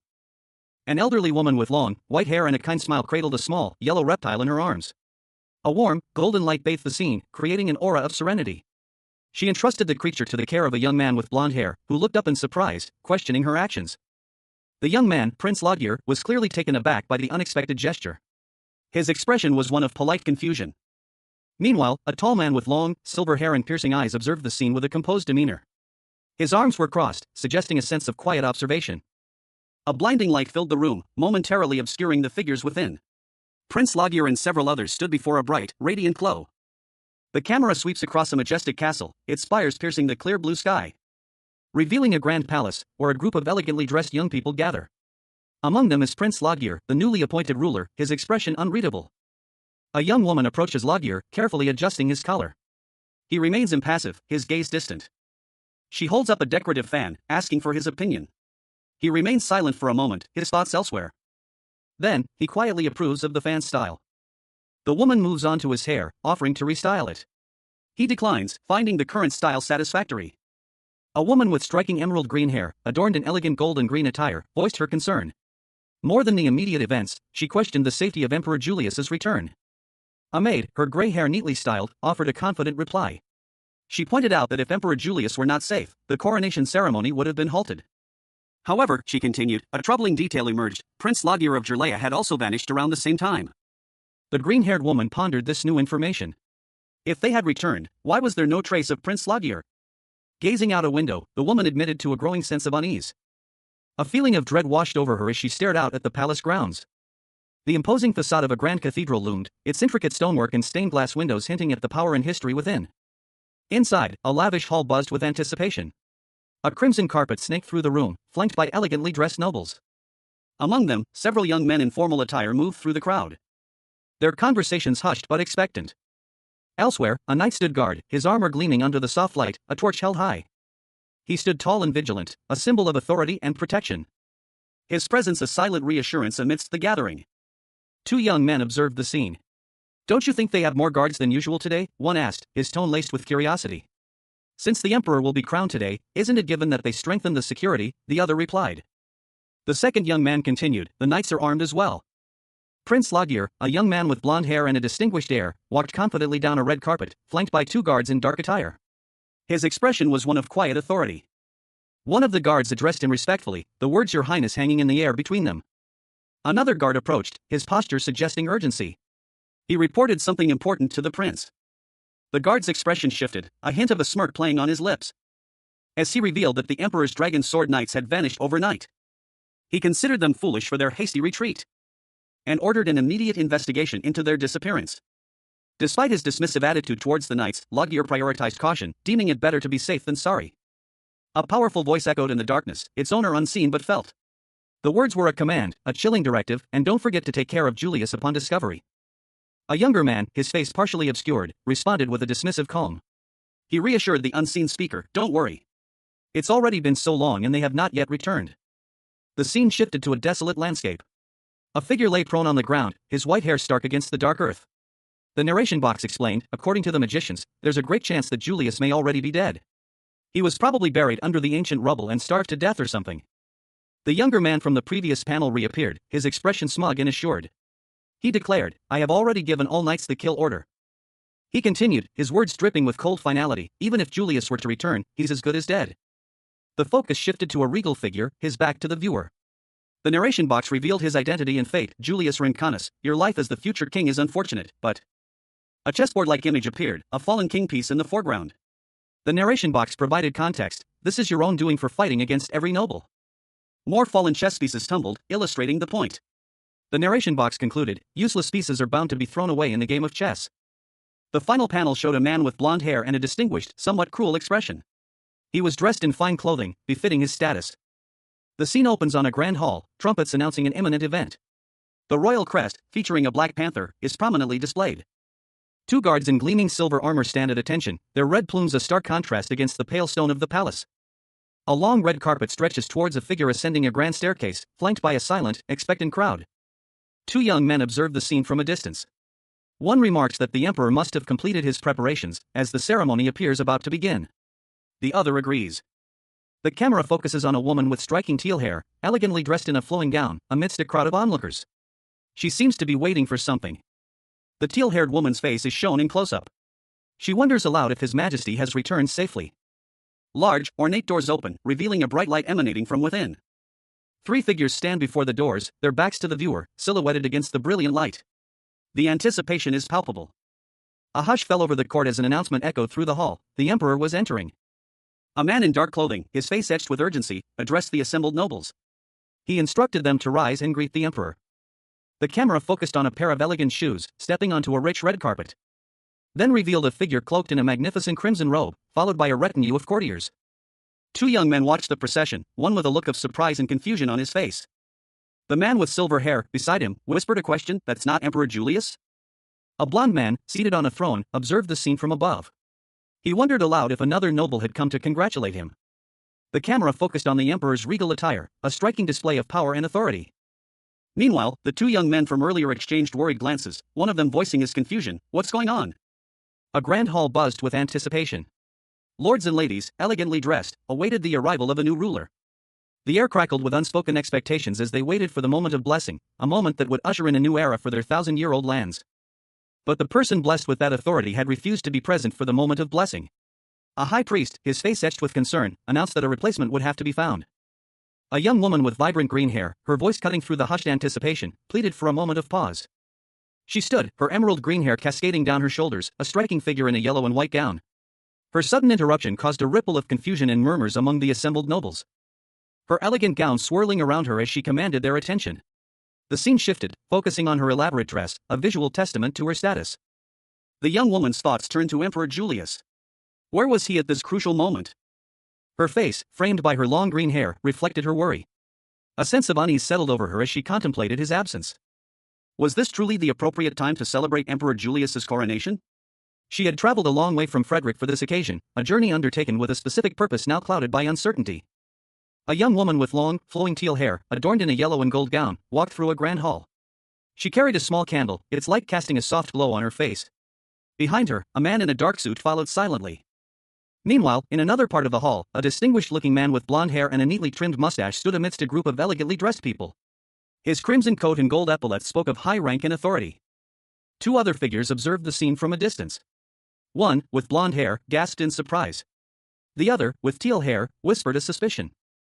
"It's Duke Simeon Elgar," one of them stated, his voice laced with apprehension. "I think something suspicious is happening," the other added, their eyes fixed on the Duke. The teal-haired woman from earlier now stood face-to-face with Duke Simeon Elgar. A crowd of shadowy figures formed a silent backdrop to their encounter. The narration box identified the man as Duke Simeon Elgar, leader of the Canis nobles, and a figure of immense political power. The blonde-haired man from before nodded slowly, a grim understanding dawning on his face. He stood beside the teal-haired woman, both observing the Duke from a distance. "The person who's taking the Emperor's place is Duke Elgar's son," he revealed, his voice low and serious. "This man is putting his son on the throne while Emperor Julius is missing." Duke Simeon Elgar stood tall and imposing, his presence filling the grand hall. He seemed unaware of the hushed whispers and worried glances directed towards him. The scene opens with a dramatic close-up of a pair of polished shoes, the only visible part of a figure standing before a dark, ominous backdrop. A narration box reveals the character's ambition, to become the Emperor of Canis and rule for himself. The image transitions to a dark, shadowy scene, hinting at a shift in location or time.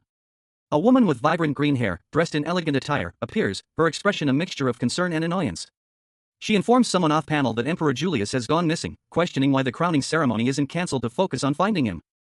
The news of Emperor Julius's disappearance is met with shock by another character, whose thought bubble expresses disbelief.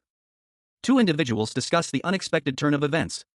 One expresses disbelief that the emperor vanished just before his coronation, while the other suggests they should simply return. A third character, observing the situation, comments on how unfortunate the emperor's disappearance is. Meanwhile, it is revealed that Princess Ivga and other national guests do not wish to extend their congratulations to the new emperor. The narration box reveals that the congratulations will instead be given to Feliz Elgar, the emperor's son, who will become the new emperor. The final panel shows Feliz Elgar, a young man with blonde hair, standing beside an older man in a regal purple coat. The scene is set in a grand hall, suggesting the coronation ceremony is about to proceed despite the emperor's absence. Princess Ivga of Frederick stood before the Khan's court, her expression a mask of barely controlled fury. Whispers rippled through the assembled nobles, their faces a mixture of apprehension and disdain. Duke Elgar, a powerful figure in the Khan's court, rose to his feet, his voice booming across the hall. He challenged the proposal to make the prince the next emperor. He argued that while the prince was of collateral lineage, his maternal grandmother's bloodline gave him a legitimate claim. Therefore, he possessed every right to become emperor. He warned that any further rudeness would be considered opposition against the empire. The Emperor of Kaunas, a stern and imposing figure, entered the scene with the prince, his words carrying the weight of absolute authority. He declared that those who opposed him would pay the price. Tension hung heavy in the air as several courtiers exchanged worried glances. Princess Ivga and the emperor shared a brief, tense moment. The weight of unspoken words hung between them, reminding her of her origins in the weak border nation of Frederick. A young woman with vibrant teal hair, dressed in an ornate gown, sat before an unseen figure. Her expression was one of quiet defiance, yet a hint of fear flickered in her eyes. The unseen figure made a proposition: if she remained silent, they would consider her for the position of empress. The camera focused on her hands, clenched tightly in her lap, betraying her inner turmoil. A hand reached out, seemingly to comfort her, but the gesture was obscured, leaving its intent ambiguous. A regal figure, a man with blonde hair, sat upon a throne. He was dressed in rich, royal attire. A voice boomed, calling for the one who would be blessed by the heavens. Prince Julius, heir to the throne, stood before his court, his blonde hair impeccably styled, a regal air about him despite his somewhat bored expression. A concerned courtier approached, her emerald green hair a stark contrast to the muted tones of the palace. She inquired about the whereabouts of His Majesty. A high-ranking clergyman, his face etched with worry, observed Julius. He commented on the prince's surprising willingness to assume such great authority. But before the transfer of power could be finalized, a sudden commotion erupted in the palace. A group of courtiers, their faces a mixture of shock and alarm, rushed past. A young man, his features obscured by shadow, hurried down the grand staircase, his expression grim. The scene shifted to reveal a fallen knight, a sword piercing his back, his lifeblood staining the crimson carpet. A woman with silver hair clutched her face, her eyes wide with terror as a scream tore from her throat. The sound was sharp, filled with raw panic. Below, a sinister smile played on the lips of a shadowy figure, unseen except for their jaw and teeth. A hint of amusement, perhaps even satisfaction, flickered in the darkness. The figure spoke, their voice calm and almost bored. "Looks like I'm a little late." A figure in regal attire stood with his back to the viewer, a sword at his hip and another held in his hand. He stood on a red carpet in a grand hall. A young woman with vibrant green hair approached him, her expression respectful as she addressed him as "Your Majesty." The woman clasped her hands together, her posture suggesting reverence and anticipation. The figure in regal attire, now revealed to have blonde hair, walked down a grand staircase, seemingly unfazed by the woman's presence or the fallen figure at the bottom of the stairs. A group of courtiers, their faces etched with worry and surprise, stood in a grand hall. Their hushed whispers and wide eyes spoke of a shared, unspoken shock. A reaction mirrored by a young woman with ash blonde hair, her hand flying to her mouth in a gasp of disbelief. Beside her, a man with silver hair shared her astonishment. The scene shifted abruptly, revealing a glint of steel, a sword, plunged into a crimson carpet. The camera focused on the hilt, partially obscured by a rich, dark fabric. The tension was palpable. Then, slowly, a figure emerged from behind the sword. A young man with blonde hair, dressed in regal attire, stood over the weapon, his expression unreadable. A man with blonde hair and a distinguished mustache, Julius, stood in the background, his gaze fixed on the scene unfolding before him. A silent question hung in the air. Julius's internal monologue confirmed his suspicions. I guess he was alive. The blonde prince, Laudgier, stood calmly, seemingly unaffected by the events that had just transpired. Laudgier turned, his back to the viewer, walking away from the scene of the apparent assassination. The weight of his actions, or lack thereof, remained unseen. Prince Laudgier, the newly appointed demon king in disguise, addressed Duke Elgar with a smirk. He noted the duke's apprehensive expression, commenting on how he looked like he'd seen a ghost. Duke Elgar, visibly shaken, stammered a greeting to his new prince. Laudgier, however, remained impassive. He stated that he would listen to any excuse or apology the Duke had to offer. Laudgier's expression hardened. A subtle threat laced his words as he added that this did not guarantee the Duke's survival. Elgar's face paled as he registered the unspoken danger. Suddenly, Duke Elgar's demeanor shifted. He cried out in alarm, questioning Laudgier's actions. Guards, alerted by the commotion, surrounded Laudgier, spears pointed at the ready. Laudgier stood calmly amidst the armed guards, his sword at his side. The scene escalated as Laudgier found himself completely encircled by the royal guard, their spears poised to strike. Prince Laudgier, the newly appointed ruler, stood defiantly before his retainer, a glint of defiance in his eyes. His words hung heavy in the air. "You dare bare your teeth at me without fear." Laudgier, his expression hardening, continued his assessment of the situation. He mused, I couldn't have imagined someone more crazy than me would be inside the palace. His gaze fell upon the retainer, his voice sharp and accusatory as he continued, a retainer such as yourself should be loyal and support my rule over the nation, yet you're leading a coup. The retainer, taken aback, sputtered a defense. A coup? I was merely thinking about the nation, he protested, but Laguerre remained unconvinced. He countered, you presented your son as the replacement emperor, and you say that this is not a coup? The retainer, his face contorted with anger, stammered, this is all because of you. He continued his tirade, his voice laced with bitterness, you didn't even show your face at your own crowning ceremony until now. Laguerre's eyes narrowed, his green irises blazing with barely contained fury. His anger was palpable. A cold fury radiated from him as he retorted, you're accusing me of creating this situation? So this is my fault? Prince Laguerre, the newly appointed ruler, stood before a towering window, his expression unreadable. A voice, sharp and accusatory, echoed through the grand hall, condemning his actions. The accusation continued, detailing Laguerre's disregard for palace rules and the lives lost under his rule. The bodies of his brothers lay sprawled on the cold stone floor, a grim testament to his actions. The speaker, a stern-faced nobleman, pointed a finger directly at Laguerre, his voice laced with righteous fury. He condemned Laguerre for staining the palace walls with the blood spilled by his own sword. The nobleman's words reached their climax, Laguerre was no longer fit to rule. A guttural growl rumbled in Laguerre's chest, a barely contained rage. A woman with vibrant green hair, elegantly dressed in a golden gown, stepped forward.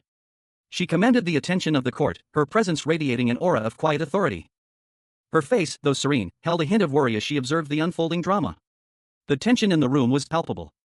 Laguerre, his blonde hair catching the light, acknowledged the accusations. He admitted his guilt, refusing to make excuses. But he expressed gratitude to Simeon Elgar for confessing his own crimes. A flicker of something akin to satisfaction crossed his face.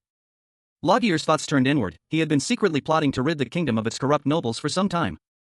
Prince Laguerre, a young man with blonde hair and a determined expression, stood poised, his sword raised high above his head. He was engaged in a tense duel with another man, whose face was partially obscured, but whose regal attire suggested high status. The clash of steel echoed through the grand hall, the prince's movements precise and deadly. The prince's opponent stumbled back, his eyes wide with shock. Laguerre, having disarmed his opponent, addressed his men with a commanding voice, demanding to know if they had understood his words. His voice boomed across the hall, a clear indication of his anger and frustration. Laguerre's face was contorted in fury. He roared his command once more, his voice filled with barely contained rage. His guards, a group of heavily armored soldiers, reacted instantly to his command, their faces grim and determined. They moved as one, a wave of steel and muscle surging forward. A thunderous roar erupted from the guards as they charged into battle. One guard, leaping high into the air, attempted a daring attack on a knight in shining armor. The knight, however, was ready, parrying the blow with ease and sending the guard sprawling to the ground. The guard's face was contorted in pain, blood trickling from a fresh wound. Despite the setback, the remaining guards pressed their attack, their determination unwavering. The battle raged on. A tense scene unfolded in the royal court. A soldier addressed the blonde-haired prince, his voice laced with uncertainty, should they simply tear their enemies apart? The prince, Laguerre, responded with cold authority, his gaze unwavering. He declared that any who resisted or fought would be killed. Suddenly, a magical disruption occurred. Laguerre's sword shimmered, then disintegrated into sparkling motes of light, leaving him stunned and vulnerable. A fairy-like creature with pink hair and wings appeared, her expression a mixture of surprise and concern. An older man with a mustache, dressed in regal attire, observed the scene from a distance. He muttered to himself that these beings did not typically interfere in human affairs. A woman with silver hair and a serious expression explained that they were only fulfilling their promise to the queen, whose will was their own. A high-ranking officer, his face contorted in fury, exclaimed in frustration. His burgundy military coat, adorned with gold braid, did little to hide the tremor in his hands. Two fairies, their expressions mischievous, whispered amongst themselves. Their words revealed a cynical view of human loyalty. Their conversation continued, questioning the trustworthiness of humans, especially those who might betray their allegiances for short-term gain. A regal figure, with silver hair and piercing blue eyes, observed the scene. His judgmental gaze was sharp, his words laced with contempt. He seethed, his anger barely contained. A venomous thought, a desire for swift retribution, consumed him. The officer, his rage escalating, blamed Prince Jalala for the current turmoil. And his outburst was met by the immediate action of two knights, their swords drawn and ready for battle. The scene shifted to the palace interior, where the silver-haired figure stood defiantly, facing a newcomer, a young man with blonde hair, his expression grim. The blonde-haired man prepared himself, a surge of energy emanating from him, a clear indication of his readiness for conflict. Prince Laguerre, clad in his royal blue uniform, gripped his sword, a faint blue energy swirling around the blade. He lunged forward, the sword flashing in a blur as he effortlessly deflected blows from two armored knights. Their attacks were met with a resounding cue and cook as they stumbled back, surprised by his unexpected skill. One of the knights, his face partially obscured by his helmet, gasped, "What are you going to do to me?" Loggier responded calmly, "You can try as much as you like." The scene shifted to reveal a regal figure, a man with long, flowing silver hair and piercing blue eyes. He held a magnificent sword, its golden hilt adorned with intricate jewels. This was the Demon King, now inhabiting Loggier's body. Prince Loggier, a young man with striking silver hair, stared down at his own hands, a question forming in his mind: what was about to happen to him? He clutched a richly ornamented sword at his side, its golden details glinting faintly in the ethereal light. A chilling smirk playing on his lips as he silently vowed to resist whatever fate awaited him. He would try as much as he could. Suddenly, a sharp cry escaped Loggier's lips as an unseen force struck him. A man in a dark purple coat, his face etched with worry, watched the scene unfold from a distance. His hands trembling slightly as he witnessed the prince's demise. He had acted like a noble and outstanding nobleman, but now he was hideous in the face of death. Another man, with blonde hair and a determined expression, stood nearby, sword drawn, seemingly ready for action. Outside, in the pouring rain, a young man in a red coat was being pursued by a knight in silver armor, the knight appearing wounded and defeated. The scene opens on a grand palace courtyard, marred by chaos. Several nobles lie sprawled on the cobblestones, lifeless. A chilling silence hangs in the air, broken only by the faint whisper of the wind. An older man, his face contorted in horror, witnesses the carnage. His eyes widen, reflecting disbelief and outrage as he utters a single, furious word: "This." He recoils in shock, his voice trembling as he exclaims, "How can you do something so vicious in a sacred place like this?" The focus shifts to a young man with blonde hair and a smirk. He is Prince Loggier, the Demon King in disguise, and he casually replies, "Oh, yeah? You mean the divinity you nobles love so much?" Loggier's smirk deepens. He states, "Great, let me show you right now." He delicately picks up a flute, a glint of mischief in his eyes. Loggier raises the flute to his lips. He begins to play, a golden light emanating from the instrument. The light intensifying as the music swells. Prince Loggier, a young man with blonde hair, stood in a grand cathedral, a flute held delicately to his lips. He was dressed in an ornate, dark green military-style uniform, gold accents gleaming against the rich fabric. A soft light emanated from above, illuminating him as he played a melodious tune. The music resonating through the hallowed halls. The scene was bathed in a warm, golden light, hinting at something extraordinary about to occur. A blinding flash of light erupted, engulfing the prince. The golden light intensified, obscuring all details within its radiant glow. And when the light subsided, a magnificent, ancient golden dragon was revealed, its scales shimmering with an ethereal glow. The dragon, immense in size, filled the cathedral, its presence commanding and awe-inspiring. Meanwhile, several courtiers watched in stunned silence from the cathedral's balcony. Their faces reflected a mixture of shock and disbelief as they witnessed the miraculous transformation. A mysterious figure, a man with long silver hair, appeared, observing the scene with a knowing gaze. He held a magnificent sword, its hilt adorned with a brilliant blue jewel. "The sword of hell and the flute of the heavens," he murmured, a hint of recognition in his voice. He continued, his thoughts revealing a deeper understanding of the situation. "I knew that music was a special talent of the angels. But to think they encased the divine power to evolve a 1,000-year-old mystical creature into a holy beast." The golden dragon settled gently, its massive form dwarfing the prince, who now stood calmly playing his flute once more. The scene was surreal, a testament to the extraordinary power at play. The image shows a close-up of a mouth and chin, with a small, white, crescent-shaped object resting on the lower lip. It is unclear what this object is, but it appears to be some sort of magical artifact or device. Three individuals react with varying degrees of surprise and concern. One exclaims, "Oh!"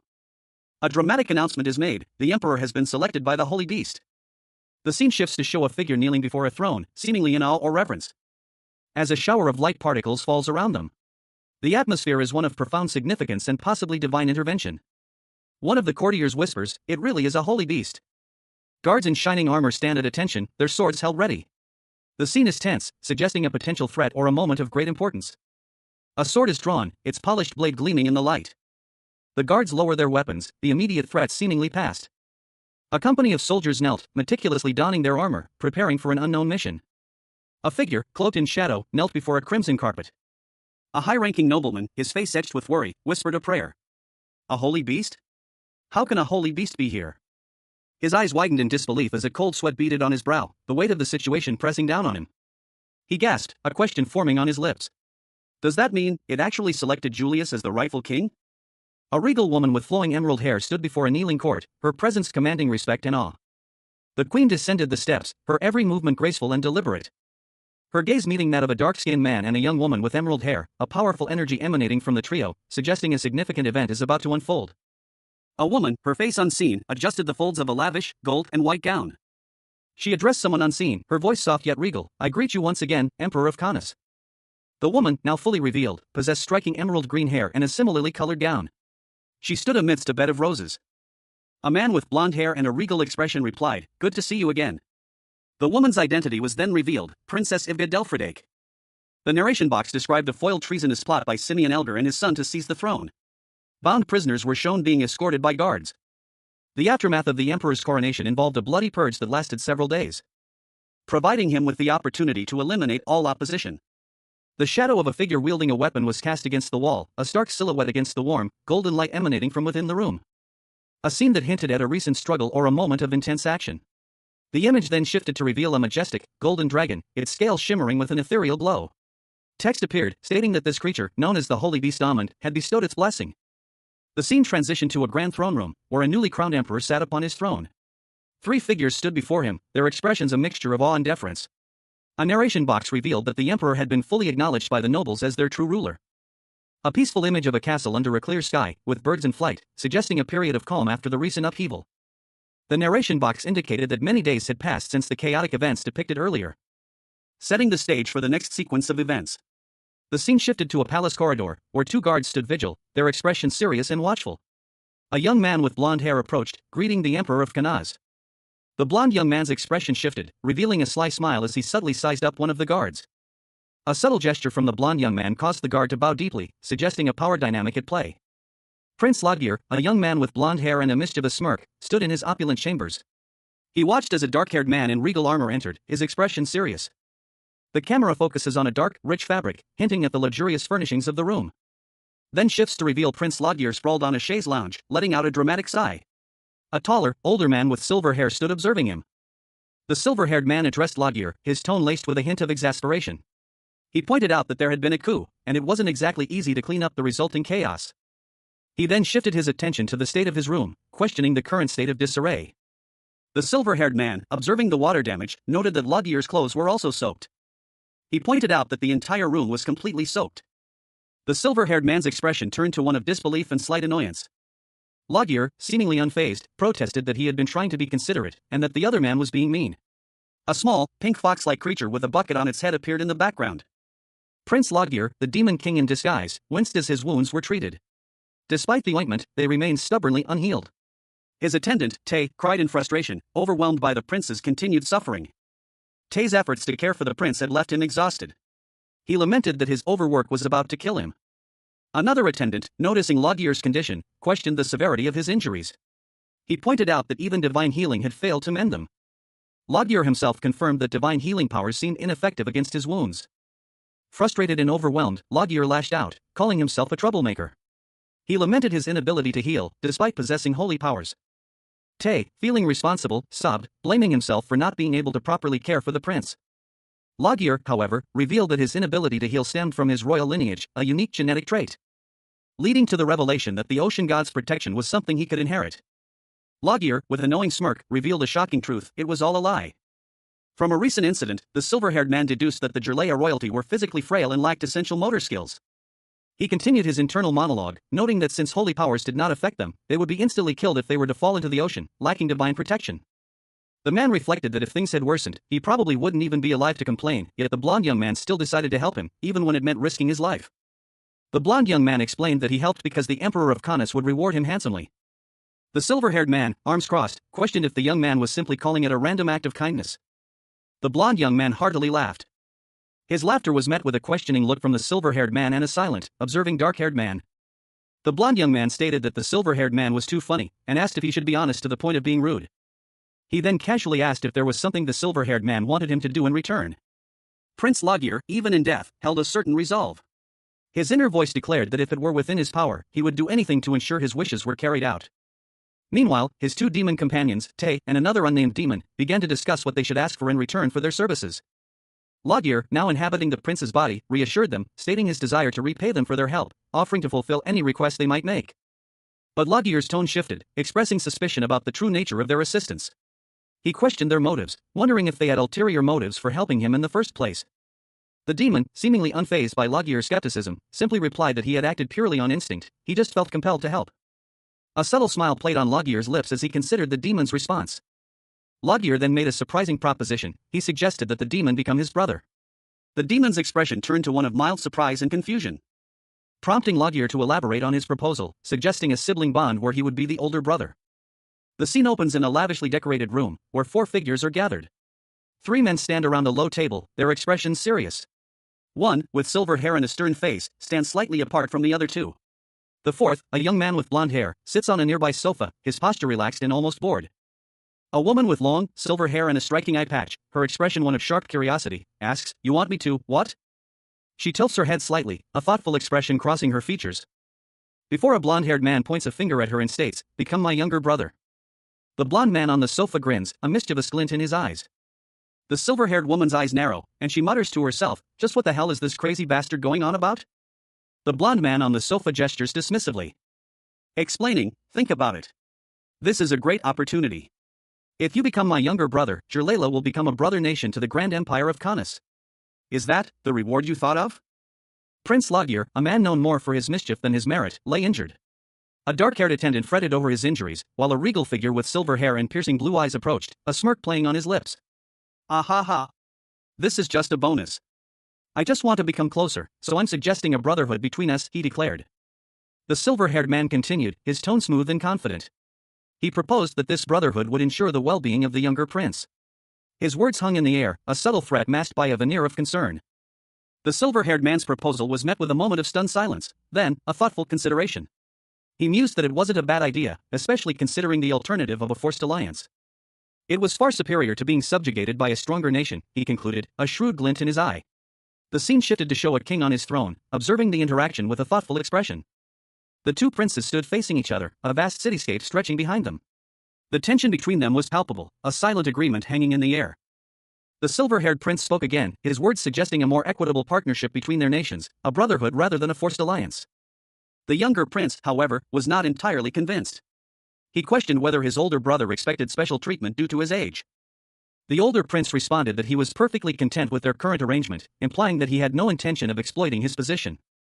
A question hung in the air, laced with doubt, "But do you really want to form a brotherhood after being burned by your own brothers?" A fist clenched, the knuckles white. It wasn't just the brothers he wanted to kill, there were others. Siblings for whom he would gladly give his life. The scene showed 2 figures, a man with blonde hair and a woman with silver hair, their expressions unreadable. Petals fell like soft snow. A gentle voice cut through the silence, "But you risked your life for me instead." The silver-haired woman's eyes widened slightly, a flicker of surprise crossing her face. She was taken aback. A soft explanation followed, "So I figured a brotherhood would be all right with you." The blonde-haired man smiled, a hint of mischief in his eyes. The silver-haired woman's expression shifted to one of contemplation. A question formed on her lips, "What if I were to refuse?" He chuckled, a light-hearted sound. "Then I would have found ways to help Jirlela on my own." 2 fox-like creatures with wings carried a bucket, their presence adding a touch of whimsy to the scene. The blonde-haired man continued, "If I want to keep a graceful image, shouldn't I at least pay you back for saving my life?" A boisterous laugh filled the room. One of the young men, however, paused, noting a detail others seemed to have missed. He pointed out that while they were supposed to pledge an oath by toasting to their brotherhood, he was 17, not 15, making the drinking age a problem. A solution was proposed, Almond and Sedna could act as witnesses to their oath. The conversation turned to Almond, a seemingly absent companion. One of the young men inquired about his whereabouts, producing a small, golden tortoise from his pocket. The other young man was surprised by Almond's diminutive size, prompting a clarification from his companion. Almond, even in his small form, identified himself as a soft-shell tortoise, not a turtle. His companion explained that since becoming a holy beast, Almond could change his size and form. His companion concluded that traveling with Almond was much more convenient now that he was small. A young man with blonde hair, dressed in an ornate white and red military-style coat, held a small golden object in his hands. He was the focus of the narration, which described his extraordinary abilities. He possessed divinely developed protection, capable of defending against both physical and magical attacks, a power that transformed him into a holy beast. Meanwhile, another figure, a man with long, flowing silver hair and striking blue eyes, appeared in a chibi-style illustration. He expressed his frustration and envy, lamenting the weakness of his current human form and longing for similar divine protection. His gaze intensified, a clear indication of his determination to acquire such power. The scene shifted to a lavish room, where the silver-haired man, along with 2 other individuals, one with dark hair and another with purple hair, stood before a large, ornate sword. He scornfully dismissed the sword as useless garbage, highlighting his disdain for its apparent lack of power. A small, white fox-like creature with 9 tails spoke, proposing the formation of a brotherhood with the silver-haired man, requesting his presence as a witness. The fox-like creature continued, casually mentioning a condition before the brotherhood could be formed. The silver-haired man, intrigued, asked to hear this condition. The dark-haired man presented a book to the silver-haired man. He instructed the silver-haired man to sign the book. Prince Lagir, a young man with blonde hair and a somewhat exasperated expression, examined a slender, ornate book. A small turtle-like creature perched on his shoulder. He murmured to himself, explaining that the book contained the names of those with whom he'd formed special bonds over the years. A strikingly handsome man with long, silver hair and piercing blue eyes appeared. He had a calm, almost amused expression. Lagir turned a page in the book, a faint glow emanating from within. His eyes widening in surprise as he recognized a particular signature. "Whoa," he exclaimed, "you even have the signature of the Queen of the Earth Fairies?" The silver-haired man explained that since a verbal oath or promise is only remembered in one's head and doesn't leave any records. Lagir, still looking at the book, commented that kings are not supposed to sign anything without proper review. He conceded, however, that since it was a request from his younger brother, he couldn't refuse. The silver-haired man began to write something in the book. Prince Lagir, with his striking silver hair and piercing blue eyes, offered a charming smile. His expression held a hint of amusement, a stark contrast to the shadowed figure observing him from the darkness of the room. A subtle tension hanging in the air between the two. The shadowed figure, whose features remained obscured, finally spoke, his voice a low murmur, "So I guess we're brothers now, huh?" A mysterious, ornate box, glowing faintly with an ethereal light, was exchanged between the two figures. Its dark wood gleamed, a single crimson jewel embedded in its center. A silent transaction heavy with unspoken implications. Julius Rincanus, a young man with vibrant blonde hair, stepped forward, his voice ringing with conviction as he began a solemn oath. "I, Julius Rincanus, swear before the holy beast, Almond, and the ocean god's messenger, Sedna, to accept Lagir Luger Layla Rodwell as my brother and pledge my oath." His hand extended, a gesture of unwavering loyalty. Lagir mirrored the gesture, a subtle smirk playing on his lips. "As do I," he murmured, his voice barely audible above the quiet hum of the room. A shared understanding passing between them. A small, cartoonish turtle appeared in the next panel, seemingly commenting on the scene. "Although we may come from different roots, going forward, the two nations of Canis and Layla will be tied by a brotherhood. And swear to never betray one another," the narration box concluded, emphasizing the gravity of their pact. Lagir and Julius stood facing each other, their hands raised in a gesture of mutual respect and newly formed brotherhood. The scene ended with a sense of uneasy peace. The imposing Lagir Kingdom castle loomed large against the bright blue sky, its red-tiled roofs and ornate spires gleaming under the sun. Inside, Prince Lagir, a young man with blonde hair and a somewhat weary expression, stood amidst a group of his companions. Among them were a dark-haired man in formal attire, a pale man with silver hair in a dark suit, and two small, fox-like creatures. A sense of anticipation hung in the air. As Prince Lagir turned to the silver-haired man, his gaze sharp. He asked if they were ready to depart. The silver-haired man, his name was seemingly unknown, replied that all the other guests had already left, and he was the only one being held back.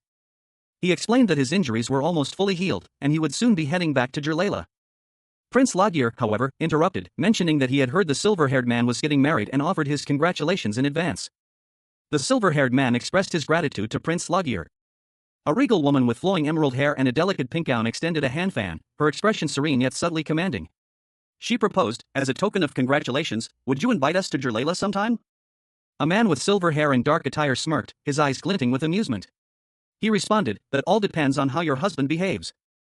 The emerald-haired woman blushed slightly, a hint of nervousness in her demeanor. She replied softly, "Then Sedna, let's have tea together another time." A small, fluffy white fox with pink accents and a jeweled collar yipped excitedly, "Yeah. Yeah." The fox continued, its tail wagging furiously. He. "I want to drink the snowflower wine we had last time again." A hand pointed at the fox, sharply ordering, "To see." The silver-haired man asked the emerald-haired woman, "You'll come back as a wedding guest, right?" She responded hesitantly, "Well, maybe after some thinking." He added with a smirk, "Aren't you being too?" The scene opens with a close-up of Prince Lagir, his silver hair framing a face etched with a mixture of weariness and resignation. He is dressed in elegant, dark attire, a stark contrast to the opulent surroundings of the palace. A faint blue glow emanates from a nearby object, casting an ethereal light upon his features. His eyes, a striking shade of blue, hold a hint of something akin to pain. The Demon King, now inhabiting the body of Prince Lagir, stands close to another figure, a young man with blonde hair and a regal bearing. The blonde man embraces Lagir, a gesture of affection or perhaps, concern. Lagir's expression shifts to one of clear annoyance. He thinks to himself, "Ah, so annoying, this bastard," his internal monologue revealing his frustration with the blonde man. The blonde man explains, "Since he signed his name in my book, if things go wrong, I'm gonna terminate this brotherhood nonsense," his words hinting at a contract or agreement between them. A chibi-style depiction of the two emphasizes the power dynamic between them. Lagir's annoyance is palpable. Lagir's face contorts into a sneer, his teeth bared in a silent threat. He is clearly ready to retaliate. Prince Loggear, with his blonde hair and charming smile, stood surrounded by his court. Someone commented on the back of his head, finding it cute. A tall, dark-haired man in a butler's uniform, accompanied by a small, white fox-like creature, appeared. He warned that anyone who touches his hair again will be killed. Prince Loggear smirked, seemingly unfazed by the threat. An older man with silver hair addressed Loggear, wishing him well and telling him to take care of himself. Loggear replied with a polite "you too." Loggear and his entourage departed the castle in a grand carriage procession. Inside the carriage, Loggear confirmed that they were heading straight to their lodging at the port. The dark-haired man and his fox companion expressed their excitement at finally going home. Prince Loggear, the demon king in disguise, sat regally on an ornate chaise lounge. His silver hair cascaded down his shoulders, framing a smirk that hinted at mischief. He appeared utterly at ease, his arms crossed confidently over his chest. He continued his journey in a lavish carriage, the same smirk playing on his lips. The opulent interior of the carriage contrasted sharply with the determined glint in his eyes. Loggear announced his intentions to his companions. "I'm going to order you around as much as possible when we get back, so be ready." One of his companions, a young man with dark hair, responded eagerly, "If it's for your highness, it would be my pleasure." Another, a white fox-like creature, chimed in, "Loggear me too Sedna can do well next time too." The carriage approached a dense forest, the path ahead barely visible through the thick foliage.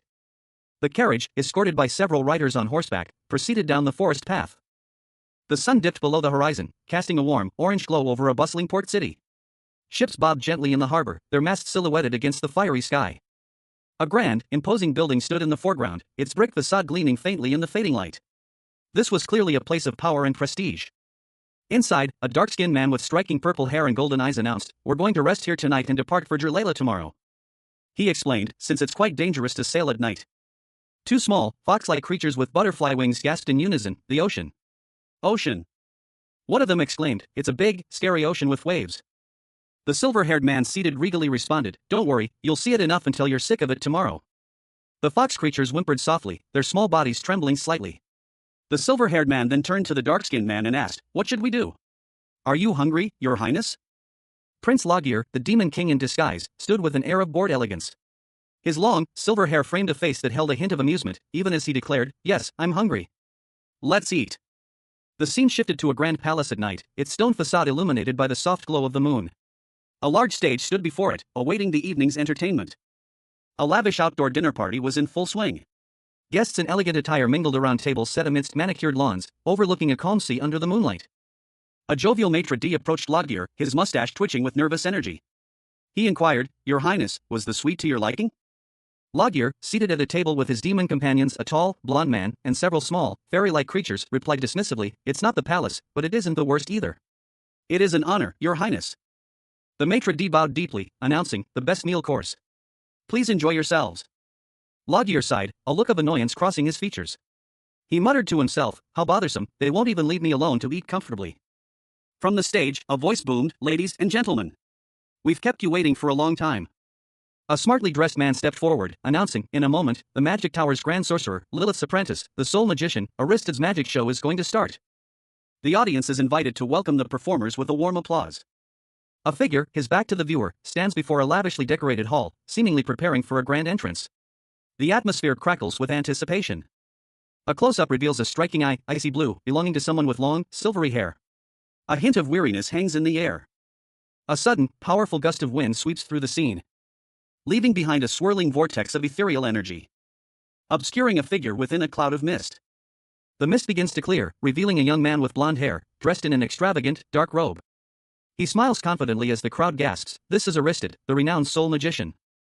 The manga opens with a portrait of Prince Loggear, a young man with a cheerful expression, his eyes sparkling with mischief. His light brown hair is neatly styled, and he wears a dark robe with gold accents, befitting his princely status. Meanwhile, in a dimly lit room, a regal figure with long, flowing silver hair sits at a table. This is the Demon King, now inhabiting Loggear's body, his expression thoughtful as he contemplates the nature of soul magic.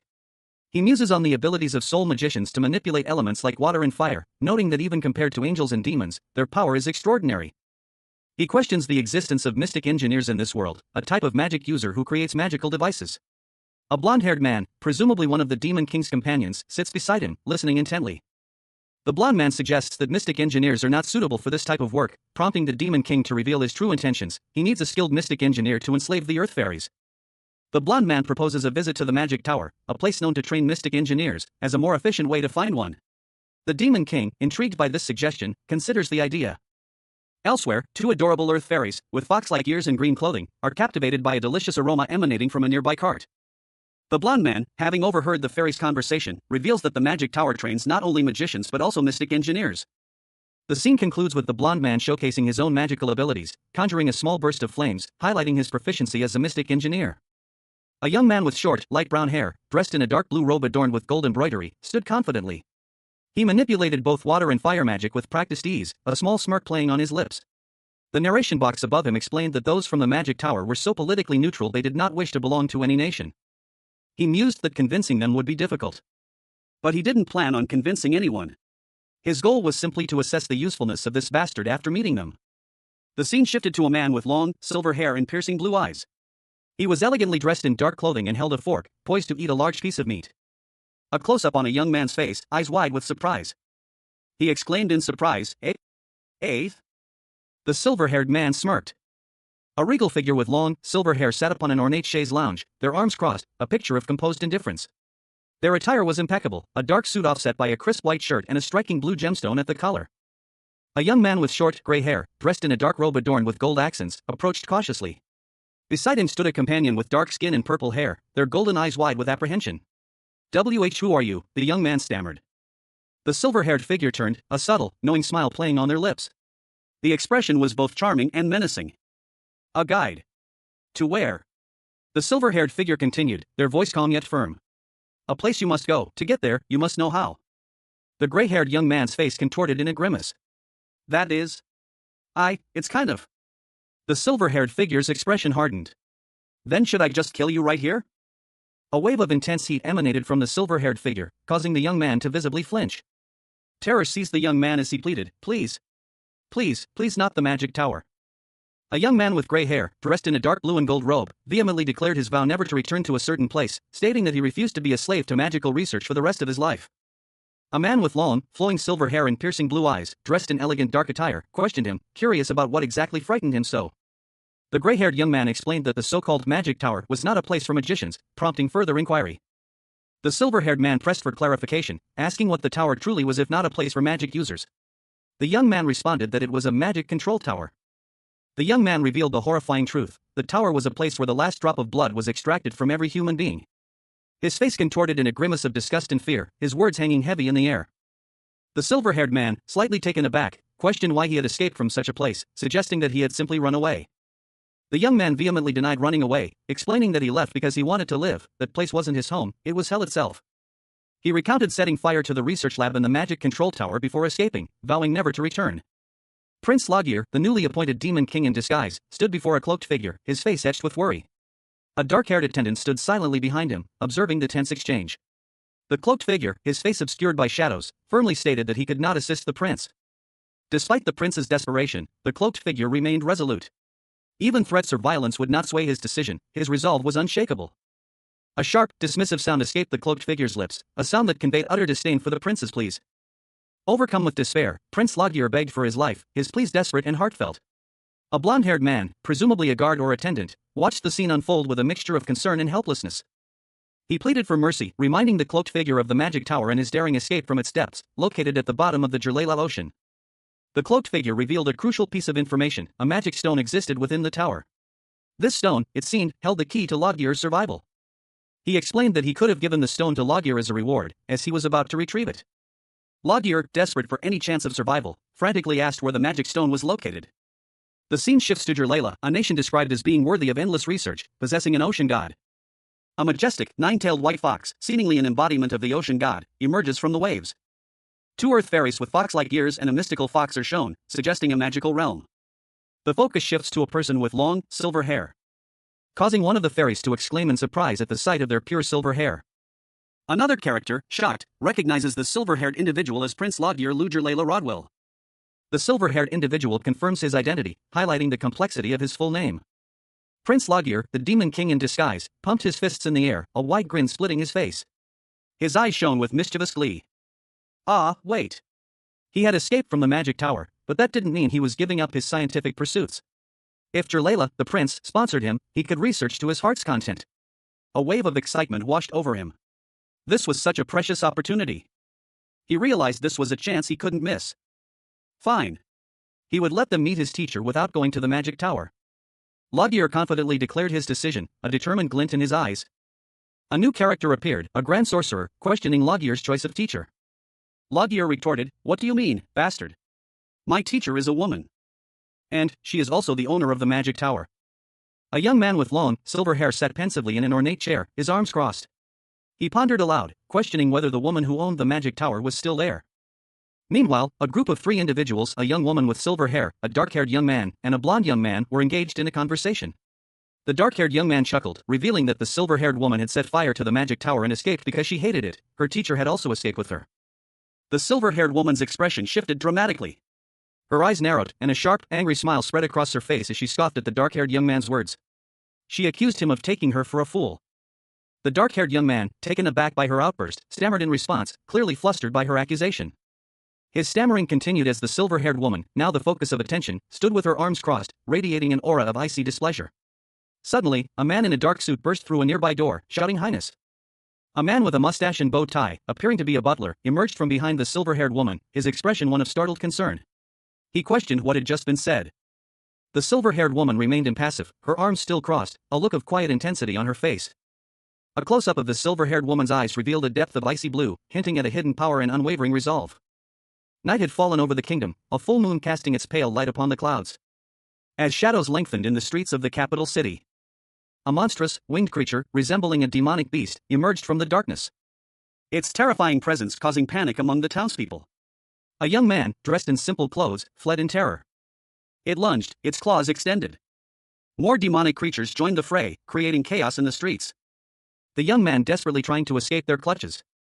Inside a grand building, a woman with long, silver hair watched the scene unfold from a window, her expression one of concern. What happened, she wondered. A dark-haired man, dressed in elegant attire, addressed a young man with silver hair. He explained that while Jerlayla was safe due to the ocean god's protection, demon attacks were commonplace. Another man, this one with dark purple hair and a mustache, reassured them that being on a higher floor would make it difficult for demons to reach them. He then suggested relocating to a safer location. The silver-haired young man, however, found the situation fascinating. He declared his intention to personally defeat the demons. The mustachioed man, however, reminded him that even if he didn't go, there was a guard team and a magician in the village. The silver-haired young man smirked, mentioning that demon corpses had monetary value. He then announced his departure to collect some coins. A dark-skinned man with purple hair questioned the silver-haired young man's departure. The silver-haired young man, however, dismissed his concerns, instructing him to close the door because it was cold. He then told the dark-skinned man to stop disturbing his rest. From a high vantage point, a silver-haired man and his fox companion observed the scene unfolding below. "We're going to watch just how good this soul magician is from up here," the man stated, his expression unreadable. He continued, "You can see that all the way from here? Darkness is no problem to me whatsoever." The man crossed his arms, a subtle shift in his posture suggesting a growing anticipation. Elsewhere, a cloaked figure hurried through the castle grounds, their destination unknown. The night was dark, and an ominous presence seemed to linger in the air. A sense of urgency evident in their hurried steps. A young man, his face partially obscured by a hood, lamented, "To think that the nation burns off all this expensive and amazing subjects like demons, what a waste." He pondered his next move. Now, which one should I start with? Before him stood several demons, and a group of knights stood ready to confront them. A large, demonic beast, chained and snarling, was the focus of a figure's attention. The figure, unseen but clearly in command, judged the creature, "Good. That one looks simple enough to capture." The scene shifted to a swirling vortex of magical energy, accompanied by the incantation, "Wind," that follows the ancient promise. A young man with light hair, clad in dark robes, stood at the center of the vortex. He commanded, "I, Aristid, command you here and now." Aristid's command manifested as a powerful spell, "Chain the enemy's feet." Aristid extended his hand, glowing chains of magical energy erupting from his palm. The chains snaking towards the demonic beast, binding its legs with glowing magical restraints. The scene shifted again, this time to Aristid summoning another spell, Wind Axe. A massive, glowing axe of wind materialized in Aristid's hands, which he then hurled at the chained beast, striking it with immense force. A wave of magical energy, shimmering with an ethereal green light, surged outwards. Intricate, almost weapon-like patterns pulsed within the energy, radiating power. The magical energy arced across the night sky, illuminating a courtyard scene. Several figures, including soldiers in medieval-style armor, watched in awe as the energy struck a large, snarling beast. One soldier, his face alight with excitement, exclaimed that the source of the magic was the magician from the magic tower. Another soldier, equally enthused, declared that they were going to win. Meanwhile, a young man with light brown hair and piercing blue eyes watched the scene unfold from a distance. A subtle glint of determination flickered in his gaze. He moved with surprising speed, his form a blur as he approached the courtyard. He was dressed in a dark robe, adorned with arcane symbols, and his hands crackled with magical energy. The young man unleashed a powerful blast of golden energy, striking the beast with immense force. A guttural roar echoed from the creature as it recoiled. He then launched himself into the air, his movements graceful and precise as he channeled his magic into a swirling, radiant blade of light. The blade sliced through the air, leaving a trail of shimmering energy in its wake. A demonic canine creature, its eyes burning with malevolent red light, unleashed a torrent of electrical energy, a swirling vortex of crackling power emanating from its body. The raw power arcing and twisting, a terrifying display of untamed might. Meanwhile, a figure in regal attire watched the scene unfold with a smirk. He mused that striking when his opponents were already weakened would be easy. Two soldiers hailed a gray-haired man in a dark robe adorned with arcane symbols as their savior, expressing their gratitude for his timely intervention that saved them from imminent danger. He smiled, assuring them that they should collect their rewards from the office, a task he would handle. The magician, with a flick of his wrist, conjured a small, controlled burst of blue flames. Two figures observed him from a distance, one with striking purple hair and golden eyes, the other with long, flowing white hair and piercing red eyes. The latter commented that the magician's abilities were better than expected. The white-haired figure's red eyes glowed intensely, a subtle hint of surprise in their gaze. Meanwhile, another demonic creature, similar in appearance to the first but larger and more imposing, unleashed a powerful beam of light from its mouth. The Demon King, now inhabiting the body of Prince Lagier, stood before a grand castle, his gaze fixed on the imposing structure. A question formed in his mind. Is this the final location where he must collect the remaining demon corpses? Beside him, a fearsome demonic beast with crimson eyes stirred restlessly. He silently confirmed to himself that this was indeed the last one. The task was almost complete, he would gather the remaining corpses and move on to the next stage of his mission. Meanwhile, a knight, his face etched with fear, stammered in terror before the prince, calling him magician, sir. Lagier, his eyes gleaming with amusement, offered a sly smile. He reassured the knight, stating that he would be finished soon, to not worry. As a massive, red dragon emerged behind him, its eyes burning with an ominous glow. The dragon's presence loomed over the knight and his companion. The dragon's power was overwhelming, its gaze alone causing the knight to tremble. The scene ended with a single, chilling word, re. Another knight, witnessing the scene, was left speechless, his eyes wide with shock and disbelief. He had never seen anything like this before. The Demon King, now inhabiting the body of Prince Lagier, found himself in a rather undignified situation. He was forced to dress himself in the prince's rather ill-fitting clothes. A task made all the more difficult by his clawed hands. Suddenly, a monstrous roar echoed through the air as a large, red dragon swooped down from the sky, its shadow engulfing Lagier. The dragon, a powerful demon familiar, snatched Lagier from the ground, its grip surprisingly gentle despite its size. Let me go. Let go, you bastard, the prince screamed, his voice laced with panic. The dragon's golden eye, filled with ancient wisdom, seemed to regard Lagier with a mixture of amusement and resignation. The familiar's grip tightened slightly as it began its ascent into the heavens, carrying Lagier far above the clouds. The world stretched out beneath them, a breathtaking panorama of land and sea. Lagier, still struggling against the dragon's hold, felt a sudden lurch as they began to descend. Ah, he gasped, as the wind whipped past his face. The descent was rapid and uncontrolled. A string of expletives escaped Lagier's lips as he braced for impact. A magical explosion rocked the building, sending debris flying, leaving behind only a lingering cloud of smoke. Prince Lagier, the Demon King in disguise, observed the scene with a calculating gaze, his crimson eyes gleaming. Lagier scoffed, unimpressed. Humph, he muttered, stupid magician. What an amateur. His familiar, Sedna, a fox-like creature, tilted her head in question.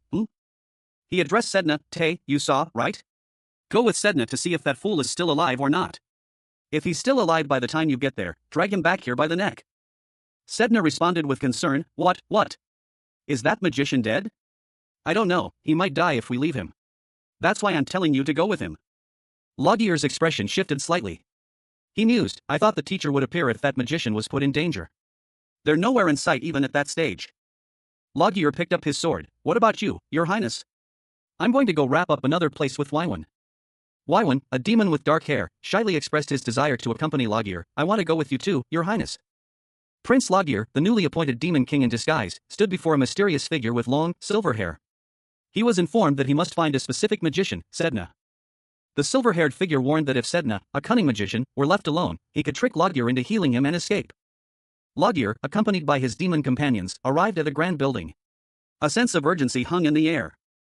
They approached the entrance, a group of figures in dark cloaks standing guard. Among Lagier's companions was a nine-tailed fox demon. One of Logier's companions, a young man with purple hair and striking yellow eyes, stepped forward. He offered to take charge of the situation. The purple-haired demon, Tay, confidently assured Logier that he would handle everything. He then swiftly departed, his fox companion following close behind.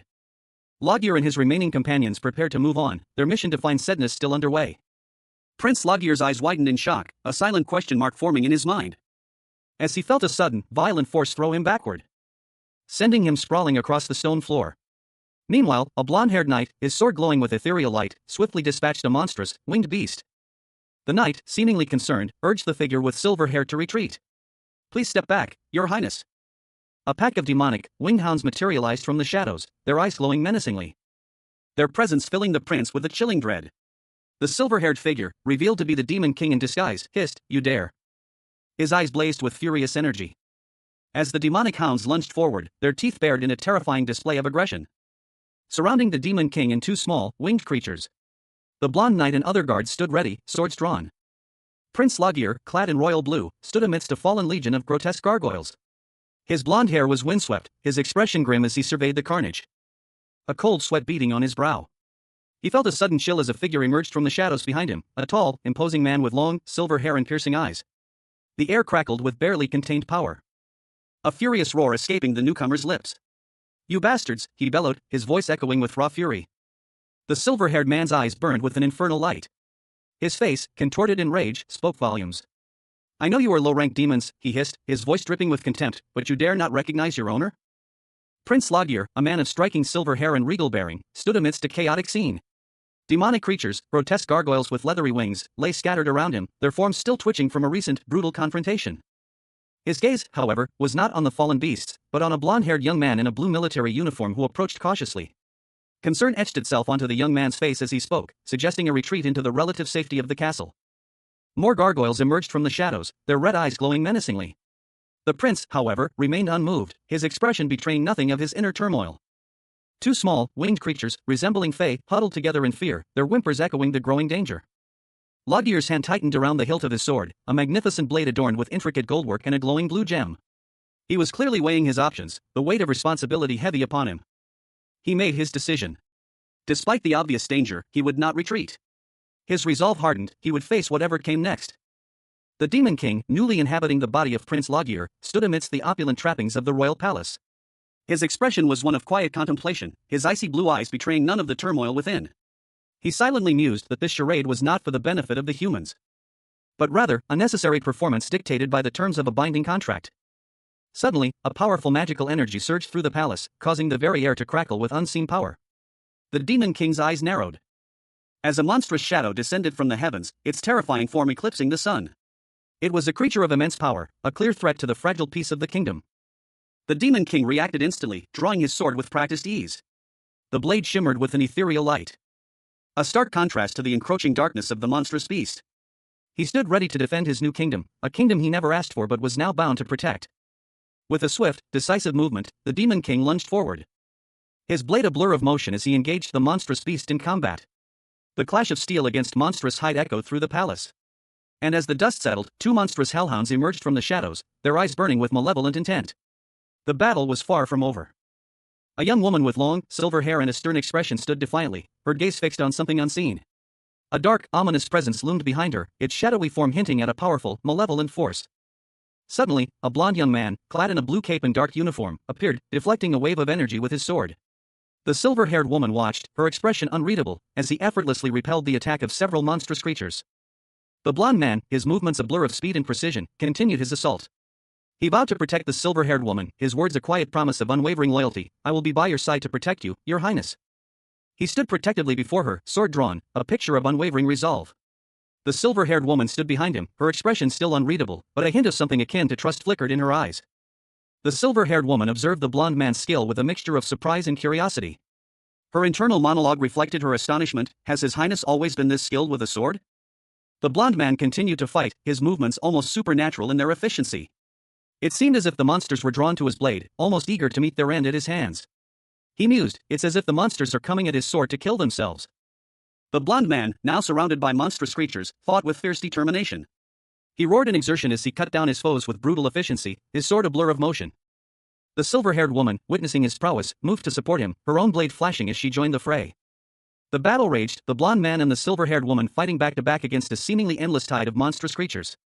The scene ended with a wide shot showing the sheer number of monsters surrounding them. Prince Logir, the demon king in disguise, stood in the shadows, his expression unreadable. A profound sadness weighed heavily on him, a stark contrast to his usual demeanor. Suddenly, 3 demonic beasts appeared in the sky, their forms silhouetted against the twilight. They were his loyal companions, but something felt amiss. A sense of unease washed over Logir as he observed their unusual behavior. He questioned their disobedience, wondering why they would defy him, their master. The thought struck him with the force of a physical blow: this was impossible. His demonic aura should have compelled absolute obedience. Logir's eyes blazed with a crimson fury as he felt the full weight of the situation. His internal monologue echoed the impossibility of the situation. His rage intensified as one of the beasts let out a deafening roar, challenging his authority. The other 2 demons followed suit, their defiance palpable. The scene was chaotic and unexpected. Logir found himself utterly baffled. He muttered to himself, "This is bizarre." The level of demonic pressure he exerted should have either sent them fleeing or forced immediate compliance. A monstrous roar echoed through the night as a massive, dark-scaled dragon descended from the heavens, its powerful wings beating against the air. A desperate cry of "Your Highness" pierced the air. Below, Prince Logir, clad in royal blue, braced himself, his sword drawn. A dark shadow engulfed him as the dragon's immense form loomed over him. Another monstrous creature, a red-skinned dragon with glowing eyes, emerged from the darkness. Its terrifying roar shaking the very foundations of the castle. Logir and his companion stood back-to-back, swords raised, ready to face the oncoming threat. The 2 dragons clashed in a furious battle. Logir's companion, observing the chaos, remarked, "Aren't those monsters the ones from the underground waterway?" Prince Logir, the demon king in disguise, found himself struggling to fully exert his power. He wondered if his human form was hindering his abilities, restricting his full demonic authority. His face contorted in frustration as he grappled with this limitation. But then dismissed the thought. If his power were truly suppressed, he wouldn't be able to use any of his authority at all. A pack of monstrous beasts surrounded him, their snarls echoing in the night. Suddenly, another figure appeared, a young man, concerned, addressed him as "Your Highness." More monsters emerged from the shadows, their terrifying roars shaking the very ground. The young man urgently pointed out the new threat, warning of more monsters approaching. Logir, now fully focused on the immediate danger, issued a decisive order: eliminate every last one of them. The Demon King, despite his weakened state, prepared to face the horde. His gaze hardened, a grim determination settling upon his features. A company of soldiers, clad in steel, stood ready, their bows drawn. Their commander barked a sharp order: "Fire!" A volley of arrows erupted, arcing through the air towards their target. A pack of demonic beasts, their eyes burning with malevolent intent, charged towards the castle walls. The arrows found their mark, piercing the flesh of several of the creatures. They howled in pain. But more continued their advance. A blonde-haired man in a blue coat, presumably a high-ranking official, addressed a pale man with long silver hair, who stood calmly observing the scene. "Your Highness," he said, "I will tell them to cease their attack." The silver-haired man responded dismissively, "Just let them run off." The blonde man's jaw dropped. "One," he exclaimed, his voice laced with disbelief and frustration. The silver-haired man's eyes narrowed, his expression hardening. "Do not make me repeat myself," he warned, a low growl rumbling in his voice. A dark aura emanated from him, a palpable sense of power filling the air. The scene opens with a pair of feet, clad in elegant black shoes, striding purposefully across a dark, moonlit path. A portion of a fluffy white tail is visible in the lower right corner, suggesting the presence of an animal companion. A man with dark purple hair, dressed in a formal black suit, strides along a beach at night. He is accompanied by a small, white fox-like creature with 9 fluffy tails. The man expresses concern to the fox, stating that he cannot trace the scent of his target and questions if they are heading in the right direction. The fox, whose name is Sedna, confidently assures him that they are. The man, impressed by Sedna's ability, comments on her incredible skill in smelling magic. Sedna explains that she only remembers the scent of their target because it is quite peculiar, unlike any other humans. She describes the scent as a strange mixture of scents, prompting the man to ask what that means. Sedna hesitates, a shadow of a large, reptilian creature looming behind her. She describes the scent as, perhaps, a scary smell. The man laughs, stating that he is merely a loyal servant serving his master. The scene shifts to a small, rustic house in the distance. He points towards the house, revealing that this is where the magician fell. Prince Logir, or rather, the demon king inhabiting his body, fled through the night, pursued by unseen forces. His loyal companion, a small, white fox-like demon, trotted faithfully at his heels. They sought refuge behind a large, dark door, their breaths catching in their throats as they listened for any sign of pursuit. Before cautiously entering a dimly lit building. The air was heavy with an ancient, unsettling energy. The little demon sniffed the air, its ears twitching. It detected the faint scent of magic. However, the darkness within the building proved too impenetrable to see anything clearly. Loggier smirked, his golden eyes gleaming. Darkness held no power over him. With a flick of his wrist, he unleashed a beam of light, piercing the oppressive darkness, revealing a hidden chamber. His eyes widened in surprise as he found himself face to face with an unexpected sight. Prince Loggier, the Demon King in disguise, found himself in a precarious situation. A blinding light erupted around him, the force of the blast sending him sprawling. He braced himself for impact. A wave of magical energy washed over the town, causing a commotion. The source of the attack remained unseen.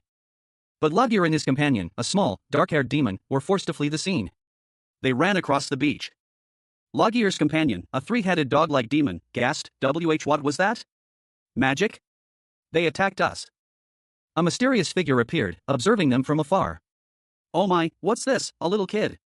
The figure descended from the sky, their feet glowing faintly, revealing a powerful woman with long, flowing silver hair and piercing red eyes. She was clearly an angel. The angel descended gracefully, her presence radiating power and authority. A woman with long, flowing silver hair and piercing red eyes smiled, a mischievous glint in her gaze. She mused about a soft, little, cute fuzzball. The scene shifted to a nighttime cityscape. The silver-haired woman, seemingly floating, descended from a cliff overlooking the town.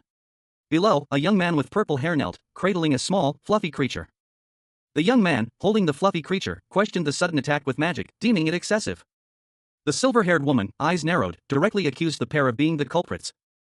She clarified her accusation, referring to the attack on her cute little apprentice, Aristid. The young man, however, vehemently denied any involvement. He added that he hadn't expected to meet her so soon. The young man's eyes glowed with an unnatural light as he identified the silver-haired woman as the magic tower owner who drains the lifeblood from humans. Prince Loggier, a young man with striking silver hair and crimson eyes, stood silhouetted against a stormy night sky. His expression was one of quiet contemplation, a hint of weariness etched into his features. He wore a dark, ornate robe, adorned with intricate golden embroidery that shimmered faintly in the dim light. The symbols woven into the fabric hinted at a power far beyond the mortal realm. The name Lilith Ten appeared, a name whispered with reverence and fear in the demonic circles. A young man with vibrant purple hair and striking features, a bow tie adorning his collar, leveled an accusatory gaze at an unseen individual. His words were sharp, laced with suspicion. He was inquiring about the identity of a magic tower owner known for draining the lifeblood from every human. The camera panned upward, revealing a sliver of a moonlit sky, hinting at the setting of this scene. The scene shifted to reveal a striking figure, a person with long, flowing silver hair, their eyes glowing with an eerie red light. They wore a dark, ornate robe, adorned with rich crimson accents and jeweled clasps. The name Lilith Ten was prominently displayed, introducing this powerful individual to the narrative. With a dramatic flourish, Lilith Ten moved, their long hair billowing behind them as they gracefully descended to the ground. Their descent continued, alighting softly on the barren landscape. The purple-haired man, seemingly unfazed, casually revealed that he and his companion were acquainted with Eris Ten. Lilith Ten, surprised by this revelation, expressed her astonishment in a thought bubble, wondering if the purple-haired man was a friend of Eris. Introducing themselves as Sedna and Tay, the pair explained that Eris Ten had been battling demons and had fallen somewhere nearby. Lilith, a woman with long silver hair and a dark, ornate robe, smirked. She explained that they were there to rescue someone, adding that the child must have made another mistake. Meanwhile, a young man with dark hair, holding two fluffy, pink fox-like creatures, worried aloud.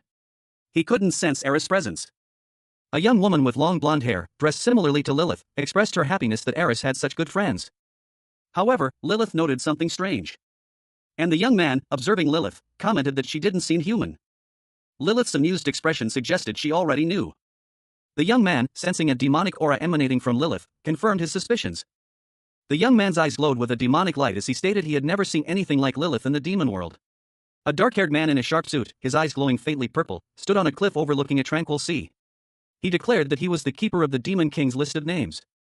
And therefore, he remembered each and every face, having personally recorded them all. A narration box explained that having one's name on the Demon King's list meant pledging loyalty to him. Consequently, the absence of a name from the list proved a lack of submission to the Demon King. The man's eyes, now blazing with a golden light, narrowed in intensity.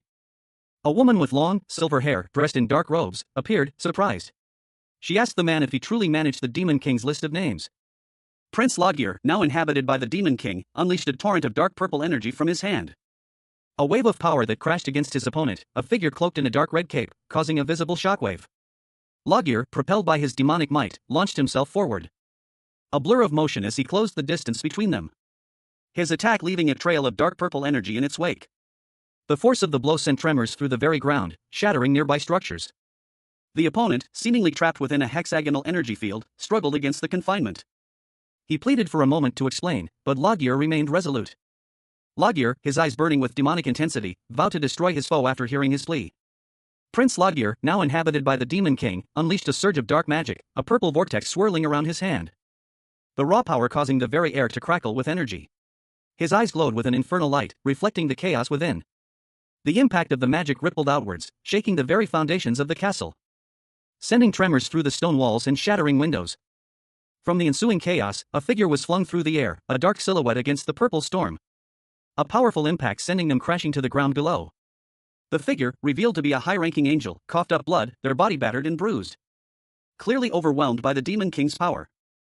Meanwhile, Logir stood amidst the destruction, a dark aura emanating from him as he surveyed the scene. A shadowy figure appeared behind him, its features obscured by darkness. Prince Logir, his silver hair disheveled, pleaded desperately. He begged for someone to listen to his final wishes. But a sinister figure, the Demon King in disguise, revealed his true nature. His golden eyes gleamed with malevolent intent as he accused Logir of deception. The Demon King, now fully embracing his role as Prince Logir, calmly assured the prince that he would end his life painlessly. But a small, fox-like demon, Sedna, interrupted, crying out in alarm. Another demon, his purple hair framing a face contorted with anger, appeared. He declared his intention to eliminate anyone who interfered with the king. While Sedna, worried about the safety of their friend, Aristed, explained their reason for being there. Sedna warned that Logir's anger would be terrible if Aristed were harmed. The Demon King, his golden eye blazing, considered Sedna's warning. He granted them the opportunity to explain their actions. A cloaked figure with long, silver hair stood before a small, white fox-like creature. A sigh escaped their lips. Finally, we can have a conversation. The silver-haired figure seemed weary, their shoulders slumped, and dirt smudged their dark clothing. They addressed the creature. Yes, it's not completely wrong for you to say I am a demon, because I am a half-demon. The creature, a young man with vibrant purple hair and a striking golden cat-like eye, tilted his head in surprise. A half-demon? The silver-haired figure nodded, confirming, yes, I was born as a half-demon to a human and a demon. The young man pondered this revelation, so there's no way I could be on the Demon King's list of names, right? I haven't been anywhere near the demon world. The silver-haired figure explained, a human that is not accepted in the human world, and a demon that cannot be a part of the list of names in the demon world. She continued, gesturing towards herself and the small fox-like creature, who watched intently. The silver-haired figure concluded, under the light of a full moon, I am a being that is not welcomed in either world. A young woman with long, dark hair hung her head, a shadow of sadness clouding her features. A man with long, silver hair and piercing blue eyes stood before her, his arms crossed in disapproval. I sent you on an errand, and yet here you are, playing, he stated, his voice laced with irritation. Suddenly, the silver-haired man was interrupted. A small, fox-like creature zipped past him, causing him to stumble slightly. Logir, he exclaimed. The creature, now identified as Logir, landed on the ground, panting slightly. Sorry, we ran into a bit of a problem, it said apologetically. The silver-haired man sighed, his annoyance evident. If you're sorry, put that fire out already, he instructed. Logir nodded eagerly. Oh okay, it squeaked, before hurrying to extinguish the small fire. The scene shifted to reveal a larger area, the remnants of a fire still smoldering in the distance. 3 figures stood silhouetted against the night sky. Lilith Ten turned, her eyes narrowed in suspicion. The silver-haired man pondered, a thought crossing his mind. This boy is the Prince of Jerlaila.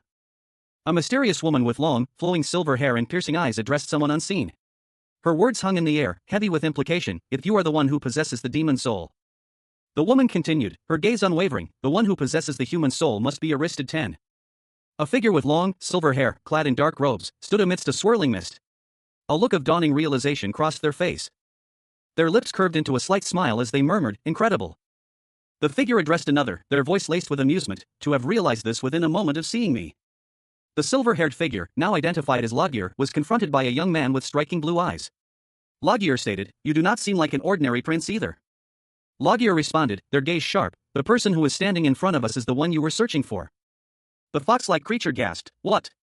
This woman is that magician man?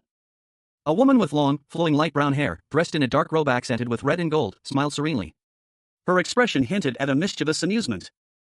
Under a twilight sky, 3 figures stood on a deserted beach. A tall figure with exceptionally long, silver hair dominated the scene, their back to the viewer. Beside them, a shorter man with dark hair and piercing eyes observed the scene with a thoughtful expression. A third, similarly tall figure with silver hair, but a more refined appearance, stood with arms crossed, a sword at their hip. A small, fox-like creature sat at their feet. The silver-haired figure, their face now visible, spoke, revealing a startling truth. That's right, I have two personalities in this body. The speaker's attire was striking, a dark robe accented with gold detailing, hinting at a position of power or authority. A split panel showed two distinct faces, one youthful and serene, the other sharp and intense. The human, Eris, and the demon, Lilith, a voice narrated, identifying the two personalities. A swirling vortex of light and color enveloped two figures, one seemingly falling, the other reaching out. When one loses consciousness, the other awakens. A voice explained, illustrating the mechanism of their shared existence. So you are aware of each other's presence. Were you born like that? The silver-haired figure responded, no. It hasn't been long since Eris awakened. Lilith, a woman with long, gray hair, mused to herself that this year marked the 25th anniversary of a significant event. A fact that prompted her to recall her own extensive lifespan. She, Lilith, had lived for 125 years. At the age of 60, a pivotal realization dawned upon her. Despite the passage of time, she did not age like ordinary humans. This discovery led her to the startling truth about her own nature: she was no ordinary human.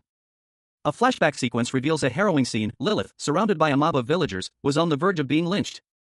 Mistaken for a witch who had made a pact with a demon. The brutal attack left her body torn apart, her head cracked open, and she was left for dead in the Valley of Death.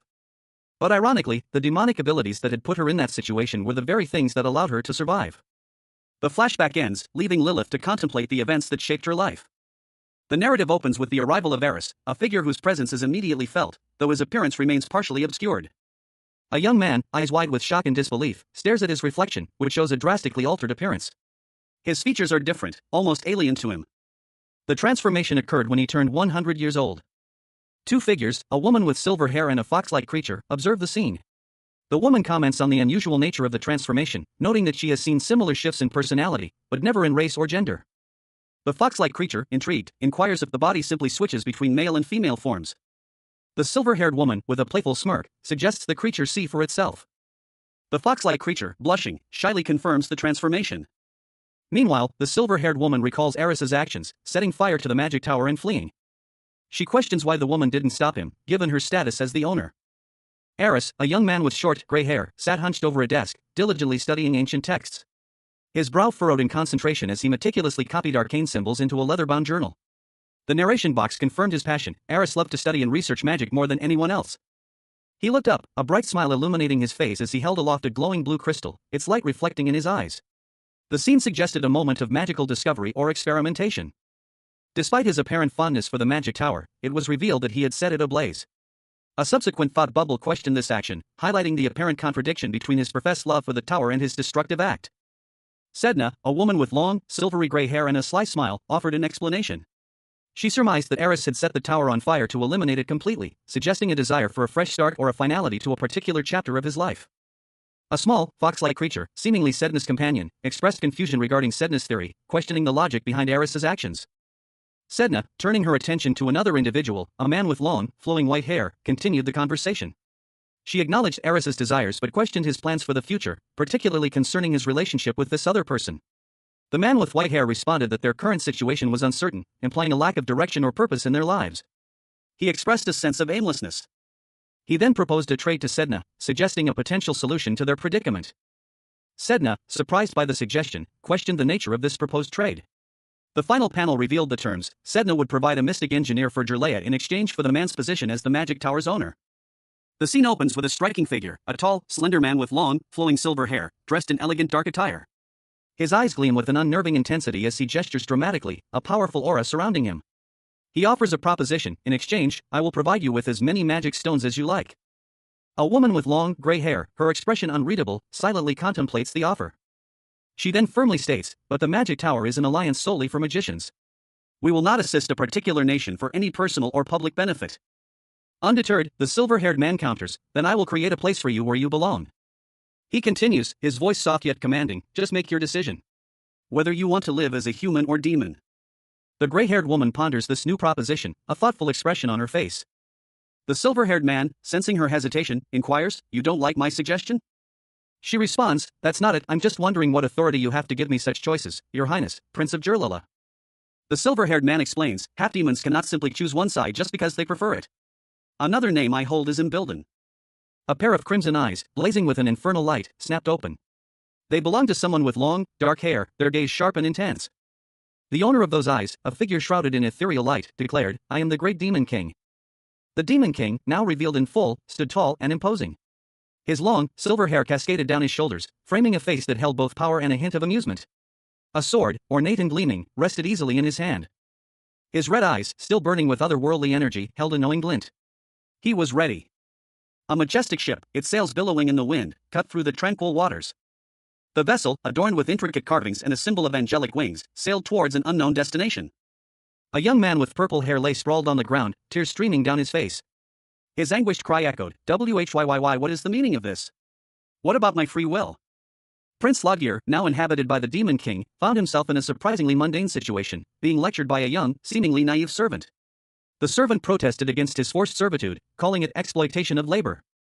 Ignoring the servant's pleas, the Demon King, in the prince's form, coldly retorted that the boy's teacher had sold him into servitude. The servant's distress was palpable, his anguished cries filled the room. The servant continued to wail, his despair echoing in the opulent room. Meanwhile, the Demon King, inwardly irritated by the display, considered tossing the boy into the ocean.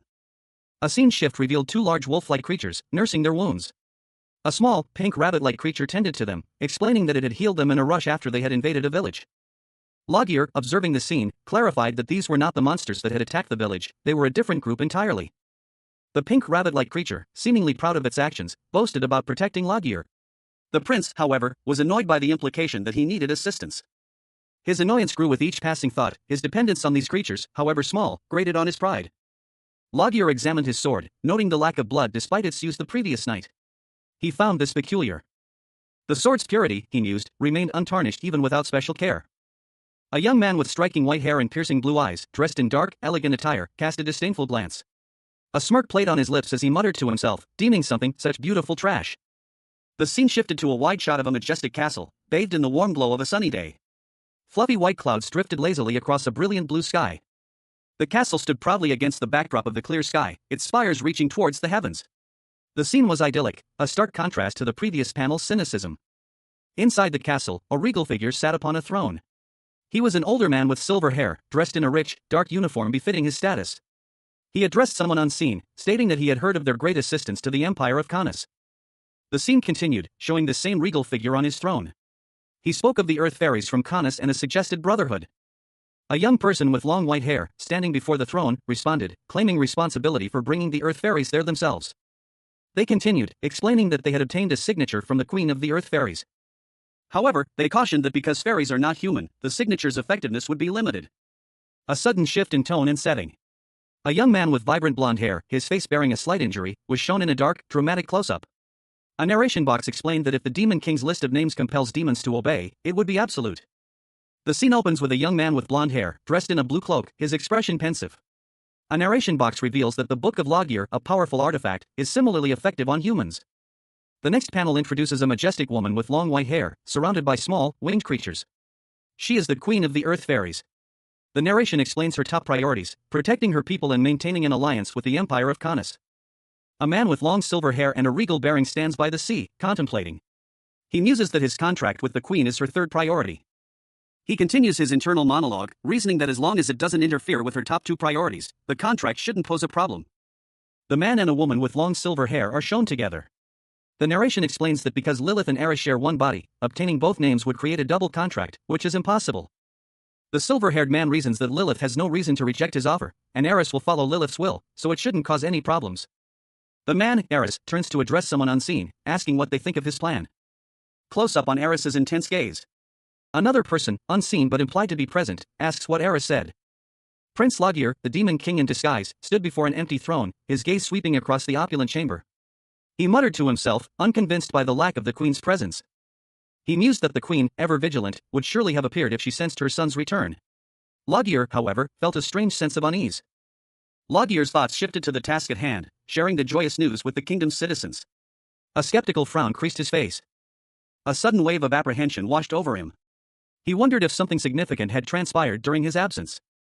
The next moment, a figure rushed towards him, engulfing him in a tight embrace. The impact sent Logir reeling. It was the queen, her voice filled with an overwhelming pride as she expressed her joy at his return. Logir, however, remained visibly disturbed, his expression betraying his inner turmoil. His mind raced, the word younger sibling echoing in his thoughts. The court erupted in joyous congratulations as Loggear and the queen took their places on the throne. However, the Demon King's unease remained. A woman with long, flowing silver hair, dressed in a regal red and gold uniform, clutches her chest, her face contorted in a mixture of shock and disbelief. Her eyes are wide, reflecting a dawning horror. She utters a gasp, her words a mixture of disbelief and dawning dread. I'm going to have a younger sibling? Then the queen is currently.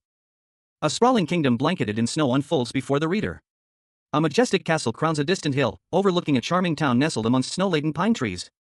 The scene shifts to a serene palace garden, also dusted with snow. A meticulously maintained landscape features a charming bridge and a central fountain, all bathed in the soft glow of winter light. Two figures stroll along a snow-covered path, Prince Loggear, his silver hair striking against the winter backdrop, and a companion, a dark-haired man accompanied by a nine-tailed fox. Loggear's expression hardens, a subtle frown etching itself onto his usually serene features. A hint of displeasure flickers in his eyes. A woman with golden hair, her face alight with amusement, speaks to Loggear. She comments on his surprisingly composed reaction to the news of a younger sibling. Loggear receives reassurance from the woman, who assures him that she will always be there for him. The word mommy is whispered, suggesting a close, perhaps maternal, bond. The scene opens with a tender embrace between two women. One, with long, flowing blonde hair, rests her head on the shoulder of the other, whose hair is a silvery white. The blonde woman's face is partially obscured, but her expression seems one of quiet contentment. The other woman, her face visible, looks down at her with a mixture of affection and concern. A speech bubble above them reads, "Love you." The scene shifts to a man with long, silver hair, his face etched with exhaustion. He clutches his head, a pained expression on his face. His internal monologue reveals his regret. It's exhausting. I shouldn't have gone to see her.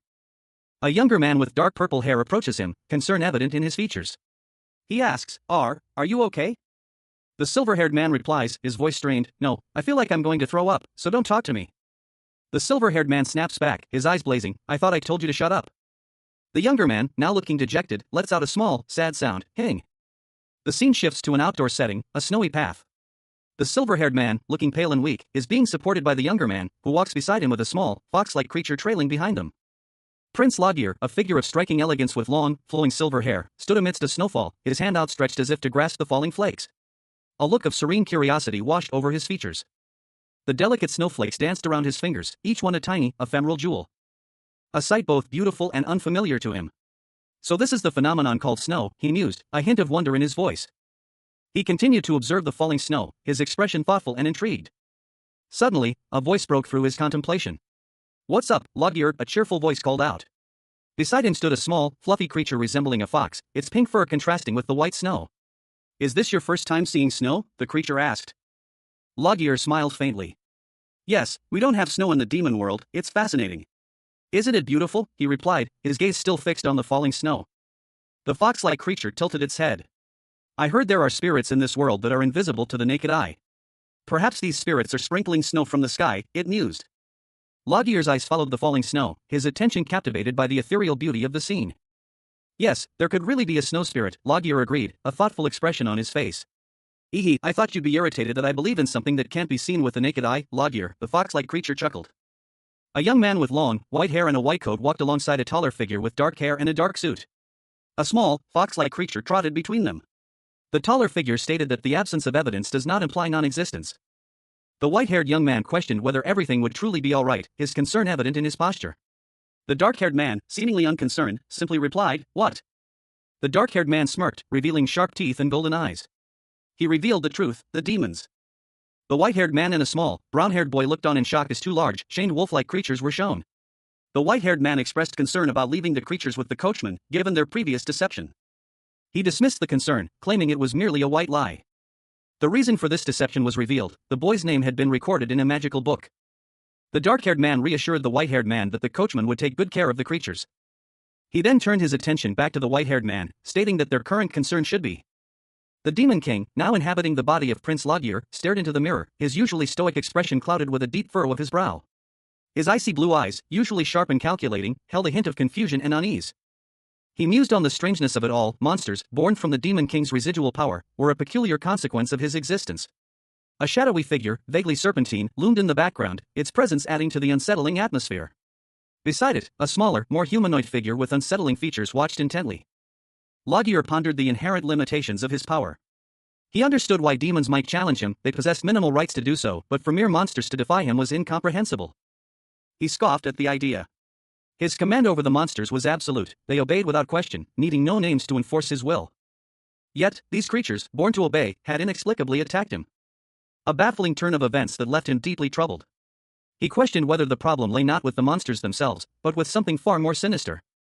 A name flashed in his mind, Soul Harder. The image of Soul Harder, cloaked and enigmatic, filled Logier's thoughts, his suspicion growing. Prince Logier, now inhabiting the body of the deceased prince, questioned a woman with long white hair about the temple researcher who had summoned him. He wanted to know what had happened to the researcher. The woman, seemingly surprised by his question, simply replied with a questioning pardon. Logier explained that he was still searching for the researcher. But the temple kept denying his existence. He continued, explaining that while others had asked why he was looking for the researcher, he couldn't reveal the truth about his demonic origins. Logier revealed that demon summoning was forbidden, and if the truth were discovered, it would cause a great uproar. The woman, concerned, stated that the false identity she had created for Logier would be instantly destroyed if his true nature were revealed. She ran a hand through her hair in distress. Logier, seemingly unfazed, simply asked, "Yes, sir?" Prince Logier's advisor, a stoic figure with silver hair, calmly urged him to consider the implications of the recent monster attacks. He pointed out that while monsters attacking the kingdom was unusual, it was ultimately the Demon King's responsibility to maintain order, regardless of the circumstances. Logier, however, remained unconvinced. His eyes, glowing with an unnatural intensity, reflected his inner turmoil. He muttered to himself, the weight of the situation pressing down on him. His jaw clenched, a silent scream building within him as he grappled with the implications of the advisor's words. A sudden realization struck him, a chilling truth that sent a shiver down his spine. He voiced his conclusion, his tone heavy with the weight of his discovery. Meanwhile, in a dimly lit room, the true Demon King, a regal figure with long silver hair, sat amidst scattered books, his expression a mixture of annoyance and disbelief. He reflected on the absurdity of his situation. Being summoned by a human was bad enough. But being forced to fulfill a contract on someone else's behalf was even more infuriating. A chilling thought crossed his mind, what if this was all a deliberate plan, not a mere coincidence? He considered the implications. If this were a deliberate scheme, the perpetrators wouldn't have simply caused chaos in the human world, their actions would have been far more calculated and strategic. An unseen figure issued a command, Tay. Go visit the demon world. A regal figure with long, silver hair and piercing eyes appeared, his expression grim. He mused, I'm sure this bastard would have left a trace in the demon world. A dark-haired man, kneeling in the snow, pledged his loyalty, I will obey the king's orders. He resolved, I will bring back news to satisfy the king. The dark-haired man's face was shone, his eyes glowing with an unnatural golden light. A sinister smile played on his lips. Purple smoke swirled around him, obscuring his features. A grand castle stood amidst a snowy landscape. The silver-haired figure from earlier walked through the castle's opulent halls. He continued his journey through the castle. Prince Logier, the newly appointed Demon King, stood in the opulent palace hallway, his expression a mask of weariness. His long silver hair fell to his shoulders, contrasting sharply with his pristine white attire. A heavy silence hung in the air. A stark contrast to the energetic figure who entered the hall. This was his teacher, a young man with short, gray hair and a bright, almost mischievous smile, clad in a dark blue robe adorned with gold accents. He cheerfully explained that he had stayed up all night working on blueprints for an undersea tunnel, and had subsequently passed out from exhaustion. Logier, his eyes narrowed in thought, inquired if the tunnel connected to Canas. The implications of such a connection were clearly weighing heavily on his mind. The teacher, undeterred, confidently predicted that they would soon see results, given the Earth Fairy's diligent work. He expressed his high expectations for their success. But Logier questioned his teacher's seemingly carefree attitude, pointing out that he seemed to be playing around instead of working. The teacher's cheerful demeanor faltered slightly at this observation. The teacher, slightly flustered, explained that he was currently researching magical tools. He seemed somewhat embarrassed by his earlier nonchalance, and clarified that the need for these tools extended beyond the undersea tunnel project. The creation of these tools was vital for Jerlala's growth into a stronger nation. Logier, however, noted the difficulties in acquiring the necessary resources, citing the stubbornness of the elders who were hindering diplomatic efforts to secure them. But the teacher countered that developing these magical tools would be crucial for Jerlala's strength as a nation. He explained that to continue his research, he needed to resolve a certain problem, which is why he sought out Logier. Prince Logier, a young man with short, gray hair and piercing blue eyes, stood in a grand hall, his expression a mixture of annoyance and contemplation. A frown creased his brow as he seemed to weigh something heavily. He muttered to himself, questioning what he had just sensed. Logier's annoyance intensified, his face contorting in frustration. He voiced his displeasure, his words laced with contempt. Jerlala's systems were utterly inadequate. Another individual, appearing to be a servant, apologized profusely, his feelings mirroring Logier's frustration. He admitted that his own feelings were equally hurt by the situation. He continued his apology, pleading for forgiveness. He pressed for the truth, his expression hardening. The servant explained that the kingdom's research facilities were far inferior to those of other nations, lacking even a single mystic engineer. The servant then inquired about a magic phone that utilized magic stones. The scene opens in a lavishly decorated room, the air thick with unspoken tension. A young man, his face etched with frustration, exclaims that he has no clue what is going on. While another, dressed in a dark robe, sputters in disbelief, his hands outstretched as if to ward off an unseen force. He incredulously asks if the other is from the Stone Age or something. The robed man, now rendered in a chibi style, dramatically clutches his head, his face contorted in distress. A soft hue up escapes his lips as he appears overwhelmed. A woman with long, silver hair calmly asks what the problem is. She explains that it's a magical communication device, capable of reaching any nation, including Kanas. The robed man, still slightly dazed, asks how anyone managed without such a device before. The woman suggests that magic stones could have been used, though less efficiently. The robed man sighs, overwhelmed by the sheer number of magical items he needs to acquire. He decides to request a production request to the magic tower for the necessary items. The woman nods, assuring him that she will report all costs in a separate document. Prince Logir, a young man with short, light gray hair, stood nervously clutching a book. His eyes darted around, a hint of fear in their depths as he questioned the imposing figure before him. He stammered, wondering why he was being looked at like that, and whether he was about to be struck again. The Demon King, possessing Logir's body, observed him with an air of amusement. His long, silver hair framed a sharp, assessing gaze. He commented dryly that for someone so resistant to living two lives, Logir seemed to have many complaints about it. The Demon King's icy blue eyes narrowed slightly, a subtle shift in his expression hinting at a deeper thought. His gaze held a certain intensity, suggesting a hidden agenda or a plan forming in his mind. Logir, seemingly oblivious to the Demon King's internal machinations, continued to meticulously write in his book, his brow furrowed in concentration. His expression was one of quiet determination, suggesting a task of great importance.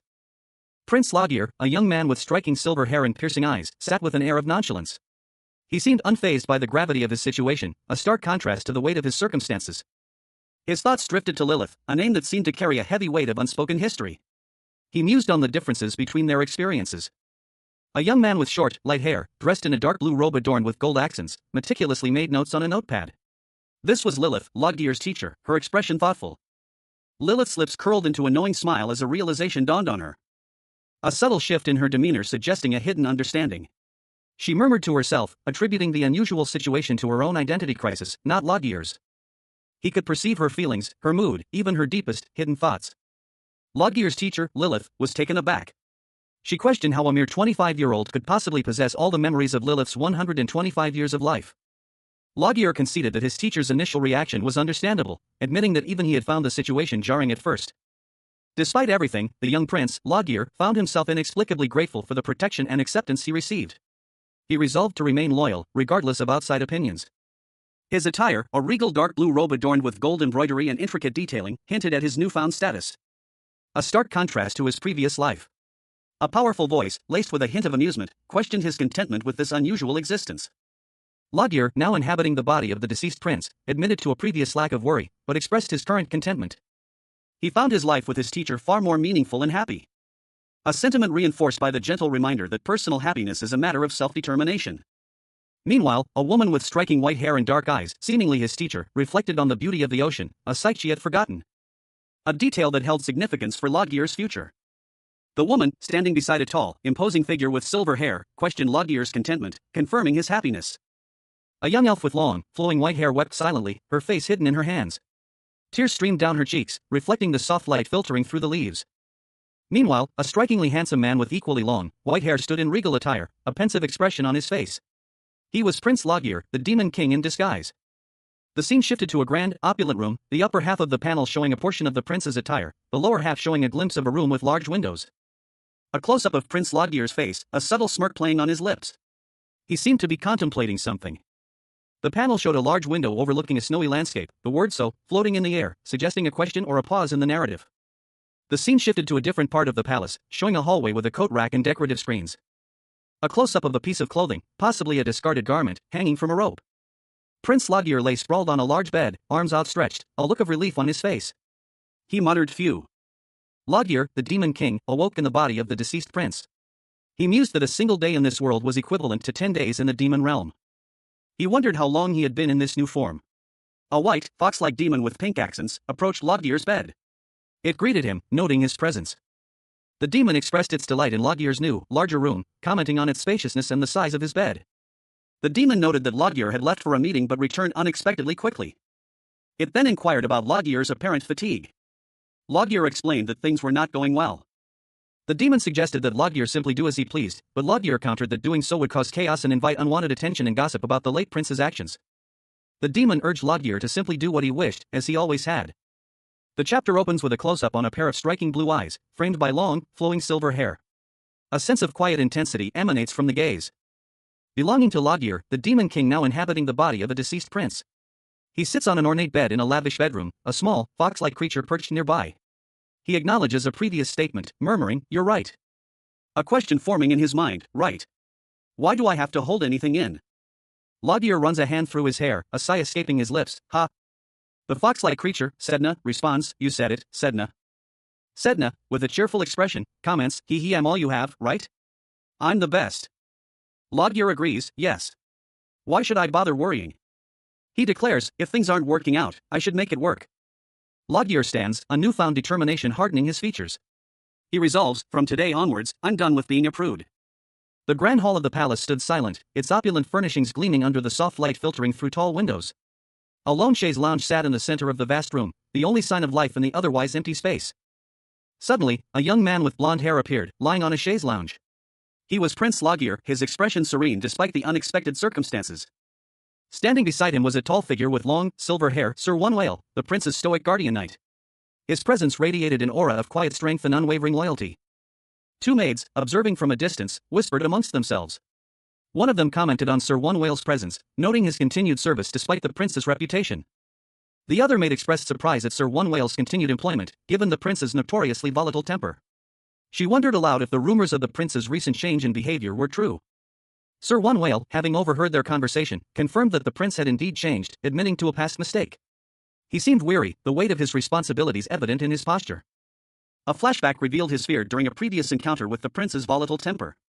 He had genuinely feared for his life. One of the maids recounted a recent interaction with the prince, describing him as irritated but ultimately calm, simply instructing her to clean up after him. The maids concluded that the rumors about Prince Loggear's transformation were indeed true, though one remained skeptical. A concerned attendant approached Prince Loggear, his worry evident in his tone. He questioned the prince's destination, voicing his apprehension about the prince's unpredictable nature and the potential consequences of his actions. Loggear, seemingly unfazed, declared his intention to go fishing, a statement that surprised his attendant, whose skepticism was palpable. A subtle, knowing smile played on the lips of the attendant, hinting at a hidden agenda. The attendant's doubt was further fueled by the inclement weather. Loggear's response, however, remained nonchalant. He revealed his true objective: he wasn't fishing for fish, but for a person. The attendant's expression shifted to one of amusement and anticipation as the plan unfolded. The scene shifted to an exterior view of the palace, blanketed in a serene snowfall. Inside, a hand reached out to adjust a luxurious fur cap. A man, admiring the quality of the silver fox fur cap, declared it absolutely perfect. Prince Loggear, now inhabiting the body of the deceased prince, let out a relieved sigh. His advisor, standing beside him, agreed that Jalala should open its borders to foster progress, but questioned the lengths to which Loggear had gone to acquire a seemingly simple cap, finding the whole situation rather absurd. The advisor mused on the strangeness of it all. Prince Loggear, once a devilish character, had undergone a complete transformation. Now showing a surprising interest in foreign affairs and state matters, a development the advisor found fascinating. A woman with silver hair, elegantly dressed, observed Loggear from a distance. She commented on his changed demeanor, noting that he seemed like a completely different person. Suddenly, a frantic butler burst into the room, announcing an emergency, prompting Loggear to demand an explanation for the butler's abrupt entrance. The butler, visibly shaken, stammered out an explanation, his words trailing off as the silver-haired woman entered the room, her presence commanding attention. The woman, revealed to be strikingly handsome, approached with a subtle smile. In a lavishly decorated room, Prince Loggear, possessing striking silver hair and piercing eyes, sat on a plush sofa. Across from him, Duke Croy Hoberin, a man of refined appearance in a dark green coat, bowed slightly.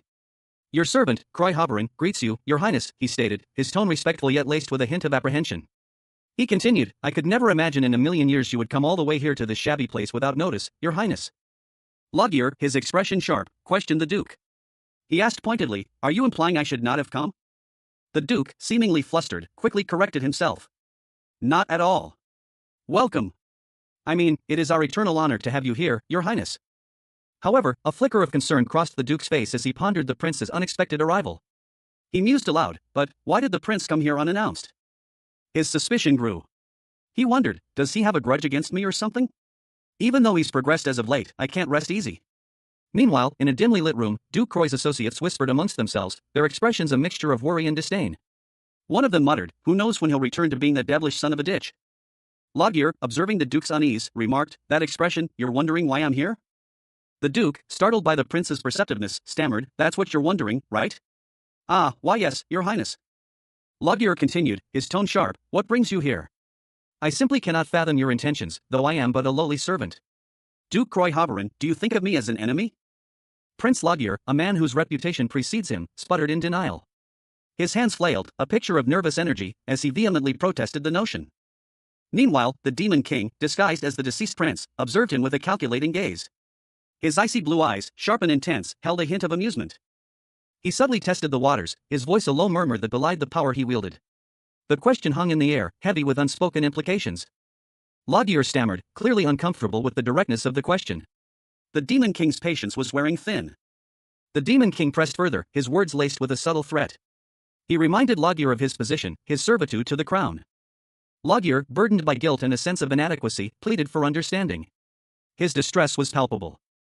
His amusement quickly turned to irritation as Loggear continued to protest. The Demon King's patience had finally snapped. He barked a sharp order, silencing Loggear's objections with a show of raw power. His mouth was a grim line.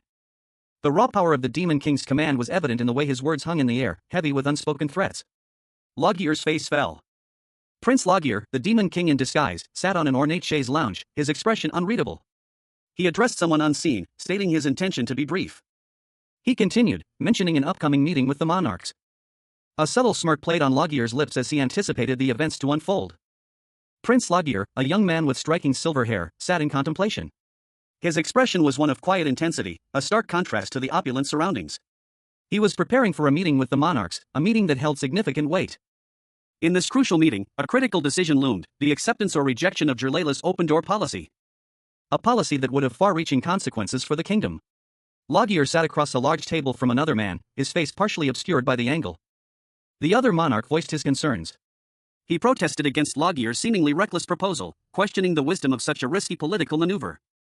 He argued that it was an unnecessary provocation, a game of tug-of-war against the elders. Loggear, however, remained impassive. And calmly inquired if his counterpart was refusing to cooperate. The implication hung heavy in the air. Loggear, unfazed by the other monarch's apprehension, revealed his hand. He would ensure no ships would ever sail into Jirlela's harbors. He would create a storm of such magnitude that it would effectively close off the nation completely. He casually mentioned his connection to the ocean god, emphasizing his ability to enforce this drastic measure. His power was undeniable, his resolve unwavering. A scene unfolds in a lavishly decorated room. A regal figure, Prince Loggear, reclines on an ornate chaise lounge, his expression one of weary amusement. Beside him stands a stern-looking man in a rich blue cloak, while a younger man, dressed in more modest attire, sits nervously nearby. The cloaked man speaks, his words laced with a hint of mockery. He is certain that Loggear will find it impossible to smuggle anything in the hats he so enjoys. The younger man's eyes widen in shock and disbelief. He stammers, questioning how the prince could possibly do what he did. He explains that he had intended to bring up a matter during a meeting, but his father had stopped him. Prince Loggear's gaze sharpens. He speaks, his voice low and dangerous, implying that the younger man's reluctance to act is only helping to bring disaster upon the nation. If that is truly his wish, then all he needs to do is continue to refuse Loggear's proposal. The younger man's face contorts in distress, sweat beads on his brow. He vehemently declares that this is not a warning, but pure blackmail. Loggear, with a chilling smile, counters that everyone says the prince has changed, but it seems to him that nothing has changed at all. And then, with a casual air, Loggear adds one more thing. Loggear produces an invitation to a winter hunting competition. Prince Loggear, known for his less than stellar reputation, received an invitation to the annual hunting competition. He mused that this would be his first time participating. A courtier, his face etched with disbelief, questioned the prince's decision to participate, explaining that it was a charity event where nobles hunted animals and shared the meat and furs with the commoners. Another courtier, a duke, inquired if there were any issues with the prince's participation in the event. The first courtier quickly assured him there were no problems, and asked if the duke would also be participating. The duke, seemingly unfazed, responded that he would, of course, participate alongside the prince. Then, the prince produced a book and gestured for the duke to sign it. The duke, confused, asked what the book was. The prince explained it was simply a roster of participants and asked him to sign it. He then asked why the prince wanted to open the nation's borders. The prince signed the roster, seemingly oblivious to the implications of his actions. A young man with long, flowing silver hair sat on an ornate chaise lounge, his expression thoughtful. He mused that his actions were for the advancement and peace of his nation. And then, a sharp glint appeared in his eyes as he revealed his true ambition. He wanted Layla to rule the world. The scene shifts to show two figures walking down a hallway. One is a young man with blonde hair and a blue cape, the other is the silver-haired man from before, now seen from behind. The blonde young man, concerned, questioned the silver-haired man about his participation in the upcoming winter hunting competition. The silver-haired man confirmed his participation, despite the blonde man's warning about the dangers of Layla's harsh winters and the ferocious beasts that awaken during that season. The blonde man's apprehension intensified as he emphasized the fearsome reputation of the winter beasts, even among the royal knights. A young man with blonde hair, dressed in a dark blue uniform, questioned a regal-looking woman with long, flowing silver hair.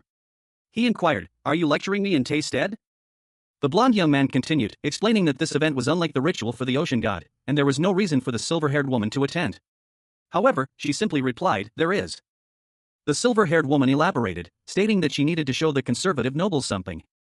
The blonde young man then interjected, suggesting that mentioning the ocean god's powers, as she had done with Hoberin, would be more than enough. He dismissed her plan as a mere threat. Ineffective against everyone, and even if effective, only against a select few.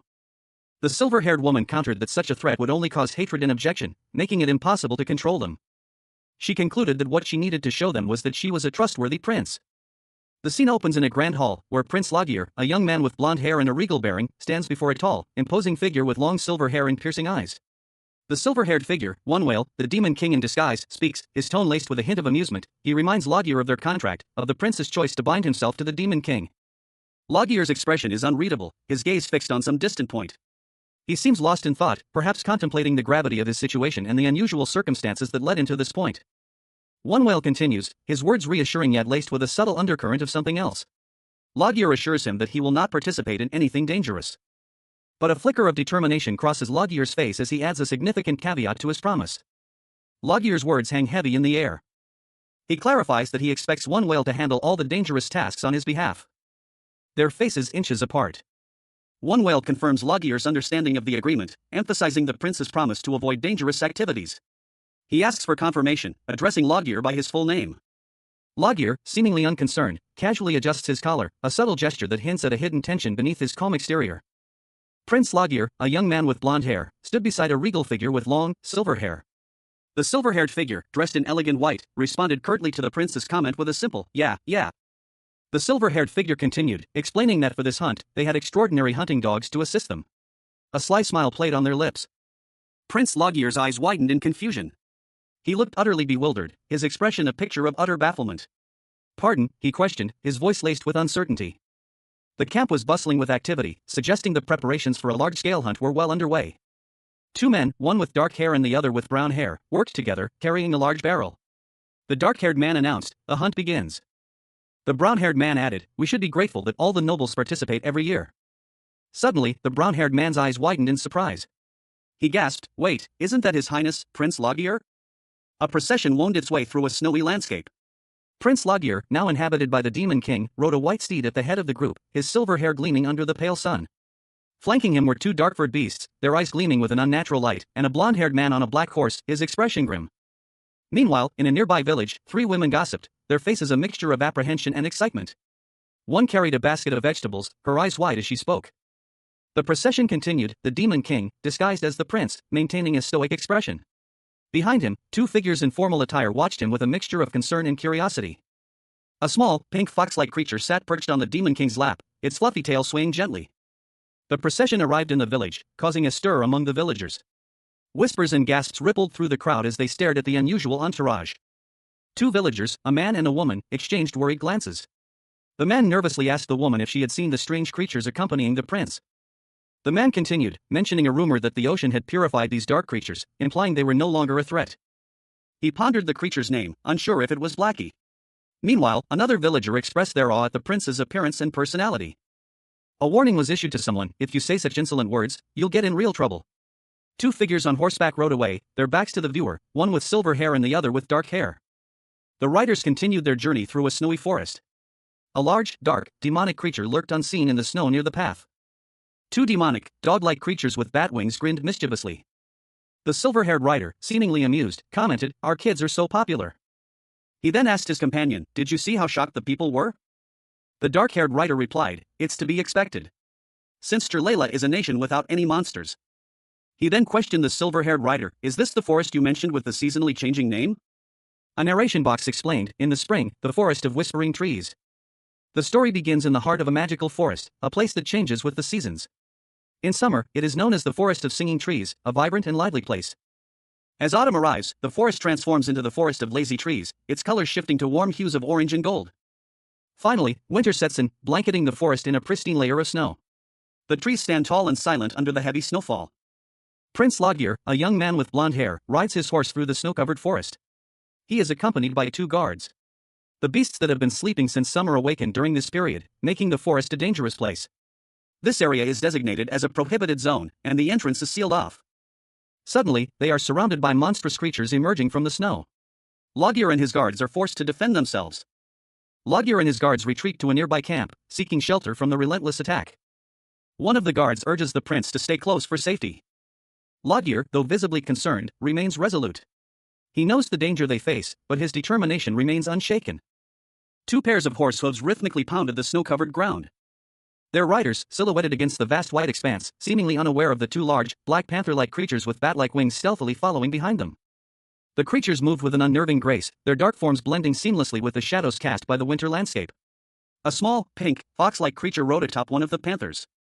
From above, the riders were visible, one with silver hair and regal attire, the other with blonde hair and a more practical, dark outfit. Then, for one last time, the blonde-haired rider spoke. He explained the competition rules. The hunt was limited solely to winter beasts possessing ice energy. A polar bear and a white tiger, both radiating an icy aura, loomed behind the blonde-haired rider as he continued.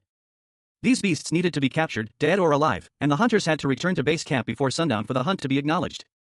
The silver-haired rider sighed, muttering about the chore of listening to the rules when he wouldn't even be participating in the hunt. Prince Loggear, the demon king in disguise, sat atop his white horse, a weary expression etched onto his face.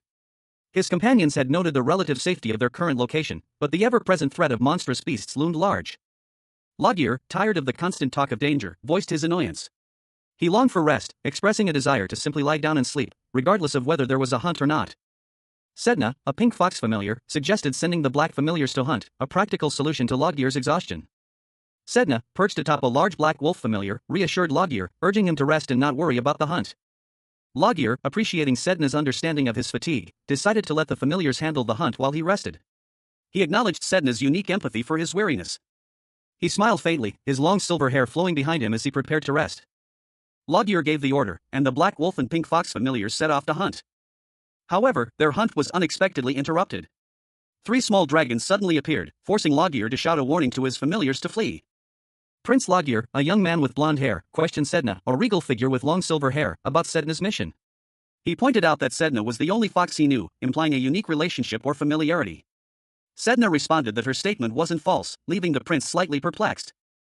Sedna poured a dark red liquid from a flask into a cup. While Loggear expressed concern about Sedna going on her mission alone. Sedna explained that she had been instructed to handle everything herself, implying a level of trust or confidence in her abilities. She then took a sip from her cup. Loggear misunderstood, believing their task was simply to wait. He expressed his disagreement. Sedna suggested Loggear rest with her. But he insisted on remaining vigilant, stating that he would stand guard. Sedna, with a hint of amusement, conceded, stating that no one could stop him. A young woman with long, silver hair, dressed in a regal dark red and gold uniform, sat beside a blonde knight. She questioned him, her expression a mixture of curiosity and slight suspicion. How did he become a knight? The knight replied simply that it was exactly as she'd been told. The knight's face was shown in close-up, his golden eyes held a hint of weariness and perhaps a touch of hidden resentment. He explained that upon becoming a knight, one instantly gains authority and the right to fight within legal terms. The silver-haired woman leaned back, a smirk playing on her lips as she sat with a cup of tea and her sword resting beside her. She seemed amused by the knight's explanation. She casually picked up a dark gray stone. And continued, explaining that as a member of the Royal Knights, one wouldn't even be punished for beating someone half to death. The woman's expression turned grim as she held the stone, her eyes narrowed in thought. A regal figure, cloaked in deep purple and adorned with gold embroidery, stood amidst a flurry of snow. Their long, silver hair cascaded down their shoulders, partially obscuring a stern expression. A single word escaped their lips, a sharp, decisive finish. The scene shifted to a young man with vibrant blonde hair and piercing golden eyes. His face was etched with a mixture of anger and confusion. He questioned, internally, the motives behind the fight and the legality of killing someone. He began to explain, his voice tight with barely suppressed fury, that there was a reason for his actions. A reason that involved the silver-haired figure from before, who was now adjusting her hair, seemingly unfazed by the impending conflict. A distant, blurry image showed a small, fast-moving object speeding through a snowy landscape. The speed and distance made it difficult to discern what it was. The blond young man's eyes narrowed, his gaze intense. He muttered to himself, the words barely audible, about paying the price. A sudden, violent burst of energy erupted from an unseen source, radiating outwards in a blinding flash. The silver-haired figure looked on, her expression a mixture of concern and anticipation as she questioned the price. While the blond young man braced himself for the consequences, a grim determination settling on his features. Prince Logir, his silver hair stark against the stormy sky, stared intently at his companion. A question mark filled the speech bubble above him, reflecting his unspoken query. The pair continued their journey through a snow-swept landscape, the prince's apprehension palpable as they ventured deeper into the unknown. Their path led them to a dark, foreboding cave. The entrance partially obscured by the encroaching shadows, revealing a passage that seemed to lead into the very heart of the mountain. As they ventured further, the air grew colder, the silence broken only by the soft crunch of snow underfoot. Suddenly, a monstrous figure emerged from the depths of the cave. A towering, gnarled tree creature with glowing red eyes, its branches like skeletal arms. Logir's eyes widened in recognition. The forest of sleeping trees. Prince Logir, his blonde hair a fiery halo around his enraged face, glared with eyes burning like molten gold. His jaw clenched, a silent scream trapped behind gritted teeth. He momentarily forgot the name of this place, his mind still reeling from the unexpected turn of events. A grotesque, tree-like creature with glowing red eyes emerged from the shadows, its gnarled form a terrifying sight. A man with long, flowing silver hair, dressed in a richly embroidered military uniform, reacted with a cry of disbelief. He clutched a sword at his side, his face a mask of shock and horror. The creature lunged, its clawed limbs slashing through the air. The silver-haired man reacted swiftly, dodging the attack with practiced ease, sending a flurry of snow flying as he moved. A young woman with long, pale pink hair watched from a distance, her eyes fixed on a small pebble embedded in a tree trunk. The creature's presence seemed to ripple through the snowy forest. Prince Logir, the newly appointed demon king in disguise, found himself in a precarious situation. He stood amidst a snowy forest, his blonde hair contrasting sharply with the white landscape, as a silver-haired man in regal attire approached him, sword drawn. The man's voice, though respectful, held an undercurrent of urgency. He pledged his loyalty. The silver-haired man urged Logir to flee, as the sound of approaching hooves echoed through the trees. Their escape was cut short by the sudden appearance of grotesque, tree-like creatures, their gnarled branches twisting menacingly, their eyes glowing with malevolent red light. A low growl emanated from their depths, surrounding the pair, their menacing presence filling the air with palpable dread. Logir and his companions spurred their horses onward, attempting to escape the encroaching horror. The silver-haired man explained that this was no ordinary forest, it was a forest of sleeping trees, now awakening. The trees lashed out with their branches, attempting to ensnare the fleeing pair. Logir, taking charge, declared that he would lead the escape. The silver-haired man's eyes widened, a flicker of surprise and perhaps a hint of hope, crossing his features. A gnarled, dead tree stood stark against the desolate, snow-covered landscape. The scene was one of utter stillness, broken only by the whisper of the wind. As a figure on a white horse appeared, a blur of motion against the pale sky. The rider, a young man with long silver hair, wore a dark military-style coat, his expression grim. His mount, a powerful steed, leaped over the dead tree, its hooves barely disturbing the pristine snow. The horse's powerful legs continued their relentless pace across the snowy expanse. The rider, now clearly visible, smiled slightly, praising his horse with a quiet "Good job, Khan." The horse's powerful legs continued their relentless pace across the snowy expanse. They rode past a large, dark, twisted root system, partially buried in the snow. The chase continued, the sounds of hooves drumming against the snow echoing in the vast, silent expanse. Prince Logir, a young man with long silver hair, rode his white steed through a snowy landscape. A slight grimace touched his lips as he urged the horse onward, the wind whipping his hair behind him as he navigated the treacherous terrain. Suddenly, a sharp pain pierced his vision. His eyes widened, a look of dawning horror spreading across his features, as he lost control of his mount. Prince Logir was thrown from his horse, tumbling through the snow. The white steed galloped away, leaving him alone in the blizzard, unconscious and vulnerable. A young man with blonde hair, his face etched with worry, appeared on horseback. He was clearly concerned for the fallen prince. Logir groaned, his body aching. He was barely conscious, but he could feel the pain radiating through his limbs. The blonde young man dismounted, approaching Logir cautiously. He held out a small, jewel-encrusted object. Prince Logir, the demon king in disguise, found himself in an unexpected predicament. He was struggling against an unseen force, his body contorted in a painful effort to maintain control. A searing headache splitting his skull. The exertion of his demonic energy, even for a brief moment, had taken its toll. Meanwhile, a young man with blonde hair, presumably a member of Logir's entourage, approached on horseback, seemingly oblivious to the prince's internal struggle. his arrival interrupting Logier's tense moment. The blond young man's expression was one of concern. Logier, still reeling from the headache, considered his options. He muttered to himself about striking down whatever was causing the problem. But then realized the targets were merely trees. The blond young man questioned the efficacy of using a sword against such inanimate objects. The blond young man pointed out that even if the trees were alive, they wouldn't feel pain from a simple cut. He seemed to be suggesting a more thorough approach. A sentiment Logier agreed with. He knew that simply cutting them down wouldn't solve the underlying issue. Logier's gaze hardened. He resolved to completely immobilize the source of his discomfort, once and for all. A coven of grotesque, tree-like creatures, their faces carved into gnarled wood and eyes burning with malevolent red light, emerged from the shadows of a dark forest. Their menacing forms slowly advancing through the snow-covered landscape. Meanwhile, high above, Prince Logier, the demon king in disguise, and his loyal attendant, a young man with blonde hair, were seen falling from the sky.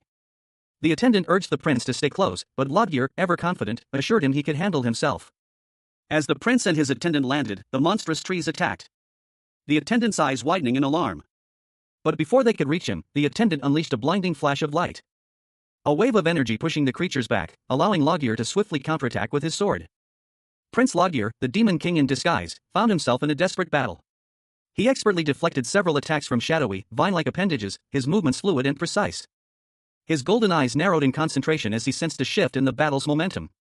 A sudden realization washed over him, a curse, unexpected and unwelcome, had taken hold. Shit. When did it? The dark vines ensnared his legs, pulling him down into the snow, restricting his movement as he struggled against their constricting grip. A surge of panic threatened to overwhelm him. He braced himself for the inevitable impact as a voice called out, "Your Highness." Logier, still struggling against the vines, saw a figure approaching from a distance.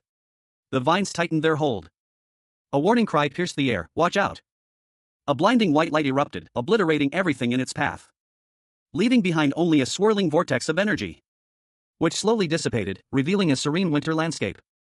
A young man with blonde hair, dressed in dark attire, appeared, drawing his sword with practiced ease. His eyes narrowed in concentration as he prepared for battle. He lunged forward, the blade a blur of motion. But a sudden impact sent him flying backward, his body shattering into fragments, leaving behind only a scattering of dust and a single, ornate sword. Prince Logier, a human prince known more for his lack of ambition than any particular talent, felt a searing pain as dark energy coursed through his veins. The magical energy erupting from his body in a violent explosion that left a crater in the snow-covered ground. A shadowy figure, the Demon King, watched from a distance, his expression unreadable. A concerned attendant rushed to Logier's side, his voice filled with alarm. He questioned the prince's well-being, clearly shaken by the sudden and powerful explosion. Logier, now inhabiting the Demon King's body, struggled to maintain his composure, his mind racing to understand what had just transpired. He wondered if this was the consequence of his ill-fated contract. The attendant noticed blood trickling from Logier's fingertips, a chilling sign of the residual magical energy still coursing through his veins. A gasp escaped his lips. The Demon King, now in the prince's body, felt a surge of frustration. This unexpected turn of events was far from ideal, and the situation was rapidly spiraling out of control.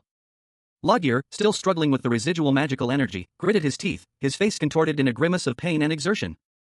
His attendant, ever vigilant, called out to him, his voice laced with concern and urgency. A young man with blonde hair knelt beside a figure with long, silver hair, concern etched on his face. He asked if the other was all right, receiving a curt, affirmative reply. The silver-haired figure, wiping blood from their mouth with a handkerchief, muttered that they wouldn't die so easily. The blonde young man questioned whether Khan had run away, surmising that the explosion had scared him off. The silver-haired individual sighed, lamenting the troublesome fact that they had left all the magic stones with Khan. The silver-haired person suggested they keep moving to avoid encountering any beasts before they freeze to death. The blonde young man readily agreed, addressing the other as Your Highness. A metallic clang echoed through the snowy landscape. Prince Logier, the Demon King in disguise, lunged forward, his celestial blade a shimmering streak of light as he cleaved through a monstrous beast. The icy air filled with the creature's dying shriek. His companion, a tall, silver-haired man in regal attire, voiced a concern. At this rate, they risked awakening all the sleeping beasts along their path. Logier, however, dismissed the worry. It was unavoidable, the scent of blood had already attracted the attention of other hungry predators. His companion, whose name was revealed to be Lucius, pondered aloud whether their extensive travels through this region hadn't already drawn unwanted attention. Lucius explained that this area was typically avoided due to its inherent dangers. The panel showed several small, lifeless feline creatures scattered across the snow. Lucius stated that the probability of anyone hunting in this area was extremely low. Lucius then expressed concern for Logier's well-being, noting his less-than-ideal physical condition. Logier, however, simply retorted that he already knew the answer to that. The two continued their journey through the snowy landscape, Logier's expression grim, Lucius's gaze watchful. A monstrous, ice-blue tiger, its fangs bared in a ferocious snarl, lunged forward with terrifying speed. Its icy form shattering into a million pieces as it was struck by an unseen force. A young man with blonde hair, wielding a glowing blue blade, landed gracefully, his attack having been swift and precise. The blonde-haired young man, Prince Logier, stood panting slightly, his expression grim as he surveyed the scene. Beside him, an older man with silver hair and a stern expression watched silently. Logier addressed the older man, Sir One, expressing his concern about continuing down their current path. Sir One agreed with Logier's assessment, pointing out the increasing frequency of dangerous encounters with powerful beasts, suggesting they were straying too far from civilization. He then proposed an alternative route. Sir One, his expression thoughtful, adjusted his posture, his hand resting on the hilt of his sword. Logier, following Sir One's lead, began to walk in the new direction. The scene opens with a close-up of a foot breaking through a sheet of ice.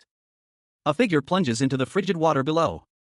Prince Logier, his silver hair askew, struggles to stay afloat, his sword slipping from his grasp. A young man with blonde hair rushes to the edge of the ice, shouting in alarm. He reaches out a hand towards the struggling prince. A dark, shadowy tendril shoots out from the water, wrapping around the prince's arm. With surprising strength, the tendril pulls Logier from the icy depths. The young man watches in stunned silence as the prince is dragged away. The prince and his rescuer disappear beneath the surface, leaving only churning water and scattered ice. A swirling vortex of ethereal energy crackled in the frigid air. The chaotic energy slowly dissipating, leaving behind only the biting cold of the snow-covered landscape. A gloved hand, adorned with ornate gold embroidery, reached out from the swirling snow. Then another followed, both belonging to two figures sprawled across the pristine white expanse. One figure had blonde hair, the other, silver. The blonde-haired man, concerned, asked, "Your Highness, are you all right?" The silver-haired man replied, "More or less." Adding with a wry smile, "Ha, what a situation, huh?" He continued, "It's okay. We're still alive, after all." The silver-haired man shivered violently, exclaiming, "Who was so cold? Freezing. I'm going to freeze to death before getting attacked by a beast." The blonde-haired man simply stared, speechless. A voice, cold and distant, echoed through the desolate landscape. "If you have a solution, just use it."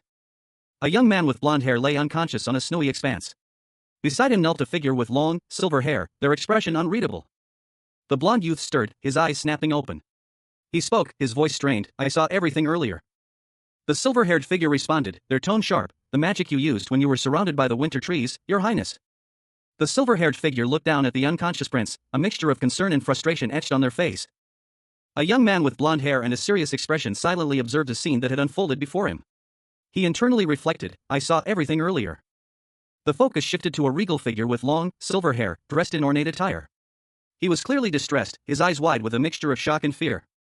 Another voice, unseen but clearly audible, commented, "The magic you used when you were surrounded by the winter trees, Your Highness." The blonde young man, his gaze downcast, appeared thoughtful and troubled. The silver-haired man, still visibly shaken, exclaimed, "He saw it? When I was using magic." The blonde young man's expression hardened. He questioned, "Was I supposed to pretend I didn't see anything?"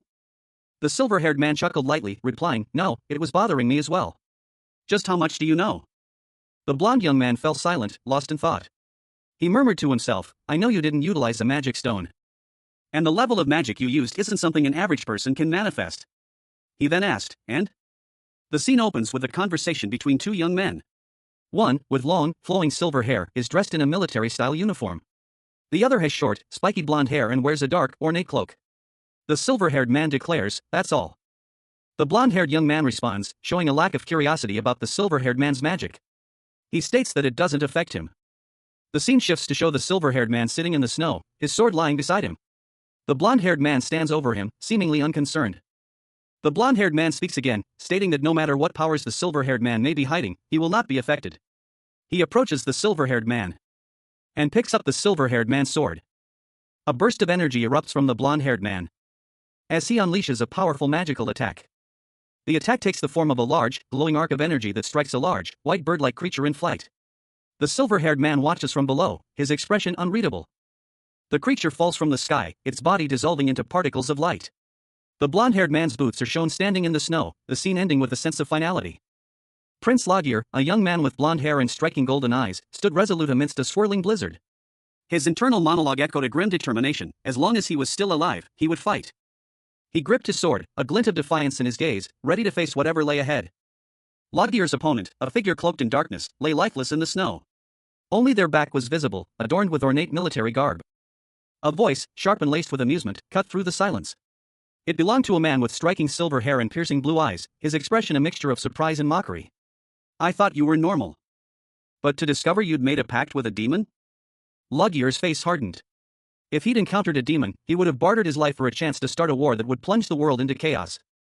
A chilling wind swept through the snowy landscape, carrying with it a sense of impending doom.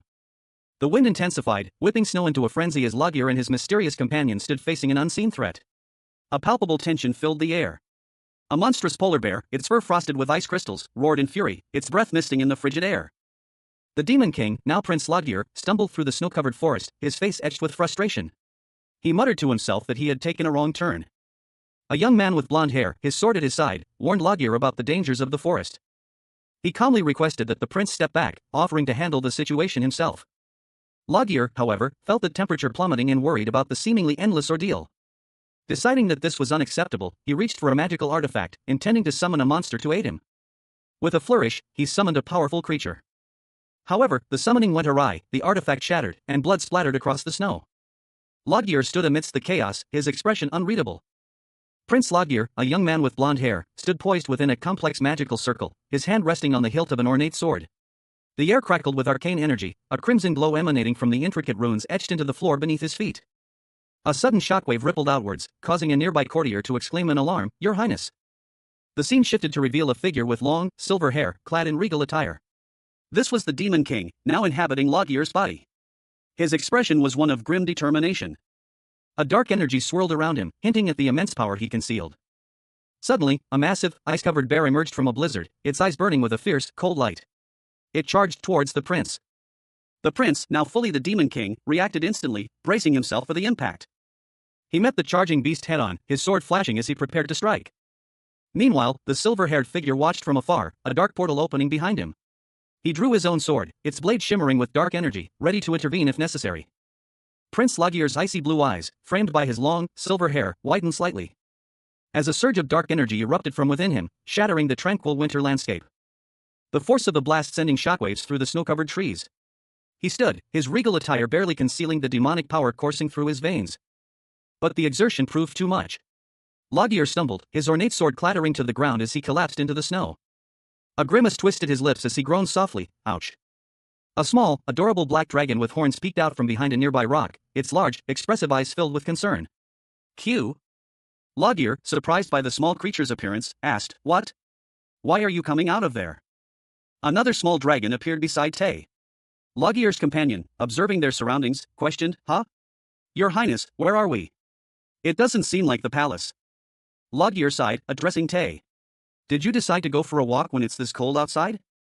There's so much snow that isn't available in the demon world. Come to think of it, humans get cold quite easily. I didn't consider that. But hey, did anything happen while I was gone? When I was down in the demon realm, do you know how much I missed you, Your Highness? Oh, did you even miss me at all?" Prince Logier, now inhabiting the body of the deceased prince, found himself facing a colossal, icy beast. He braced himself, his grip tightening on his sword. And with a mighty swing, he cleaved through the creature's thick hide. Meanwhile, nearby, another figure observed the scene. "Sir One is with you too," one person asked. Another replied, "Is that white teddy bear Sir One's pet? I think they're playing together." The icy beast retaliated, its massive paw swiping down with ferocious speed. Logier barely managed to dodge, the icy claws narrowly missing him as they tore through the air. He seized the opportunity, thrusting his sword into the beast's vulnerable underbelly. The blow sent a shockwave through the creature, causing it to stumble. Logier, seizing the moment, unleashed a flurry of attacks. Finally, the beast collapsed, its icy form shattering into a million pieces. A young man with dark purple hair, dressed in a formal black suit, chuckled to himself. He ran a hand through his hair, a self-satisfied smirk playing on his lips. "I guess I was mistaken.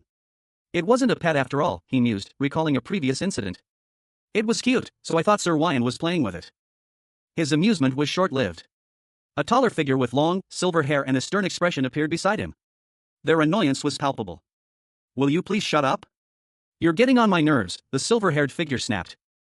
The scene shifted to a crackling campfire, its flames dancing against the twilight sky. 3 figures sat around the fire, the purple-haired man, the silver-haired man, and a third with blonde hair. The purple-haired man spoke, a hint of pride in his voice. Thankfully, I had a magic stone, so I could start a fire." The silver-haired man's gaze fell upon the purple-haired man, a thoughtful expression on his face.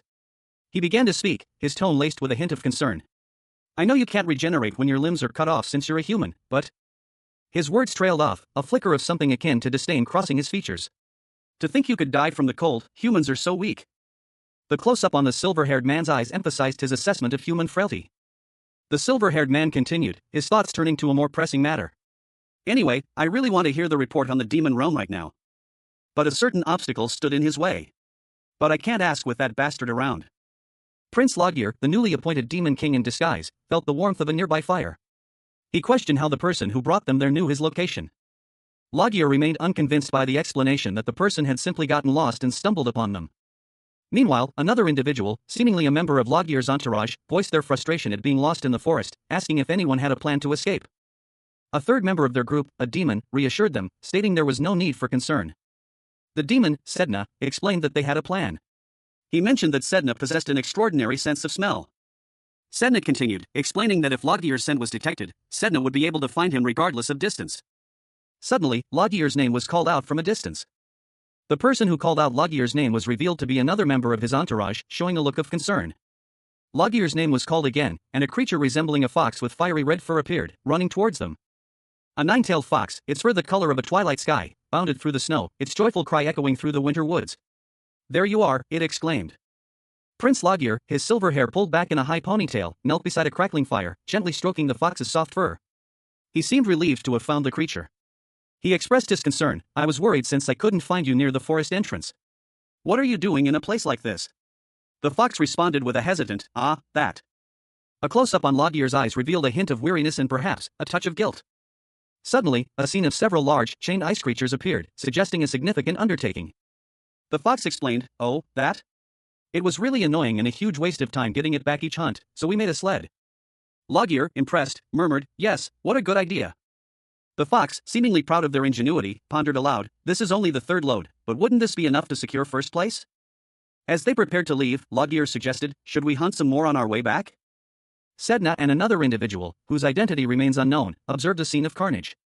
Sedna commented that the situation was more than enough, while the other individual declared it a total massacre. The scene opens on a majestic castle, its stone walls and turrets dusted with a fresh layer of snow.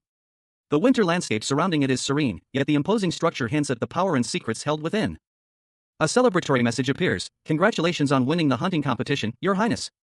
A young man with dark skin and vibrant purple hair beams, his hands clasped together in delight. His joyful expression radiates warmth. Inside the castle, two figures congratulate the prince. One, a blond young man in a formal uniform, speaks of his victory. The other, the same dark-skinned young man from the previous panel, smiles warmly. A fluffy white fox-like creature with a golden tail ornament is praised for its contribution to the prince's victory. It playfully demands further compliments. The celebratory atmosphere is abruptly interrupted. The prince, a young man with long silver hair, lies in bed, his expression one of clear displeasure. He complains about the noise and the cold. He angrily dismisses everyone, expressing his exhaustion and displeasure. His words are sharp and laced with irritation. The blond young man from earlier speaks to the dark-haired young man, explaining that the prince is unwell and in a foul mood, suggesting he leave for the day. A young man with blonde hair, dressed in a servant's uniform, bowed deeply before an unseen figure.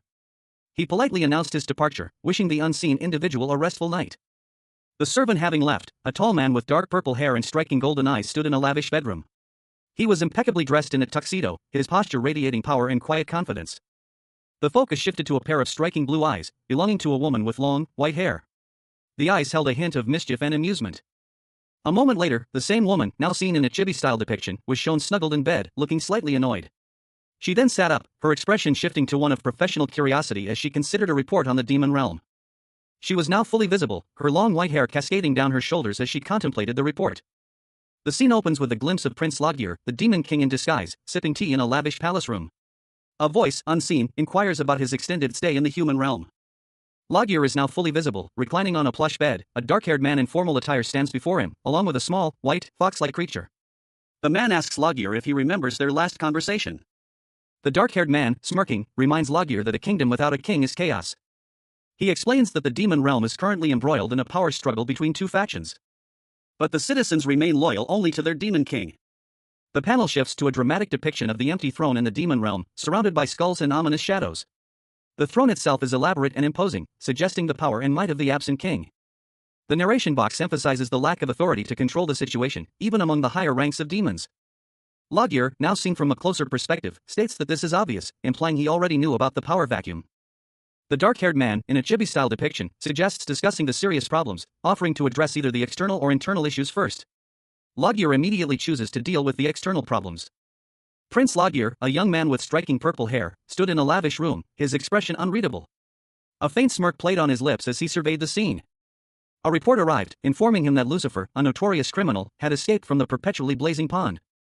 A woman with long, flowing silver hair appeared in another room. Her eyes narrowed as she mused on the situation. He took the opportunity to escape while she was away and the forces were weakened? She sighed, taking a sip from her mug. What a shitty situation. Her brow furrowed in thought. Why was his reaction so lukewarm? She expected him to be furious. Beside her, a small, white fox-like creature snuggled under a blanket. The fox-like creature looked on with a bored expression. Loggear, now in a chibi-like form, asked if he should continue his report. The silver-haired woman eagerly agreed, wanting to hear how things had gone wrong. He began to recount the events, his expression serious. The woman listened intently, the fox-like creature still nestled beside her. Prince Loggear, now inhabited by the Demon King, stood before his servant, a look of barely concealed annoyance on his face. You, he began, his voice low and dangerous, what are you doing? The servant, a nervous young man, stammered a reply. He had been instructed to continue with his duties, and he was merely following orders. He explained that he could only provide further instructions once he was undressed. Loggear's eyes narrowed, a flicker of something akin to amusement crossing his features. A small, red, dog-like creature lay curled up on a white surface, seemingly asleep. It was a magical being, one of the Demon King's loyal companions. Loggear gently picked up the creature, cradling it in his hands. A soft sigh escaping the creature's lips as it stirred slightly in its sleep. The creature continued to sleep soundly, its small body rising and falling with each breath. Meanwhile, in another room, a figure with long, silver hair sat sipping from a mug. This was one of Loggear's other companions, a powerful demon. Suddenly, the mug slipped from the demon's grasp, shattering on the floor as the contents spilled across the polished surface. A look of surprise and annoyance crossed their face. The scene opens with a glimpse of long, flowing silver hair, partially obscuring the face of a figure dressed in dark, ornate clothing. A sense of mystery hangs in the air. As the figure, revealed to be a young man with striking silver hair, is abruptly grabbed by another, shorter man with dark purple hair. Ray, the silver-haired man shouts, his expression one of clear distress. The focus shifts to a small, fluffy creature with fox-like features. Ha! It's a puppy, a voice observes, surprised. The puppy, a small, white fox-like creature with pink accents, is shown closer, seemingly unharmed. Is it hurt? A concerned voice asks. The silver-haired man gently cradles the puppy. We found him in the demon realm near the black portal where Lucifer escaped, explains the dark-haired man. The dark-haired man continues, his expression serious. I provided him with emergency first aid since he was fatally wounded. He explains, adding, but this was the best that I could do at the time, Your Highness. Ray Revido. The silver-haired man looks down at the puppy, his expression thoughtful. To think the fourth-ranking demon like you could be fatally wounded to the point of threatening your life. He muses, then adds, if it's Ray, he can usually heal himself pretty quickly if it's a regular wound. A question hung in the air, unspoken yet heavy with implication. Was this recent event the work of Lucifer himself, or a high-ranking executive among his forces, now split into two opposing factions? A woman with long, silvery white hair and piercing blue eyes stood, her expression unreadable, silhouetted against a backdrop of swirling, crimson energy.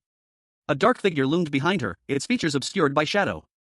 The woman's thoughts turned to a grim assessment. If Ray were to die under these circumstances, someone would undoubtedly profit from his demise, revealing themselves once the dust settled. Her gaze dropped, her blue eyes focusing intently on something unseen, a subtle shift in her expression hinting at a growing unease. But she couldn't bring herself to abandon Ray to such a fate. The scene shifted to a small, reddish-brown puppy nestled in a gentle hand, its small body relaxed in sleep. The puppy stirred slightly, a bead of sweat appearing on its brow, suggesting discomfort or illness. Back with the woman, a small, white fox-like creature with 9 tails stood beside her. She addressed the creature, noting its frail condition. The woman reassured the creature, stating that she would only use what was necessary to sustain her body. The scene opens with a dramatic swirl of dark energy, a crimson vortex consuming the frail form of Prince Loggear. His life force is rapidly draining away. As the Demon King's power surges forth, a stark contrast to the prince's fading light. A small, white fox-like creature watches from a nearby ornate room, its eyes wide with apprehension. The creature's gaze fixed on the swirling vortex of demonic energy. The scene shifts, showing the creature's paws on the floor, as if bracing for impact. Its expression a mixture of fear and fascination. A thought bubble reveals the creature's internal assessment, he truly is the Demon King. Elsewhere, a woman with long, silver hair sits in a regal room, her face etched with worry. She speaks, her voice laced with fear, its demonic energy that's so scary and cold that I feel like I would die from merely touching it. The demonic energy continues to spread, a chilling wave emanating from the center of the room, consuming everything in its path. The scene shifts to a close-up of the vortex, its darkness absolute. A terrifying display of raw power. A hand reaches into the vortex, seemingly unaffected by its destructive force. The hand belongs to the silver-haired woman, her expression one of grim determination. She seems to be drawing power from the vortex itself. Having done all he could, the Demon King, now Prince Lagier, left Ray's recovery in the hands of fate. Ray, the demon dog, slept soundly, his fiery form now still and peaceful. Meanwhile, in the royal palace, a scene unfolded, hinting at a conversation between two figures. It inquired about the closeness of a certain individual. The figure, a man with long, flowing silver hair, responded with a hesitant, almost reluctant, affirmation. The scene then transitioned to introduce Tay, a powerful demon dragon. Tay's imposing figure filled the panel, showcasing his immense power and dark, reptilian features. Then, the narrative shifted to Ray, the demon dog, whose fiery form was now depicted in a more intense, powerful manner. Finally, a caption revealed these two powerful beings as the Demon King's closest subordinates. A colossal, obsidian dragon descended from the heavens, its eyes burning with an infernal glow, its shadow engulfing the landscape below. A figure emerged from the heart of the fiery chaos, a man with long, silver hair, clad in dark attire, his expression unreadable. He stood before a massive, fiery wolf, its form almost ethereal. He reflected on the past, a poignant memory surfacing, a small, white puppy, sleeping soundly. The man's thoughts turned to the idea of those close to him, a sentiment that had been constant since the puppy's birth. The narration box revealed that since Tay had been on his deathbed, unable to hatch, two beings had remained by the man's side. A large egg, cracked and showing signs of life, lay before him. The scene shifted to a dark, smoky void. Then to the man, his face etched with a pensive expression, standing in an opulent room. He reflected on his past actions, admitting to himself that he had taken for granted the loyalty and protection of those around him. A shift in style showed a chibi-style depiction of the silver-haired man and a small, pink fox-like creature. The fox seemed to be scolding him. The fox questioned the man's definition of closeness, to which he responded with indifference. Lagier, the Demon King now inhabiting the body of the deceased prince, revealed a glimpse of his true nature. A subtle smirk played on his lips as he declared, "Regardless, Ray is my dog." He turned, his icy blue eyes narrowed in thought.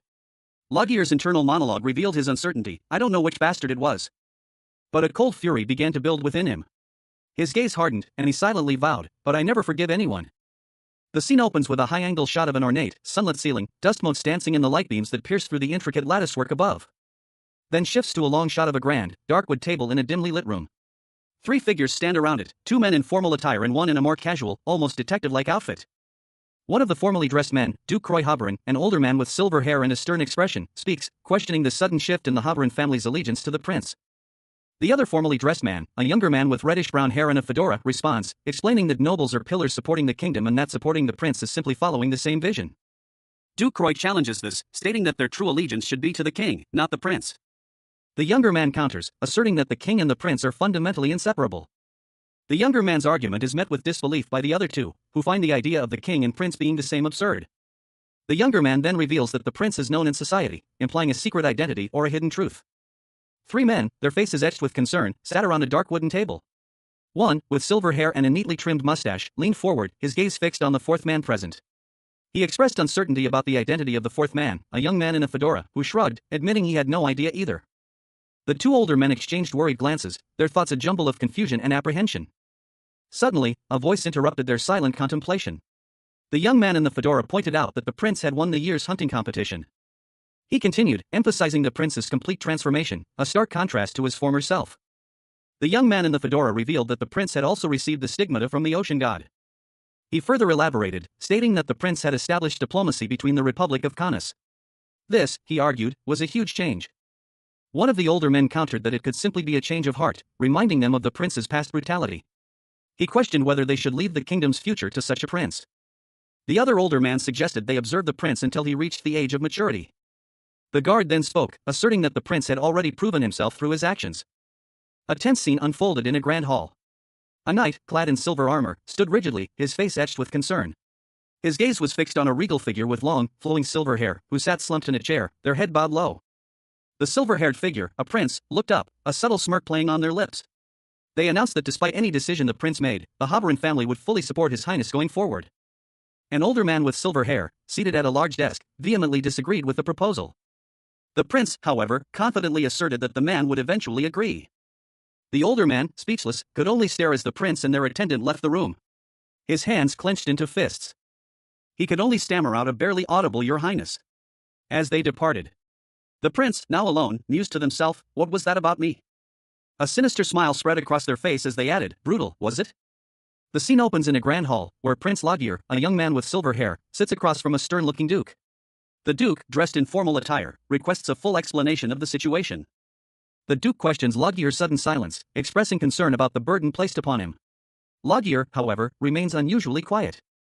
Loggear's expression shifts, a hint of bitterness coloring his features as he pointedly asks if they are treating him like a loser. The duke, his face hardening, warns Loggear about the consequences of disturbing someone powerful and asleep. He emphasizes the deadly repercussions with a chilling statement: "Death awaits those who dare to wake the sleeping lion." Loggear, undeterred, reveals that he knows this meeting wasn't called by his father. He notes the unusual absence of many council members, and issues a direct command to deliver a message to the elders. Loggear warns that future disruptions will not be met with the same leniency. The duke, clearly intimidated, pledges to deliver the message. Prince Loggear, a man known more for his indolence than his virtue, rests his hand upon a mystical, glowing contract. A contract offered to him by the Demon King, who smirks, urging him to sign. Loggear, seemingly without a second thought, prepares to sign the contract. A decision that will have unforeseen consequences. The scene shifts to a lavish room, the light catching the ornate details of a large window. He clutches his head, clearly in distress. The Demon King, now Prince Loggear, inwardly fumes, impatient with the trivialities of court life. He has no time for these stupid nobles. A chibi-style depiction of the Demon King shows his frustration. A question weighs heavily on his mind: was Lucifel truly responsible for harming Ray? The scene opens in a lavishly decorated room, where a figure lies prone on a plush cushion. A voice, unseen but clearly audible, explains that the prince's ability to escape the perpetually burning pond that disables his powers is significant. A fact that holds a crucial clue to the mystery surrounding his death. The narration boxes reveal a theory: perhaps the same entity that targeted the fruit of the next heavenly king and dropped it to earth is involved. An image of a radiant, celestial lotus flower floating on water is shown, suggesting a powerful, otherworldly force. The question is posed: could this be a force targeting both the demonic and heavenly realms? The Demon King, now inhabiting the prince's body, reflects that the disciple who placed him there might be part of this same force. He resolves not to remain idle. The Demon King, in his new princely form, stands resolute, his expression firm. He declares his intention to act. And the scene shifts, showing a swirling vortex of energy, leaving the viewer wondering what will happen next. Prince Loggear, a young man with long, flowing silver hair, clutched at his chest, a look of confusion and disorientation etched on his face. He gasped, "What is happening to me?" A dark-haired demon butler, his expression one of startled concern, stood in the doorway of the opulent room, a silver tray in his hand. Beside him, a small, fox-like creature tilted its head, equally perplexed. Loggear collapsed to the floor, his body slumping lifelessly. The butler rushed to his side, exclaiming, "Your Highness." The butler knelt beside the unconscious prince, his worry palpable. He fretted, "Open your eyes, Your Highness. Can you hear me? Should I call the doctor? Do you need some water?" Loggear stirred slightly, a soft groan escaping his lips. The fox-like creature nuzzled him, asking anxiously, "HNG. Are you okay? What happened?" Loggear winced, his head in his hands. His voice was strained as he commanded, "Both of you, shut up. My ears are ringing. Just stay put." The butler, despite Loggear's order, remained agitated, his concern evident. "Your Highness." The fox-like creature, however, called out, "Loggear." The butler, echoing the creature's cry, added, "Your Highness." Prince Loggear, the newly appointed and unwilling ruler of the kingdom, lay in his bed, pale and weak. A worried expression etched itself onto his face. Beside him, a fluffy, nine-tailed fox, Tay, sat attentively. A concerned physician and another attendant stood by, observing the prince's condition. The physician, after examining Loggear, reported that the prince was suffering from a common cold accompanied by a high fever. Since divine healing was unavailable, the physician prescribed some medicine, reassuring everyone that it was just a cold and nothing to worry too much about. Loggear, still looking weak, adjusted his pillow slightly, a sigh escaping his lips. Tay watched him with concern. He muttered to himself, expressing his exasperation at the situation. Loggear, now visibly uncomfortable, wiped his brow with a handkerchief. Tay remained by his side. Tay expressed surprise at Loggear's sudden faint. Tay, startled by Loggear's sudden illness, urged him not to get sick. Loggear, still unwell, coughed and clutched his throat, his discomfort evident. Prince Loggear, now inhabited by the Demon King, groaned in discomfort. His human form proved too weak, hindering his actions. He lamented the limitations of his current vessel. A calm, dark-skinned demon with striking purple hair and golden eyes, dressed in formal attire, appeared beside the bed. He reassured the Demon King, advising patience. The demon explained his precautions. He'd stationed crows throughout the demonic realm to monitor for any significant events. This system would provide immediate alerts if anything suspicious occurred, ensuring the Demon King wouldn't be caught off guard. Logir, his face pale and damp with sweat, seemed relieved by this news. His body trembled slightly. With a sigh of relief, he decided to trust his demon companion and rest. The demon noted Logir's shivering and exhaustion, observing his weakened state. The Demon King, overwhelmed by the human body's frailty, succumbed to sleep, his consciousness fading into darkness. The sprawling castle of Logir stood proudly against the backdrop of snow-capped mountains, a testament to the kingdom's enduring legacy. Inside, a lavish bedroom bathed in the warm glow of morning sunlight. The bed lay undisturbed, its covers neatly arranged. A young man with dark purple hair and striking golden eyes, dressed in formal attire, approached a pair of ornate doors, carrying a silver tray. He paused before entering, a subtle nervousness in his posture. Then opened the doors to reveal a figure seated at a table. "Ah, my king, you're up," he announced, his voice laced with a hint of apprehension. The king, however, seemed to be experiencing a sudden wave of discomfort, a cold sweat beaded on his brow as his breath hitched in his throat. His expression shifted dramatically, a look of intense confusion and disorientation replacing his previous composure. My king," the servant stammered, clearly concerned by the king's sudden distress. The queen, observing from a distance, asked, "What's with that expression? Did I die and come back to life?" A figure with long, dark hair and striking blue eyes stood in an opulent room, bathed in a soft, golden light. A question hung in the air, unspoken yet palpable: "Is it really you?" In a lavishly decorated bedroom, Prince Logir, a young man with long, dark hair, lay in bed, his expression troubled. A tall man with dark purple hair and equally dark clothing stood before him, observing with a concerned frown. Logir's eyes flickered open, and he murmured to himself, questioning his own state of being. He sat up, his hand instinctively going to his head. As the man before him spoke, his voice laced with worry.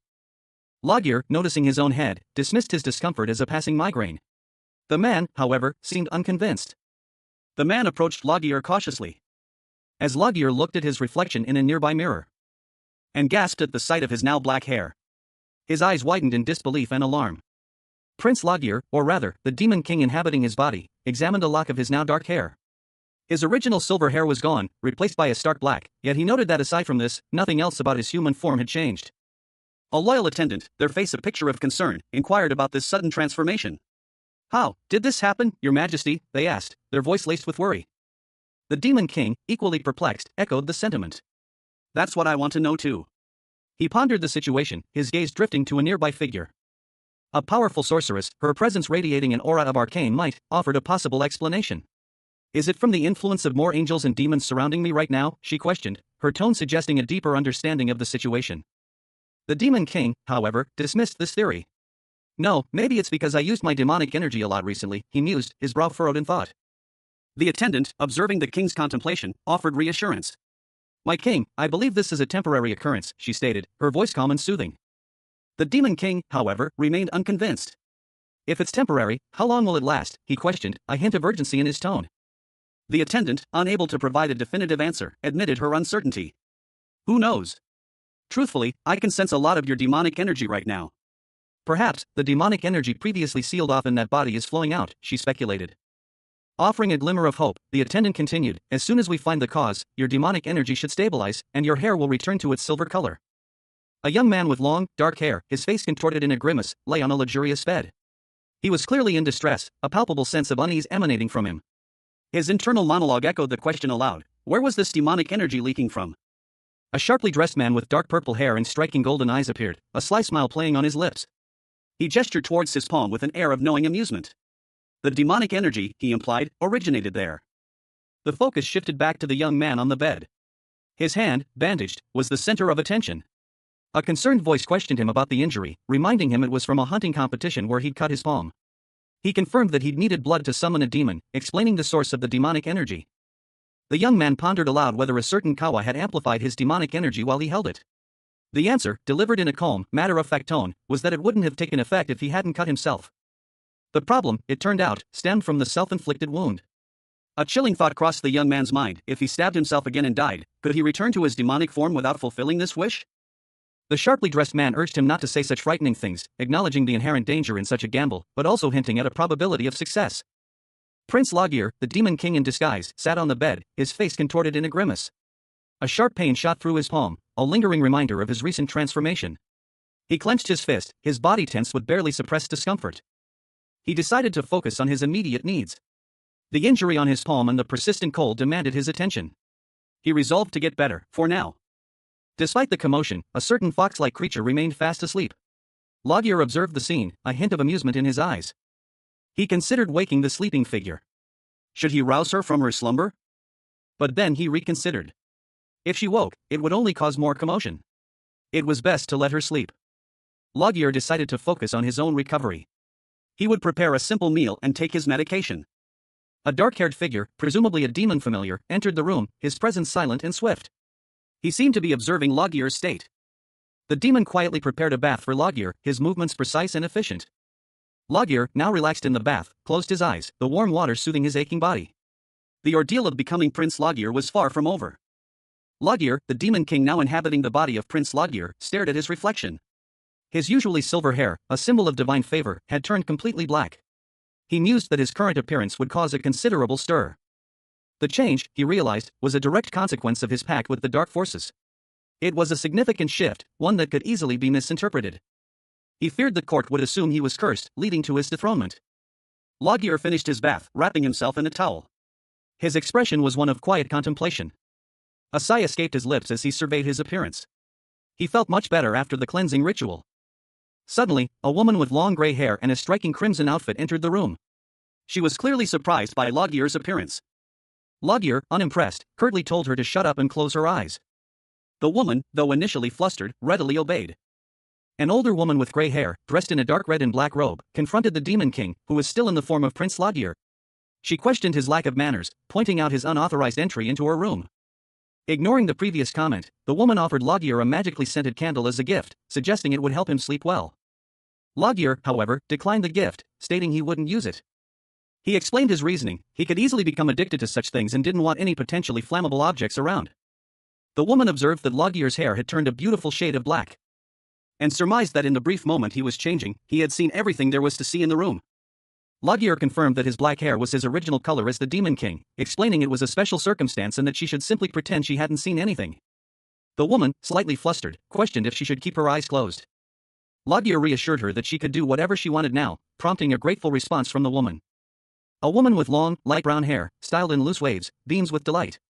Her expression is one of pure, unadulterated joy, her hands clasped to her cheeks in a gesture of giddy excitement.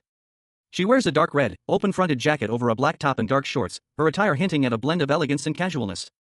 The woman's joyful expression shifts slightly as she speaks to someone off-panel. Her tone, though still pleasant, holds a hint of business-like inquiry. She asks if they possess any magical ointments that could expedite the healing of injuries. A second woman, with long, dark hair, responds, her expression serious. She explains that she wishes to heal a wound quickly, but that holy powers have proven ineffective. The first woman, her expression thoughtful, considers this.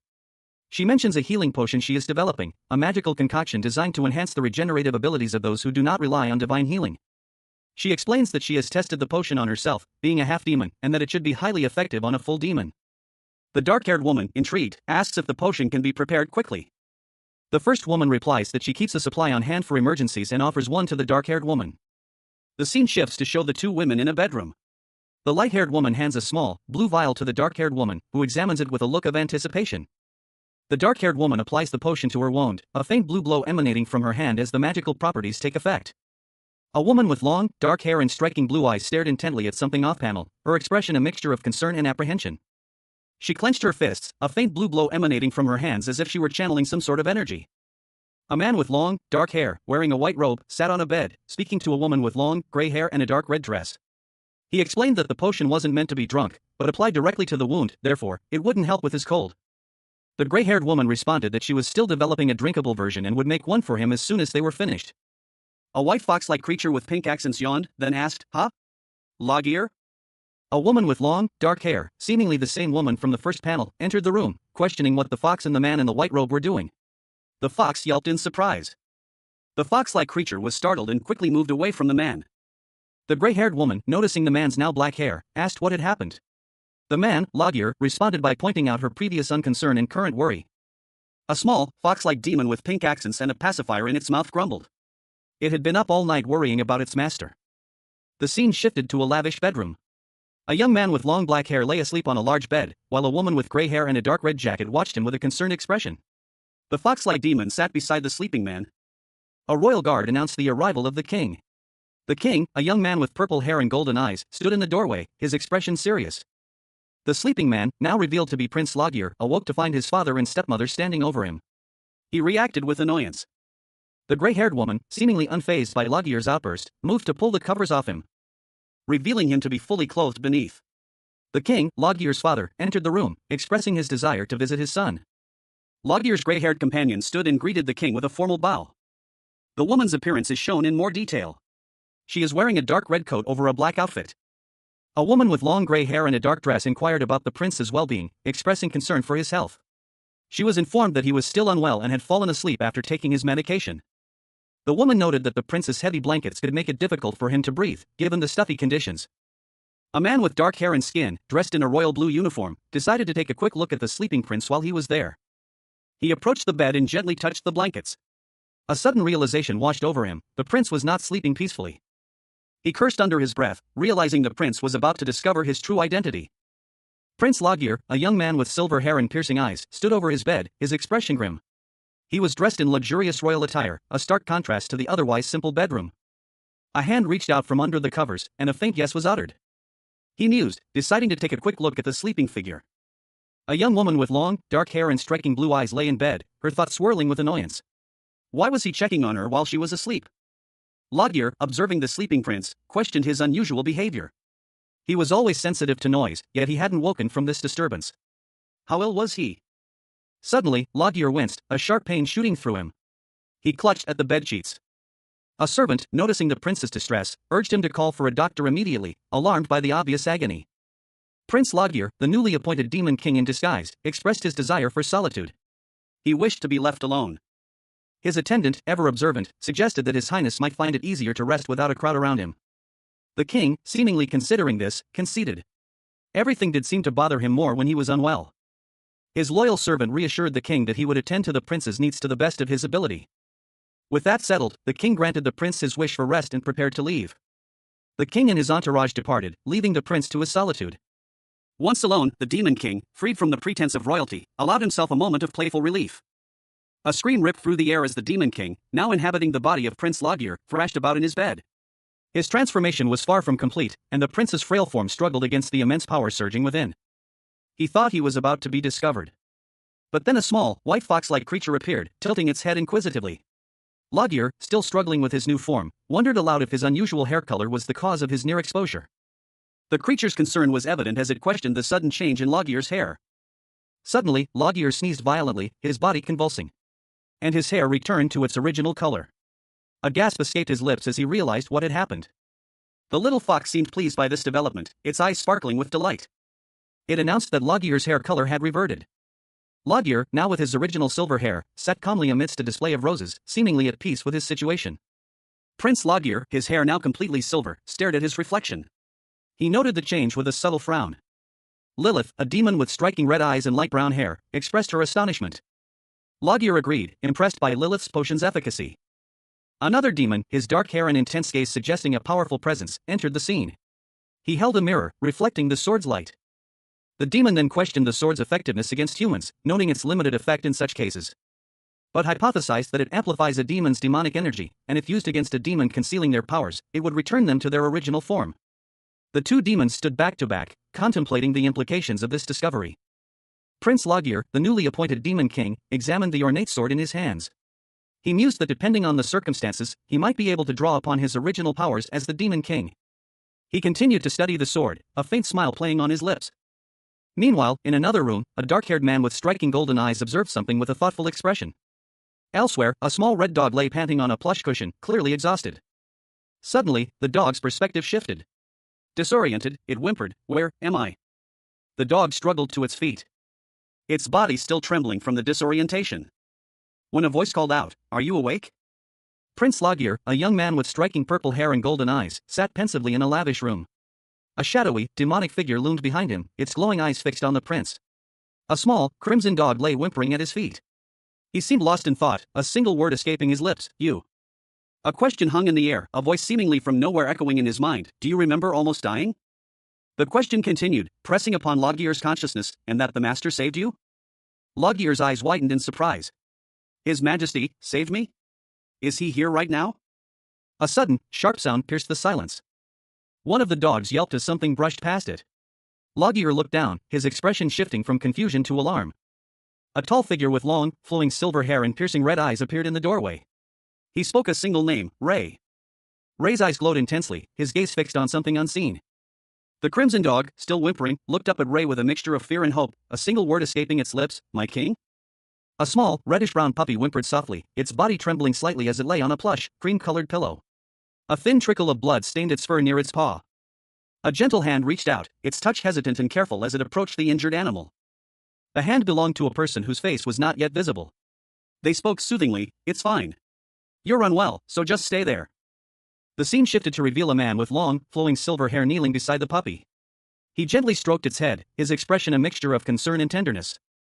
The puppy, in response, offered a weak, grateful lick to the man's hand. The man's face was now visible, his expression hardening slightly. He spoke, his voice low and firm, "Now, tell me." His gaze fell upon the puppy again, his concern deepening. He asked, "Who hurt you like this?" The puppy whimpered again, its small body shaking. A faint image of a shadowy figure flickered in the background. The man's eyes narrowed, a flicker of something cold and powerful passing through them. He muttered to himself, "Some appeared in the demon realm." It was a demon but wasn't at the same time. The scene opens with a close-up on a pair of striking eyes, belonging to someone with long, flowing silver hair. A thought bubble above them reveals their internal question, someone who is a demon but isn't? The next panel shows a dramatic transition, revealing a figure with large, dark wings. A narration box explains, they had the wings of a demon. But they had reddish-brown feathers instead of leather. And it emitted similar demonic energy from his entire body. The figure, a man with dark hair and wings, is shown from the waist up. A speech bubble reveals his self-proclaimed title, he called himself the Holy Demon. The scene shifts back to the silver-haired individual from the first panel. They comment, "A holy demon, what an arrogant-sounding title." Two monstrous, winged creatures suddenly appear, charging towards the silver-haired figure. The silver-haired figure is shown reacting to the sudden appearance of the creatures. A thought bubble reveals their suspicion, could those monsters have been following that holy demon or something? The silver-haired figure continues their internal monologue, "Not an ordinary demon, but a holy demon, it's bothering me." A high-ranking demon, Ray, stood before another figure, his expression unreadable. He was addressing the other, whose identity remained shrouded in mystery, only referred to as the invader. Ray continued, questioning the invader about the reason for their defeat, the fiery background hinting at the intensity of the battle they had just endured. The invader, still reeling from their loss, responded that only someone with a power surpassing even the heavenly king or themselves could have inflicted such a crushing defeat. Meanwhile, in a separate scene, a small, red dog-like creature lay on a bed, its expression one of concern. It addressed an unseen figure, referring to them as "my king." The invader, now seemingly back in their more usual surroundings, apologized for their failure, claiming they did not remember the events that led to their defeat. Their face was partially obscured by their hand, conveying a sense of shame and self-reproach. The invader then pleaded for execution, accepting responsibility for their failure to follow orders. The small red creature, seemingly the king from the previous scene, lay on a pillow, beads of sweat visible on its brow, indicating stress and worry. Tears welled up in its eyes, adding to the sense of distress. The demon king, now inhabiting the body of Prince Logier, reflected on his predicament. He recalled how his enemies had managed to infiltrate his prison. But strangely, the memos detailing their actions had vanished without a trace, as if someone had deliberately erased them. A small, red puppy whimpered, its eyes filled with unshed tears. It lay alone on a soft cushion. The name Ray Revito appeared in a thought bubble, suggesting a connection to the puppy. A tall figure with long, silver hair loomed over the whimpering puppy, a faint blue aura surrounding them. A soft, ethereal glow enveloped the pup as it drifted off to sleep. The silver-haired figure addressed the now sleeping puppy, their words carrying a hint of disdain. Whether the dog followed orders or not, it remained their pet. The figure warned the puppy against any attempts to defy them, asserting their absolute authority over its life. The figure alone had the right to decide the puppy's fate. A gentle hand stroked the small, red dog nestled in its arms, the dog whimpered softly, its eyes closed. The man, with long, silver hair, spoke quietly, his voice a low murmur of reassurance. He continued, his words carrying a weight of unspoken responsibility. The silver-haired man smiled serenely, his expression gentle despite the gravity of his words. The small red dog remained nestled against him, a picture of peaceful repose. In a lavishly decorated room, two figures stood. One, a man with long silver hair, held a small red dog.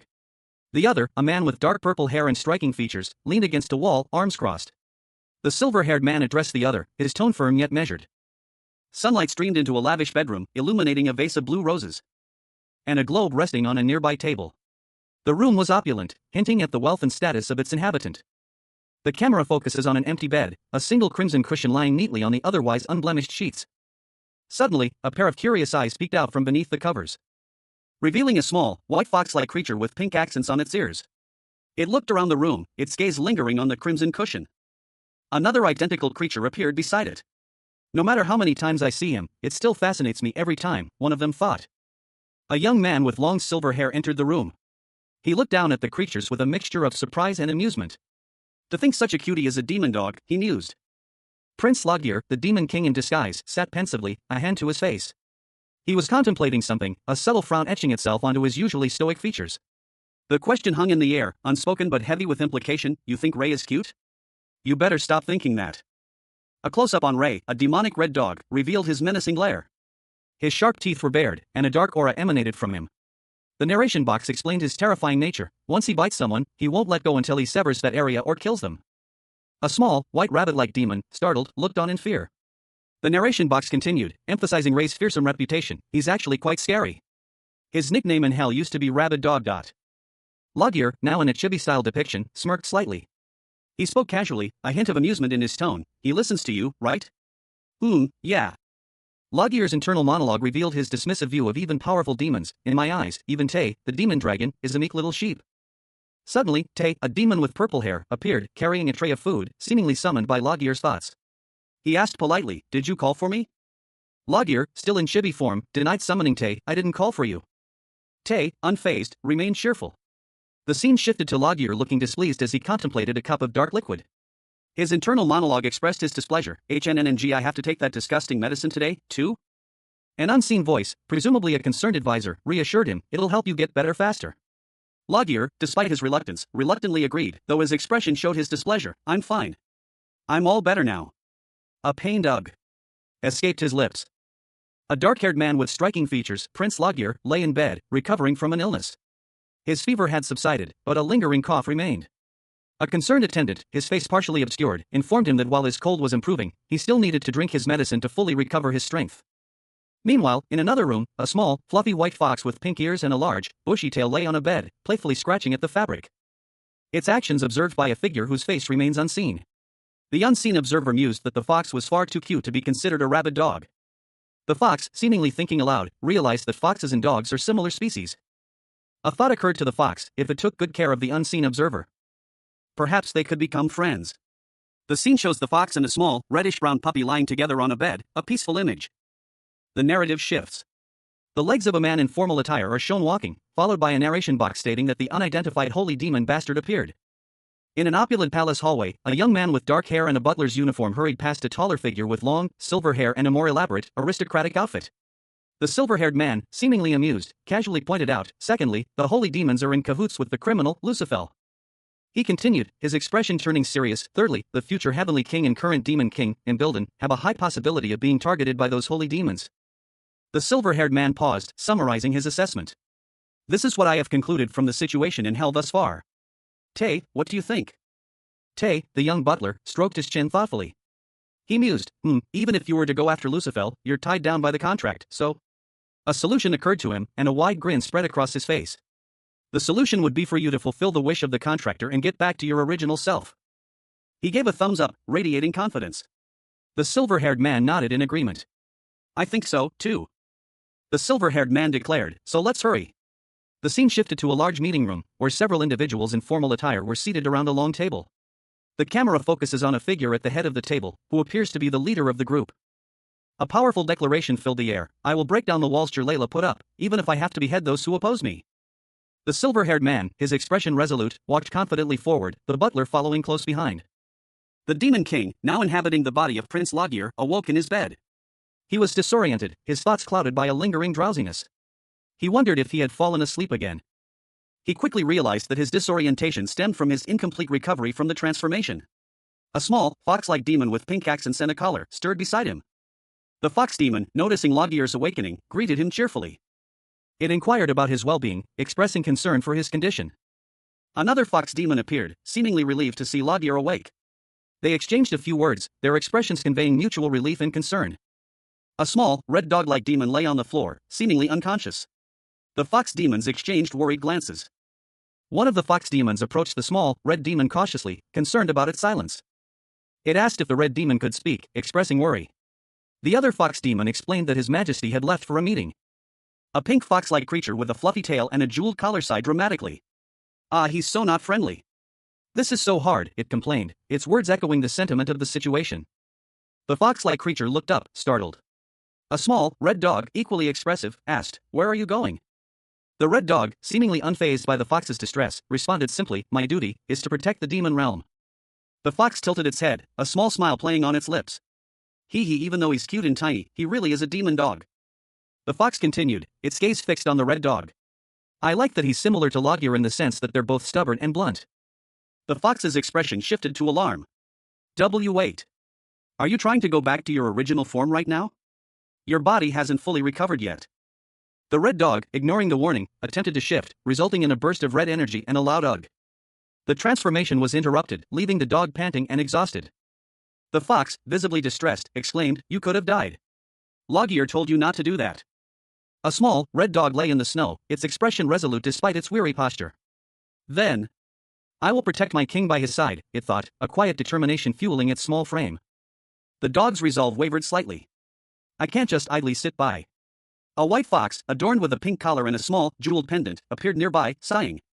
"Ugh, he really is super stubborn." The fox watched the dog, concern etched on its features. "What should I do? I don't think he'll listen even if I were to stop him." The fox looked up, a sudden idea striking it. "Ah." Turning back to the dog, the fox offered a solution. "Then I'll take you to Loggear. That's okay, right?" Meanwhile, a small black dragon and the white fox huddled together. The fox spoke, a hint of nervousness in its voice. "I've never attempted to take on a human form before." But its confidence grew as it continued. "But since I've been practicing the transformation technique I learned from Tay, I'm sure it'll be possible to take on a human form."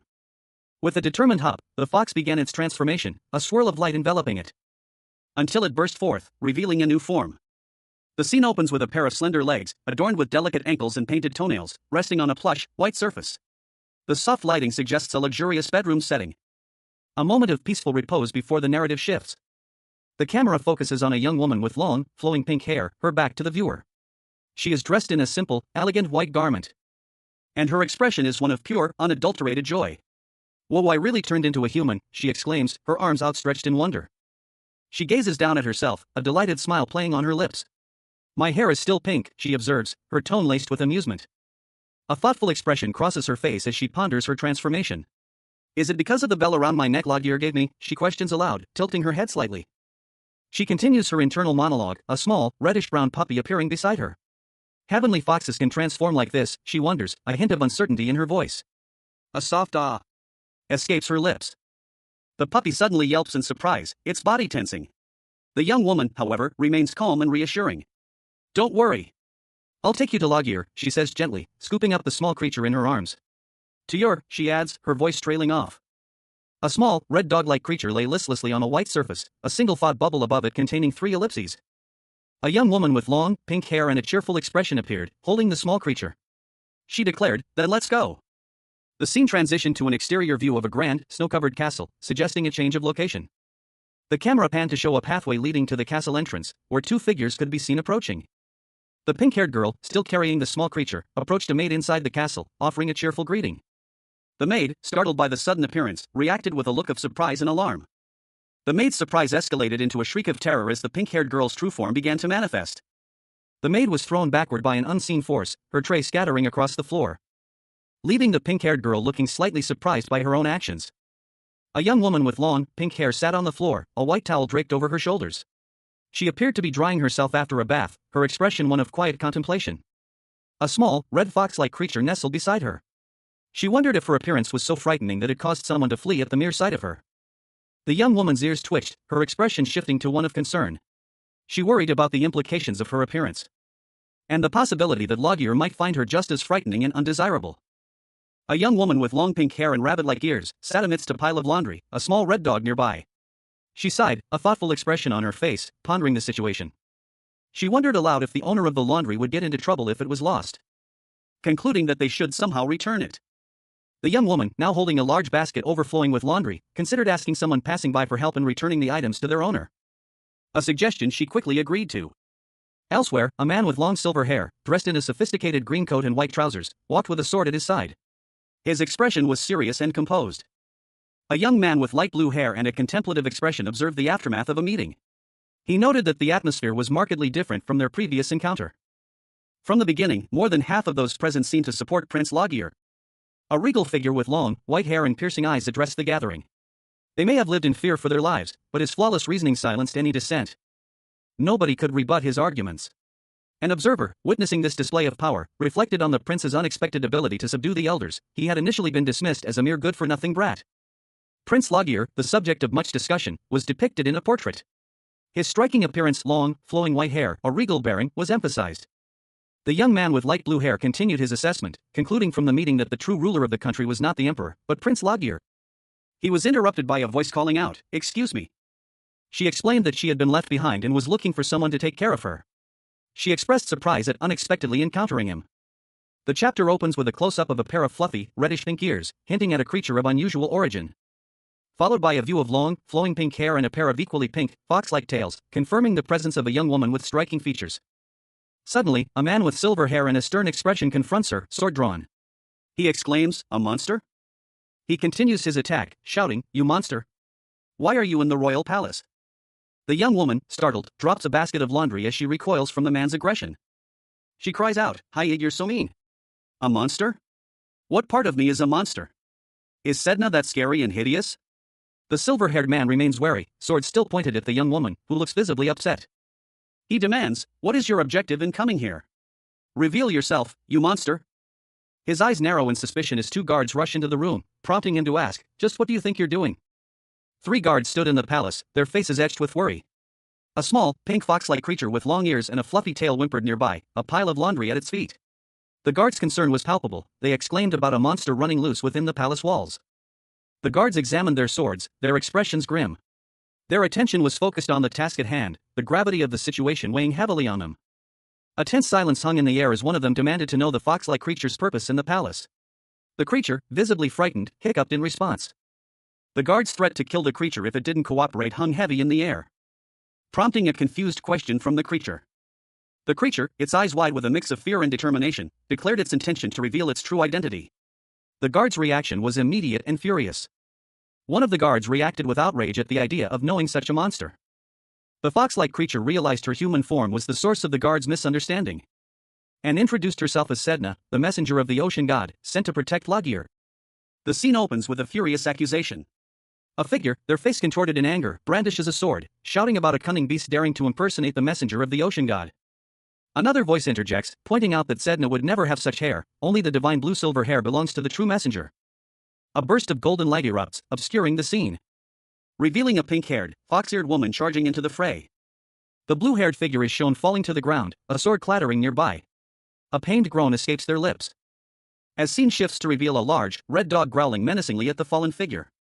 The blue-haired figure, now on the ground, glares at the dog, muttering about its dirtiness. Suddenly, a dark figure, cloaked in shadow, appears, moving with surprising speed. A small, red dog-like creature yelped as it tumbled through the snow. A sound that instantly caught the attention of a young woman with long pink hair and fox-like ears. Her eyes widened in alarm, and she angrily demanded to know how anyone could have hurt Ray.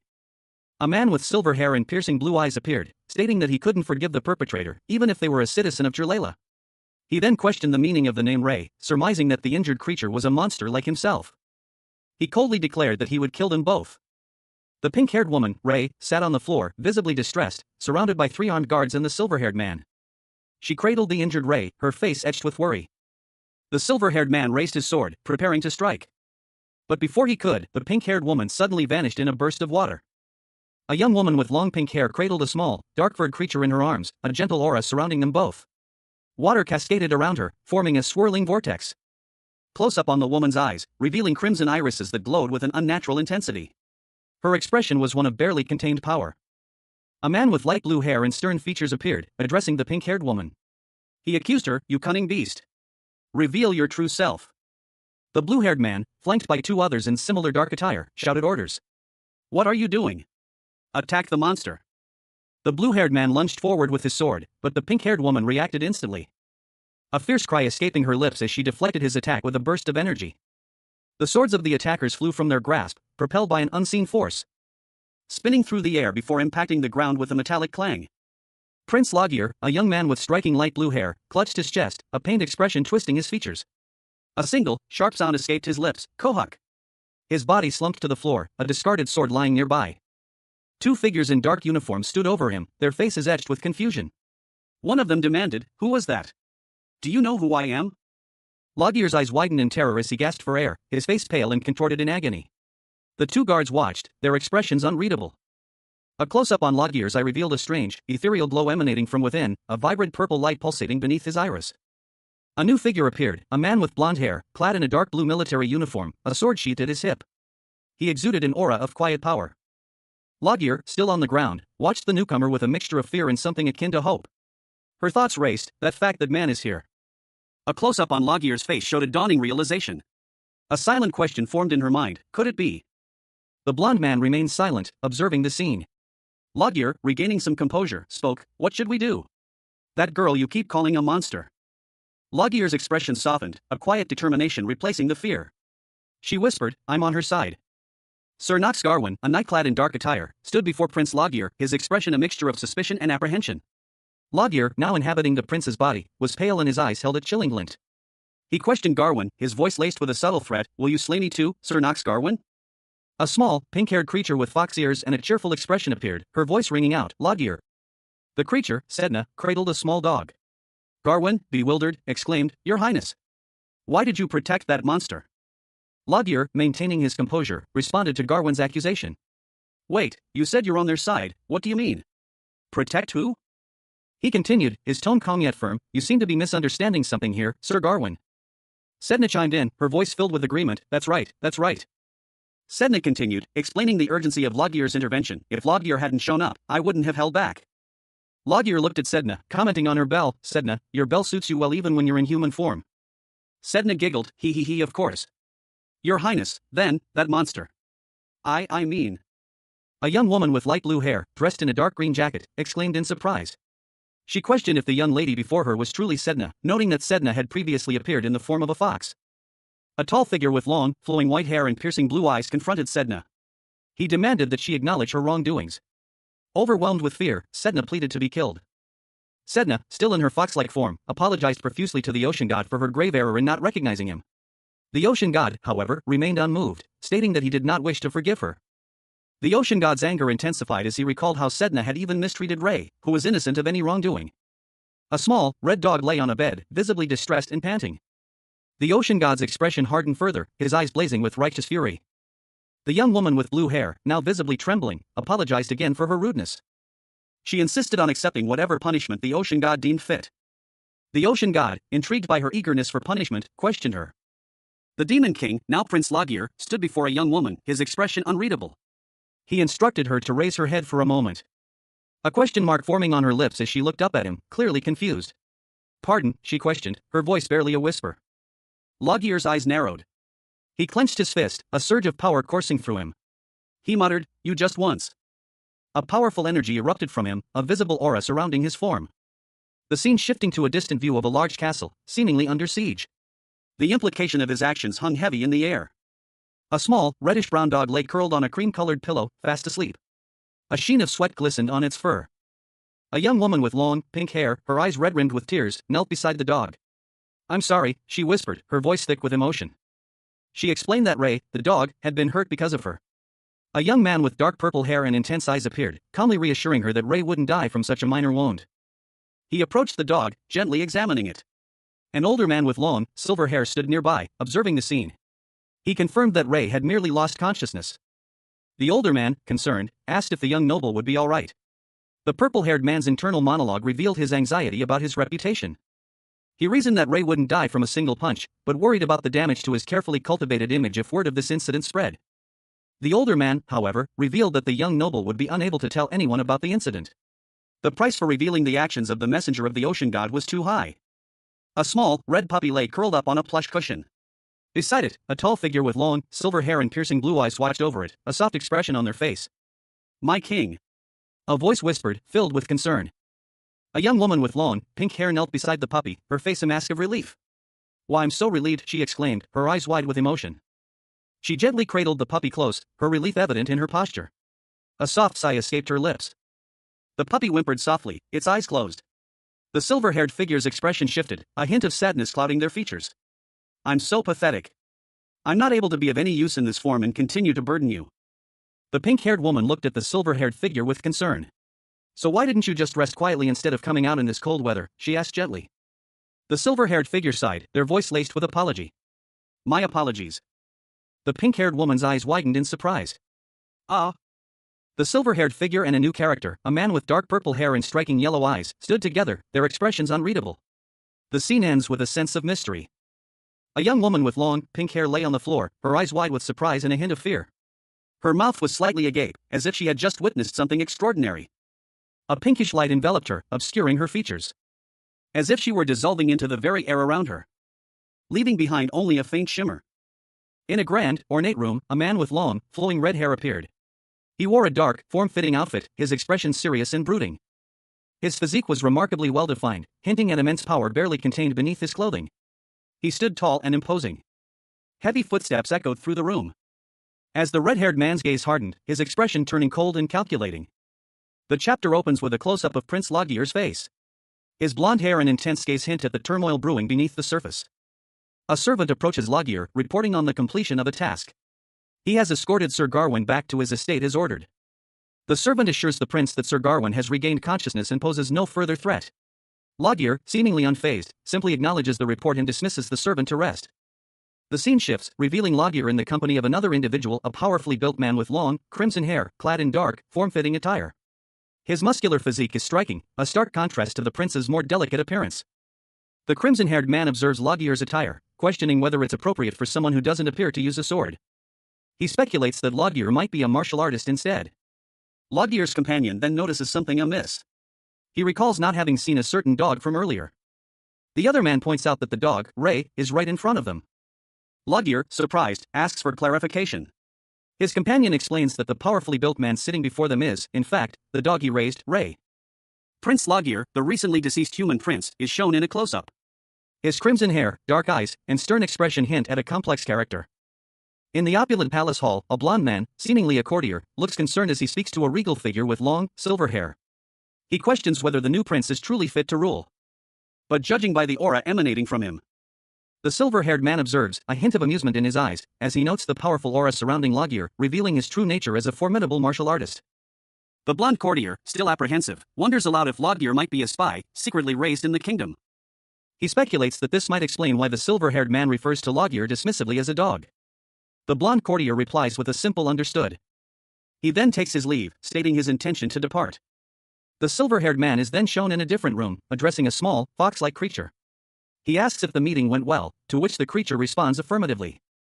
The Demon King, now inhabiting the body of Prince Logier, surveyed his new form with a critical eye. He found the human form quite uncomfortable, a stark contrast to his own demonic essence.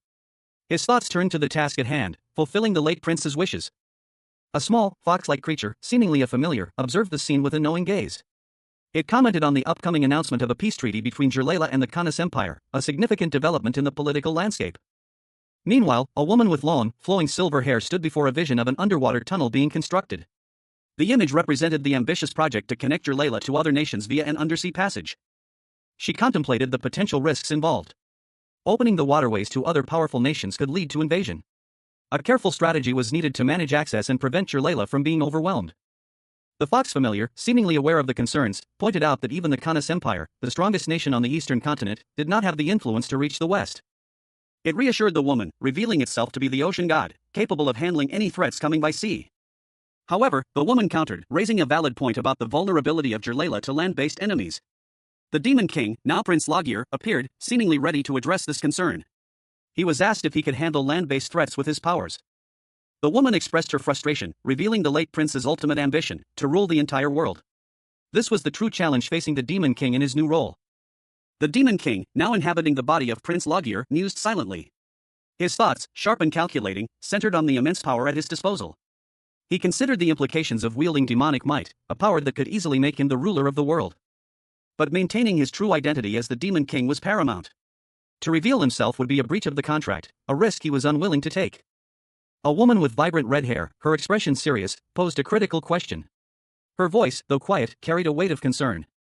What about raising the nation's army? She asked, her gaze fixed on the newly minted prince. Loggear, his face partially obscured, let out a low chuckle. A hint of amusement flickered in his eyes.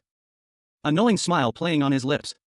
Jerlela, he explained, was a nation untouched by war for 2,000 years. Any attempt to raise an army now would be disastrous. The image of Jerlela's peaceful city was juxtaposed with a stark warning: without a strong army, they would be crushed like rotten tomatoes. Loggear, though acknowledging this grim reality, seemed unfazed. A new character is introduced, a blond man with a stern expression, clad in opulent military attire, stands before a line of soldiers. He holds a sword, his posture radiating authority. His solution: to borrow Caunus's power to conquer the surrounding smaller nations. A bold, if ruthless, strategy. Loggear, the demon king now inhabiting the body of a deceased prince, felt a pang of helplessness. His new life, a consequence of a poorly conceived contract, hinged on fulfilling the late prince's last wishes. He wondered, with a hint of desperation, if there was anything he could do to change his fate. A small, fox-like creature, seemingly sentient, offered a solution, suggesting it could protect Loggear without even a drop of water touching him. The fox's offer was met with a gentle touch from Loggear, a gesture of acceptance. And a contented sigh from the creature. A knock at the door interrupted the peaceful moment. "Your Highness," a voice announced. The visitor, Eris 10, identified himself and asked for a moment of Loggear's time. Eris, however, seemed to have a lot to say, much to the annoyance of Loggear's companion. Eris cheerfully pointed out the obvious: Loggear now had a new member of his family. A young man, his features obscured, expressed surprise at the sight of a red-haired individual. He remarked that he had never seen this red-headed man before. Another voice, seemingly belonging to a woman, identified the red-haired man as Ray Revito, a demon dog she had raised. The red-haired man, Ray, was the focus of the scene. His expression was serious, almost pensive. The woman's voice continued, stating that if Ray was a demon dog, then Ray himself must also be a demon. A woman with long, white hair appeared, her face partially obscured by shadow. Her voice, sharp and threatening, warned that if the continued nonsense persisted, physical violence would follow. The white-haired woman's anger intensified. A furious expression contorted her features as she glared down at a smaller, blonde-haired figure, who seemed to be cowering in fear. A sound, like a menacing hiss, escaped her lips. The blonde-haired figure, seemingly frightened by the woman's display of anger, quickly spoke, promising to explain everything immediately. The blonde-haired individual explained that he had ventured outside the castle walls earlier that day.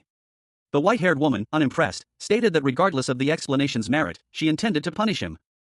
The conversation continued. The blonde-haired individual, now visibly nervous, asked the white-haired woman if she was aware of the rumors circulating in Jerlea. The blonde-haired individual's eyes widened, his expression shifting to one of intense focus and seriousness. He revealed a shocking truth: the Demon King had descended upon Jerlea. A powerful blast of energy erupted from the Demon King, striking the previous prince, Loggear, who was seated on his throne. The force of the blow sent the prince sprawling, leaving him dazed and bleeding. The Demon King, now inhabiting Loggear's body, scoffed, muttering bullshit under his breath. He wiped a bit of blood from his mouth, clearly unimpressed by the situation. Loggear, still recovering from the blow, weakly asked if the situation bothered the Demon King. The Demon King, in Loggear's form, simply replied that it was him, the Demon King. He nonchalantly added that he didn't care what people called themselves, whether they were the Demon King or con artists. However, he acknowledged that the citizens were anxious upon hearing of the Demon King's presence. Therefore, the king and his ministers were currently discussing how to resolve this predicament. Loggear's eyes widened in realization. He wondered if resolving this crisis could improve his reputation. The Demon King, still in Loggear's body, concluded that while it was obviously an impostor, he should investigate further. A stark contrast is presented: on one side, a figure draped in white lilies, representing purity and innocence; on the other, a figure shrouded in dark roses, symbolizing darkness and power. A mysterious voice, seemingly detached from either figure, declares, "I am kind of curious to see which bastard is impersonating me." In a lavishly decorated room, a young man with purple hair lies asleep on an ornate chaise lounge. He stirs slightly, a soft groan escaping his lips, as he is observed by two other figures. One, a man with dark skin and dark hair, watches with a curious expression, his hand to his chin. The other, a man with long, silver hair, sits pensively, a thoughtful frown etched on his face. The dark-haired man whispers something to the silver-haired man. And the silver-haired man responds with a single word: "Very good." The silver-haired man's expression shifts to one of determination. He speaks, his voice carrying a hint of anticipation. A lavish carriage, drawn by unseen horses, rolled through a snowy landscape.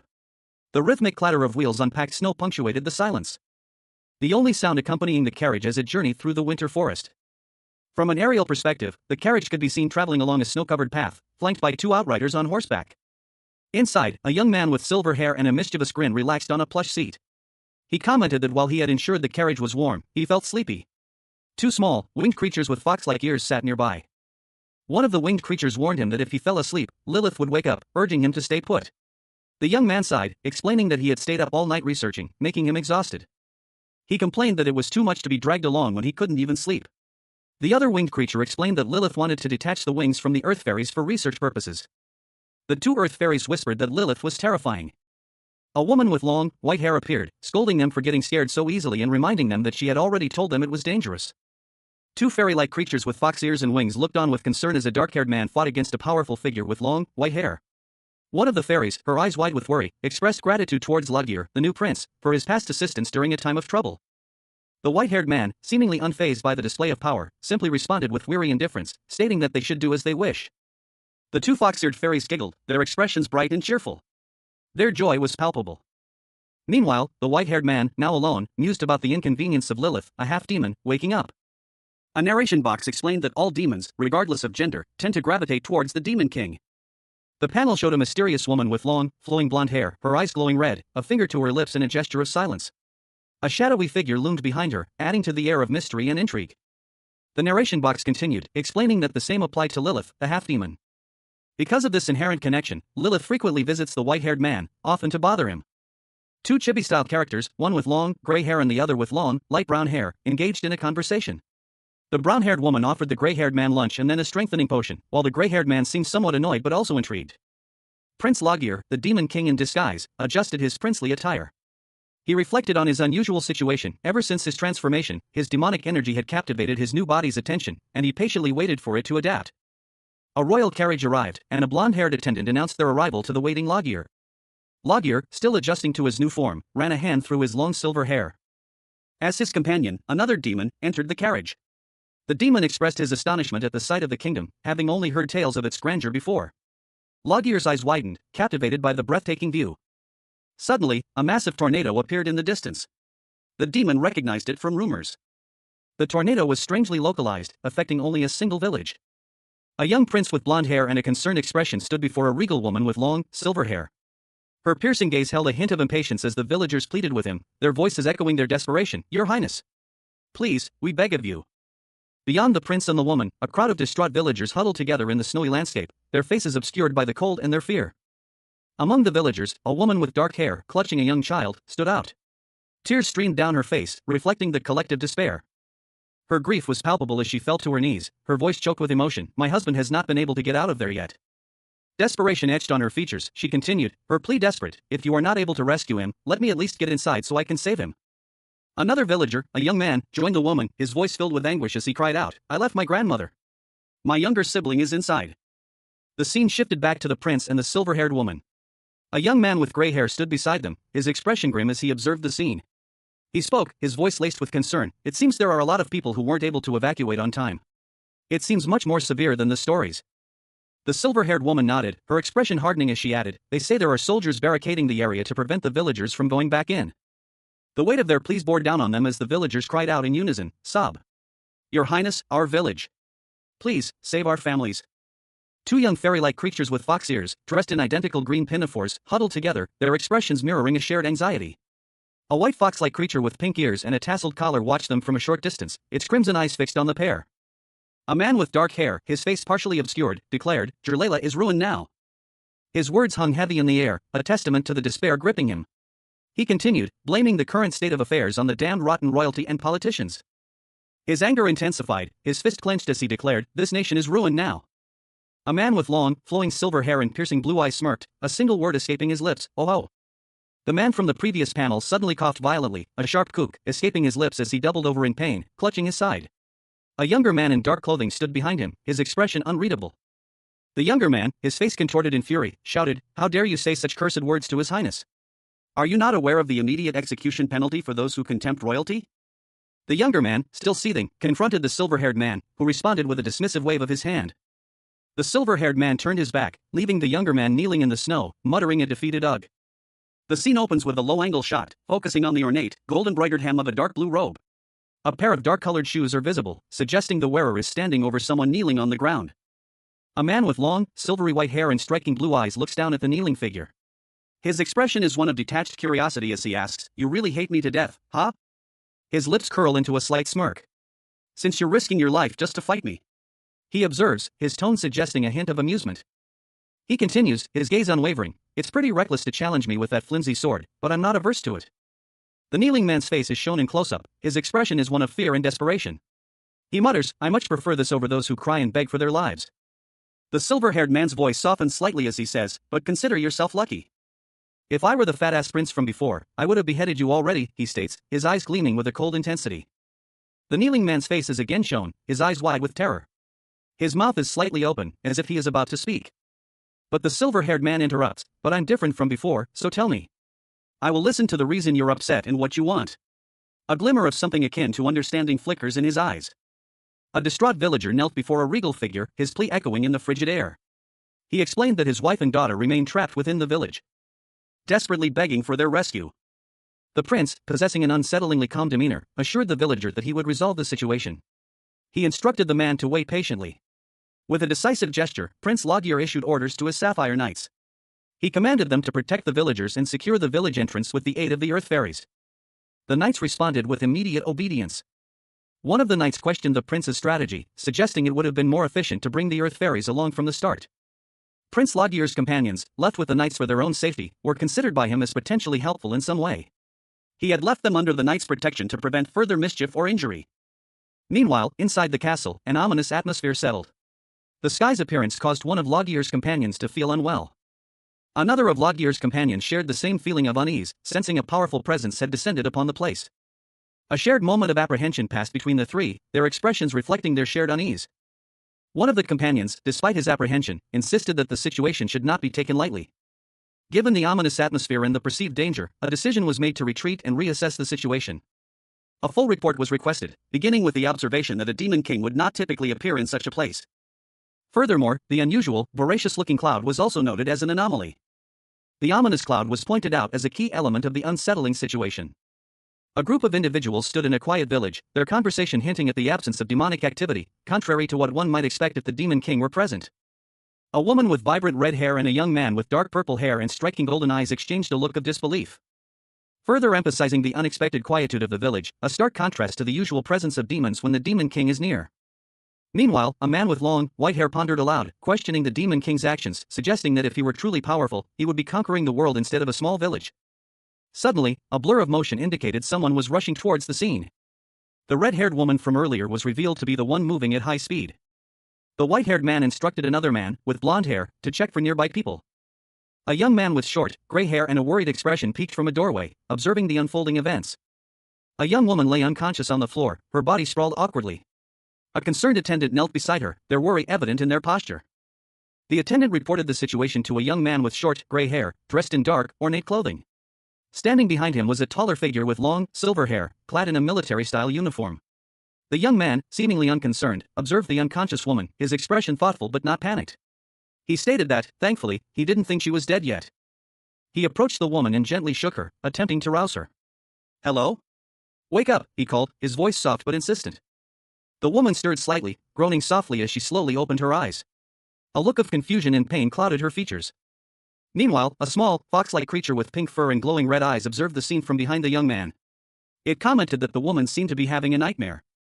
A young woman with dark hair lay unconscious on the floor, surrounded by several onlookers.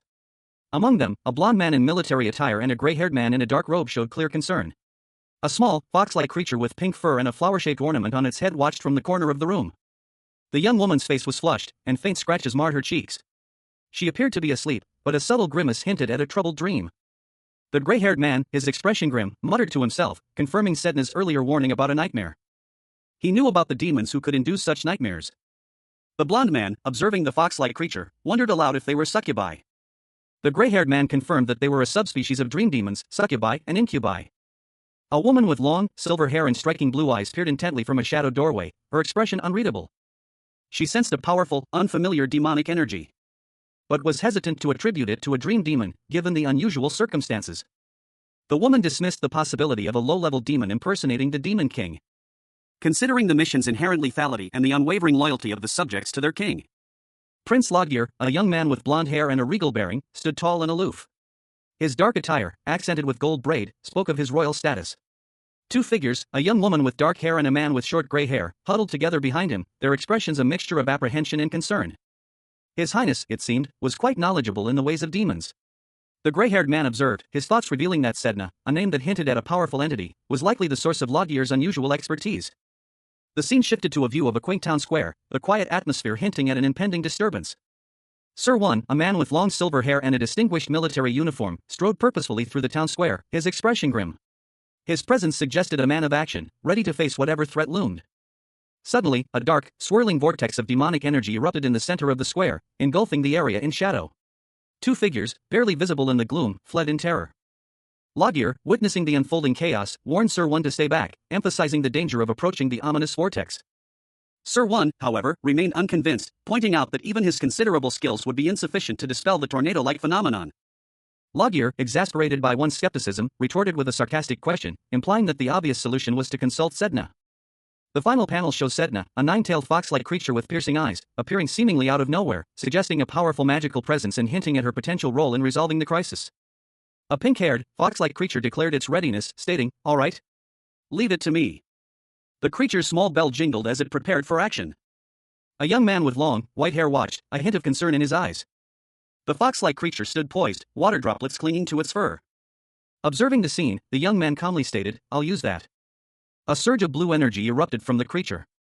The energy coursing towards a well in the town square, creating a swirling vortex of water, which then exploded outwards in a powerful burst of energy. A surge of immense power, a torrent of icy blue energy, erupted from a hidden source, taking the form of a spectral, aquatic beast. Its ethereal form shimmering with an otherworldly glow. The creature unleashed a wave of destructive energy. A swirling vortex of water and power spiraled outwards, the force of the attack leaving a trail of destruction in its wake, culminating in a blinding flash of light that consumed everything in its path. Elsewhere, two figures watched the spectacle from afar. One, a young man with blonde hair, wiped sweat from his brow. The other, a man with long silver hair, his face etched with worry, anxiously awaited the outcome. He wondered if she had succeeded. His question hung in the air, unspoken but heavy with anticipation. A hand reached out to comfort him, a silent gesture of shared concern. A swirling vortex of dark blue water materialized, its center glowing with an ethereal light.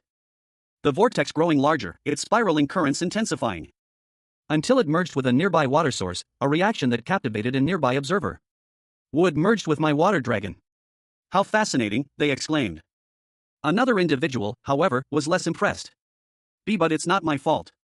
Yes, the well was too small. If I had access to the ocean, it would have disappeared already, they insisted, receiving a dismissive fine in response. The scene shifted to reveal a third person, their expression one of confusion. They questioned. The individual with gray hair and a dark cloak looked troubled, a single thought dominating their mind: "I can't do it."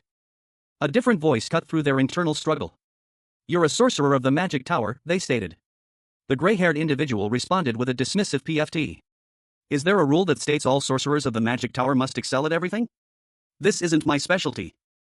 The other individual offered a sarcastic comment: "You must be so proud." The gray-haired individual sighed, accepting their limitations. Then I guess it can't be helped," they conceded, a small spark of magic appearing between their fingers.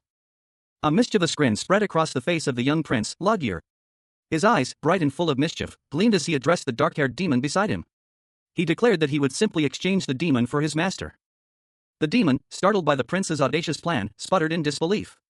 He questioned the prince's seriousness, incredulous that such a drastic action was being proposed at this very moment. Meanwhile, in a different location, two figures observed the scene from afar. One, a blond man in military attire, commented on the common practice of summoning masters through spells at the magic tower.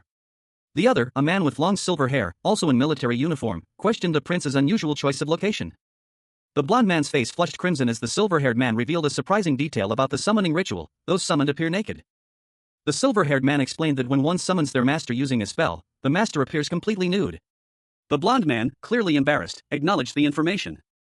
The blond man, slightly flustered but seemingly accepting of this new knowledge, expressed gratitude to the silver-haired man for the unexpected lesson. The two men stood together, the blond man looking slightly pensive. The silver-haired man stood beside him, arms crossed, a look of mild annoyance on his face. The silver-haired man then chided the blond man for using such an inelegant method to summon him, suggesting gentler alternatives. As the silver-haired man winced slightly from the abrupt summoning, the dark-haired demon chuckled quietly from behind. A young man with blonde hair, his expression a mixture of surprise and suspicion, stared at something off-panel. He questioned aloud, wondering if the garments before him belonged to Sir Eris. The blonde-haired young man's eyes widened as a chibi-style image of a naked man with silver hair appeared in a burst of light, causing him to let out a surprised chuckle. A woman with long, flowing gray hair, dressed in a dark, ornate uniform, appeared from above, her expression one of awe as she surveyed her surroundings. She commented on the sheer scale of what she saw. The woman addressed a man with long, white hair, dressed in a dark blue uniform, demanding that he destroy something. She questioned his ability to complete the task. The white-haired man, in turn, inquired what he would receive in return for his services. The gray-haired woman responded that if the results were satisfactory, she would grant him something. A close-up of the gray-haired woman's face showed a sly smile as she agreed to the terms. Acknowledging the difficulty of the task ahead given its scale, the gray-haired woman prepared to begin. A voice, deep and resonant, echoed through the shadowed space. It was a declaration, not a question. It's certainly not impossible. An angel, resplendent in dark and gold robes, stood before a grand manor. A radiant, winged staff pulsed with ethereal light in their gloved hands. The angel raised their staff, and a wave of golden energy rippled outwards. A prelude to something powerful. Another figure, cloaked in darkness and wielding a similar staff, but crackling with infernal flames, appeared. They moved with a practiced grace, a stark contrast to the angel's serene posture. This dark figure, a demon, channeled their power, flames swirling around them. Preparing for a confrontation. With a fierce cry, "Burn, my fireworks!" the demon unleashed a torrent of fire. A powerful blast of fire erupted from the Demon King, now Prince Logir, as he unleashed a devastating attack against his angelic opponent. The force of the blow sent shockwaves rippling through the cobblestones. The angel, caught completely off guard, was sent sprawling, their wings singed and smoking. The intense heat warped the very air around them. Logir followed up with another fiery assault, a pillar of searing flames rising from the ground to engulf the fallen angel. But as the flames subsided, a swirling vortex of dark energy appeared in their place, obscuring the angel from view. The vortex dissipated, revealing the angel seemingly unharmed, their expression one of surprise. "Wait. What?" "Huh," they exclaimed. Two small, fox-like creatures emerged from behind the angel, their words echoing the angel's confusion. "Nothing's happening."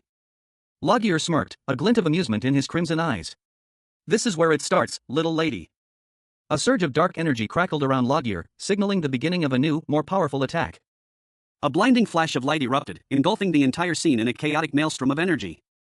A blinding flash of light erupted across the sky, illuminating the quaint town below. The intense energy rippling outwards in concentric waves, leaving behind a trail of shimmering particles that slowly faded into the night. Four figures stood amidst the lingering magical afterglow.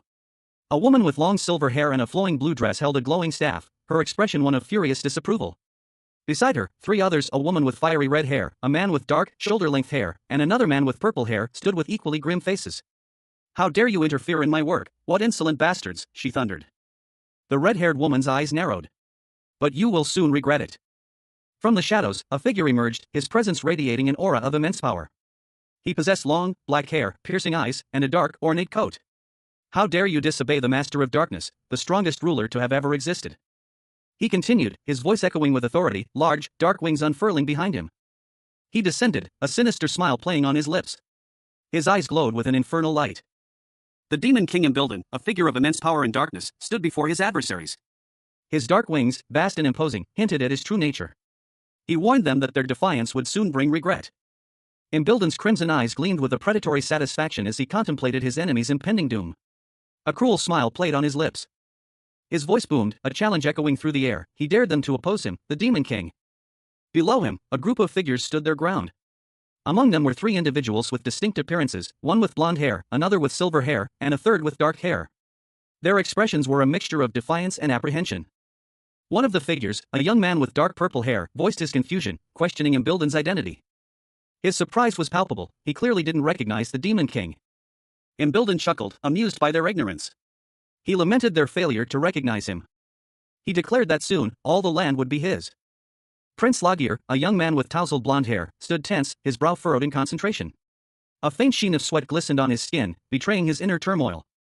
A sinister chuckle escaped the unseen figure, a sound laced with amusement and barely concealed malice. The sound was sharp and dismissive, like a breath of icy air. Two figures stood in the town square, a woman with fiery red hair and a man with dark purple hair, both observing the scene with expressions of quiet intensity. Their gazes were fixed on something beyond the panel's frame. Meanwhile, a powerful demon with large, dark wings appeared, his words dripping with disdain. He noted the unusual lack of immediate fear from those around him. The demon's heavy boots landed on the cobblestones, the sound echoing in the quiet square. He approached a man with long, silver hair, his presence causing a ripple of unease. The silver-haired man, his face partially obscured, questioned the demon's identity, his voice laced with suspicion.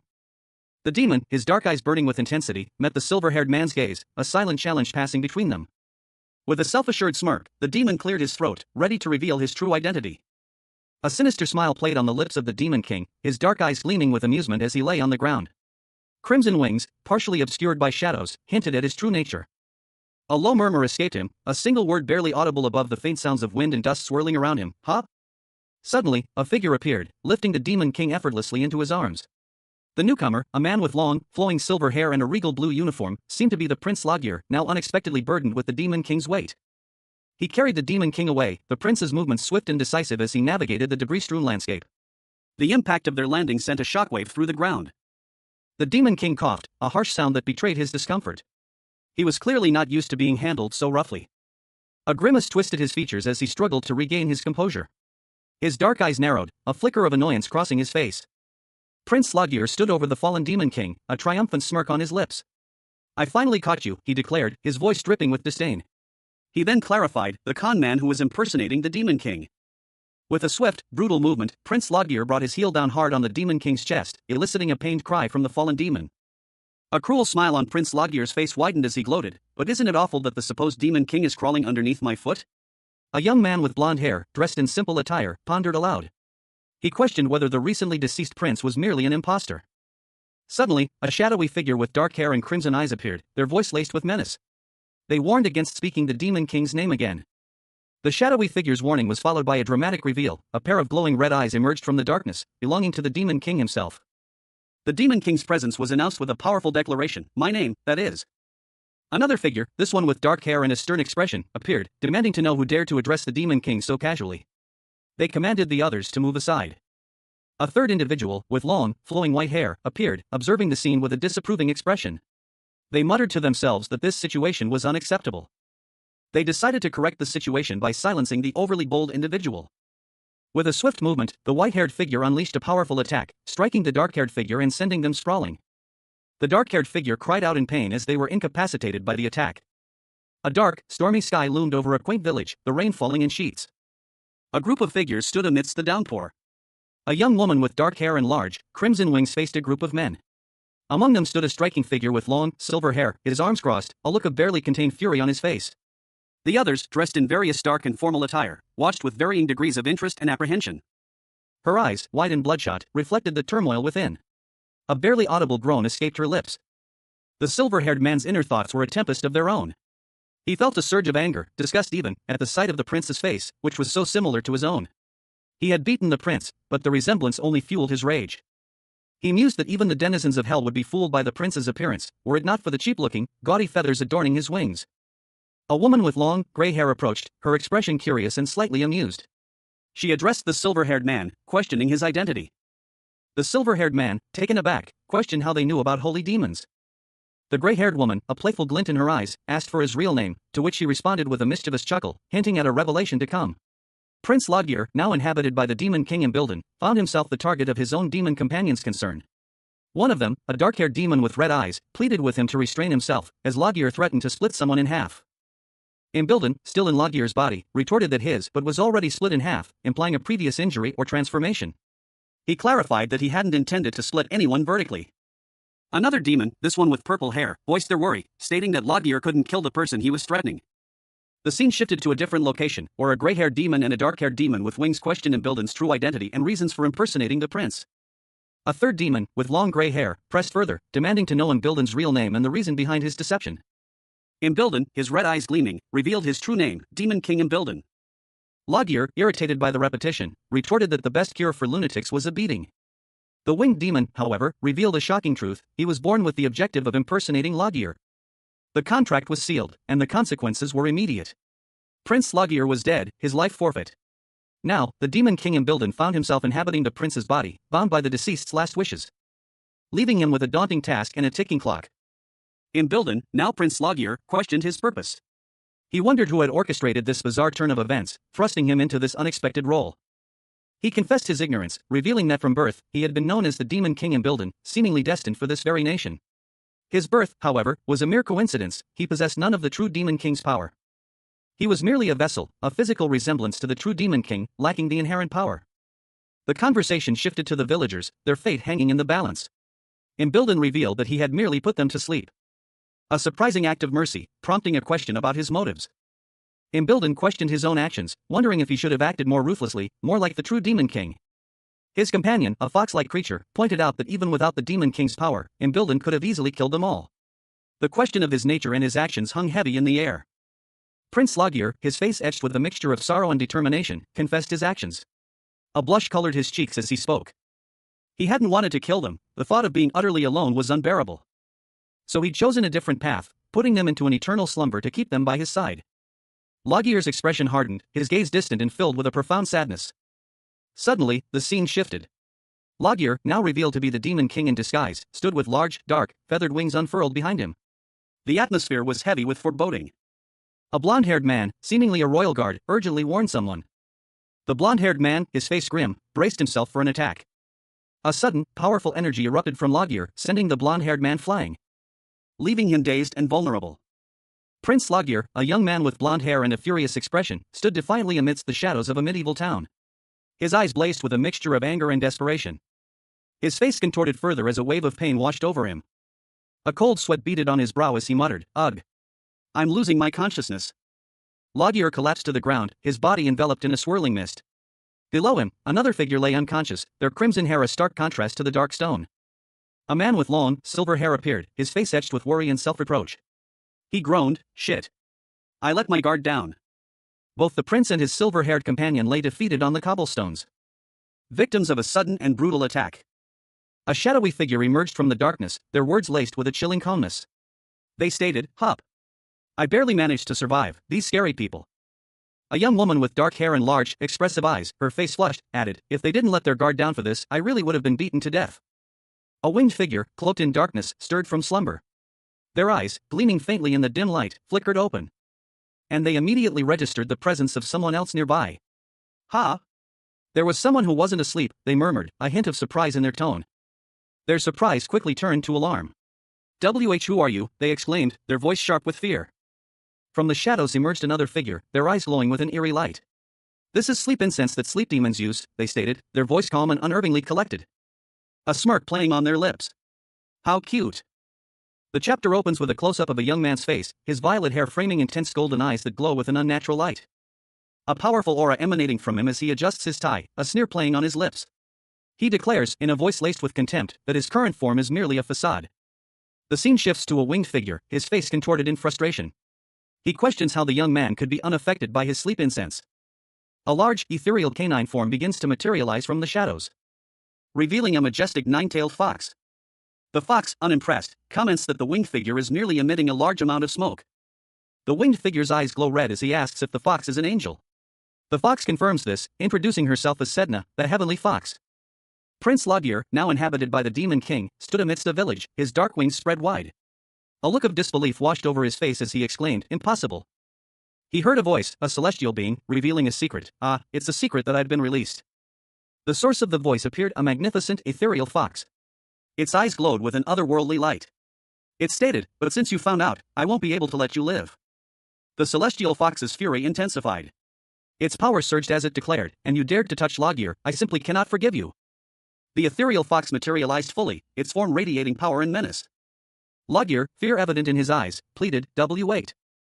The heavenly fox lunged, its movements blurring with speed. Its attack was swift and brutal, sending Logier reeling backward. He desperately tried to defend himself, shouting, "I'll kill everyone who's asleep if you attack me." A large, ethereal wolf-like creature dashed through the night, its form shimmering with an otherworldly glow, its passage leaving trails of shimmering energy in its wake. Before it stood a dark-haired woman with large, feathered wings, her expression one of disbelief as she questioned the creature. "What do you mean by that?" she asked. The creature responded simply, "Just as I've said." The woman's gaze fell upon a scene of peaceful slumber. A mother cradled her child, both fast asleep. All of the people who are asleep in this village are trapped within a dream the creature had conjured. Elsewhere in the village, other villagers lay unconscious. The creature, a young woman with dark hair and piercing red eyes, smirked. "Kakik, so I can kill all of the people inside the dream whenever I want." A large, white rabbit-like creature appeared, its eyes glowing menacingly.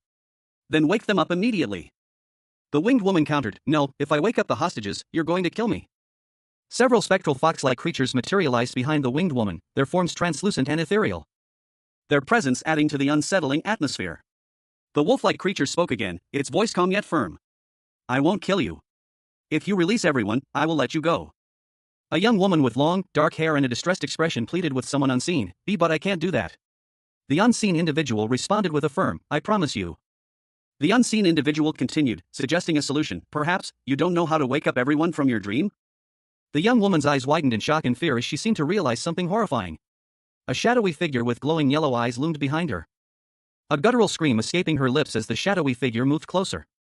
Suddenly, a man with dark hair, red wings, and a dark coat appeared, yelling in pain. Another man with purple hair and yellow eyes watched him with a curious expression. The purple-haired man observed the winged man, commenting, wow, now that I'm seeing him up close, he really looks identical to the king.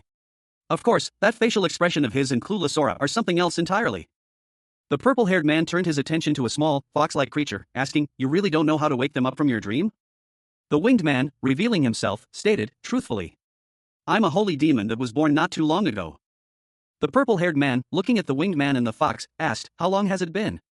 The winged man replied, including today, 99. A nine-tailed fox, its pink eyes wide with disbelief, exclaimed that the time limit wasn't 99 years, but a mere 99 days. A revelation that shocked it to its core. The fox's incredulity was further fueled by the sight of the demon king, now inhabiting the body of a young child, a perfect replica of his former self. The fox continued, stating that even angels, after awakening from the fruit, could not reach full adulthood so quickly. Meanwhile, the demon king, flanked by two other demons, stood in a town square. One of the demons apologized for interrupting a conversation. A young man with short, gray hair observed the scene, questioning whether the holy demon was a new race. Another man, with dark hair and a businesslike attire, commented that the demon king had awakened since Lilith lost consciousness. The demon king, still in his childlike form, was visibly frightened by the situation, expressing his fear. The gray-haired young man, undeterred, approached the demon king with a pair of scissors, requesting a sample for research purposes. The demon king, terrified, refused, but the dark-haired man gave his approval. A young man with short, gray hair and dark eyes, dressed in a dark-colored shirt, made a peculiar request. He wanted to collect some of a young woman's hair. She recoiled, a look of disgust and fear on her face, and hissed at him to go away. A figure, clad in a dark, ornate coat, fell through the water, bubbles rising to the surface, sinking into a dark, swirling abyss. The scene shifted to an underwater view, revealing a man with long, flowing silver hair and piercing blue eyes, dressed in a dark blue and gold coat. He appeared to be unconscious. He awoke in an unfamiliar place, disoriented and confused. The question, where am I, echoed in his mind. His eyes, still filled with a disquieting uncertainty, darted around the strange surroundings. The scene shifted again, showing the man lying on a pastel pink surface, surrounded by pastries and sweets. He looked utterly bewildered. A look of dawning comprehension on his face as he took in his bizarre surroundings. He muttered, that's. A fluffy, pastel-colored creature resembling a cotton candy bear floated in a dreamy, candy-themed landscape. I'm not a cloud, I'm cotton candy, it declared. A man with long, white hair and glasses, dressed in a dark, formal outfit, stared in disbelief at the scene. He exclaimed, what the hell are those things? The man's expression hardened. He muttered to himself, this is the doing of that goddamn holy demon. His face contorted in frustration as he struggled to comprehend the bizarre situation. The man, now lying on the ground amidst a vast expanse of sweets, thought, the ability of a sleep demon, providing agony and happiness to those who are dreaming, and controlling them forever. This is quite a headache.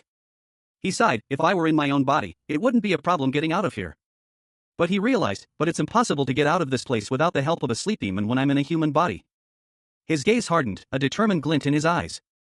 Then, a conclusion formed in his mind, then the only way I can exit this dream is to find the hidden door. A whimsical landscape unfolds, a fantastical confection of gingerbread trees, strawberry-topped cakes, and mountains of golden French fries.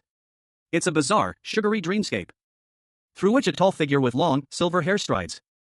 He is dressed in a dark blue and gold military-style uniform, his expression stoic. This is Logir, the demon king, now inhabiting the body of a deceased prince. A pair of slices of toast, generously spread with a crimson jam, floats before him. A voice, seemingly emanating from the toast itself, speaks, boy, please eat me. Logir's eyes narrow slightly. He stares at the toast, a flicker of something akin to disgust crossing his features. The toast continues, I'm really delicious. Don't you want to taste me, boy? The scene shifts. Logir is now seated at a formal dining table, a disgruntled expression on his face. A servant offers him a plate of food, which he rejects with a dismissive wave of his hand. He thinks, is it reading my mind and showing me these images because I suffered a great deal while I was dying? The floating toast reappears, its voice insistent, don't you know how delicious I am? Just take one bite. One bite. Logir's patience snaps. His eyes flash with anger. He mutters, this isn't a reward, this is pure torture. He lunges forward, his hand outstretched towards the floating toast. Why, you little His expression shifts from rage to concern. He whispers, "Kawa isn't here?" A regal figure with long, silver hair and piercing blue eyes mused aloud. They pondered the nature of a mystical sword, an ego sword, its refusal to enter a dreamlike state, suggesting a level of sentience. The silver-haired figure continued their internal monologue, expressing frustration at the uselessness of their current situation. A young man with blonde hair, dressed in princely attire, appeared, addressing the silver-haired figure with a cheerful greeting. The silver-haired figure, now identified as the Demon King, questioned the blonde prince about his companions, revealing a hint of underlying tension. The prince confirmed that he was the first to meet the Demon King, highlighting the unusual nature of their encounter. The prince, observing their surreal surroundings, questioned the reality of their situation. The Demon King, unimpressed, declared a strong preference for death over this bizarre reality. A sudden shift in the scene revealed a disturbing detail: grotesque worms emerged from the ground. The Demon King warned the prince to retreat, the scene ending on a tense note. A single, white candle flickered atop a cake, its light a beacon against the soft, pastel background. Casting a gentle glow on two figures standing before it, a young man with blonde hair and a taller figure with long, purple hair, both dressed in regal attire. They stood amidst a scattering of what appeared to be golden crumbs. Their expressions shifted from awe to confusion as they stared at the cake. "Huh?" the blonde-haired man questioned, his voice laced with bewilderment. The camera then focused on the cake, highlighting the candle's flame as it seemed to dance and flicker. The purple-haired figure, clearly irritated, muttered to themselves, "I seriously hate this place." A sword, gleaming faintly, materialized in the center of a blinding white light. The ethereal glow intensifying as it spun, radiating an almost palpable energy. Then, abruptly, the light vanished, leaving behind only a lingering warmth. A young man with blonde hair, clad in military attire, stood poised, his sword held ready. He seemed to have just emerged from the light. A sudden impact rocked the ground. A large chunk of meat landed heavily nearby. An older man with long, white hair, dressed in a similar military uniform, stared at the meat, a look of disbelief on his face. He let out a long sigh of relief. The blonde young man approached, questioning the older man about the strange events unfolding around them. The older man declared, "This is a dream world." Prince Logir awoke in a bizarre, candy-coated dreamscape. Sweet treats floated around him, a surreal contrast to his ornate princely attire. He questioned if he was dreaming. It was a dream conjured by a sleep demon. A tall, imposing figure with long, silver hair appeared beside him. He was dressed in a similarly extravagant, yet darker, outfit. This was clearly no ordinary dream inhabitant. He scoffed, questioning the childish nature of the dream's setting. And confirmed that Logir was not alone in this shared dream. The silver-haired figure explained that everyone currently asleep was experiencing the same dream. And that waking up independently was impossible. A grim warning followed: if things went wrong, they could be trapped forever. Logir's face paled at the mention of being trapped forever. As the silver-haired figure pointed out a way out of the dream, Logir's eyes narrowed in determination. A small child with short, dark reddish-brown hair sits atop a large, light green mushroom in a whimsical landscape. The background is filled with candy, gingerbread houses, and other sweets, creating a fantastical, sugary scene. The child happily munches on a donut and a piece of cake. The scene shifts to a close-up of a pale green mushroom sprouting from the ground, its gills visible. The ground is a soft, pinkish hue. The child remains in the candy landscape, now joined by two other figures. One is a tall man with long, silver hair and a regal bearing, the other a young man with short, blonde hair, dressed in ornate clothing befitting a prince. The blonde young man appears concerned. The child, still happily eating, declares this place to be heaven, marveling at the abundance of delicious treats. The blonde young man approaches, kindly offering to take the child home. The child vehemently refuses, stating a preference for this place and its delicious food, contrasting it with the bland fare at home. The blonde young man sighs, revealing his own dissatisfaction with the monotonous royal diet of stale bread and repetitive soup.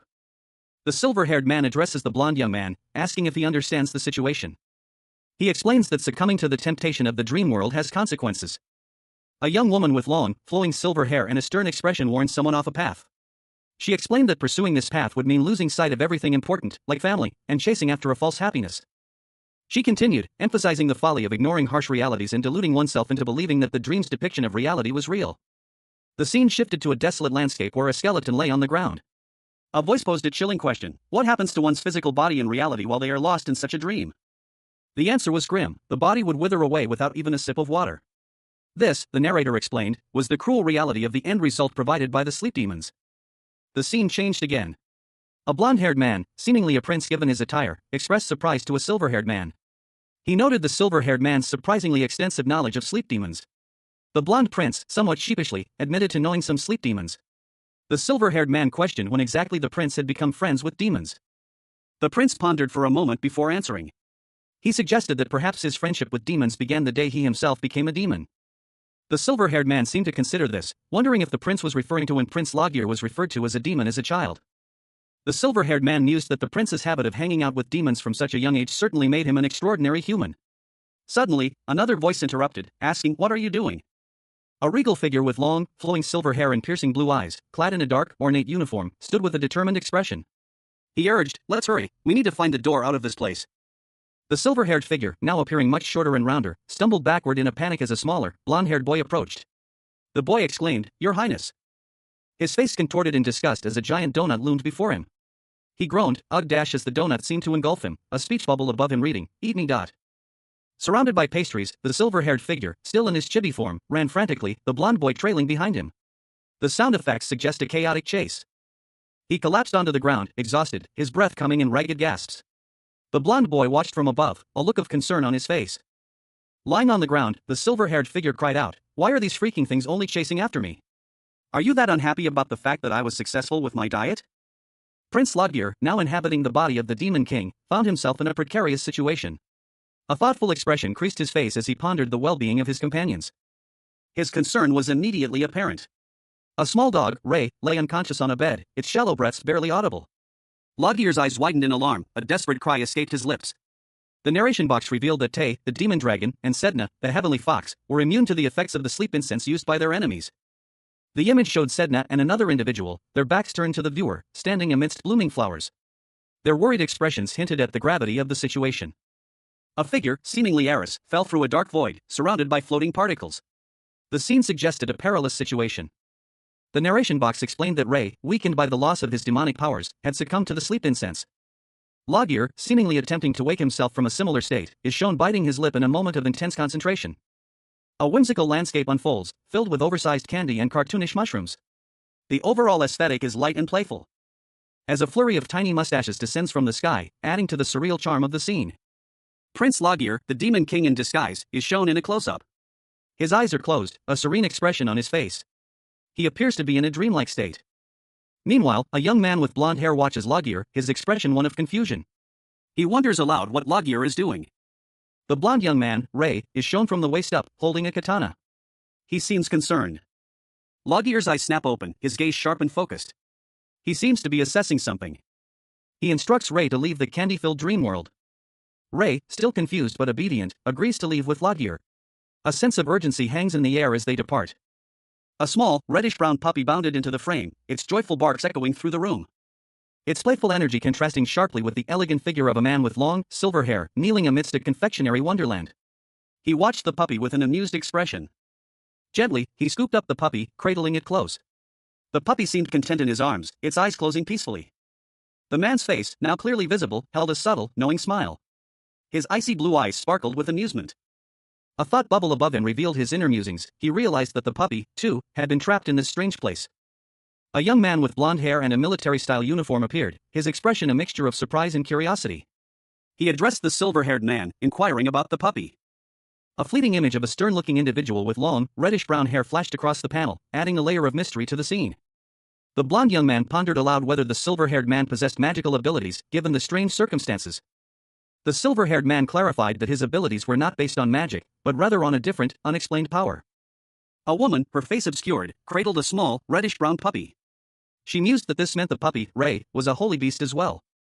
The woman, her long silver hair framing a thoughtful expression, simply said the puppy's name, Ray.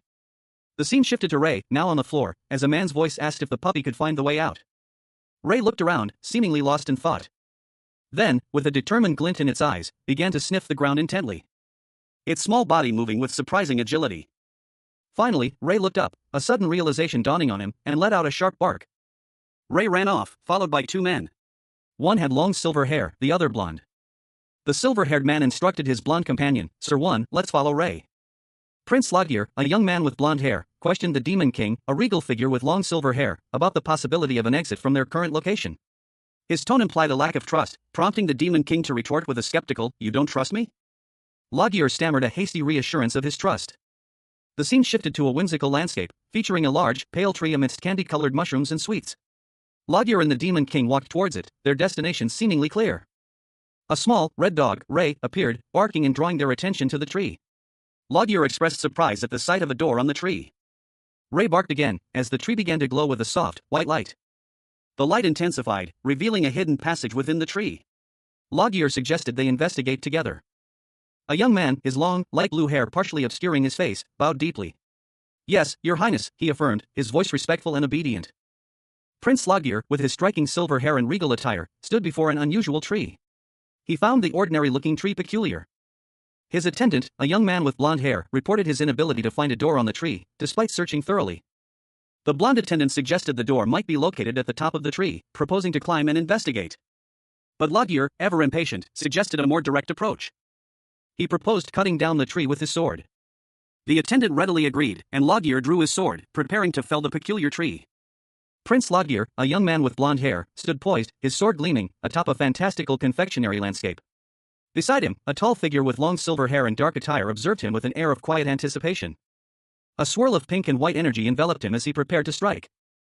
Loggear swung his sword with surprising force, the blow sending a shockwave that shattered a nearby tree, revealing a circular, white object embedded within the trunk. The silver-haired figure, who appeared to be a demon, approached Loggear, addressing him as Your Highness. Loggear, confused, questioned him. Loggear pondered the demon's words, his expression troubled. He recalled a prophecy. A prophecy that spoke of a round, white object. A sudden realization struck Loggear: the tree itself was the door he had been searching for. The scene opens with a conversation between two figures. One, an older man with long silver hair, dressed in ornate, dark clothing, sits slumped on a chair. The other, a younger man with blonde hair, stands nearby, clad in military-style attire. The older man declares that cutting something down was the right decision. Suddenly, a powerful energy erupts from the older man, depicted by radiating lines and a bright red flash. The intensity suggests a significant magical release or a violent outburst. The energy dissipates, leaving behind fragments of what appears to be dark, broken matter. The visual suggests destruction or disintegration. The older man, now seemingly recovered, addresses the younger man. He states that he will take the lead, instructing the younger man to follow. The younger man, seemingly relieved, expresses his eagerness to leave their current unpleasant situation. He comments on the sickening nature of their surroundings. The older man leaps into the air, propelled by an unseen force. He appears confident and in control of his movement. He ascends rapidly, leaving the younger man behind. The younger man, now alone, utters a single word: "Food hell." A disembodied voice echoed in the darkness, its tone laced with urgency. "Can you hear me? King, my king? Are you awake?" The darkness slowly parted, revealing the face of a young man with striking purple hair and intense golden eyes. He seemed to be floating within a void, his expression one of concern. The voice pleaded, "Please, open your eyes." The young man's eyes flickered open, revealing a pair of striking blue eyes. He was in a bed, his face pale. He sat up abruptly, a gasp escaping his lips as he looked around in confusion. Beside him, a man with long, white hair and a regal uniform coughed, a pained expression on his face. "Fuck!" The young man's face broke into a wide, relieved grin. "Welcome back, my king." The man with white hair rubbed his temples, a look of distress etched on his features. "It was a really dreadful dream." He looked around the unfamiliar room, his brow furrowed in confusion. "Where is this place?" He gestured towards another figure lying asleep in the bed. "I guess those two will need more time to wake up." The young man pondered. "I guess the dream was bizarre. That holy demon bastard was just a baby, only 99 days old." He then realized, I suppose it's 100 days, since another day has passed already. A young man with long, flowing silver hair and striking blue eyes scowled, his expression one of disbelief and annoyance. "What? That punk is only 100 days old?" He let out a sigh, his features softening slightly as he appeared lost in thought. "That's what happened." The silver-haired man continued his explanation, addressing another individual with dark purple hair. He had tried to find out as much as possible by threatening the child while the king slept. However, the child had no clue as to how he was born. He seemed like a scared and lonely child, and the situation seemed unlikely for a strong demon king. A small, chibi-style depiction of a demon with dark hair and wings appeared, contrasting sharply with the serious tone of the previous panels. The purple-haired man smirked. The silver-haired man, now also in chibi form, sighed again. Thanks to that, he used all of his demonic energy, and his demonic energy is completely depleted. He lamented falling into the trap of such a lousy demon. The purple-haired man, back to his normal size, impatiently demanded to know the location of the punk, the fake. Inside, a figure in a dark suit anxiously awaited someone's arrival. He muttered to himself, that person should be outside with Sedna right now. Meanwhile, outside, a tall man with long silver hair emerged from a building, his expression unreadable. A small, fluffy creature with 9 pink tails sat in the town square, its back to the viewer, seemingly waiting for someone. Suddenly, the creature turned, its red eyes widening in surprise as it exclaimed, "Ah! Loggear! The silver-haired man approached, relieved, and expressed his worry, saying that he was so worried. He gently reassured the creature, stating that there was no need for worry, implying that nothing could hurt him. A new character, a man with dark hair and red eyes, appeared, his voice sharp as he demanded to know how the silver-haired man escaped. The dark-haired man revealed that no one had ever escaped his dream before. The silver-haired man chuckled, implying that he simply didn't want to stay in the dream any longer.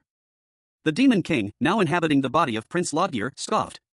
A wave of frustration washed over him as he muttered that foolish humans couldn't possibly understand the Demon King's grand designs. His objective, Lodgear mused, was to sample every cuisine in the world and create a perfect dream, with which he would then rule the world through the power of food. A nearby demon, observing this, simply asked, "Is that so?" The demon continued, questioning Lodgear's plans if he were to achieve world domination. Lodgear responded that he would share the world's best foods with everyone, creating a world of everlasting happiness. The demon, however, countered with a skeptical question about the feasibility of such a dream. The demon explained that humans could not survive in a dream world, their bodies would fail, and they would all perish. Lodgear, shocked, questioned if his actions were a mistake, despite bringing joy to the villagers. The demon angrily rebuked Lodgear for his simplistic view of happiness, calling him an idiot. A young man with dark hair and red feathered wings listened intently as a voice, unseen, spoke to him. The voice, sharp and dismissive, declared that if he was so happy, he should dream by himself.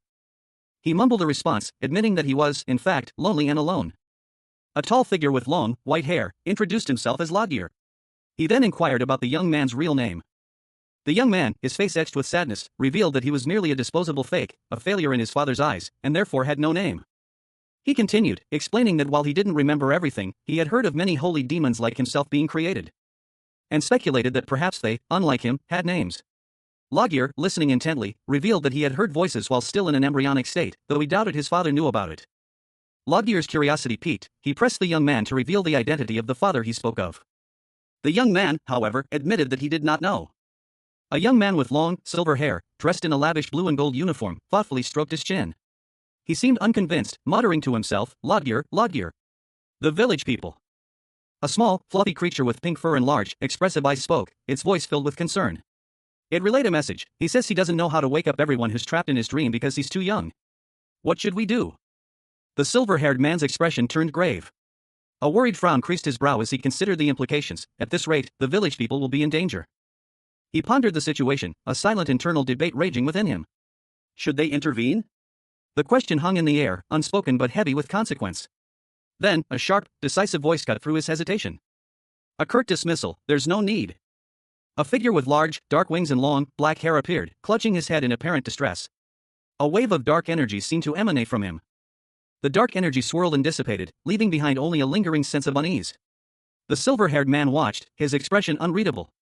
The silver-haired man's gaze hardened, a cold determination settling in his eyes. He was clearly making a decision. His voice, though quiet, carried an undeniable weight of finality. "This is where it ends. That bastard's life." Prince Lodgear, the ill-fated protagonist of this tale, slumped in despair. His dark hair obscured his face as he sat amidst the quiet charm of a quaint village, the weight of his impending doom heavy on his shoulders. The image focuses on his attire, a dark, ornate robe hinting at a hidden power, a stark contrast to the peaceful setting. A tall figure with silver hair and aristocratic attire stood before him, a small, two-tailed fox-like creature at his side. He observed Lodgear with a concerned expression, voicing his bewilderment. "Why is he disintegrating?" The silver-haired man responded, his tone matter-of-fact, "That's just how he was designed." The camera angle shifts to reveal a woman with long, dark hair, her expression grim. She explains, "An unnatural body holding unstable demonic energy. Couldn't last." The dark-haired woman smiled, a hint of amusement in her eyes. "You're right." She continued, explaining, "which is why father didn't give me a lot of energy to begin with." The two-tailed fox, seemingly concerned, asks, "Does that mean you're going to die?" The Demon King, now inhabiting the body of Prince Lodgear, reflected on his new reality. He admitted to himself that, despite the sudden and unexpected turn of events, there was still much he desired to accomplish. Even though his previous life was short-lived, it had been a dream. A truly enjoyable one. Lodgear, now fully immersed in his princely duties, found himself in the town square. A faint glow emanated from the cobblestones as he looked up to see a familiar figure approaching. A tall man with long, silver hair and a regal bearing strode towards him, accompanied by a small, white fox-like creature with crimson eyes. The man stopped, his gaze falling upon a single, dark red feather lying on the ground. A clear sign of something significant. Lodgear reached down to pick up the feather, his curiosity piqued. A slender hand, adorned with delicate rings, held a single, dark feather. The woman, her long silver hair cascading down her back, examined it closely. Her blue eyes, sharp and intense, focused on the detail. No matter how I look at it, this is closer to an angel's feather than a demon's, she mused, a hint of surprise in her expression. In a snowy clearing, a group of people embraced in a warm, comforting hug. The scene radiated joy and relief. Among them, a young woman wept softly, comforted by a larger, older man whose own face was streaked with tears. A small child clung to the woman's side. The scene shifted to a snowy landscape where two figures stood, observing the group from a distance. Everything seems to have turned out well, Your Highness, one of them remarked.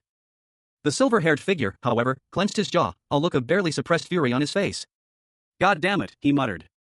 A small, fluffy fox-like creature with pink fur and a bell around its neck stood beside him, seemingly oblivious to the tension. His frustration boiled over. I didn't get to find out anything, and they just made a complete fool out of me, he thought, his eyes blazing with anger. Prince Loggear, with his blonde hair and regal attire, rode his horse through a snowy landscape, followed by a carriage carrying his entourage. The scene exuded an air of quiet dignity. Inside the carriage, Loggear sat beside his advisors, a small, fluffy fox-like creature nestled at his feet. One advisor announced that the case of the Demon King's dissension had been renamed the Dream Demon Invasion. Another advisor, a man with dark purple hair, commented that although it wasn't a Demon King, the case was solved ahead of schedule, significantly boosting Loggear's reputation. Loggear, unimpressed, questioned the significance of this development. The purple-haired advisor explained that they had cleared Loggear's name from the false charge of invading the human realm, and in the process, learned something about those holy demons. Prompting the fox-like creature to address Loggear with a question. Loggear asked what the creature wanted.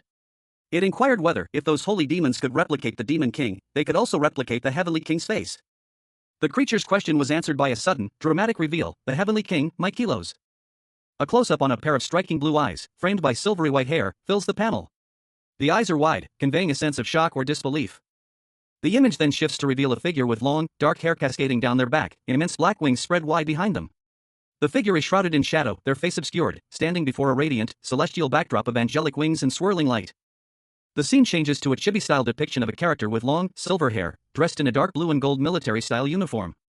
Their expression is one of intense displeasure. They think to themselves, when I imagine that disgusting face swarming around everywhere, it makes me twice as upset. The same character holds a delicate, egg-shaped object. Their internal monologue continues, wait, what about that arrogant fruit of the Heavenly King? What if that was a replica, too? The scene shifts again, showing the silver-haired character in conversation with another, chibi-style character with dark purple hair and striking golden eyes. The second character seems to be deep in thought. A new character, a man with long black hair and dark clothing, appears. He speaks, reflecting on the deceased prince. His lifespan was ridiculously short and he didn't even have any real powers.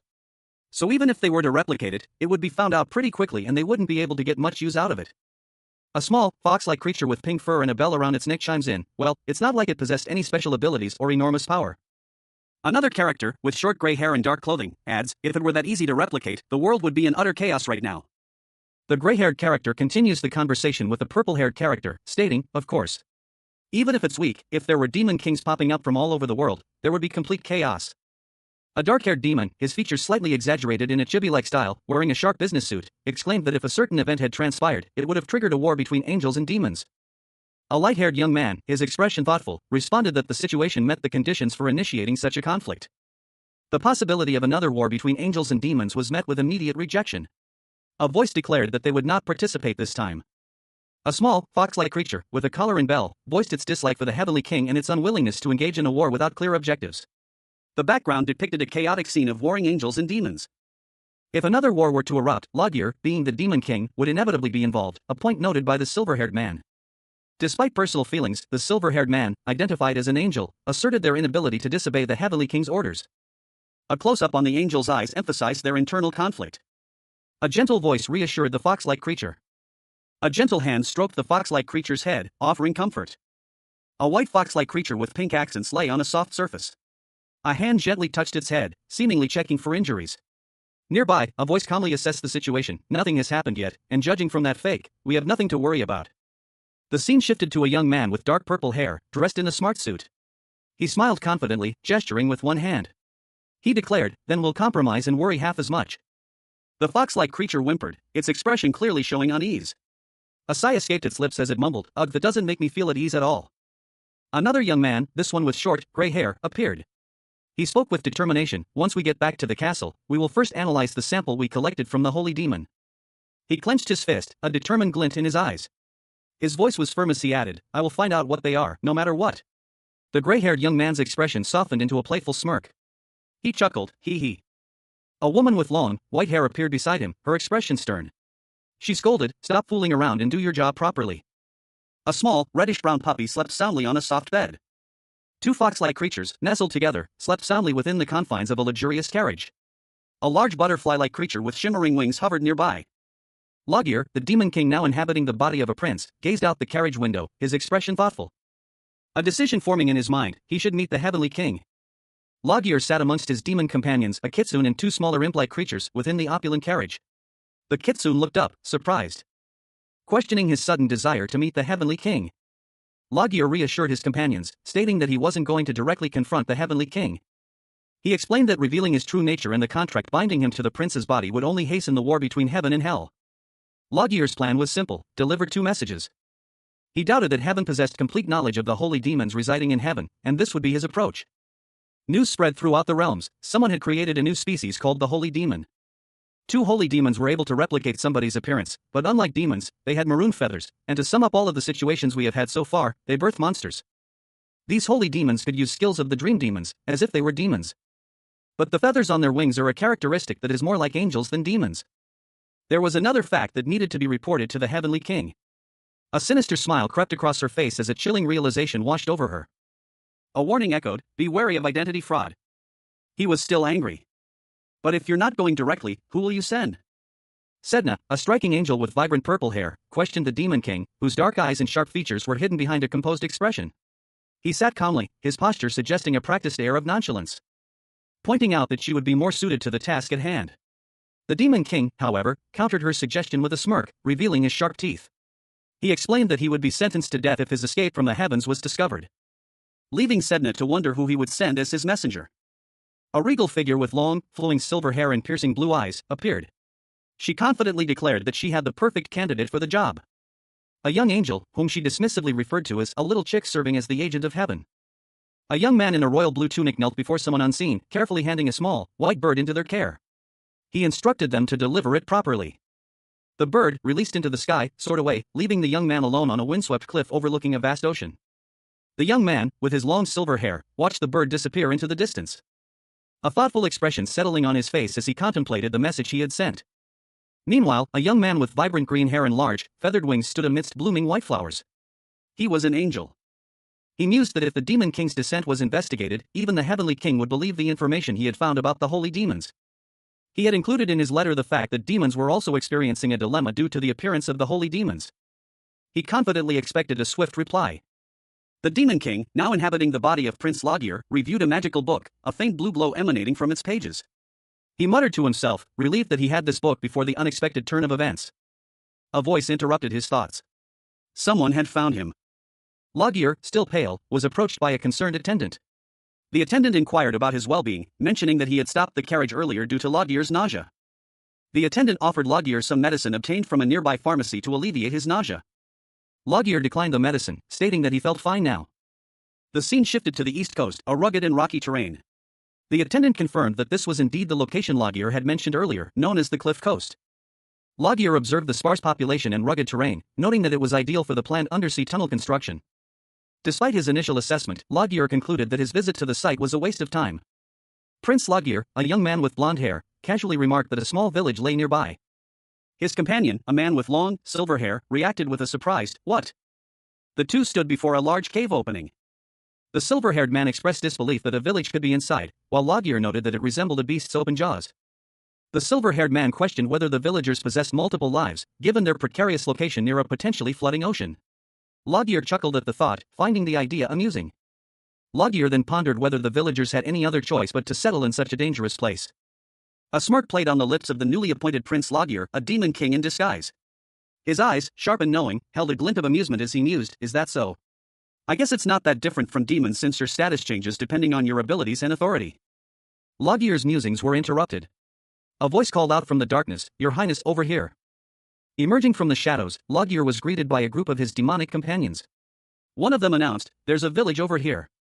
The group, consisting of a fox-like demon, a cloaked figure, and an elderly man, followed Logir and his human attendant as they headed towards the village. The attendant, whispering to Logir, "My king, did you send the message successfully?" Logir simply replied, "Yes." Approaching the village, Logir identified the elderly man. Ah, this man is the chief of the cavern village. He wanted to tell you something, Your Highness. The chief, coughing weakly, greeted Loggear with a strained, welcome, Your Highness. Loggear, amused, approached the chief, a hint of a smile on his face as he interacted with the frail elder. The chief seemed to be struggling to speak. An elderly man, his face etched with age, apologized to the prince, explaining that his failing eyesight made it difficult to see. He then hesitantly proposed an alternative location for the construction of the seaweed dungeon, a question that was met with immediate confusion by the prince. A young man with purple hair corrected the old man, clarifying that it wasn't a dungeon but an undersea tunnel. The young man, surprised by the setting sun, repeated the correction, emphasizing that it was an undersea tunnel, not a seaweed dungeon. The prince, seemingly annoyed, questioned the old man's opposition to the construction. The old man humbly explained their request, emphasizing their respectful intentions. The prince's expression hardened, a surge of anger evident in his clenched fist. He unleashed a powerful burst of energy, the force of which was depicted by radiating lines. The resulting shockwave startled a blond young man who appeared suddenly, shouting in alarm. Prince Loggear, his silver hair gleaming under the dim light, stood before a stern-faced advisor. The advisor's hand clenched into a fist, a clear sign of his displeasure. Meanwhile, a young man with blonde hair stood atop a rocky outcrop, gazing down at a dark chasm. He shouted, "Villains!" A villager, his dark hair tousled, confronted the blonde young man. Accusatory, he demanded, "You came here to destroy our village, right?" An old man, his face etched with worry, watched the scene unfold. He whispered, "Adele? Is that you, Adele?" Loggear, his expression a mixture of amusement and annoyance, scoffed, "Me? Ha!" The blond young man leaped from the rocks, landing gracefully. He exclaimed, "Yes. Who else is here aside from you?" He then angrily defended the merman, shouting, "Don't bully the merman." The old man pleaded with Loggear, "Oh my apologies, Your Highness. He's still young and doesn't know anything. Please forgive him." The blond young man, however, was indignant. He retorted, "Why are you apologizing? What did I do that's so wrong? Stop apologizing." In a dimly lit cavern, a tall figure with long, silver hair and a navy blue military-style coat addressed his subordinate. He commanded, "Tay, bring him here." Meanwhile, a young man with dark blue hair and a brown hoodie, armed with a slingshot, prepared to ambush someone, shouting, "I'll shoot." The young man's target, a dark-haired man in a suit, moved with surprising speed. As the slingshot projectile hurtled towards him, the young man fired his slingshot with all his might. But his shot was easily dodged. The young man groaned in frustration, "Ugh dash," before being swiftly apprehended by the dark-haired man. The young man was now bound and held aloft by the dark-haired man, his face contorted in a mixture of fear and anger. A young man with dark blue hair, his face partially obscured by bandages, stood defiantly before a tall figure with long, flowing white hair. The taller figure, radiating an aura of power, sneered down at him. "You," they hissed, "do you even know who I am, brat?" The young man's eyes widened, his anger flaring. "You're the villains who came to destroy our village. Who else could you be?" The white-haired figure sighed, a hint of weariness in their voice as they revealed their identity. "I'm the loser prince of this nation." Their eyes glowed with an unnatural light, a chilling smile playing on their lips. The prince's true nature was revealed. The young man, despite his fear, remained defiant. "I'm sure you've heard rumors of me, right?" A look of dawning realization crossed the young man's face. "His Highness, the prince?" He pleaded desperately, his voice filled with fear and desperation. "Please, don't destroy our village. We live here in harmony with the mermen. Foreigners shouldn't be coming here." The prince, seemingly unmoved, offered a dismissive response. "Don't worry, I won't be going into the village." A smug look crossed their face as they explained their plan.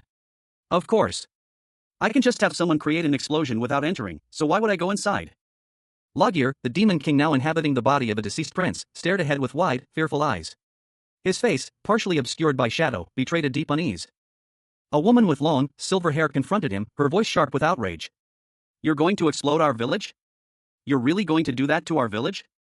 Loggear's dark-haired companion, seemingly unfazed, explained their plan. "Yes, we're going to break down this cave and build an undersea tunnel here. It will become the most populated coast in our nation, connecting with Canis, the great eastern continent." Loggear's eyes welled with tears. "No. If the cave is gone, all the mermen will die. The mermen are too weak and won't be able to endure it. No. If you destroy the village." An older man, his face etched with worry, spoke. "You can't do that. Adele." Loggear's companion dismissed the merman's plight. "What is this merman or whatever? Release him." Loggear's companion's hand reached out, seemingly to carry out the order. Prince Loggear, the demon king in disguise, stood bewildered, his face partially obscured by a bandage. A ghostly image of his previous self flickered beside him, a stark reminder of his predicament. He muttered, barely audible, "Ah." A small, pink-tailed fox, its eyes sparkling with mischief, interrupted Logier's thoughts. It exclaimed, "Mermaids? Did you say, mermaids? I know them very well." The fox continued, explaining, "I guess humans call mermaids mermen." This revelation caused Logier to recoil in surprise. "The fox is speaking," he stammered, his eyes wide with astonishment. Logier, still reeling from the talking fox, pointed a finger and demanded, "What is a mermaid or merman?" A tall figure with long, silver hair appeared, seemingly unfazed by the talking fox. He calmly explained, "They're a rare species that are the size of my palm and their bottom half is fish while their upper half is human." The fox, however, found the explanation difficult. It mumbled, "It's kind of hard to explain." It then added, "If you see them, you'll know exactly what I'm talking about." The silver-haired man continued, "Ah, right. When mermaids encounter humans, they take on the appearance of your ideal type. Isn't that cool?"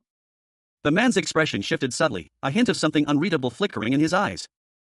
His gaze lingered on Logier, a silent question hanging in the air. Prince Logier, a young man with long, flowing silver hair, a gentle smile gracing his lips, cradled a dark brown rabbit close to his chest. He was dressed in elegant, purple-hued hanbok, adorned with intricate gold embroidery. Gardenias, their white petals pristine, framed the scene, adding to the serene atmosphere. The scene opens in a dimly lit cave, where three figures stand in hushed conversation. One is a man in a sharp suit, another a boy in casual wear, and the third a fair-skinned individual with short, light hair. Their discussion centers on the shape-shifting abilities of a certain species, specifically their capacity to alter their appearance to an ideal form. A point illustrated by the mention of mermaids, whose unique origins from water bubbles dictate their facial features, lacking eyes, nose, and lips.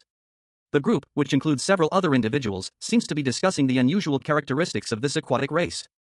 A close-up reveals a small, adorable creature resembling a white fox with pink accents, wearing a delicate necklace with a bell. Its expression is one of pure joy and happiness. The conversation shifts to a young man with dark blue hair, who inquires about the presence of mermaids in the cave. A woman with long, silver hair, dressed in a dark blue outfit, responds, admitting she hasn't personally encountered any, despite the discussion. But a young man with purple hair excitedly interjects, claiming there are over 100 mermen in the cave, describing them as exceptionally attractive and suggesting the silver-haired woman's companion might fall in love at first sight. The silver-haired woman then asks her companion if he'd like to see the mermen together. He responds negatively, expressing his belief that the mermen might appear unpleasant. The conversation concludes with the young man questioning the silver-haired woman's identity, specifically whether she is a fox, given her knowledge and manner of speaking. A small, fox-like creature with pink ears and a cheerful expression declared itself to be no ordinary fox, but a messenger of the ocean god. It added, with a nonchalant air, that the current situation was nothing of consequence. A young man with purple hair, sporting a bandage on his cheek, reacted with wide-eyed surprise to the fox's revelation. He exclaimed in disbelief that the creature was truly a messenger of the ocean god. The fox simply confirmed this with a cheerful yap. A scene shifted to a stern-looking individual with long, silver hair, dressed in a dark blue military-style uniform. They sharply ordered an end to the idle chatter, demanding that all villagers evacuate within 10 days. They assured the villagers that upon their return to the castle, they would secure homes and land for everyone.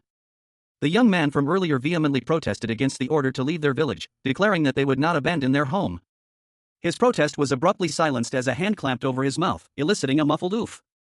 The silver-haired individual was informed that the villagers could be immediately evacuated, but at the cost of the mermen living within the cave. The young man, still with his mouth covered, winced. The silver-haired figure scoffed at the notion of considering the mermen's fate. An elderly man, seemingly a village elder, quietly muttered something inaudible. The silver-haired figure, unmoved, declared that it was fine if the mermen perished. The young man watched with a grim expression. Prince Logier, a young man with long, flowing silver hair, stood amidst a crowd of onlookers. He was dressed in a lavish, dark blue military-style uniform, gold accents gleaming against the somber backdrop. A voice boomed from the crowd, declaring their intention to destroy the cave within 10 days. Logier's companions, two small, winged fox-like creatures, excitedly urged him to visit the mermen. Their curiosity was palpable, they were eager to see what the mermen looked like. Another of Logier's companions, a small, white fox-like creature with a pink tail and a pink heart-shaped pendant around its neck, chimed in, expressing its own desire to see the mermen. Logier's expression shifted. A subtle, irritated smirk played on his lips as he contemplated his companion's enthusiasm. Logier, flanked by his two winged fox companions, began to walk away from the crowd. A sense of anticipation hung in the air as they moved towards their destination. The small white fox, however, seemed agitated, its eyes narrowed in a low growl. As they approached the cave entrance, a bright light emanated from within, revealing a massive tidal wave crashing against the cave's mouth. A man with short, dark blue hair and striking golden eyes appeared, shouting a warning about the rising tide and urging everyone to seek shelter inside the cave. A villager reassured Prince Logier, the newly appointed ruler, that the townsfolk knew how to manage the current crisis. Following a young boy's suggestion, the group decided to seek shelter inside a nearby cave. Prince Logir, accompanied by his loyal demon companions, hurried towards the cave's entrance. The group arrived at a rocky cove, the waves crashing against the cliff face. A dark opening revealed itself within the cliffside, partially obscured by the relentless waves. Prince Logir, his face etched with worry, entered the cave first. Once inside, the entire group collapsed from exhaustion, their journey having taken its toll. Prince Logir, the newly appointed demon king in disguise, gasped, his eyes wide with lingering fear. A small, crowned puppy whimpered at his side. I really thought I was going to die, he exclaimed, still catching his breath. A powerful woman with long, silver hair, also in regal attire, accompanied by a small, fox-like creature, groaned as she struggled to her feet. She muttered to herself, I could have blocked that amount of tidal wave. I completely forgot because I was so flustered. A young man with dark hair approached the silver-haired woman, his expression curious and concerned. He questioned her, hey kid, what was with that tidal wave? And why is the cave safer? The woman, clearly agitated, responded defensively, why are you avoiding my question? Is this a phenomenon that occurs here often? The young man pressed further, his brow furrowed in thought. And what purpose does this cave serve to avoid any damages? An elderly man appeared, smiling serenely. The young man addressed him respectfully, Your Highness. I will explain everything. The silver-haired woman considered her options, her expression thoughtful. She proposed, since it might get lengthy, would you like to come to the village with us? The woman's face is partially obscured, but her expression remains serious and contemplative. A quaint coastal village nestled between towering cliffs is shown. Simple wooden houses, a well, and a few villagers going about their daily lives paint a picture of peaceful, if somewhat isolated, existence. Inside a home, a conversation unfolds. A young man in a military-style uniform, an elderly man with a kind face, and a fluffy white fox-like creature listen attentively as the uniformed man explains. At the cliff coast, they experience frequent, strong tidal waves, which explains the lack of plants and animals in the area. The elderly man continues, his gaze drifting to a serene underwater scene. He notes that only winged animals and marine creatures have adapted to the harsh conditions. The villagers, he explains, live in specially designed caves for protection from the waves. While settling in, they rescued a baby merman, who has since been living with them. The young man adds that the merman possesses the unique ability to predict the arrival of tidal waves and locate food sources. Thanks to the merman's help, the villagers have lived comfortably, free from the danger of the waves, and have even built a home for the merman to settle in. The fox-like creature, however, expresses skepticism, noting that the ocean's unpredictability makes such frequent, large tidal waves suspicious. The fox-like creature points out that the villagers believe the ocean god is angry and causing the waves, a notion the elderly man vehemently denies. Two figures, one with short gray hair and a dark robe, the other with dark purple hair and a black suit, stood in conversation. The gray-haired figure chuckled, stating that even if the ocean god were angry, they weren't diligent enough to flood the area. The conversation continued, with the purple-haired figure suggesting that if the ocean god were truly angry, they would flood Jerlayla. A pink fox-like creature with a bell around its neck scoffed. The gray-haired figure then questioned why, despite frequent tidal waves, the cave they were in remained completely dry. Inside a dimly lit cave, an elderly man with gray hair and a brown robe sat across from a young man with dark blue hair. The older man noted the dampness of the walls and floors. The young man with dark blue hair, curious about the cave's properties, questioned its unusual dryness, even considering the seepage of water. The young man explained that despite water seeping in, it drained quickly through the ground, making the cave breathable and bright. A woman with long, white hair and glasses pondered the strange phenomenon of a tidal wave constantly approaching the cave, yet leaving it completely unaffected. The woman, deeply perplexed, questioned how such a thing was possible without magic or magical tools. She concluded that something strange was happening in the cave. A young boy, his brow furrowed in thought, was questioned by someone off-panel. He replied that the village was not the end of the cave system, indicating a deeper path lay ahead. And a tall, elegant man with long, flowing silver hair and piercing blue eyes stepped forward, his regal bearing commanding attention. He was asked to guide the group. An older man, his face etched with the wisdom of years, informed the group that deep within the cave resided mermen. Though they were unlikely to cause harm, caution was advised, as they might be startled by strangers.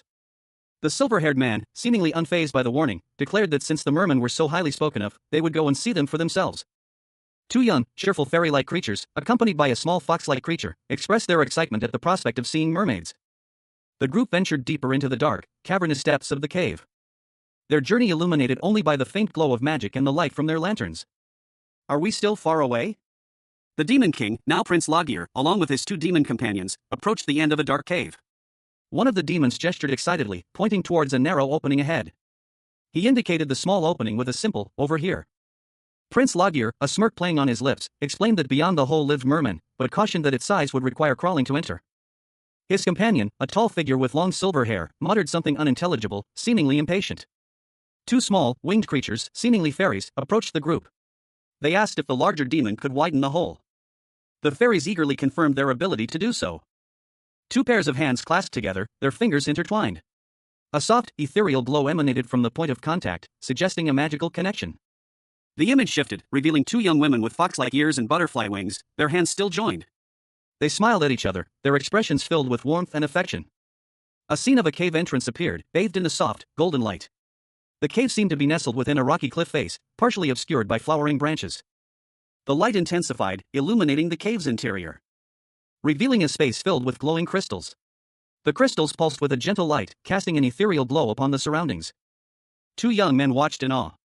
One exclaimed in surprise, while the other explained that the phenomenon was a type of magic used by earth fairies.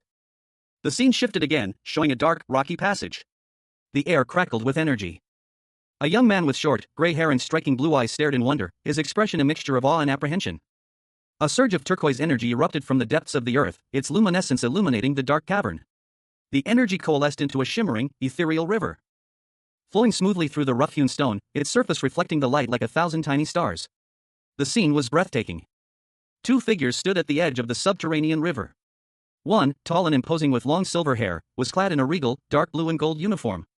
He was the Demon King, Logir, now Prince Logir. Beside him stood a shorter youth with dark blue hair, dressed in simple, earthy tones. He was one of Logir's demon companions. Logir mused, so this is the merman's lair. A small, fluffy white fox with 9 tails padded silently behind them, its pink ears twitching. The fox, captivated by the shimmering water, approached the riverbank. Wow, so pretty, it thought. With a playful leap, the fox plunged into the water, a surprised yelp escaping its lips as it encountered something unexpected. Oh, it cried. From the water, a creature emerged, its head encased in a large, translucent bubble. The merman! Logir exclaimed. A white fox-like creature with pink hair and large, expressive eyes peered from the side, its pink tongue slightly visible. The fox's exclamation echoed, it was the merman. A startled cry escaped the fox as a blue-tailed merman emerged from the water, causing a splash. The merman quickly retreated into the depths. The fox, now lying on the ground, whimpered, explaining that it hadn't meant to cause any harm. A young man with blue hair and a bandage on his nose appeared, scolding the fox for startling the mermen, who were frail and could die from fright. He apologized, clearly remorseful. Meanwhile, a man with long, white hair and a regal bearing observed the scene, questioning the merman's unusual droplet-like face. The blue-haired youth reminded the white-haired man that mermen's appearances shift when they encounter humans. But the youth corrected himself, stating that the mermen only change their appearance if they like the human. A figure emerged from the water, its form shimmering and ethereal. Long, flowing hair cascaded down its back, and a diaphanous gown clung to its body, mirroring the gentle ripples of the lake. Meanwhile, a young man with striking blue hair and intense golden eyes watched from the shadows, his expression a mixture of curiosity and apprehension. His gaze was fixed on the mysterious figure. The ethereal figure sank beneath the surface, leaving only a faint trail of shimmering light in its wake. The young man's eyes widened. But then, she reappeared, her form now fully visible. She was a woman of striking beauty, her dark hair framing a serene face. She floated serenely in the water, a gentle aura surrounding her. The young man, his face etched with worry, watched from afar. A bandage covered a small cut on his nose. An older man with long, silver hair approached him, his expression grave. He posed a question that sent a shockwave through the young man, your ideal type is your mother? The young man hesitated, his eyes darting around before he finally responded, I guess so. Though he added, with a hint of uncertainty, though I don't know what she looks like since she died immediately after I was born. The older man simply stated, that's what the village chief said. A young man, his face obscured by flowers, gazed at an image, a single thought echoing in his mind, that was his mother's face. The scene shifted to a chibi-style depiction of a conversation. A young man with dark hair and intense eyes expressed disinterest to a woman with long, white hair, stating that he wasn't interested. A small, fox-like creature, its pink fur contrasting with its sharp features, pressed the young man, expressing curiosity about his ideal type. The fox-like creature continued, explaining that it simply wanted to know what kind of person he liked. The young man, now shown in a more detailed panel with other figures, conceded that while he couldn't say they were his ideal type, he clarified that he didn't keep anyone he liked too far away from him. This statement included the fox-like creature, as it received a pointed look from the young man. The fox-like creature, slightly dejected, accepted this declaration. The young man's statement also extended to the other individuals present, including a small, red puppy. The scene opens with a close-up on a shimmering, translucent surface, the gentle ripple of water barely disturbing its calm. Then shifts to a curious red dog-like creature, its large, expressive eyes gazing upward, a name floating above it, Ray. 3 figures stand before a dark, watery expanse. A young man with blonde hair, another with gray hair, and a woman with long, white hair and a striking blue eye. They appear to be observing something. The camera focuses on the blonde-haired young man, his expression unreadable. A small, rectangular object rests on his forehead, seemingly unnoticed. A woman's form, ethereal and translucent, dissolves into shimmering blue particles above a serene pond, a lotus flower blooming nearby. A shimmering, silvery fishtail breaks the surface of the water, creating a splash of light and foam. A young man with vibrant blue hair and a bandage on his nose rushes forward, his expression one of alarm and desperation. Reaching out towards a body of water filled with numerous translucent figures, each with a similar head covering, floating serenely near a waterfall.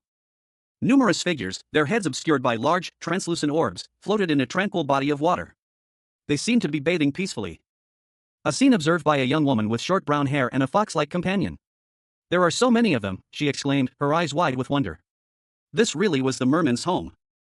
A woman with long, flowing silver hair, her expression one of curiosity, peered into the water. What is that?" she mused. A faint, ethereal glow emanated from beneath the surface.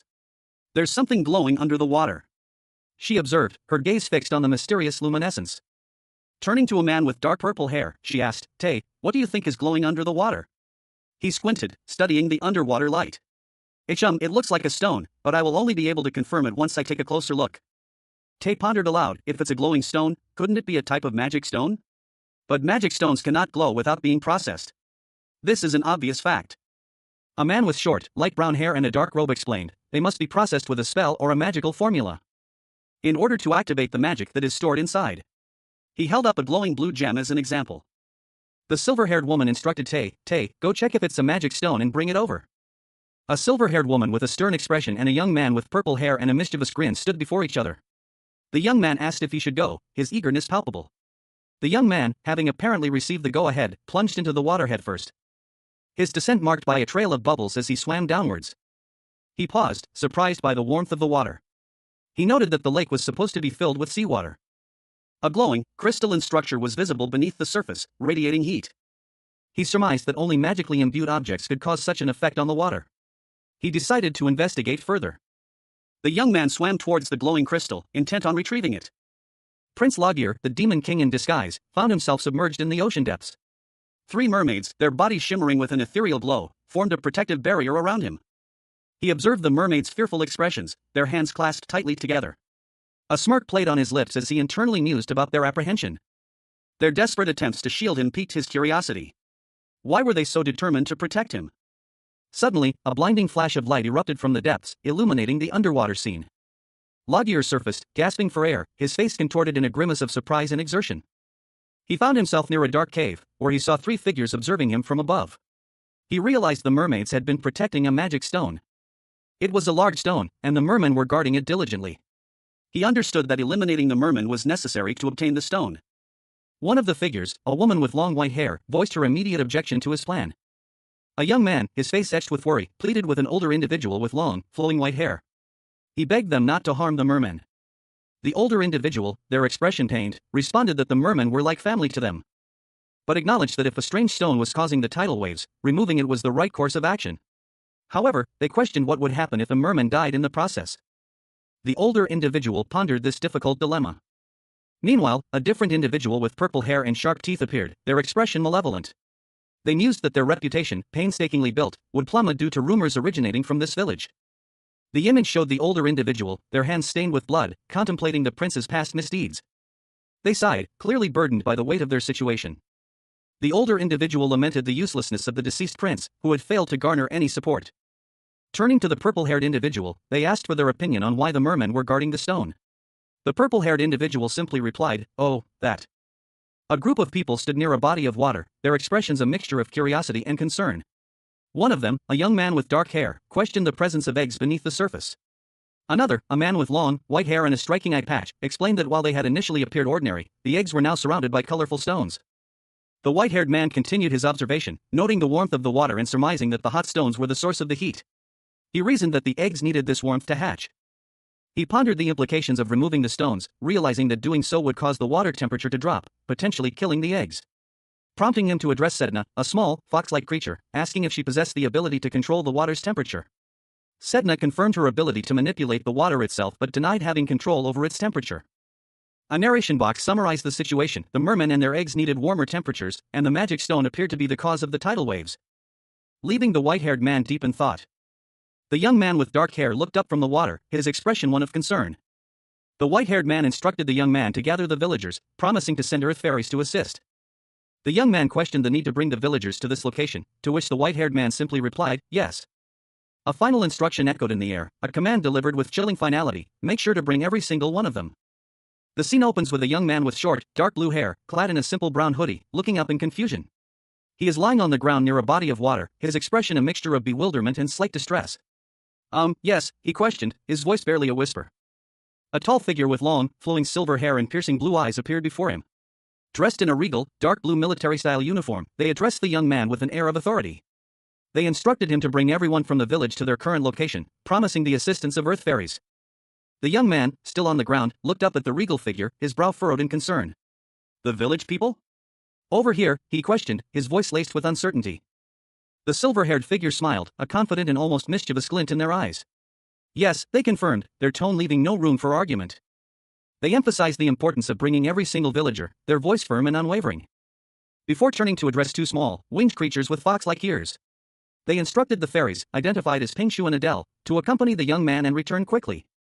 The two fairies, Pingshu and Adele, cheerfully agreed, flanking the young man as they prepared to depart. Yeah, okay, they chirped in unison. As they entered a dark tunnel, the young man stumbled, a startled yelp escaping his lips. Hayek, he exclaimed, his face a picture of surprise and slight panic as the fairies supported him. A young man with blonde hair, Prince Logir, stood in a dark cavern. His advisor, a woman with long, white hair, approached him, her expression a mixture of concern and calculation. She inquired about his plan for when the villagers arrived. The advisor explained that the villagers were the only people the mermen trusted. Therefore, they were essential to the plan. The advisor continued, outlining the next steps. The villagers would convince the mermen to come out of the lake, allowing them to retrieve a strange magic stone. However, she cautioned that finding another location would delay the construction project, wasting valuable time. A bright light erupted from the depths of the lake. Illuminating the scene as two small, fox-like creatures emerged from the water. They excitedly called out to Logir, alerting him to the appearance of the magic stone. The magic stone, a glowing green pyramid, rose from the lake. Its ethereal glow illuminating the turbulent waters. The scene opens with a turbulent underwater vista. Dark, jagged rocks jut from the seabed, partially obscured by a churning current.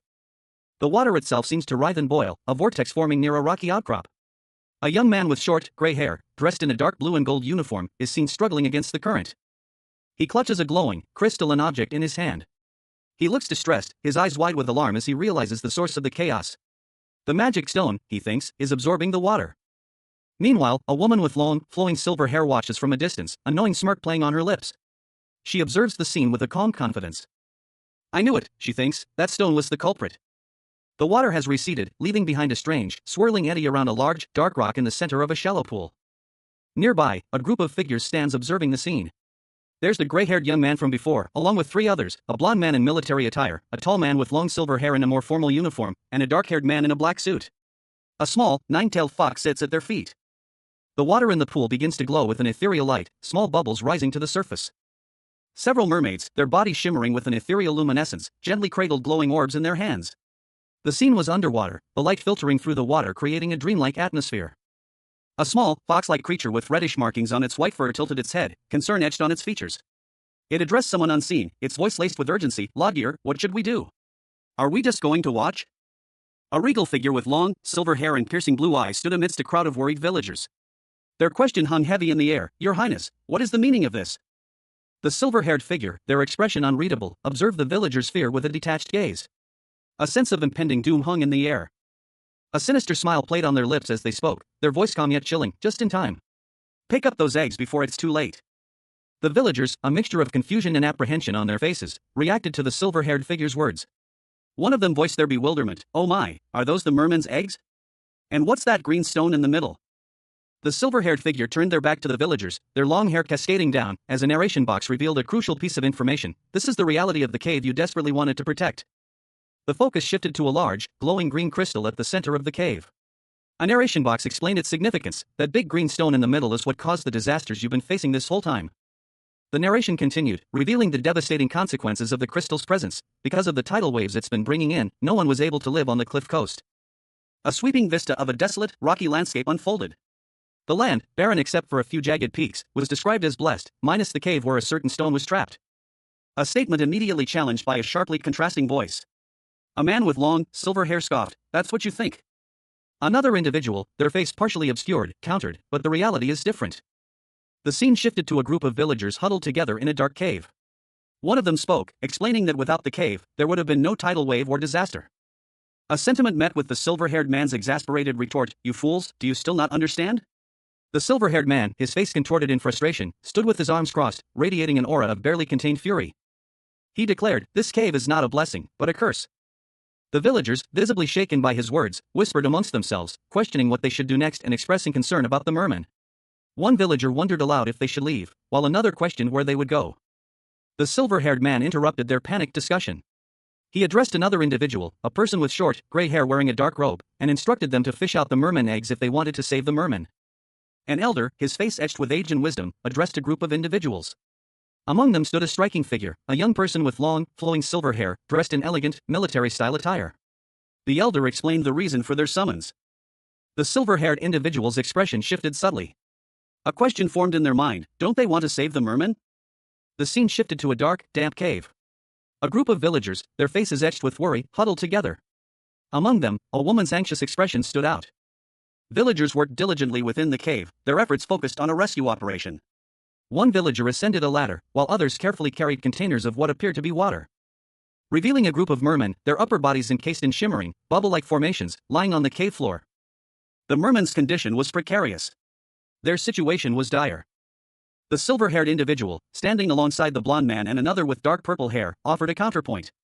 They reasoned that the villagers' trust stemmed from the fact that the mermen were not outsiders like themselves. A woman with dark purple hair approached a small mare-child, extending a hand in a gesture of kindness and compassion. She invited the child to come outside with her, offering a comforting presence in the face of the merman's plight. Two ethereal figures, their heads encased in melting, translucent orbs, stood amidst a swirling, ethereal mist. One figure, slightly more defined, seemed to ponder something, a finger tracing a line along its orb. As the other figure faded, its form dissolving into shimmering particles of light that scattered into the mist. The scene shifted to a young man with short, silvery hair, standing pensively amidst a blossoming magnolia tree. He wore a simple, light blue shirt and dark trousers. He walked slowly, his gaze cast downward, seemingly lost in thought. A gentle breeze carrying the scent of blossoms around him. Suddenly, the scene changed again. A woman with dark reddish-brown hair, wearing a simple green dress and a white head covering, held a small, glowing blue form in her hands. It was the young man, but smaller, ethereal, and translucent. The woman gently placed the young man's ethereal form on a soft cloth. Another woman, this one with brown hair, looked on with wide, curious eyes, asking, "What was that?" The first woman smiled gently, replying, "It's my first love." Several individuals, their faces etched with a mixture of awe and concern, gently cradled ethereal, glowing figures in their hands. These luminous beings, seemingly spirits or souls, pulsed with a soft, otherworldly light. The scene was set within a dimly lit cavern, the air thick with an almost palpable sense of mystery. Within a grand, shadowy chamber, three figures stood in silent contemplation. One, a young man with blonde hair, stood rigidly at attention. Beside him, an older man with long, silver hair, his expression thoughtful, observed the scene. The blonde man's words hung in the air, they allowed whomever they wanted to see these spirits whenever they pleased. The silver-haired man pondered the implications, a thoughtful frown creasing his brow. He mused to himself that such a power, to see whomever one desired, whenever one desired, was the greatest temptation for humanity. The scene shifted to a lavish ball, where elegantly dressed nobles mingled. A narration box revealed their ultimate goal, to become the ultimate bait to bring riches and royalty to Jirlea. The silver-haired man's lips curled into a subtle, knowing smile, his eyes gleaming with a hint of amusement and calculation. An older man, his face lined with age and wisdom, approached the silver-haired man, his voice a respectful query, "Your Highness, what should we do now?" A small, fluffy fox-like creature with 9 tails and a pink gemstone necklace approached, a hand extended towards it. The creature seemed to understand the request, as it tilted its head and offered a paw. A voice, seemingly belonging to the unseen hand, stated that it needed assistance in exiting the cave without dehydrating the merman's eggs. Meanwhile, a young man with dark blue hair, dressed in simple brown clothing, hurried past a woman with long, silver hair. She questioned his haste, addressing him as Your Highness. He explained that he needed to secure a magic stone. The silver-haired woman, observing the young man's concern, warned that leaving the situation as it was would endanger the area. The young man, seemingly the prince, agreed, and she proposed taking all the mermen outside the cave. The young man, breathless and relieved, collapsed to the ground, weakly expressing his gratitude. The silver-haired woman, watching him, offered a quiet apology. She confessed that she had wrongly assumed he was a bad person. The young man, now standing and seemingly recovered, cheerfully waved goodbye as he left the cave. Outside the cave, the silver-haired woman was approached by a blond man in military attire. He suggested she be accompanied by Sir One, but she declined. The scene opens with a conversation between two characters. One, a young man with blonde hair, is dressed in princely attire. The other, a woman with long, silver hair, is in a more formal dark suit. The woman stated that her first priority was to protect the young man from any danger. Meanwhile, the blonde prince, seemingly unfazed, commented on the woman's strong opinion, noting that she had her name listed in a certain book. The scene opens on a cavernous space, where a large, glowing green crystal pulsates with inner light. Before it stand three figures, a blonde prince in ornate military attire, a woman with long silver hair in a regal blue dress, and a dark-haired man in a sharp black suit. They regard the crystal with a mixture of curiosity and apprehension. The prince, addressing the others, wondered aloud how they should deal with this inconvenient crystal en masse. The woman suggested trying to cut it, but the prince quickly dismissed the idea. The man, identified as Tae, readily agreed. Tae approached the crystal with a confident smirk. His eyes glowed with an unnatural light. The prince observed Tae, noting that he was no ordinary human. But even so, he seemed to find removing the crystal surprisingly easy. A barely audible chuckle escaped the prince's lips. With a final heave, Tae pulled the crystal free, revealing a shadowy, clawed hand emerging from the ground beneath. Prince Logir, a young man with blonde hair, white eyes, and a panicked expression, gaped in disbelief. His mouth hung open, a silent scream trapped within. Meanwhile, a dark-haired man in formal attire, Tae, stood triumphantly before a glowing green stone, a small dog at his feet. He declared that the magic was not as deeply rooted as he had initially thought. Logir, still visibly shaken, questioned Tae about the magic stone and the emanating light. He had been worried about the cave collapsing when Tae removed the stone. Tae simply replied that it was not the stone's magic, but rather his own overwhelming power that caused the light. A powerful surge of water erupted from the depths, creating a massive wave, crashing against the rocky shore. The turbulent waters churning with unseen power. A scene of immense, untamed natural force. A stone structure, seemingly a chest or container, tumbled from a cliff overlooking a snow-covered forest. Prince Logir, the demon king in disguise, stood atop a cliff with his entourage, a group of earth fairies and his loyal demon companions. He addressed them, instructing them to hold on a bit longer, assuring them that they were almost there.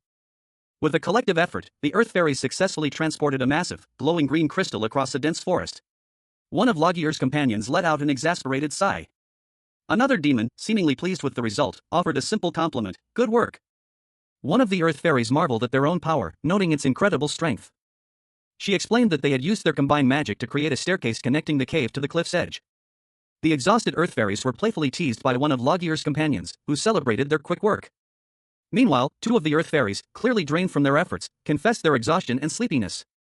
As the group continued their journey, one of the fairies stumbled and fell, prompting concern from the others. Logir's small, red puppy, Ray, looked up at the scene with a curious expression. A faint, ethereal figure, seemingly female, with long pink hair, is shown fading away. Her features are obscured, but a sense of exhaustion permeates the image. The ethereal figure continues to dissipate, leaving only the faintest trace of pink light. Leaving behind a young woman with brown hair, asleep on a soft surface. A shadowy hand gently touches her wing-like appendages. A man with vibrant red hair appears, his expression somber as he looks down at the sleeping woman. He seems concerned. The red-haired man gently cradles two small, winged children in his arms. They appear to be asleep. He sets the children down carefully, his movements slow and deliberate. A man with gray hair and a calm expression observes the scene. He speaks, "I guess they were really tired. I mean, they did use a lot of their powers today." Another man, this one with long, white hair, adds, "And it's time for the children to go to bed." A narration box explains, "While we were venturing inside the cave, the day ended."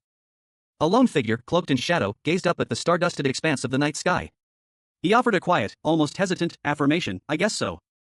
Inside a lavishly decorated room, two figures stood in conversation. One, a man with dark hair and piercing eyes, addressed the other, a woman with long, flowing white hair, her expression a mixture of surprise and curiosity. He informed her, "When tonight passes and the day breaks, it's the new year." The woman replied, "Is it that time already?" The dark-haired man, seemingly deep in thought, observed a shimmering, ethereal energy emanating from a nearby object. He mused, "Yes, it does seem like time has passed quickly this year." The white-haired woman, her gaze distant and contemplative, reflected on the passing year. She quietly observed to herself, "I see. This is the first new year I'm experiencing in a human body."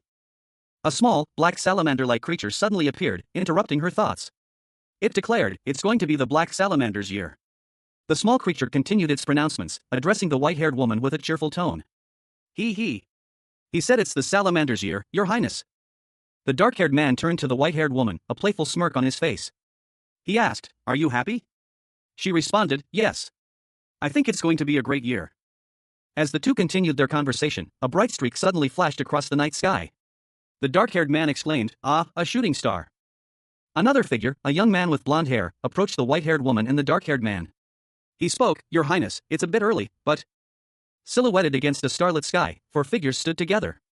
Their backs were to the viewer, obscuring their faces, but their postures suggested a shared moment of contemplation. A majestic castle, bathed in sunlight, stood in the distance. Lush greenery surrounded its base, creating a picturesque scene. Inside, Prince Logir, the demon king in disguise, sat amidst a mountain of documents. His expression was one of weariness. A concerned advisor stood beside him, his gaze fixed on the overflowing paperwork. The advisor, Tay, voiced his concern about the sheer volume of documents. Logir, however, remained focused on his task. Tay confirmed that all alliance proposals had been rejected according to Logir's instructions. Except for one, the Khanis Empire. Logir nodded, seemingly satisfied with this progress. Inside a lavish study, two figures engaged in conversation.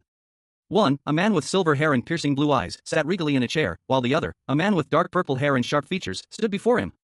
"Let's not rush things and proceed with caution," the purple-haired man advised. The silver-haired man responded, "If we want to start trading with other nations, we need to finish the undersea tunnel construction.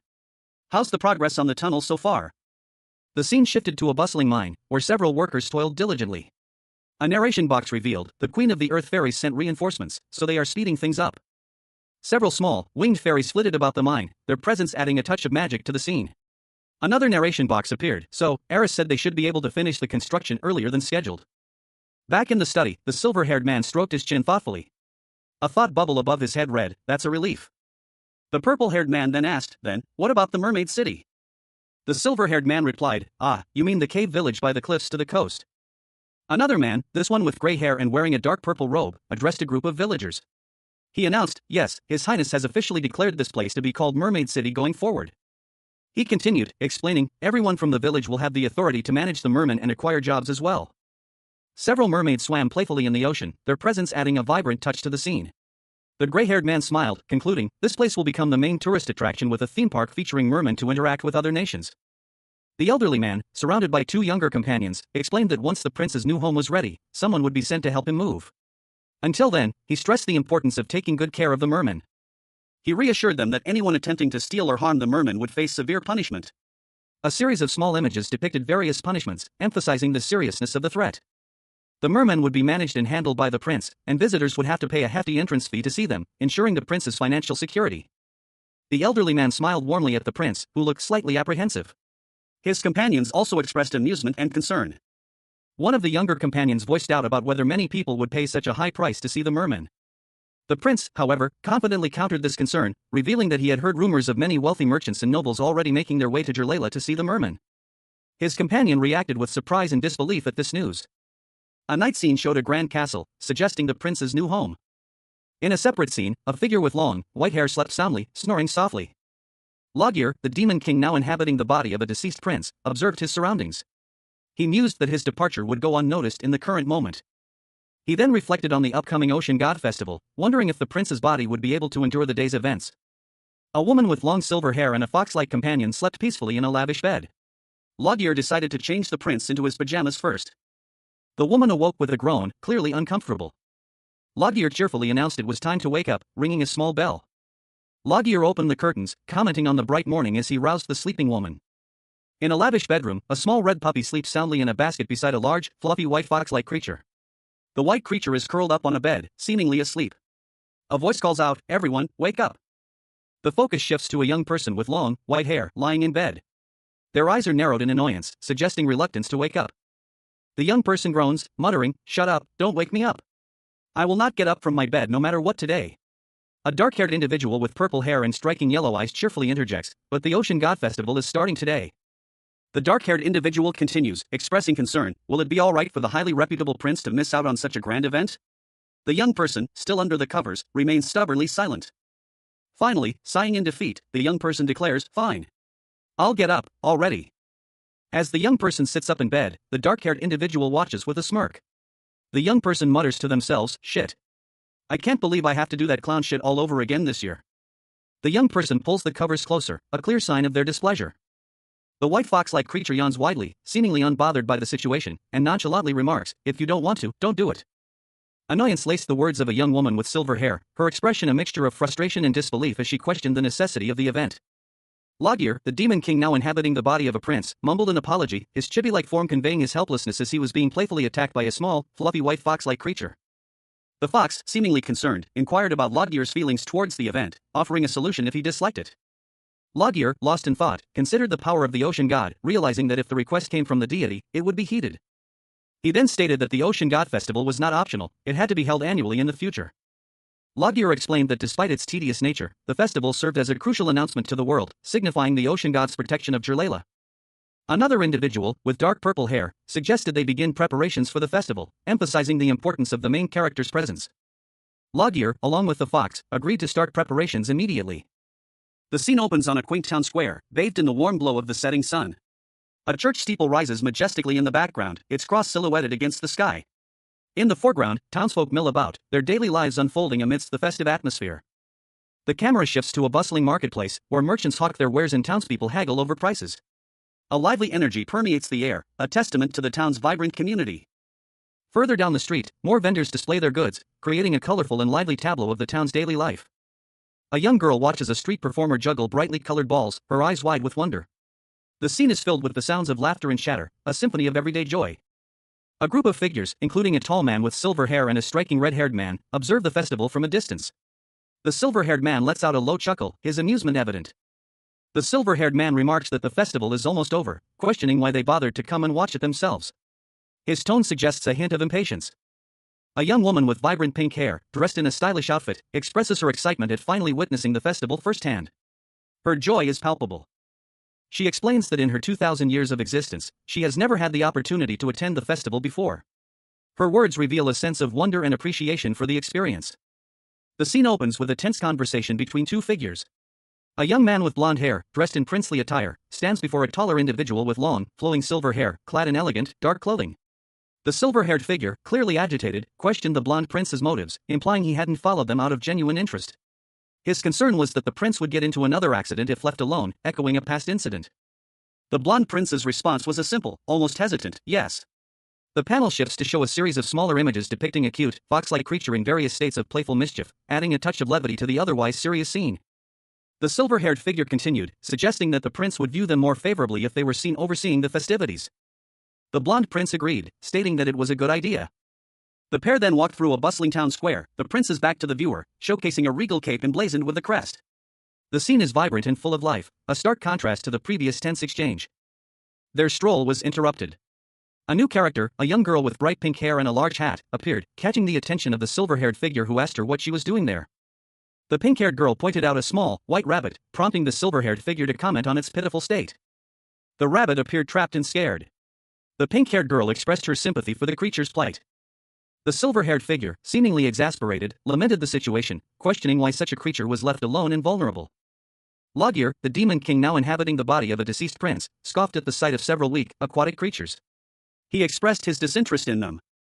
Chanho, a nine-tailed fox in human form, pondered Logir's statement, wondering if his dislike stemmed from a general aversion to weakness. She then considered a hypothetical scenario: if she were a powerless fox, would Logir still dislike her? Chanho concluded that Logir, in his position as prince, would have only desired her power, not her as a person. A narration box revealed that Chanho is a gumiho, a nine-tailed fox that has lived for 1,000 years, gaining magical powers and wisdom. She then declared, "Because I am Chanho." Chanho's true form, a magnificent nine-tailed fox, was shown. Her powerful form was emphasized as she stated that she was chosen for her power as the ocean god. Logir sighed, seemingly troubled by Chanho's revelation. Chanho's expression showed a mix of concern and contemplation. The scene opens with a close-up on a woman's long, white hair, pulled back into a ponytail. Her expression is not visible. The woman, revealed to be a man with striking silver hair and piercing blue eyes, is shown in a full-body shot. He wears a regal, dark-colored robe with gold accents. A hint of sadness clouds his features. He reflects, "There's no what if. I chose you because you're strong." He continues his internal monologue, "And I do not regret that choice." A young woman with vibrant pink hair, wearing a large white hat and a dark red dress, approaches him. She asks, "But what is the reason for you to be so sad?" The man replies, "You're here with me now." The young woman's face lights up, and she exclaims, "You're right.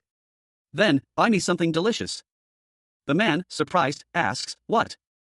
A second man with dark skin and purple hair appears beside the silver-haired man. He seems amused by the situation. The pink-haired woman, now in a different location, happily munches on something. She comments, "Hee hee, it's delicious." Prince Logir, the newly appointed demon king, found himself surrounded by his demon entourage. A small, pink-haired girl, seemingly out of place, happily sucked on a lollipop, oblivious to the imposing figures around her. Two demons, their dark cloaks billowing slightly in the breeze, shared lollipops in a public square. Nearby, townsfolk watched with a mixture of amusement and apprehension. While a stern-faced demon with silver hair observed the scene from a distance, a subtle frown etching itself onto his features. The silver-haired demon, seemingly enjoying his own lollipop, mused to himself. It had been a long time since a simple treat had brought him any solace. A blonde-haired demon, seemingly a close associate of the silver-haired one, approached, his expression a mixture of concern and mild exasperation. He pointed out that even a child would have more self-control than Logir. Logir, unfazed, defended his actions, claiming that Sedna, a seemingly important figure, had decreed that everyone should eat delicious things. The silver-haired demon sighed, exasperated. He questioned Logir's refusal to eat what he had bought him. Logir quickly apologized, thanking him for the food. The pink-haired girl, mimicking the red-haired demon, happily licked the lollipop. Ixum, a young man with vibrant red hair, is seen in a panel filled with whimsical images of cakes and sweets. His expression is one of amusement as he comments on someone's cuteness. Sedna, a girl with long pink hair and a sweet demeanor, is complimented on her pleasant voice by Ixum. Ixum, slightly taken aback, questions Sedna's assertion that she likes his voice. He then corrects her, stating that she is mistaken about her concerns. Sedna and Ixum stand in a town square, a subtle magical glow emanating from Sedna's candy. The scene shifts to a view of the town's architecture, highlighting the quaint atmosphere. Ixum is seen in a bustling marketplace, surrounded by his demon companions. They appear to be casually observing the crowd. Sedna speaks, explaining that her master only abandons those who betray him first. Sedna emphatically asserts that she would never betray her master, followed by another demon's gleeful observation. A young man with dark skin, purple hair, and striking yellow eyes adjusted his hat. Beside him stood a woman with long, flowing silver hair, her expression serene. She stated that he was the one who had saved her when she was in a desperate state. The scene shifted to a powerful figure, cloaked in darkness, with long black hair and piercing eyes. He reflected on the name, Ray, given to him by his master. A dark, swirling energy surrounded him. As the figure's face came into sharper focus, his eyes glowed with an inner light. He revealed that the name given to him was Ray Revito. Ray reassured someone, presumably the silver-haired woman from the earlier panel, named Sedna, not to worry. Sedna, a young woman with bright pink hair and a cheerful disposition, wearing a large white hat, agreed. Her smile widened as she expressed her gratitude to Ray. She thanked him profusely. Ray, seemingly amused, offered Sedna another piece of candy. Prince Logir, the demon king in disguise, strolled through the bustling marketplace with a young girl, her pink hair a stark contrast to his crimson locks. He held a candy stick, a far cry from his usual demonic weaponry. The girl, clutching a popsicle, excitedly announced that the fireworks were about to begin, suggesting they find a good viewing spot. Already? She asked, her eyes sparkling with anticipation. Logir nodded, a slight smile playing on his lips. The girl, brimming with excitement, tugged on his sleeve, her voice filled with childlike wonder as she expressed her eagerness to witness the spectacle. A moment later, a look of concern clouded her face. Doubt flickered in her eyes as she questioned whether she would be allowed to see the fireworks. Logir's companions, a stoic man with silver hair and a mysterious figure with dark purple hair, exchanged a weary glance. The silver-haired man sighed, clearly exasperated by the situation. But the girl's infectious enthusiasm proved too much. With a triumphant cry, she declared that they would indeed watch the fireworks, her joy radiating outwards. The first firework exploded in a brilliant burst of light, painting the night sky with vibrant colors. More followed, each one more spectacular than the last, creating a breathtaking display of pyrotechnics. The girl gasped in awe, completely captivated by the dazzling spectacle. Later, the group settled down for a picnic under the starlit sky, enjoying the lingering beauty of the fireworks display. Even Logir, the powerful demon king, found himself charmed by the simple joy of the moment. The demon king, now Prince Logir, sat beside his confidant, a fellow demon whose appearance was strikingly different from his own. Logir's dark purple hair and sharp features contrasted with his companion's pale skin and long, flowing white hair. A simple question hung in the air, heavy with unspoken implications. Are you happy? Logir's companion leaned back, a subtle smile playing on his lips. He contemplated the question, a thoughtful expression replacing his previous placidity. Well. A breathtaking fireworks display erupted in the night sky, mirroring the inner turmoil of the newly minted prince. Below, three figures watched the spectacle, their faces partially obscured by the dazzling light. Logir's thoughts, however, were far from the pyrotechnics. He mused, I think it would be nice to indulge myself in this type of thing once in a while.